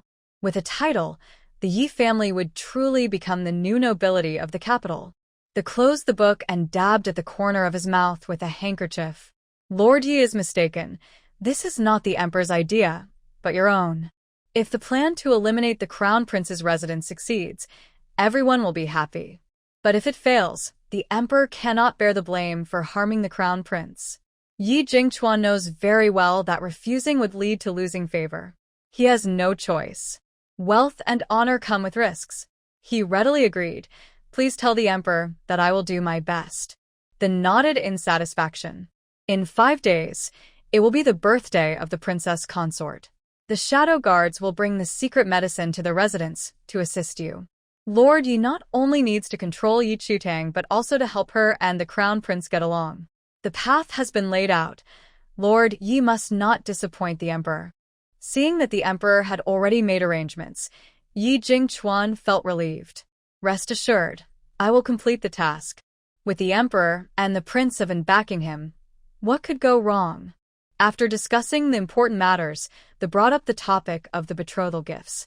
Lord Yi, my longevity palace has been robbed, and currently, I only have the 1,000 taels of silver just awarded by the emperor, so I cannot provide much for Linger's betrothal gifts. Although Yi Jingchuan was somewhat displeased, he knew that was speaking the truth and couldn't hold it against him. Linger marrying a high official is her fortune. The betrothal gift is just a formality. What matters is the intention, not the value. Lord, you should reassure Linger that once I recover my belongings, I will compensate her double. After saying this, they stood up to take his leave. After personally seeing him onto the carriage, Yi Jingchuan returned to the main hall. Everyone in the Yi family was waiting for him. He walked to the main seat, sitting beside the old matriarch, and looked at Yi Chutang. Chutang, your mother said before she passed that her dowry would be divided among all the children. Linger is about to marry, so I will give her a quarter of the dowry. You have no objections, right? Yi Chutang looked at the shameless Yi Jingchuan and smirked. Kong Ru caused my mother's death, and you want me to give her dowry to the daughter of my enemy? That's too much. Sure, this matter isn't clear yet, so don't jump to conclusions. Besides, sharing the dowry is your mother's wish. Emotional manipulation? Fine, I'll do it, but I will decide what dowry goes to Yi Anling. Yi Jingchuan was surprised by Yi Chutang's willingness. He felt she was up to something. Really? You are willing to share the dowry? Ye Chantang rollet Harris. Of course not. But since you brought up her wishes, what can I say? She agreed for 2 reasons: to find out where the dowry was hidden and to reveal the will on the wedding day, making Yi Anling embarrassed. Yi Jingchuan, seeing her frustration, quickly tried to calm her down. Sure, Don't worry. Your share of the dowry will be better. Humph. Once he had control over this troublesome girl, she wouldn't get a single coin. I hope you two live to see my wedding day, Yi Chu-tang said coldly, before turning to leave. Old Lady Yi shouted, You ungrateful girl, cursing your father will bring you misfortune. Yi Chu-tang turned to the unpleasant old lady with a cold gaze. Grandmother, you've been ungrateful for decades without facing any consequences, so why should I be afraid? Old Lady Yi pointed a trembling finger at Yi Chu-tang. You wretched child, what nonsense are you saying? Nonsense?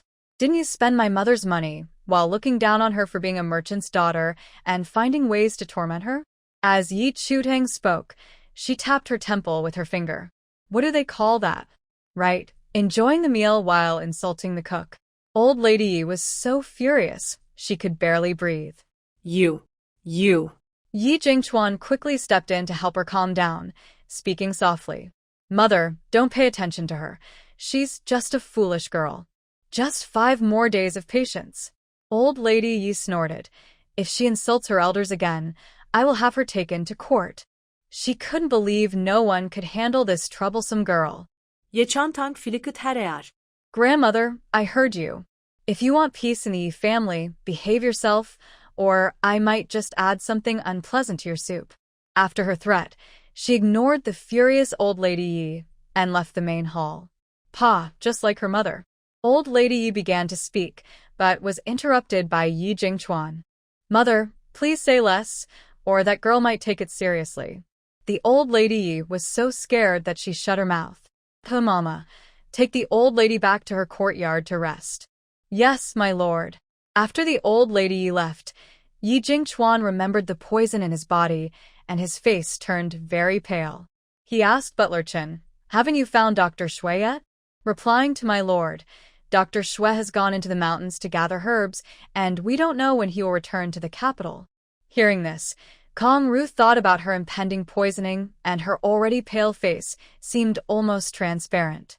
My lord, what should we do? Besides Butler Chen, only Yi Anling knew about the poisoning. She quickly said, Father, Dukta hasn't gone far. I'll go ask him to send a doctor to check on you and mother. Upon hearing this, Yi Jingchuan nodded with appreciation.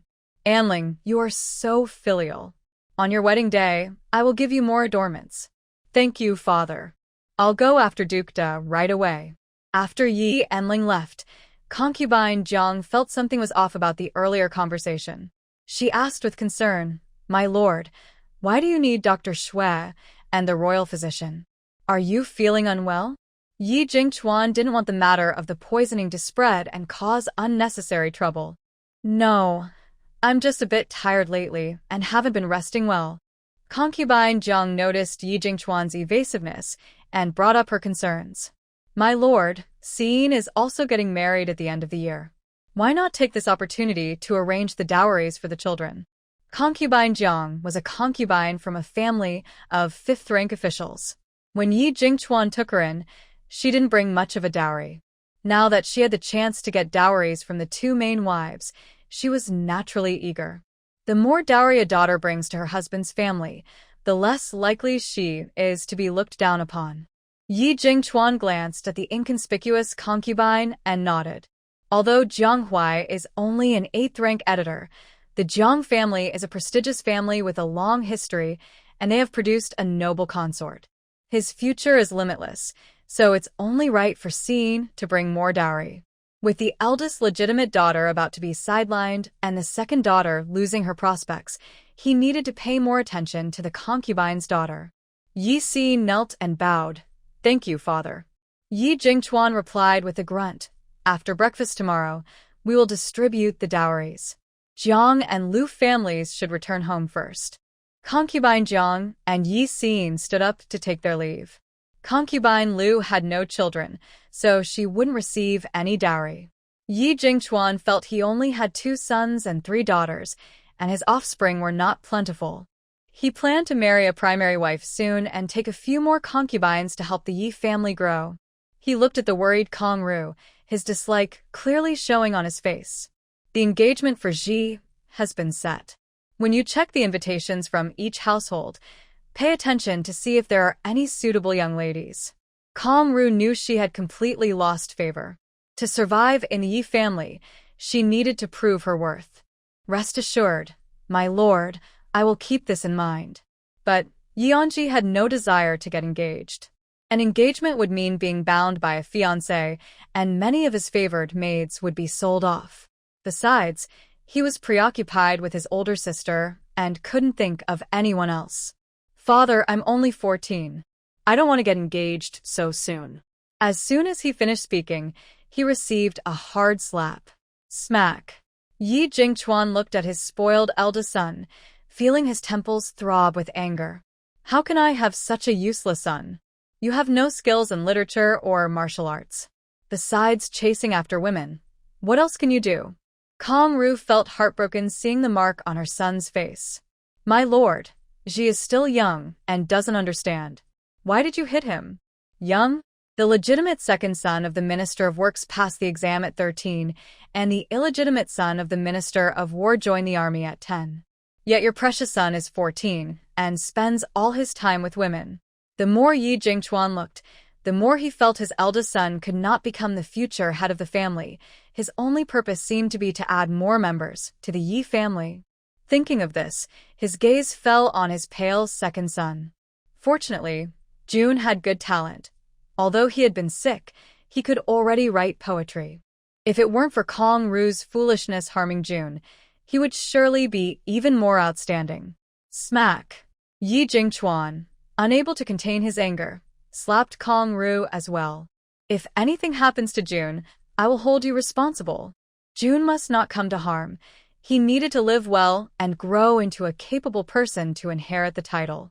Kong Ru knew she was in the wrong and did not dare to argue. I know I was wrong and won't do it again. She apologized with her words, but in her heart, she felt resentment. If it weren't for Yi Jingchuan's refusal to visit the Lioli courtyard, giving her no face as the head matron, she would never have harmed her son to compete for favor. She pushed her stunned eldest son. Ji, apologize to your father. Fortunately, both sons were born from her. As long as she could endure until one of them took charge, she would be the most respected matron. Yeonji was frightened by Yi Jingchuan's stern expression and quickly said, I understand my mistake and will follow my father's arrangements.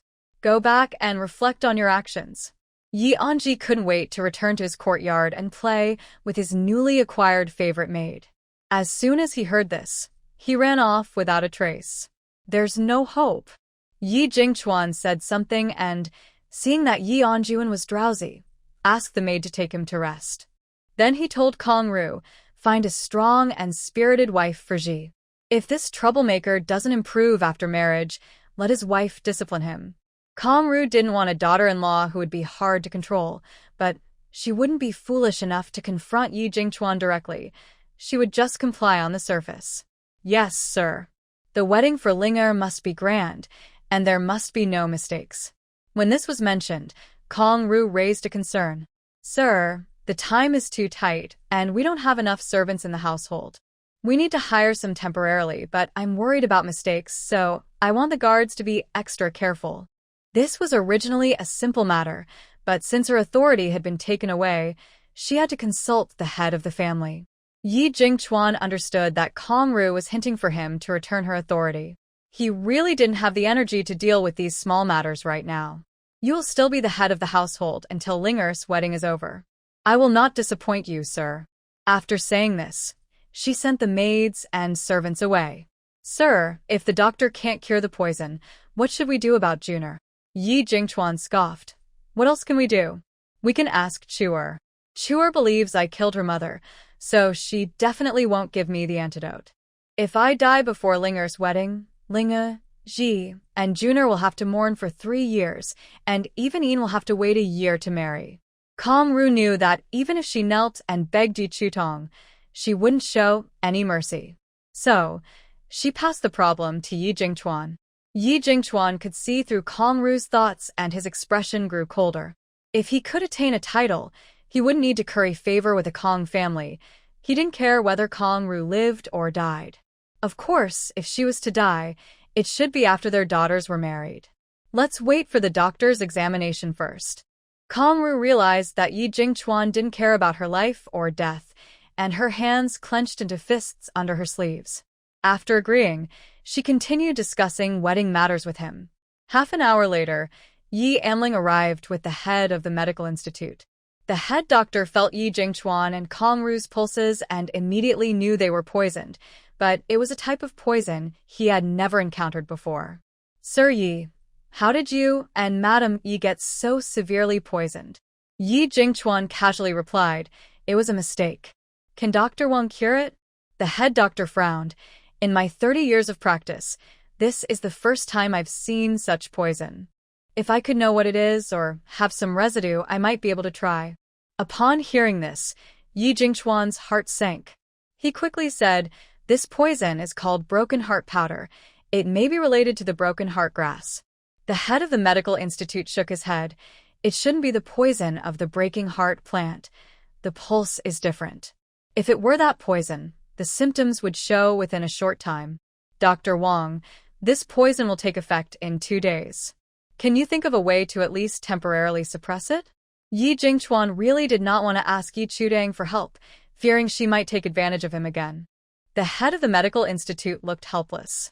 Lord Yi, it's not that I don't want to help, but I don't know the ingredients of this poison. You and your wife haven't shown any symptoms yet, so I can't prescribe anything just based on the pulse. The head of the medical institute thought this visit would be straightforward, but it turned out to be quite complicated. Regarding the poisoning, Yi Jingchuan clearly did not want to discuss it further, and he wouldn't ask more questions either. Lord Yi, why don't we try a common antidote first? He wasn't sure if it would work, but at least it wouldn't cause any harm. Yi Jingchuan nodded. Thank you, Dr. Wang. Please keep the matter of my wife and I being poisoned confidential. He took out a 100-tael silver note and handed it to Dr. Wang. Dr. Wang refused the silver note. Lord Yi, don't worry, I won't speak of it. He had maintained his position for 10 years because he focused on treating patients and kept his mouth shut. After writing the prescription, he prepared to leave. Yi Jingchuan quickly said, please take a look at my second son, Junior. He has been secretly harmed by the household doctor since childhood, and his health is failing. Lead the way. They arrived at the Liuli courtyard. Dr. Wang looked at Yi Anjuan, who lay on the bed, weak and pale, and knew his health was severely compromised. After checking his pulse, he pulled Yi Jingchuan outside, his expression serious. Lord Yi, the young master may not live for 2 more years. I can only prescribe some tonics to make his life a little easier. Yi Jingchuan, hearing Dr. Wang echo what the previous doctor had said, felt a surge of anger towards Kongru. No need for that, I have plenty of tonics. You can take the young master to see Dr. Shui. I must take my leave. After sending off Dr. Wang, Yi Jingchuan headed to Ning Chuyuan. At Ning Chuyuan, Yi Chudang was practicing martial arts. Shaner, while preparing vegetables for dinner, asked, Miss, can I practice with you? She wanted to learn some self-defense skills. Yi Chudang approached and felt Shaner's bones, shaking her head. Your bones are already too stiff. It's a bit late to start practicing martial arts. However, I can teach you some easy self-defense techniques. We can start once you recover. Shaner was overjoyed. Thank you, miss. Jean Ji leaned closer, smiling foolishly, and said, Miss, I want to learn too. She wanted to practice hard to protect the young lady. Okay. Yi Chutang replied and pulled Jean Ji to squat in a horse stance together.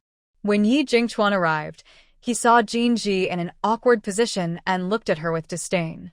I have something to discuss with Chuer. You all need to leave. Jean Ji giggled, pretending not to understand. Shaner ignored Yi Jingchuan completely. Shuang Er, who was resting in the room, got up but noticed that Shan Er and Jean Ji hadn't moved, so she retreated back inside. Seeing that no one was listening to him, Yi Jingchuan felt his authority as the head of the family was being challenged and shouted angrily, Are you all deaf? Yi Chutang lifted her eyelids to look at the furious Yi Jingchuan with a mocking gaze. Lord Yi, if you want to show off your authority, you've come to the wrong place.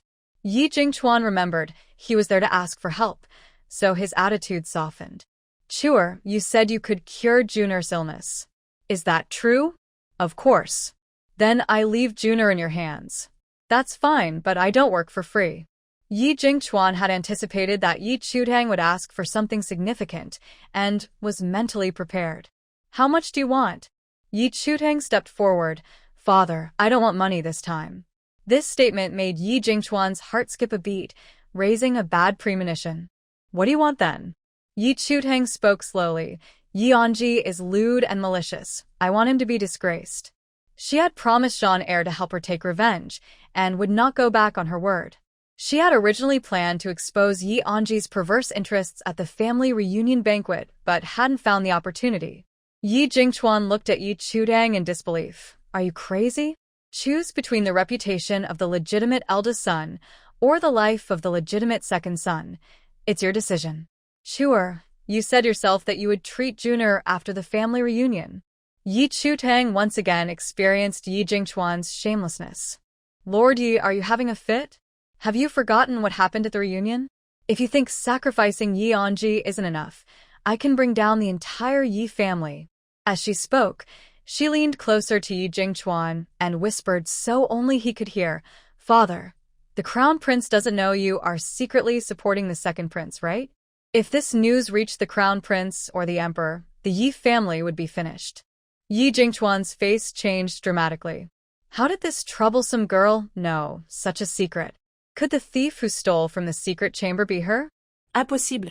She couldn't have moved all those things by herself or have a place to hide them. He struggled to maintain his composure and lowered his voice to scold her. Sure, don't say such things about losing your head. You and the Yi family share both honor and disgrace, understand? Yi Chutang noticed Yi Jingchuan's guilt and smiled sarcastically. Did you think about that when you plotted against me? After saying this, she didn't want to waste more words and issued her final ultimatum. Dad, I'll ask you one last time. Who will you protect? If forced to choose, Yi Jingchuan would pick the second son. The eldest son had already been spoiled.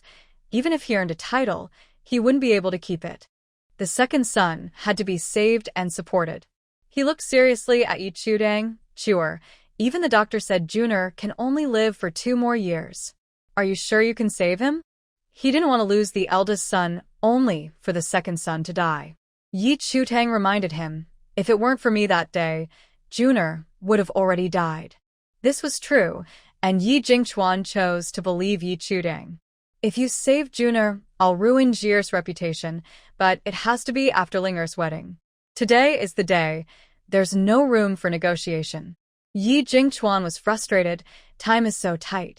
Yi Chutang interrupted him, smiling like a cunning fox. With your intelligence, I'm sure you'll find a way. Yi Jingchuan took a deep breath, repeatedly telling himself to hold on for just 5 more days. Fine, I'll try. When will you give me the antidote for the heartbreaking powder? After you complete the task, bring me half of Kong Ru's dowry in exchange. Yi Jingchuan thought about how much more valuable Tang Wanning's dowry was compared to Kong Ru's and agreed, without hesitation.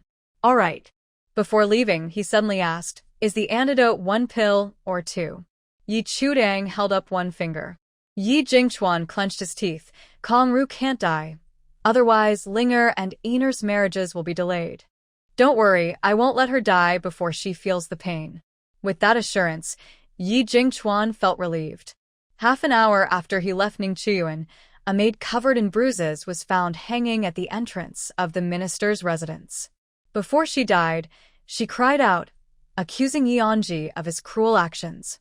Another maid threw Yi Anji's instruments of abuse at nearby officials' doorsteps, vividly describing his perversions as she did so. When the news reached Ningchuyuan, it spread throughout the streets and alleys of the capital. Yi Anji's reputation was ruined. TSK, isn't this a dog leash? The Yi family's eldest son really doesn't treat maids like human beings. Not just that, those 2 maids don't have a single good piece of flesh on them. It's truly tragic. Creating such a big scandal will make it hard for the eldest son to find a match in the future. What's so hard about it? The Minister Yi is a favored official. There are plenty of families eager to marry their daughters to him. For a moment, it seemed everyone in the capital was talking about the Yi family, especially Yi Anji. He mistreated the maids, forcing them into inappropriate situations. Although he didn't break any laws, he acted against social norms and lost his reputation. His name was completely tarnished, and his future was ruined. Of course, Yeonji was already a hopeless person with no prospects. But he didn't think he was at fault. Instead, he angrily cursed the two maids who he believed had ruined him. "Where is Hongxiu? I want to get rid of her." Hongxiu was the maid who had run out of the Yi household and thrown items in front of other families. She had been caught and was now locked in the storage room. "Young master, you are under house arrest and cannot do anything to upset the master."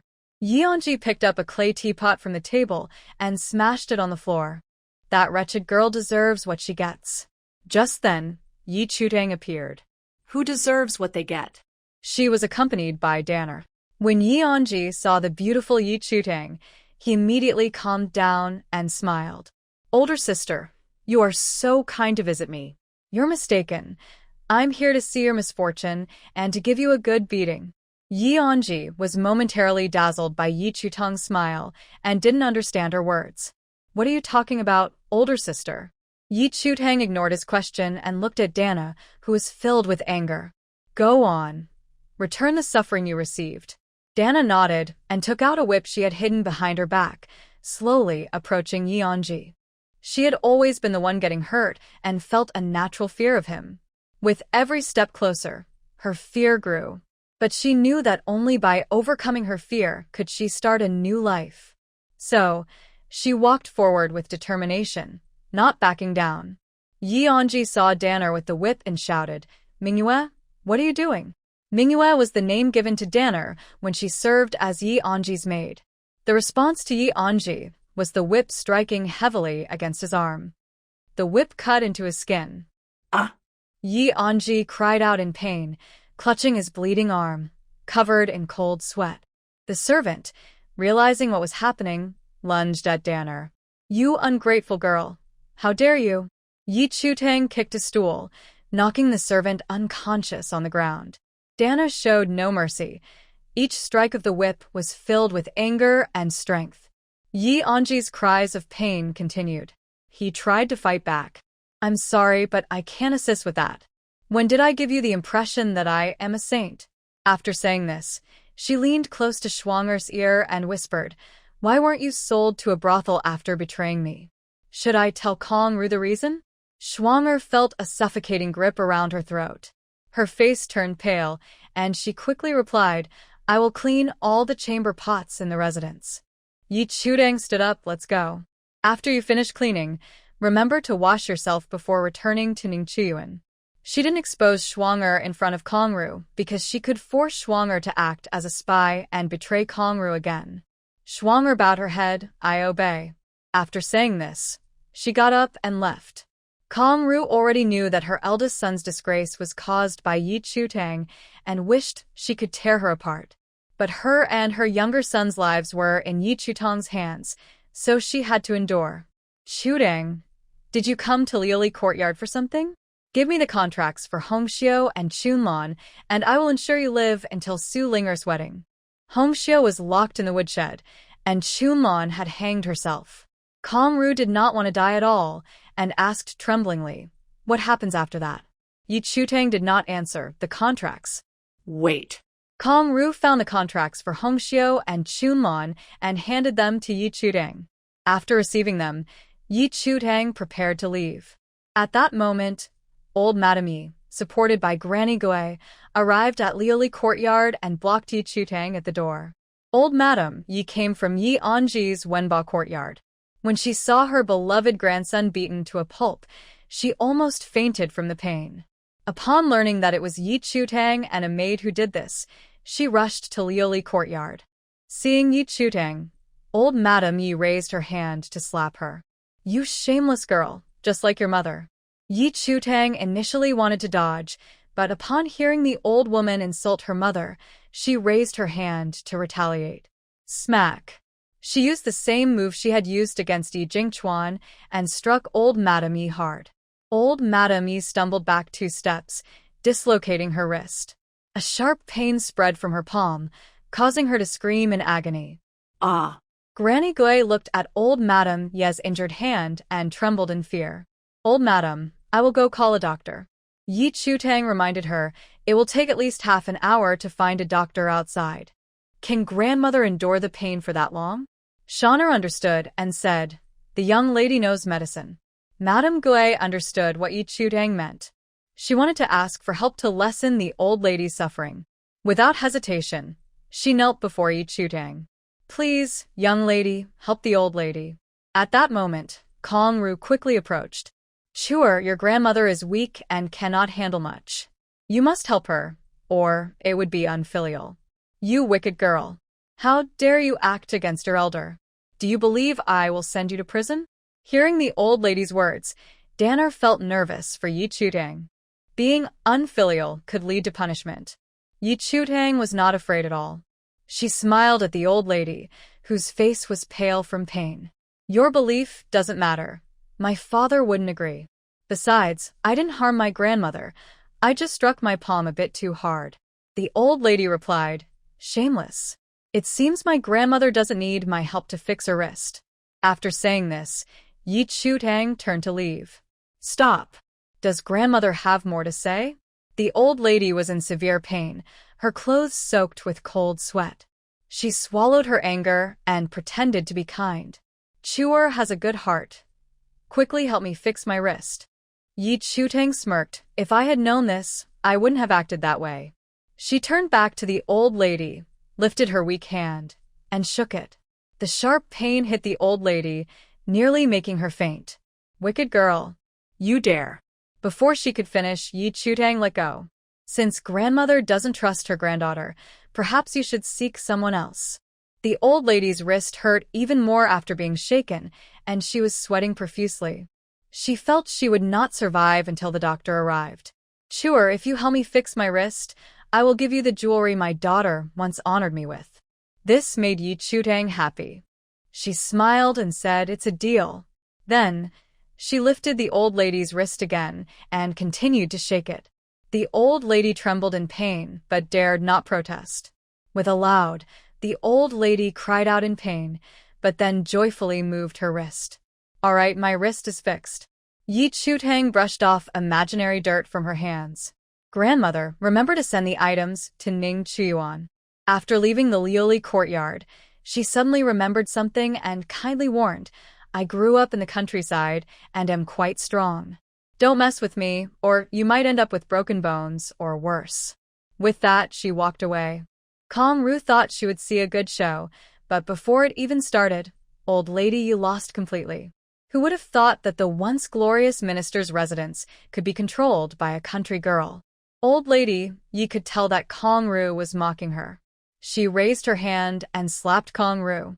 If it weren't for you, that wicked woman, suggesting to bring Yi Chutang back for a marriage replacement, the minister's residence wouldn't be in such a predicament today. She couldn't do anything about Yi Chutang, but dealing with Kong Ru was easy.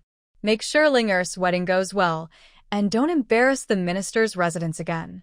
Kong Ru covered her sore face, gritting her teeth as she replied, I understand, daughter-in-law. Get a doctor for Jir. He is seriously injured. After giving her orders, old lady Yi left. On her way back to the courtyard, she saw Yi Chutang heading to the big kitchen.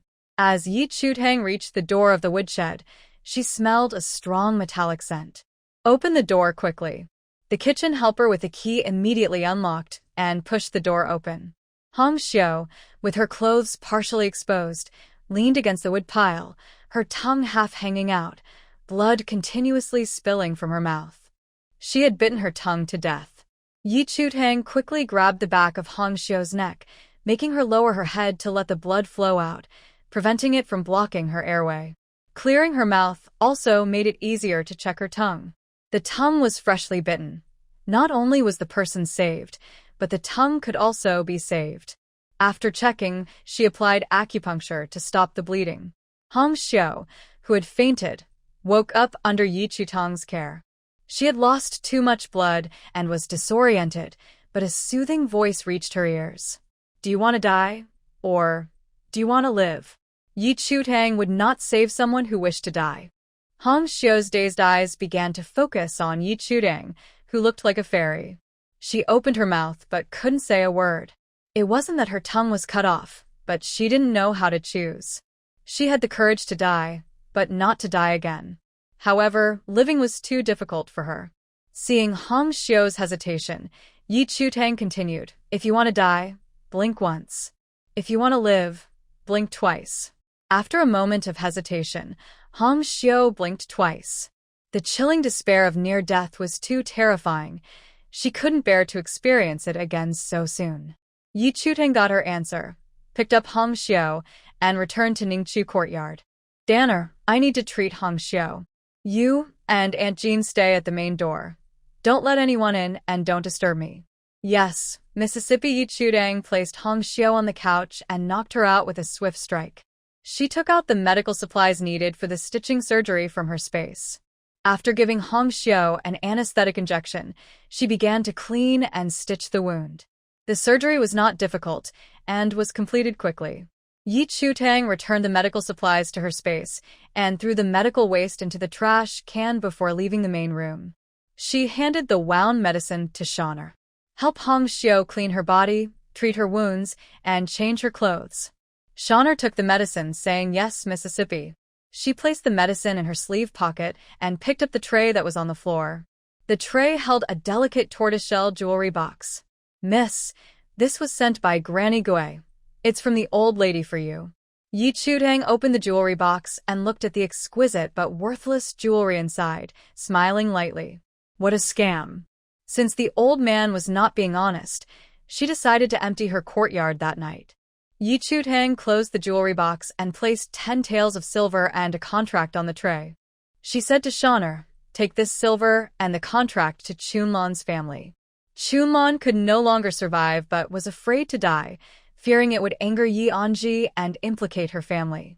Committing suicide to ruin Yi Anji's reputation was both revenge and relief for her. Shaner looked at the silver and contract, her breath becoming heavy. "Miss, no one will come to collect Chunlan's body. Since the day she was sold, she has had no family." Yi Chudang pondered for a moment and said, "After dinner, go to the coffin shop and pay them to give Chunlan a proper burial." "Yes." Mississippi. Shaner carried the tray into the main room. Yi Chudang went to the kitchen to cook, with Jinji helping. Considering the many injured people in the courtyard, she made a particularly light dinner. While stewing the last soup, Yi Jingchuan arrived with Kong Ru's 32 bearers of dowry. "Chuer, I brought your dowry." Yi Chudang looked at the dowry in the courtyard and told the servant who delivered it, "Put it in the woodshed." Yi Jingchuan, worried about losing the dowry, suggested, "Chuer, your courtyard doesn't have a storeroom. Should I send a few guards for you? I'm not married yet. What would it look like to have men in my courtyard? They won't enter the courtyard. They'll just guard outside." "All right, send a few strong ones. They can help me practice martial arts." Yi Jingchuan. He was a bit hesitant about sending guards now. But then he thought, if the guards could test Yi Chudang's martial skills, it wouldn't be a loss. "All right, I'll send 6 guards over shortly." After that, he started discussing serious matters. "Chuer, Jir has already lost his reputation, and father has brought half of the bride's dowry. What about the antidote?" Yi Chudang took out Kong Ru's dowry list from her space and waved it. "I will send you the antidote once I verify everything. This dowry is genuine, and Yi Jingchuan is not worried about being investigated." "All right, what about Jun'er's illness? Bring him to Ningqiuan, and his personal maid should come along too." Yi Jingchuan agreed immediately, "Okay." Yi Chudang guessed the soup was ready and gave him a hint to leave. "Father, take care. No need to see you off." "Sure, I want to stay for a meal." Yi Jingchuan smelled the delicious food and felt hungry. "Sorry, I didn't make a portion for you."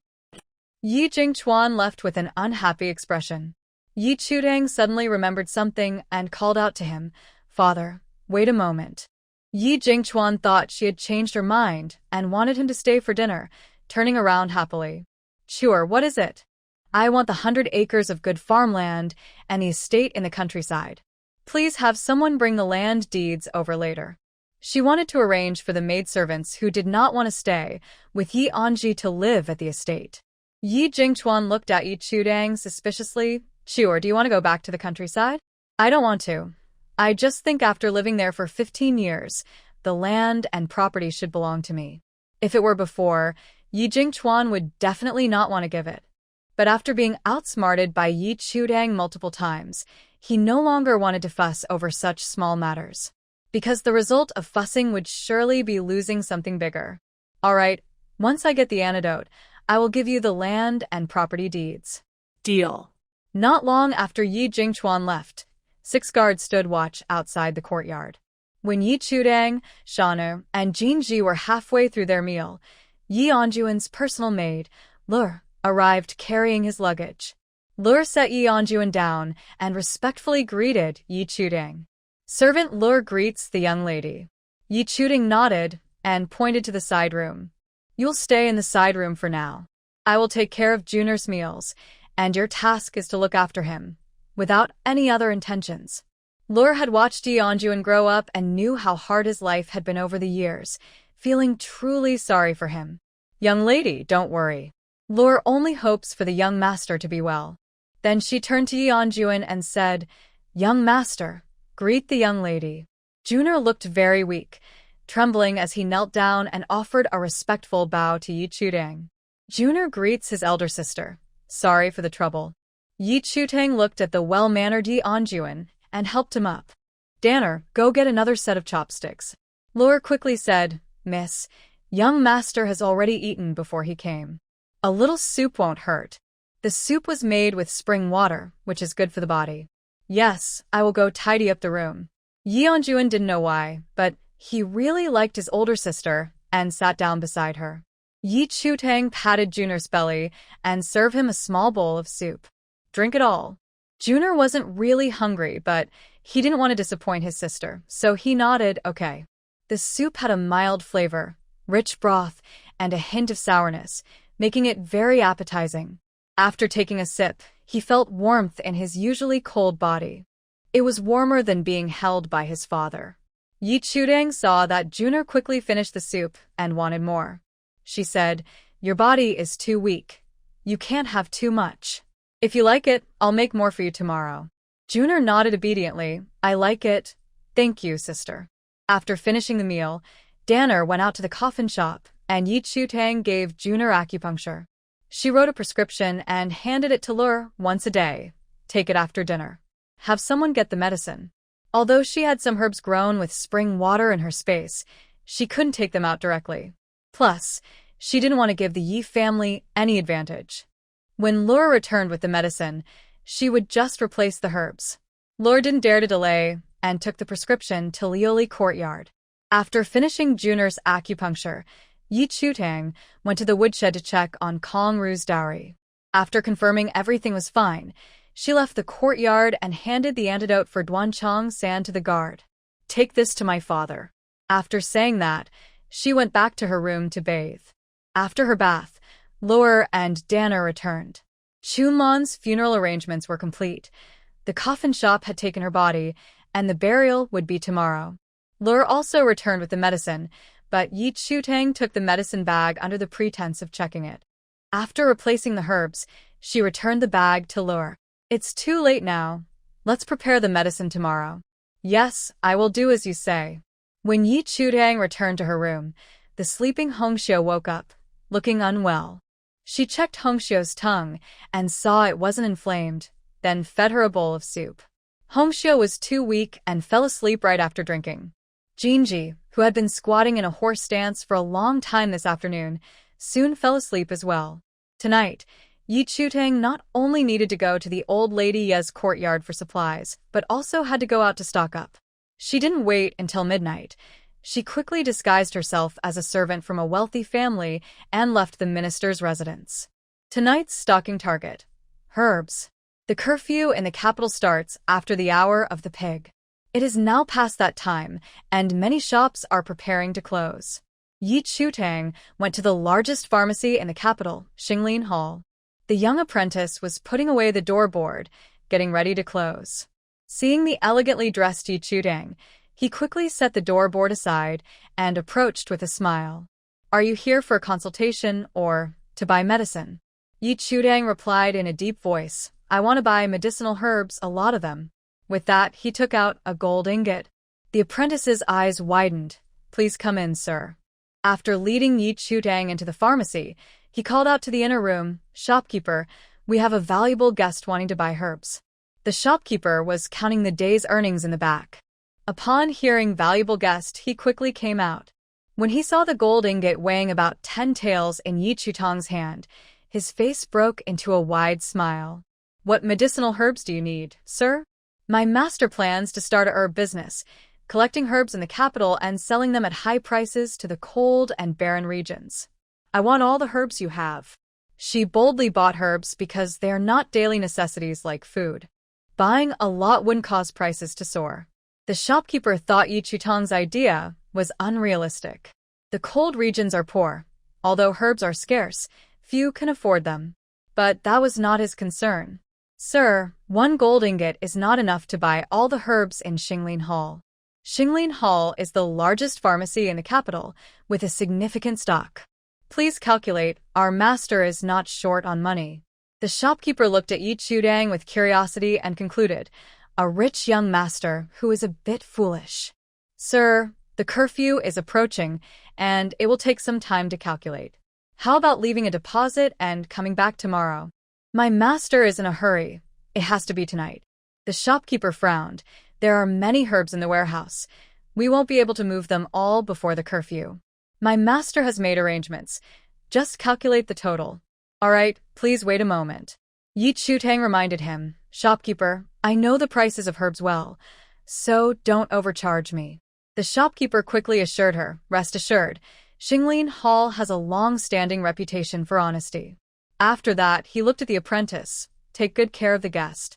Just as the apprentice was about to respond, Yi Chutang said, after you calculate the price, put all the herbs to be sold in the warehouse for inventory and transport. I'll step out for a moment and return shortly. Before leaving, she left a gold ingot as a deposit. The shopkeeper picked up the heavy gold ingot, his face filled with joy.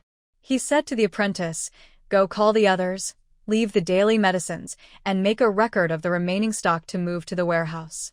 Okay, shopkeeper. The apprentice quickly gathered the other helpers, sorting out the sellable herbs while directing others to move them to the warehouse. Meanwhile, the shopkeeper calculated the value of all the inventory. By the time Yi Chudang finished her rounds at the pharmacies in the capital, it was past midnight. She returned to Xinglin Hall, which was already closed, and the apprentice had left a board over the door. Seeing Yi Chudang swagger back, they believed she had secured a way to transport herbs after curfew. Young master, please come in, the shopkeeper is waiting for you inside. Let's go to the warehouse. I want to check the sales list and inspect the goods. The shopkeeper agreed, thinking it would save time. Sure, this way, please. 15 minutes later, everything was in order with the bills and herbs.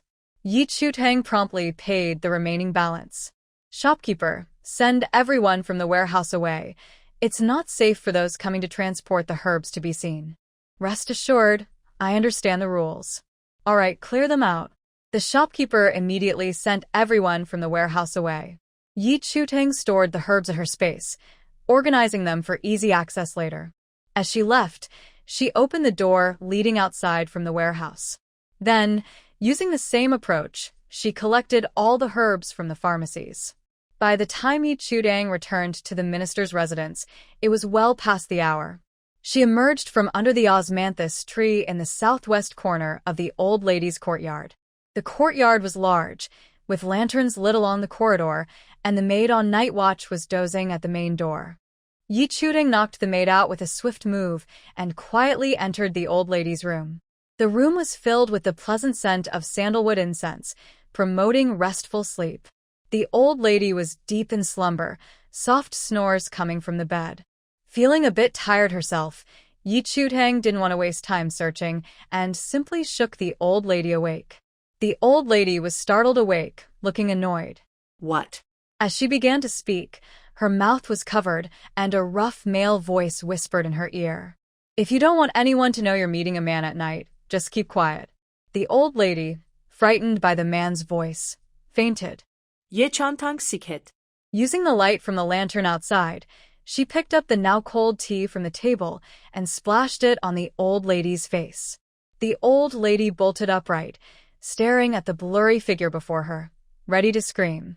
Yi Chutang covered her mouth with one hand and tore the old lady's white nightgown with the other, revealing a light blue undergarment.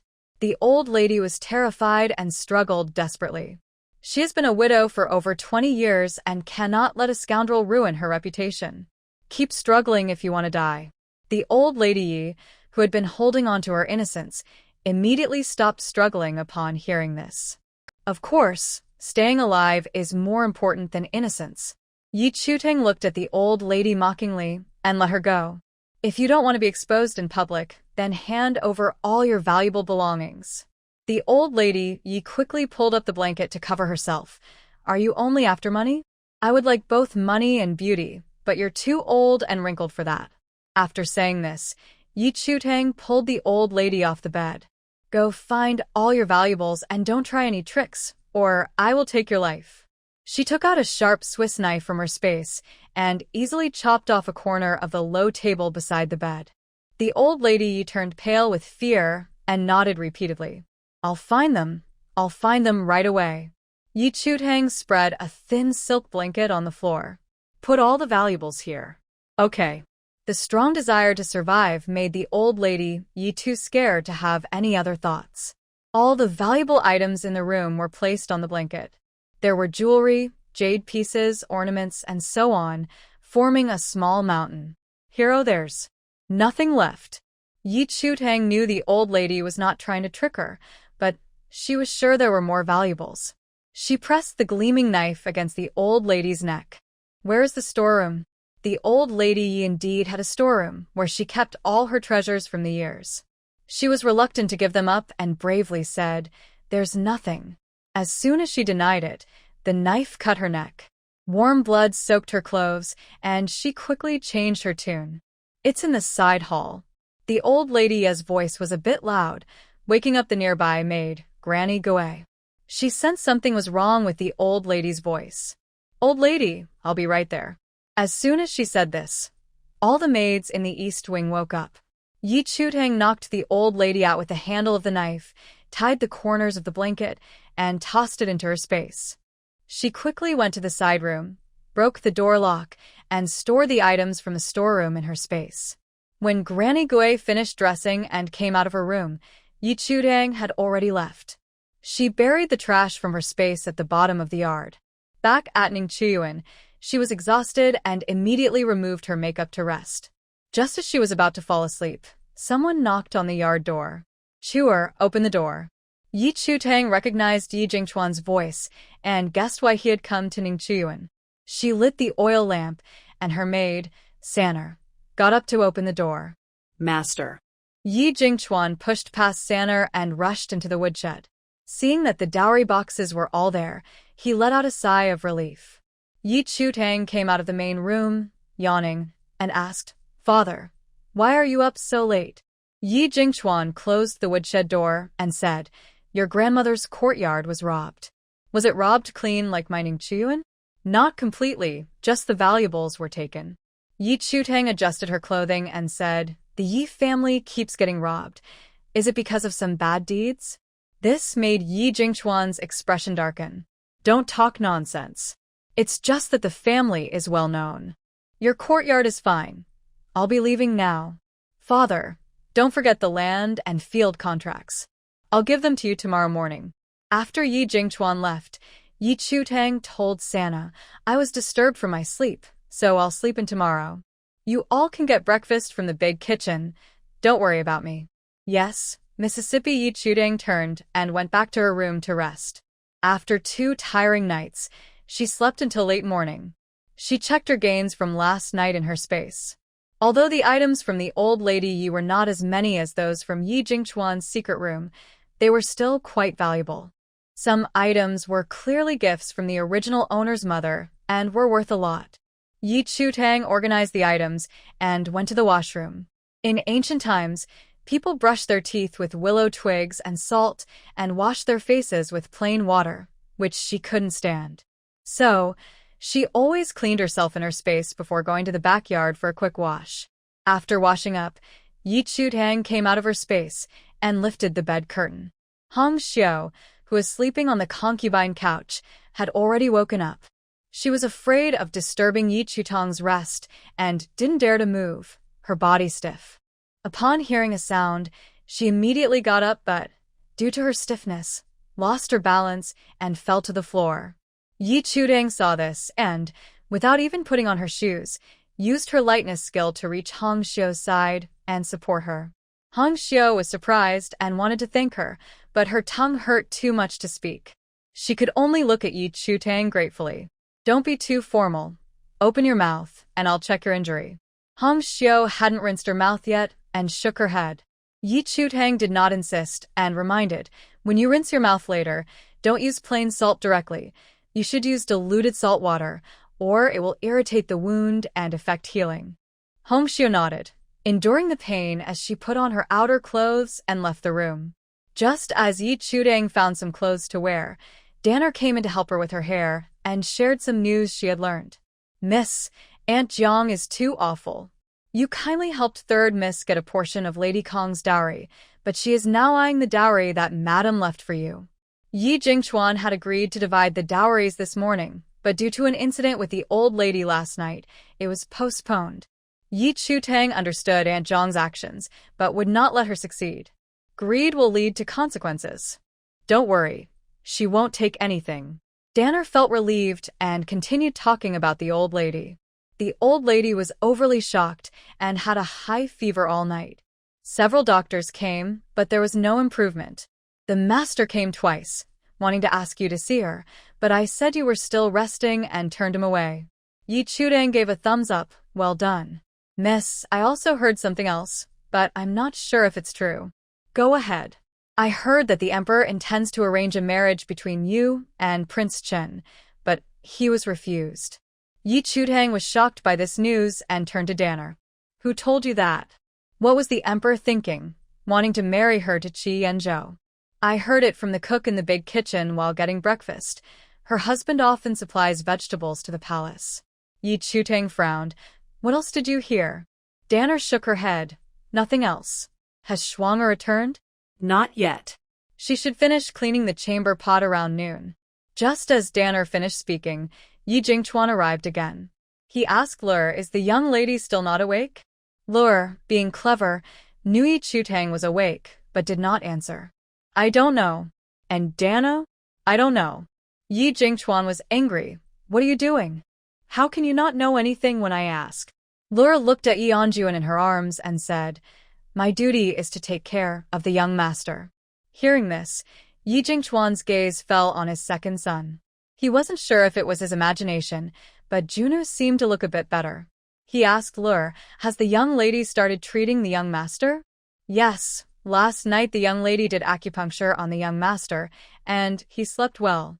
Yi Jingchuan patted Juner's head. Juner, listen to your older sister and get better soon. Juner nodded obediently, okay. As they spoke, Yi Chutang came out of the main house. Chuer, you finally woke up. Hurry and see your grandmother. She is very ill. I haven't washed up or eaten yet, so I'm not going. Yi Jingchuan immediately stepped forward and handed Yi Chutang the land deeds for the 100 acres of farmland and the estate. Chuer, wash up and eat first. I'll wait for you. Yi Chutang ignored him and went to the back courtyard to wash up. Hong Xiao, who had already washed up, was a bit afraid of Yi Jingchuan and hid in a corner. Yi Chutang waved to Hong Xiao. Come here, I'll check your injuries. The stitched area on her tongue was slightly inflamed, which was normal. As long as she kept it clean and treated the inflammation, the swelling would go down quickly. The blood supply in the mouth is good, and recovery is fast. Usually, the wound heals in about 5 days. After 10 days to half a month, the absorbable stitches will fall out, and she will be completely healed. There's nothing wrong. Your tongue will be fine. For half a month, you can only drink soup and eat porridge and keep it light. Hong Xiao couldn't believe that not only was she alive, but she could also speak, and she looked at Yi Chutang in disbelief. Danner said, don't doubt it, it's true. There's lean meat porridge in the kitchen, specially saved for you. Go eat. Yi Chutang didn't pay attention to Hongxiu anymore and returned to the courtyard after washing up. Danner had saved her breakfast, warming it in the pot, and immediately served it in the dining room. Yi Jingchuan quickly followed her into the dining room and sat across from Yi Chutang. Just as he was about to say something, Yi Chutang spoke first. Father, I heard the emperor wants to arrange a marriage between me and Prince Chen. What's going on? Yi Jingchuan did not expect Yi Chutang to suddenly ask about the marriage arrangement, making him feel as if he had been caught in a scheme that had failed. He cleared his throat and countered, "Where did you hear such gossip? Just tell me if it's true or not." The emperor heard that Prince Chen asked for a piece of your calligraphy, thinking he is interested in you, so he wants to arrange a marriage. But Prince Chen doesn't even look at Princess Onfing. How could he be interested in you? He only has feelings for the Miao healer who saved him. Hearing Yi Jingchuan's deliberate belittling, Yi Chutang smiled and asked, aside from status, what makes you think I'm not as good as Princess Onfing? After saying this, she made a decision. Although she couldn't elevate her status, she could improve her position. Yi Jingchuan came to ask Yi Chutang to treat his elderly mother, so he naturally wouldn't belittle her completely. You are indeed better than Princess Onfing, but her status is noble. With one word, she can determine your fate. Don't provoke her in the future. Yi Chutang raised an eyebrow. Even if he is the emperor, he needs a reason to kill. When did Princess Onfing's power surpass that of the emperor? Yi Jingchuan couldn't argue with Yi Chutang, so he changed the subject and asked, Chuer, what do you think of Prince Chen? Prince Chen is handsome, has good character, protects the borders and the people, and is deeply devoted to his beloved. He is a rare good man. If Prince Chen didn't have someone he loved and wasn't a thorn in the emperor's side, she would definitely pursue him. Unfortunately, he had both. Seeing Yi Chutang hold Prince Chen in such high regard, Yi Jingchuan felt there was a chance for a marriage alliance. Since you think so highly of Prince Chen, do you want to marry him? Ye Chantang sense dasheme. She tossed her spoon into the pumpkin soup and followed Yi Jingchuan's words, asking, Didn't you say Prince Chen looked down on me and rejected the emperor's goodwill? He did refuse, but you still have a chance. The emperor has given Prince Chen half a month to choose a noble lady from the capital to marry. Isn't Prince Chen interested in the healer from Nanjing? Shouldn't he marry her? Prince Chen said that people from Miaojiang usually marry within their own clan and wouldn't come to the capital. Upon hearing this, Yi Chutang realized that Prince Chen was deliberately saying this to protect the healer. If the emperor knew that the healer was his weakness, he would surely take action against her. However, she didn't think Prince Chen was the kind of man who would marry someone else just to protect his beloved. There would definitely be changes in his marriage plans. Of course, whether Prince Chen married the healer or a noble lady had nothing to do with her. Dad, I won't marry a man who has feelings for another woman. Yi Jingchuan was speechless. Which man isn't fickle with multiple wives? If you think like this, you'll end up as an unwanted old maid. Yi Chutang was not an old-fashioned person. If she didn't meet the right one, she would rather stay single. Being an old maid is better than marrying a scoundrel. As she said this, she looked at Yi Jingchuan with a forced smile, clearly hinting at him. Yi Jingchuan couldn't continue the conversation and stood up, saying, I'll wait for you in the courtyard. Yi Chutang picked up her spoon and continued eating the pumpkin soup. After finishing her breakfast slowly, she came out of the kitchen and told Shauna, I will go out for a while later, so there's no need to prepare my lunch. Then she said to Yi Jingchuan, Go ahead and divide the dowry. She definitely wouldn't go to see the old lady Yi for treatment. That would harm her reputation. Yi Jingchuan knew Yi Chutang was stubborn, and if she didn't listen, it would disturb everyone. All right, Linger is marrying Duke Da, so the dowry can't be too shabby. I need to pick out some good items for her. Father really knows how to be generous with others. Let's go. Seeing she didn't object, Yi Jingchuan breathed a sigh of relief. Let them complain. It's not the first time, and it won't be the last. As he left Ningqi courtyard, he told the guard waiting outside, Bring my wife and Linger, Aunt Jiang and Ener to the Buddhist hall, and call 20 more guards to join us. The bridal chest was large and heavy. They couldn't move it with too few people. Yi Chutang was once again speechless. Even the Buddha would be upset with this mess. The Buddhist hall was located in a large courtyard called Fanning Courtyard, in the northwest corner of the minister's residence. Besides the hall, the courtyard also had a garden and a stargazing pavilion. When Yi Chutang and Yi Jingchuan arrived at Fanning Courtyard, Kong Ru and Yi Anling, Aunt Jiang, and Yi Xin were already waiting at the entrance. The guards stood in formation, making quite a scene. Kong Ru had a clear handprint on her face, and her injury was still healing, making her stance awkward. Aunt Jiang couldn't hide her excitement. Her smile was hard to contain. Yi Jingchuan entered the courtyard first and went to the Buddhist hall. He instructed the guards, lift the floorboards and bring out the bridal chests inside. Under the floor of the hall, several layers of waterproof cloth were laid. Once the cloth was removed, they could see the neatly arranged bridal chests. There were 2 layers, totaling 32 chests. The garden had a covered walkway connecting to a pavilion. Below, there were double-layered bridal chests, amounting to 60 in total. The remaining bridal chests were hidden beneath the floor of the stargazing pavilion. Yi Chutang was amazed by Yi Jingchuan's skill in hiding the bridal chests.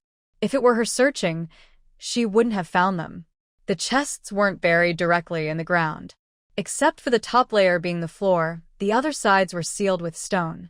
Even if she used earth-based abilities to investigate, she would only think it was the foundation. The top layer of 64 bridal chests was brought out and placed in the garden. Yi Jingchuan casually opened one chest and said, "The bridal gifts will be divided into 4 parts, one for each of the 3 daughters, and the remaining part for Jir and Juner to use for their future wives." The bridal gifts belonged to Wan Ning. Although she said before her passing to divide them equally among the children, Chuer is her only daughter, so I will give her a bit more. Ener is a concubine's daughter, so I will give her a bit less. Is that all right with you? Kong Ru and Aunt Jiang naturally had no objections. Tang Wanning's bridal gifts were treasures. Whether they took more or less, it was a gain. Master, you can decide. Seeing Yi Chutang silent, Yi Jingchuan quickly reassured her. Chuer, don't worry. The bridal gifts I leave for you will definitely be plentiful and valuable. Yi Chutang nodded. All right, let's divide them. Anyway, it's all pointless work, and no one will take anything away. She also took this opportunity to check how much the dowry in the dowry box differs from the details on the dowry list. P.S. Extra update tip. If you leave a 5-star review and the comments exceed 100, I will add more updates. Looking for short videos and flowers? Sending love. Yi Chutang was born into a family with a long tradition of martial arts and had seen many good things. But she was still surprised when she saw the dowry in the box. With 128 sets of dowry, the box was 4 times larger than a normal dowry box, and the quantity was enormous. Each item taken out was worth over 1,000 taels. Rare treasures could even sell for 10,000 taels. Yi Jingchuan spent more than an hour. Kong Ru's 3 children took half of the dowry, while Yi Anling received 32 sets. Yi Xin got 24 sets, leaving 40 sets for Yi Chutang. Yi Jingchuan noticed that Yi Chutang had not spoken throughout and felt a bit uneasy. Chuar, if there's anything you like in Linger and Ener's dowry, you can take it. Aunt Jiang smiled and added, Miss, this dowry was left by Madame Tang, and it's up to you. Up to me? But I don't want to divide the dowry. Are you going to return it to me? Aunt Jiang's smile froze and she awkwardly said, I can't go against Madame Tang's wishes. Whose wishes are those? I didn't hear anything. Seeing Yi Chutang's reluctance, Kong Ru quickly spoke up. Chuar, your mother was seriously ill back then and many maids serve her. They can testify. Yi Chutang scoffed lightly. The contracts of the maids are in your hands, so whatever you say goes, right? Yi Jingchuan had finally divided the dowry and didn't want any more trouble. He declared, the dowry has been divided. That's final. After that, he looked at Yi Chutang and said, when you get married, I will give you more dowry. Yi Chutang ignored Yi Jingchuan's promise and patted the large box. I heard my mother's dowry emptied half of the Tang family, with every box filled to the brim, but why are some boxes only 6 or 7 parts full? It was naturally because Yi Jingchuan had secretly hidden some. He said without any guilt, "Rumors shouldn't be fully trusted, and your mother sold off quite a bit of dowry to help the Yi family establish itself in the capital and to support your father's career." Yi Chutang didn't believe a word of it, but she didn't press further. After all, she had a way to reclaim all the dowry. "I understand. Should we keep the dowries in the Buddha Hall or take them back to their respective courtyards?" Just as Yi Jingchuan was about to suggest keeping them in the Buddha Hall for safekeeping, Aunt Jiang spoke up. "Sir, the second young lady is getting married soon, and Ener will be too. How about we send their dowries to their courtyards first and have someone guard them?" Having the items in front of her would make her feel more at ease. Yi Anling thought the same way. "Father, these dowry boxes are too big and old. I would like to replace them with new, ordinary ones. Then you and mother can add some more to make a total of 128 dowries. This way, the Shanxi residence will look good, and Duke De will be pleased as well." Yi Jingchuan thought this was a good idea. "All right, let's do it that way." Once he said this, the happiest person was Yi Xiyin. She bowed and said, "Thank you, father." "Thank you, elder sister." Yi Jingchuan reached out to help Yi Xiyin up. "We're family, so don't be so formal in the future." Yi Anling's gaze fell on Yi Jingchuan's hand supporting Yi Xiyin, and her expression turned slightly cold. Who would have thought that this inconspicuous daughter would also have a day of being valued? "Father, it's getting late. Let's have the guards move the dowries." Yi Chutang spoke up first. "Before you take the dowries, you need to make a list and sign it. I need to burn it for my mother, so she knows you fulfilled her wishes. So, please don't lie to me. Otherwise, my mother won't let you off." At this, everyone's expressions changed slightly. Yi Jingchuan forced a smile. "Chutang, how could your father lie to you? I just think it's unnecessary to make it so complicated. When we go to pay respects to your mother, we can just mention it. We must have a list and signatures, otherwise, no one can take a single dowry." Yi Chutang said firmly, slapping her hand on the dowry box. In an instant, the dowry box sank into the ground. Not only Yi Jingchuan and the others, but even the guards were startled and broke into a cold sweat. If that force had hit someone, it could have been deadly. Kongru was so frightened that she could barely stand and quickly said, "Chutang's idea is great. Let's do it her way." Yi Jingchuan nodded vigorously. "The list must be made, and it must be signed." Yi Chutang nodded in satisfaction. "Father, without my mother, you wouldn't be where you are today. You can write it." "All right, I'll write it." Yi Jingchuan had the guards bring over tables and chairs and prepare ink and paper. He wrote the list while Aunt Jiang ground the ink and Kongru reported the dowries, working together seamlessly. By now, it was almost noon, and the sun was blazing. Yi Anling and Yi Siyu immediately had the guards bring over umbrellas to shade them. Yi Chutang used the excuse of practicing martial arts to hand over the task of holding the umbrella to her two mischievous younger sisters. The guards did not want to be harmed by Yi Chutang and flattered her excessively. "Miss, your martial arts skills are unmatched. We are not your opponents and willingly concede. We only know a little bit of basic skills and are not worthy to spar with you." Mississippi Yi Chutang interrupted the guards. "Don't be afraid. We are just practicing techniques without using internal energy, so it won't be too harmful." She had just started training her internal energy and wouldn't achieve much in a short time. The earlier incident of smashing the dowry box into the ground was done using her earth-based abilities, not martial arts. The guards, unaware of the truth, were very scared but dared not defy Yi Chutang's orders and could only brace themselves. They were afraid to hurt her, but she was willing to be tough. In less than 15 minutes, Yi Chutang had knocked down 20 guards. Her fierceness frightened Yi Anling and Yi Xiyin, who dared not look around and tried to make themselves less noticeable. Yi Chutang wiped her sweat and kicked the nearest guard. "Go ask Butler Chen for some fruit and snacks. I'm tired, hungry, and thirsty." "Yes, Mississippi." The guard struggled to get up and limped away. Soon, a maid arrived with fruit, snacks, and tea. Yi Chutang enjoyed her food and drink while admiring the 5 guards who were drenched in sweat. At noon, Yi Jingchuan finally finished the dowry list. He rotated his sore wrist and said, Linger, Ina, you can sign for your portions of the dowry. The portions for Yi Anji and Yi Anjuan would be signed by Kong Ru on their behalf.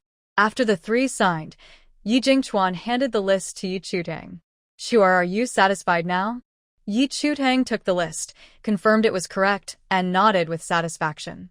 Miss Yi Er and Miss Yi Sen can take their portions of the dowry now.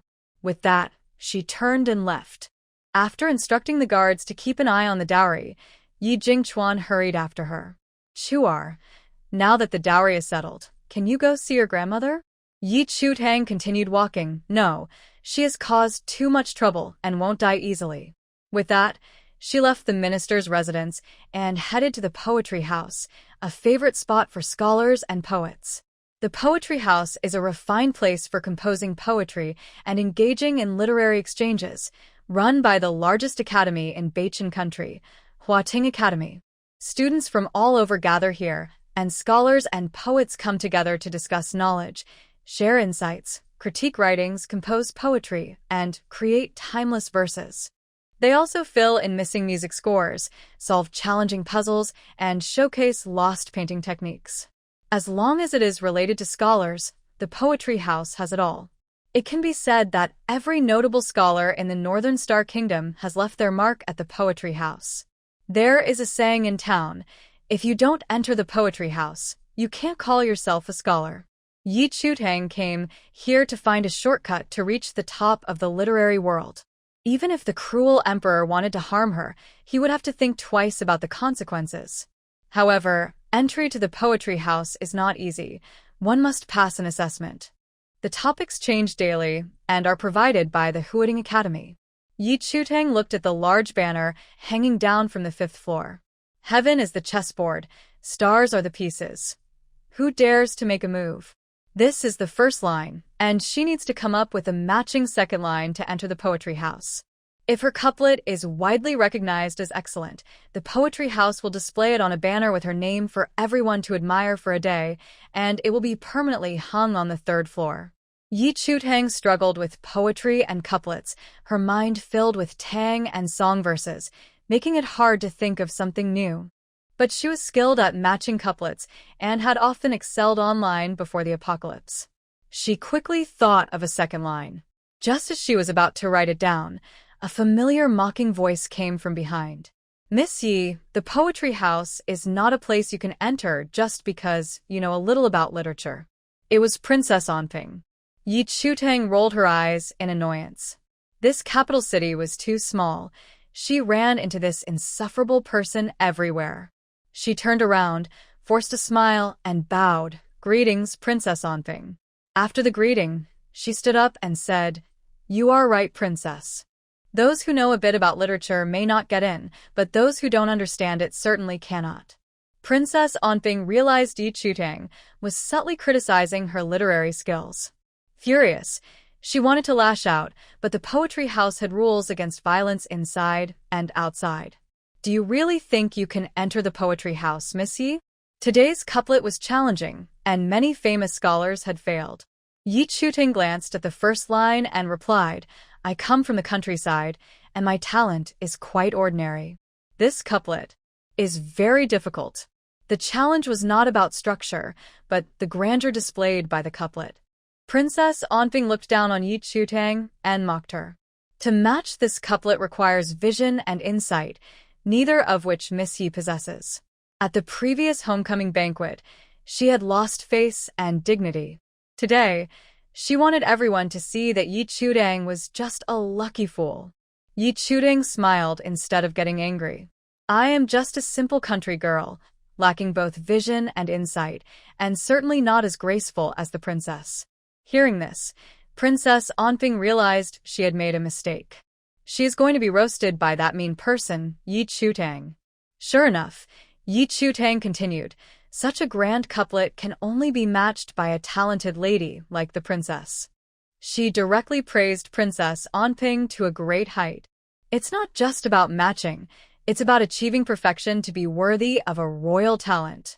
Many people gathered around to watch, and seeing a chance to flatter the princess, they quickly joined in. The princess is gifted and beautiful, with remarkable talent. She must find this couplet easy. Are they crazy?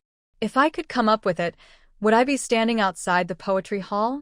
The princess is like a star descended from heaven, with the grace and dignity of royalty. She will surely create a timeless couplet. Shut up. Even the top scholar wouldn't dare call themselves a star. Don't risk your tongue. Princess. Princess Onping couldn't take it anymore and scolded. Everyone be quiet. I have urgent matters to attend to and no time for couplets. Yi Chutang stepped aside to block Princess Onping, who was trying to leave. You've been at the poetry hall for so long. You must have thought of a response. I know you are busy, so I won't take up your time. You don't need to write it down. Just say it out loud for everyone to enjoy and to feel the grace of a royal talent. The onlookers seemed oblivious to Princess Onping's displeasure and kept agreeing. Yi Chutang sensed something was off. She looked around and saw Qi Yanzhou disappearing around the corner. Princess Onping was caught in a dilemma. But she truly couldn't come up with a response and could only use busy as an excuse again. Do you dare delay me from my urgent matters?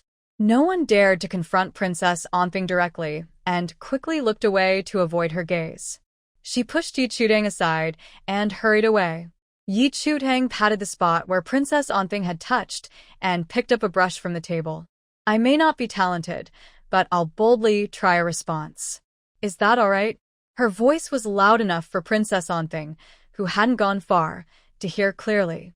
She wanted to stay and see Yi Chutang embarrass herself, but couldn't afford to lose face. As she walked away, she felt frustrated. The scholar at the table quickly prepared ink, saying, Please, young lady, teach us. Yi Chutang picked up the brush, dipped it in thick ink, and began to write. The mountains and rivers are set. The people are the focus. When will it come to a halt? The scholar saw that Yi Chutang had set down her brush and respectfully took the still wet paper. Please wait a moment. He then turned and placed the paper in a small window behind him. The teacher at the poetry hall would decide whether the responder could enter based on the quality of the answer. The teacher was amazed after reading Yi Chutang's couplet and personally came out to greet her. Miss Yi, you are very talented. Please come inside. Upon hearing this, the scholars hesitating at the door all craned their necks to see the paper in the teacher's hand. They were curious about the couplet that earned such a personal welcome. The teacher noticed their interest and smiled, saying, The second line will be revealed soon. This implied that Yi Chutang's second line was exceptional and would be displayed outside the poetry building for everyone to admire. After speaking, he led Yi Chutang inside. The poetry building resembled a smaller version of a cylindrical building, square at the top and wider at the bottom. The first floor was for dining, divided into a large hall and private rooms. The second floor was a place of elegance. The teacher asked Yi Chutang, Miss Yi, are you here to write poetry or to dine? First to dine, then to write poetry. The teacher gestured toward the private room, saying, This way, Miss Yi. Yi Chutang came to the poetry building to make a name for herself, so she chose to sit in the large hall. I like the lively atmosphere. After saying this, she found an empty table and ordered 2 dishes and a soup. Once Yi Chutang finished ordering, the teacher said, Miss Yi's second line is excellent and has been chosen for display outside. Later, please sign it. Yi Chutang took a sip of tea and asked, Can I write it myself? Her exceptional calligraphy was already well known among scholars, and the teacher immediately agreed. Of course, Miss Yi. Please wait a moment. I will get the banner and writing materials. Although few could come up with a couplet today, there were many people inside the poetry building. Every day, the top scorer in the examination could enter the building without taking the test for a month. Moreover, those who contributed to the poetry building could enter for life without taking the test. As the only woman, and having been personally welcomed by the teacher, all eyes were on Yi Chutang. Is this the one who has taken the title of the first talented woman from Miss Yi Air and the title of the most beautiful from Princess Onping? Her grace is as beautiful as orchids, and her talent is as fragrant as immortals. Is there really such a woman in the world? I really want to know what Miss Ye's second line is. We'll find out soon. It will be an honor to see her write it. I think the rumors might not be true. As soon as this was said, a man in dark embroidered clothing was met with a wave of criticism. Young Master Su, admitting that women can be better than men is not shameful. It's people like you who make others say scholars look down on each other. Are you trying to defend Miss Ye? You really can't take a loss. This remark struck a nerve with Su Kong. Stop talking nonsense. Disgracing a woman's reputation. You are not worthy of being a scholar. Yi Chutang chuckled lightly. Does Mr. Su, who questions me without understanding the truth, deserve to be called a scholar? Su Kang's face turned pale with embarrassment from the mockery. Miss Yi has only written 3 poems and 3 pieces of calligraphy, yet she is called the best talented woman in the capital. Is my doubt unreasonable? If Mr. Su can create 3 poems and write one in a different style within 15 minutes, then it would not be unreasonable. Her words felt like a loud slap on Su Kang's face, leaving him extremely uncomfortable. Yi Chutang continued, Let me give Mr. Su a challenge. If you can respond to this couplet, I will return the title of the best talented woman to you. Su Kong could clearly sense the insult in her words but agreed, all right. He had studied for 20 years and became a scholar 5 years ago. There was no way he would fail to respond to a couplet from a rural woman. What if you can't respond? If I can't, I will bow to Miss Yi and apologize. Deal. Their bet attracted many people from upstairs. Some stood at the railing, while others came down to join the excitement. At that moment, the teacher from the poetry building brought a banner, a thick brush, and a bucket of ink. The servant on the first floor had already informed him of what had just happened. So, he also brought ordinary writing supplies. After setting everything up, he smiled and said, I heard Miss Yi is going to present the first line. Please proceed. After saying this, he personally ground the ink. Yi Chutang was not polite and wrote the first line. In the guest house, lonely and cold, I guard my solitude. As soon as she finished writing, the teacher said, Good. This first line is excellent. I wonder how Miss Yi came up with such a line? Yi Chutang casually replied, I happened to see a widow like that when I was in the countryside. I see. The teacher handed the first line to Su Kong. Mr. Su, with your talent, you should be able to respond to this with a cup of tea, right? Upon hearing the teacher praise Yi Chutang, Su Kong felt uneasy.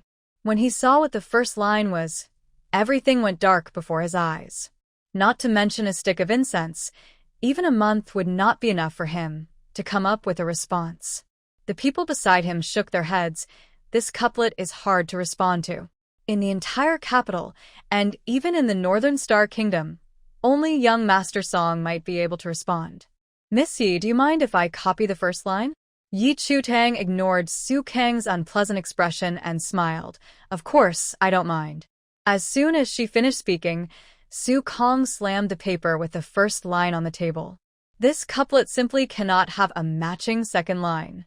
The teacher looked at Su Kong, who couldn't accept defeat, and shook his head. This is disgraceful. Someone agreed. Exactly, if you can't come up with a response, just admit defeat. Changing your mind is truly embarrassing. Su Kong was so angry that his chest heaved, and he clenched his teeth. As a proud man, how could he kneel before a woman? Miss Yi, please tell everyone if I am wrong. Yi Chutang looked at Su Kong, who was pressing her, and let out a light laugh. You're pathetic. Not even a stray dog on the street would look at you. After saying this, she picked up her brush again and quickly wrote 3 responses. One was her own, while the other 2 were ones she had seen online. She slammed the still wet paper onto Su Kang's face. After reading it, Su Kang's hands trembled so much that he almost tore the paper. Yi Chutang raised an eyebrow. Now, do you admit defeat? As soon as she finished speaking, she stood up and kicked each of Su Kang's knees. Thud, thud. Su Kong fell heavily to the ground, crying out in pain, his face turning pale. He couldn't hold onto the paper, which fell to the ground. Countless heads leaned in to see the responses on the paper. Before they could even read it, the teacher from the poetry hall took it away. Everyone can try to write a response. If no one gets it right, I will reveal what Miss Yi wrote. After saying this, He looked at Su Kong, who wished he could disappear, and his expression turned cold. Su Gongzi, you are no longer welcome at the poetry hall. Please leave. This statement effectively ended Su Kang's literary aspirations. He was shocked. You can't do this to me. I can. The poetry hall does not accept those with poor character. Thus, Su Kong became the first scholar to be thrown out of the poetry hall. Yi Chutang enjoyed the spectacle and asked the attendant beside the teacher to clear the table and unfurl a banner. She picked up a brush as thick as her wrist, dipped it in ink, and wrote the previous response. With swift strokes, she created beautiful characters on the banner. As applause erupted, Yi Chutang signed her name.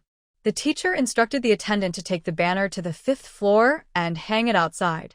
Then he said to Yi Chutang, Miss Yi, may I request a piece of your calligraphy, written with different characters for the response, to hang on the 3rd floor? If it's in the best spot, I have no problem. Of course. The teacher took out the finest silk paper from the poetry hall.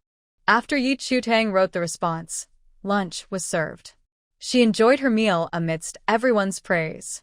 Then she climbed the stairs, stepping onto the path to fame and success. An unsolvable situation was broken. A realistic charcoal drawing was completed. Double-sided embroidery was showcased. Countless poems were written, and many calligraphy pieces were left behind. She guided students with unique insights. Her comments on ancient poetry were clever. She excelled in astronomy and geography. When she left the poetry building, she had already earned a lifetime exemption from exams. She became a legendary figure, compared to the first son, Song Jingning, among scholars. Yi Chutang was very satisfied with today's achievements. She planned to find a secluded place to disguise herself and order some delicious dishes from various restaurants to stock up. However, just as she reached the alley, a sack suddenly came over her head. The sack naturally did not cover Yi Chutang's head. She took out a dagger from her space and sliced the incoming sack in half. 2 masked men holding the sack appeared. One of them pulled out a knife from his boot and said fiercely, "Surrender quietly, or you'll lose your life." "I'm not afraid you can do that." As soon as she finished speaking, the dagger in Yi Chutang's hand flew out. It struck the man's chest, piercing through. "Help!" He barely uttered a word before collapsing. The other man was so shocked that he forgot to run. He watched helplessly as Yi Chutang pulled the bloody dagger from his companion's chest and held it to his neck. The knife, warm and sticky, made his hair stand on end. "Please, spare me." As he begged for mercy, his legs weakened, and he knelt down. The sharp knife cut into his artery, blood splattering. Ye Chantang. Fortunately, I dodged quickly, otherwise I would have gotten blood all over my nice clothes. After saying this, she crouched down and applied pressure points to stop the bleeding on the stunned man. Though it was less effective than using silver needles, it was enough for her to find out who was behind this. "Whose servant are you?" As she asked, she had already guessed the mastermind. Su Kang. Although she had offended many people, they were all formidable. If someone truly wanted to harm her, they wouldn't send 2 fools. Sure enough, the servant confirmed this. "My master is Su Kong, the son of the grand historian. What did he send you to capture me for?" "First to beat you, then to your legs and throw you to the Ingchun courtyard." Ingchun courtyard was a well-known mid-tier brothel in the capital. Hearing this, Yi Chutang smirked coldly. "So, you're not innocent in your deaths." After saying this, she broke the man's neck and disguised herself as a man to go to Ingchun courtyard. She was sure that Su Kong was currently at the Spring Welcome Pavilion, waiting to see her fall into a trap. It was still early evening. The sun hung low in the sky, glaring and hot. Dressed in colorful attire, the girls at the entrance of the pavilion waved handkerchiefs to attract customers, and the scent of makeup filled the air.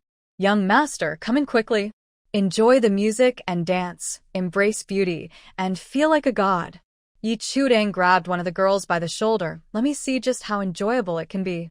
"I won't disappoint you, young master." As soon as they entered the pavilion, the sound of music filled the air, and beautiful women caught their eye, showcasing luxury and indulgence. It was still early, and there weren't many customers. Yi Chutan quickly spotted Su Kong sitting in a private booth on the second floor. He had invited several girls, and their faces came together to form a resemblance to Yi Anling. Such false affection. His voice was low, and the girl beside him didn't hear clearly. What did you say? Yi Chutang playfully lifted the girl's chin. I said I want to go to the private booth on the second floor. The matron, hearing this, immediately approached with a sway of her hips. This young master is new here and may not know our rules. Going to the second floor requires a fee of 10 taels. Yi Chutang pulled out a 100-tael banknote from his pocket and handed it to the matron. Bring me the best food and drink and the most beautiful girls. The matron's eyes lit up as she took the banknote, her silk scarf brushing against Yi Chutang's face. Please, young master, come upstairs. I will arrange everything right away. Hong Wan, Yunyan, Ru Shui, Ziwei, come and serve the young master. 4 unique women gathered around Yi Chutang, escorting him upstairs. The matron called for a servant. Prepare the best food and drink for the young master, who just arrived. Catching a glimpse of Yi Chutang's figure as he went upstairs, her expression changed slightly. After the servant left, the matron headed to the kitchen and wine cellar. In the cellar, there was a secret room used for passing messages. The matron wrote a note. Master, if you're looking for someone, I have seen someone similar. Ling Long. After signing it, she rolled up the paper and handed it to the person responsible for delivering information. Yi Chutang was unaware that he was being watched. Once on the second floor, he chose a booth next to Su Kong. The booths were separated by screens, so they couldn't see each other but could hear each other's conversations. He leaned in close and lifted Hong Wan's chin, saying, Your eyes look just like Linger's. Hong Wan didn't know who Linger was and shyly looked down. To be liked by the young master is an honor for me. Just then, Yi Chutang heard a chair fall over from the next booth. Soon after, Su Kong, who had injured his knee, hobbled over. He didn't even look at Hong Wan and pulled her away, saying, Come with me. Yi Chutang stretched out her foot and tripped Su Kong. As Hong Wan fell, Yi Chutang caught her around the waist and placed her on a nearby bench. Be good. Sit tight, I'll handle this. She stepped on Su Kang's calf, twisting her toes with force. Who gave you the courage to take my person? Su Kong felt like his leg was about to break, crying out in pain. Stop, or I'll make you regret it. Can't tell your hands from your feet? Are you an idiot? The madam heard the commotion and quickly came over to mediate. Calm down, sir. I apologize on behalf of my establishment. This Su gentleman is from the Tai Shirling family. You can't hit him. How do you know my father's position is lower than the Tai Shirling? Her question left the madam speechless. Let's just have fun and keep things friendly. Seeing Yi Chutang unfazed, the madam had to advise the pale-faced Su Kong. Su Gongzi, you didn't value Hong Wan before, but now you're trying to take her away. That's not right. Implying that Su Kong should apologize. Su Kong didn't want to apologize, but he feared that if he didn't back down, his leg would be broken. I'm sorry, sir. I was rude. Yi Chutang scoffed. You interrupted my enjoyment of drinking and having a lovely companion. Is an apology enough? I'll cover your entertainment today. Yi Chutang happily lifted her foot. You're too generous, Su Gongzi. Then she reached out to the madam, returned the silver note, and asked Su Gongzi for it. For the madam, her earnings hadn't decreased, so she returned the silver note without hesitation. Su Kong got up from the ground and saw the amount on the note, feeling dizzy. 100 taels. Every time he came to the spring courtyard, he only ordered a girl to accompany him and a few small dishes, spending no more than 50 taels. So he only brought 100 taels with him. If he gave it to the madam, he wouldn't have money left for his own expenses. Yi Chutang noticed Su Kang's embarrassment and patted his shoulder. Sometimes you have to fight to get to know someone. Next time, I'll treat you, Su Gongzi. Su Kong caught a pleasant scent but didn't think much of it and stepped back unhappily. No next time. Yi Chutang withdrew her hand and looked at Hong Wan. Since Su Gongzi likes you, you should accompany him. Then she asked the madam to bring her 2 pots of good wine worth several taels. Su Kong felt heartbroken but couldn't say anything. Out of sight, out of mind. He wrapped his arm around Hong Wan's slender waist and, dragging his injured leg, returned to his seat with a dark expression. As soon as he left, Yi Chutang immediately generously called for the top girl, Lan Qing, to join her for drinks. She was being fed vegetables by the girls while listening to the noise next door. Soon, the effects of the medicine on Su Kong began to take hold. Su Kong saw everyone as Yi Amling, kissing and touching without restraint, talking nonsense. At first, the girls didn't think much of it. They just assumed he was drunk. To earn tips, they happily pretended to be Yi Amling, exchanging sweet words. Su Kong became completely lost in his fantasy, wanting to put on a show. Although the girls were selling their services, they wouldn't do so in public. Master Su, you can't do this. Let's go to a private room. Su Kong was overwhelmed with desire and lost his senses, unable to wait any longer. Linger, I love you. Please be with me. Suddenly, there was a tearing sound. A girl screamed as her clothes were ripped. Master Su, stop. Her resistance ignited Su Kang's anger, and he slapped her. Behave, Linger. The other girls finally noticed something was wrong and tried to pull Su Kong away. Master Su, you can't do this. Su Kong laughed foolishly. So many lingers, come play with me. The guests at the courtyard turned to see what was happening. They saw Su Kong tearing off his own clothes and ripping the girls' outfits, trying to force himself on them. The frightened girls fled in all directions. Su Kong chased after them, completely undressed. Why is Master Su acting so crazy today? He usually just drinks a little. He loves Miss Yi, but she is marrying someone else, so he must be upset. Who does he think he is? Even if Miss Yi doesn't marry that man, it won't be him. As everyone discussed, the guards at the courtyard took action. They couldn't confront the son of the official directly, so they protected the girls behind them. Su Kong was about to explode with rage, his eyes bloodshot, and he went wild. Anyone who tries to take my woman, I will kill you. He grabbed a chair and swung it violently. Yi Chutang saw Su Kong reach the edge of the stairs.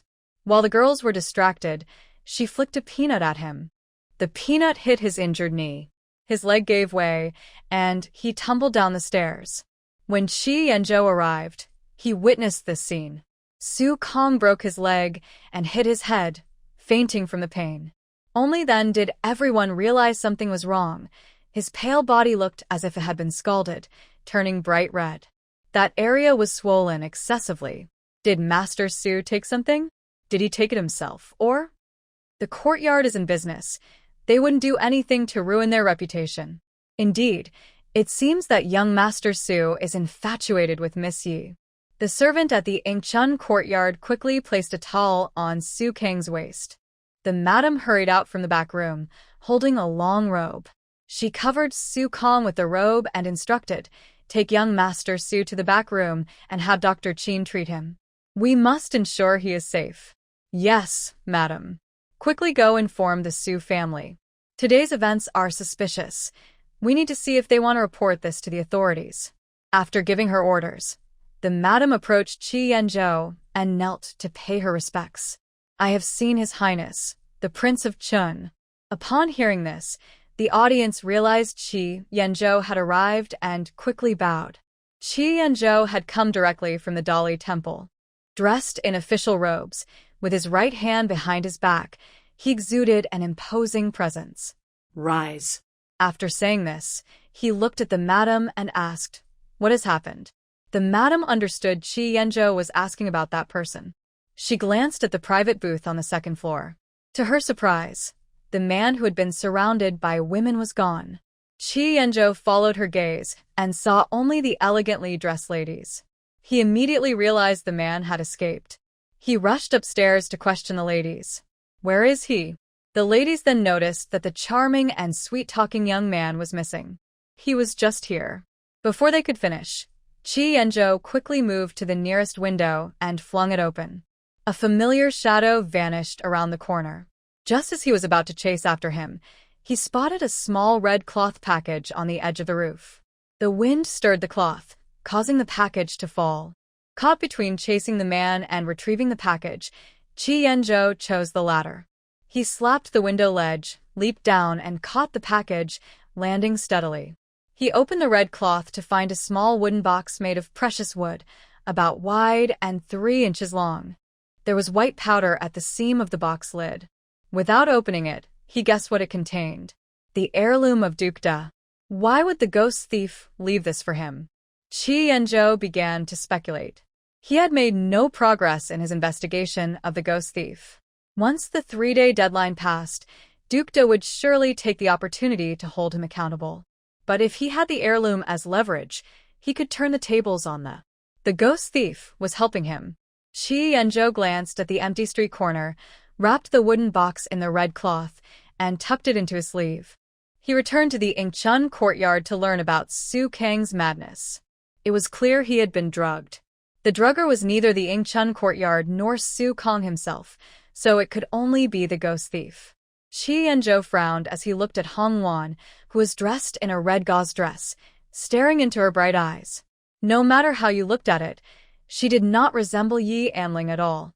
Are you sure that young man said your eyes look like Linga's? I am sure. The other girls heard it too. After saying this, Hong Wan added, Your Highness, there are many girls called Linger. The implication was that Su Kang had misunderstood and was making trouble for no reason. Chi Yanzhou felt the situation was too coincidental. It was not just a misunderstanding. The ghost thief mentioned Ling on purpose. He is targeting Su Kang. But why would he go after Su Kang? While he was thinking, Old Master Su arrived with officials from the Jingzhou prefecture to investigate his grandson's injury. Upon seeing Chi Yanzhou, he immediately knelt down, tears streaming down his face. Your Highness, that heartless brothel has harmed Konger. You must seek justice for him. The Su family had no idea that Su Kang often visited the brothel to find girls, imagining them as Yi Anling. Therefore, Old Master Su mistakenly believed that his promising grandson had been deceived by the brothel. Chi Yanzhou didn't have time for these small matters. Old Master, you should first check on young Master Su. After saying this, he called for the madam of the brothel to cooperate with the investigation. He then summoned a well-known painter from the capital. He had several girls who had served Yi Chutang describe her appearance in detail to assist the painter in creating a portrait. As night fell, the painter completed the likeness of the ghost thief. Chi Yanzhou paid him and took the portrait as he left. On his way back to the Dali Temple, everyone was discussing Su Kang and Yi Anling. Young Master Su is really bold. How dare he think about the unmarried wife of Lord Da? Not only that, he even undressed and imagined the brothel girls as Miss Yer, wanting to indulge with them.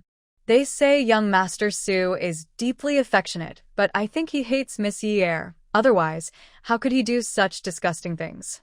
Chi Yanzhou listened as he walked. Suddenly, a thought struck him, and he realized a key clue about the ghost thief. He changed direction and headed toward the Ministry of Personnel.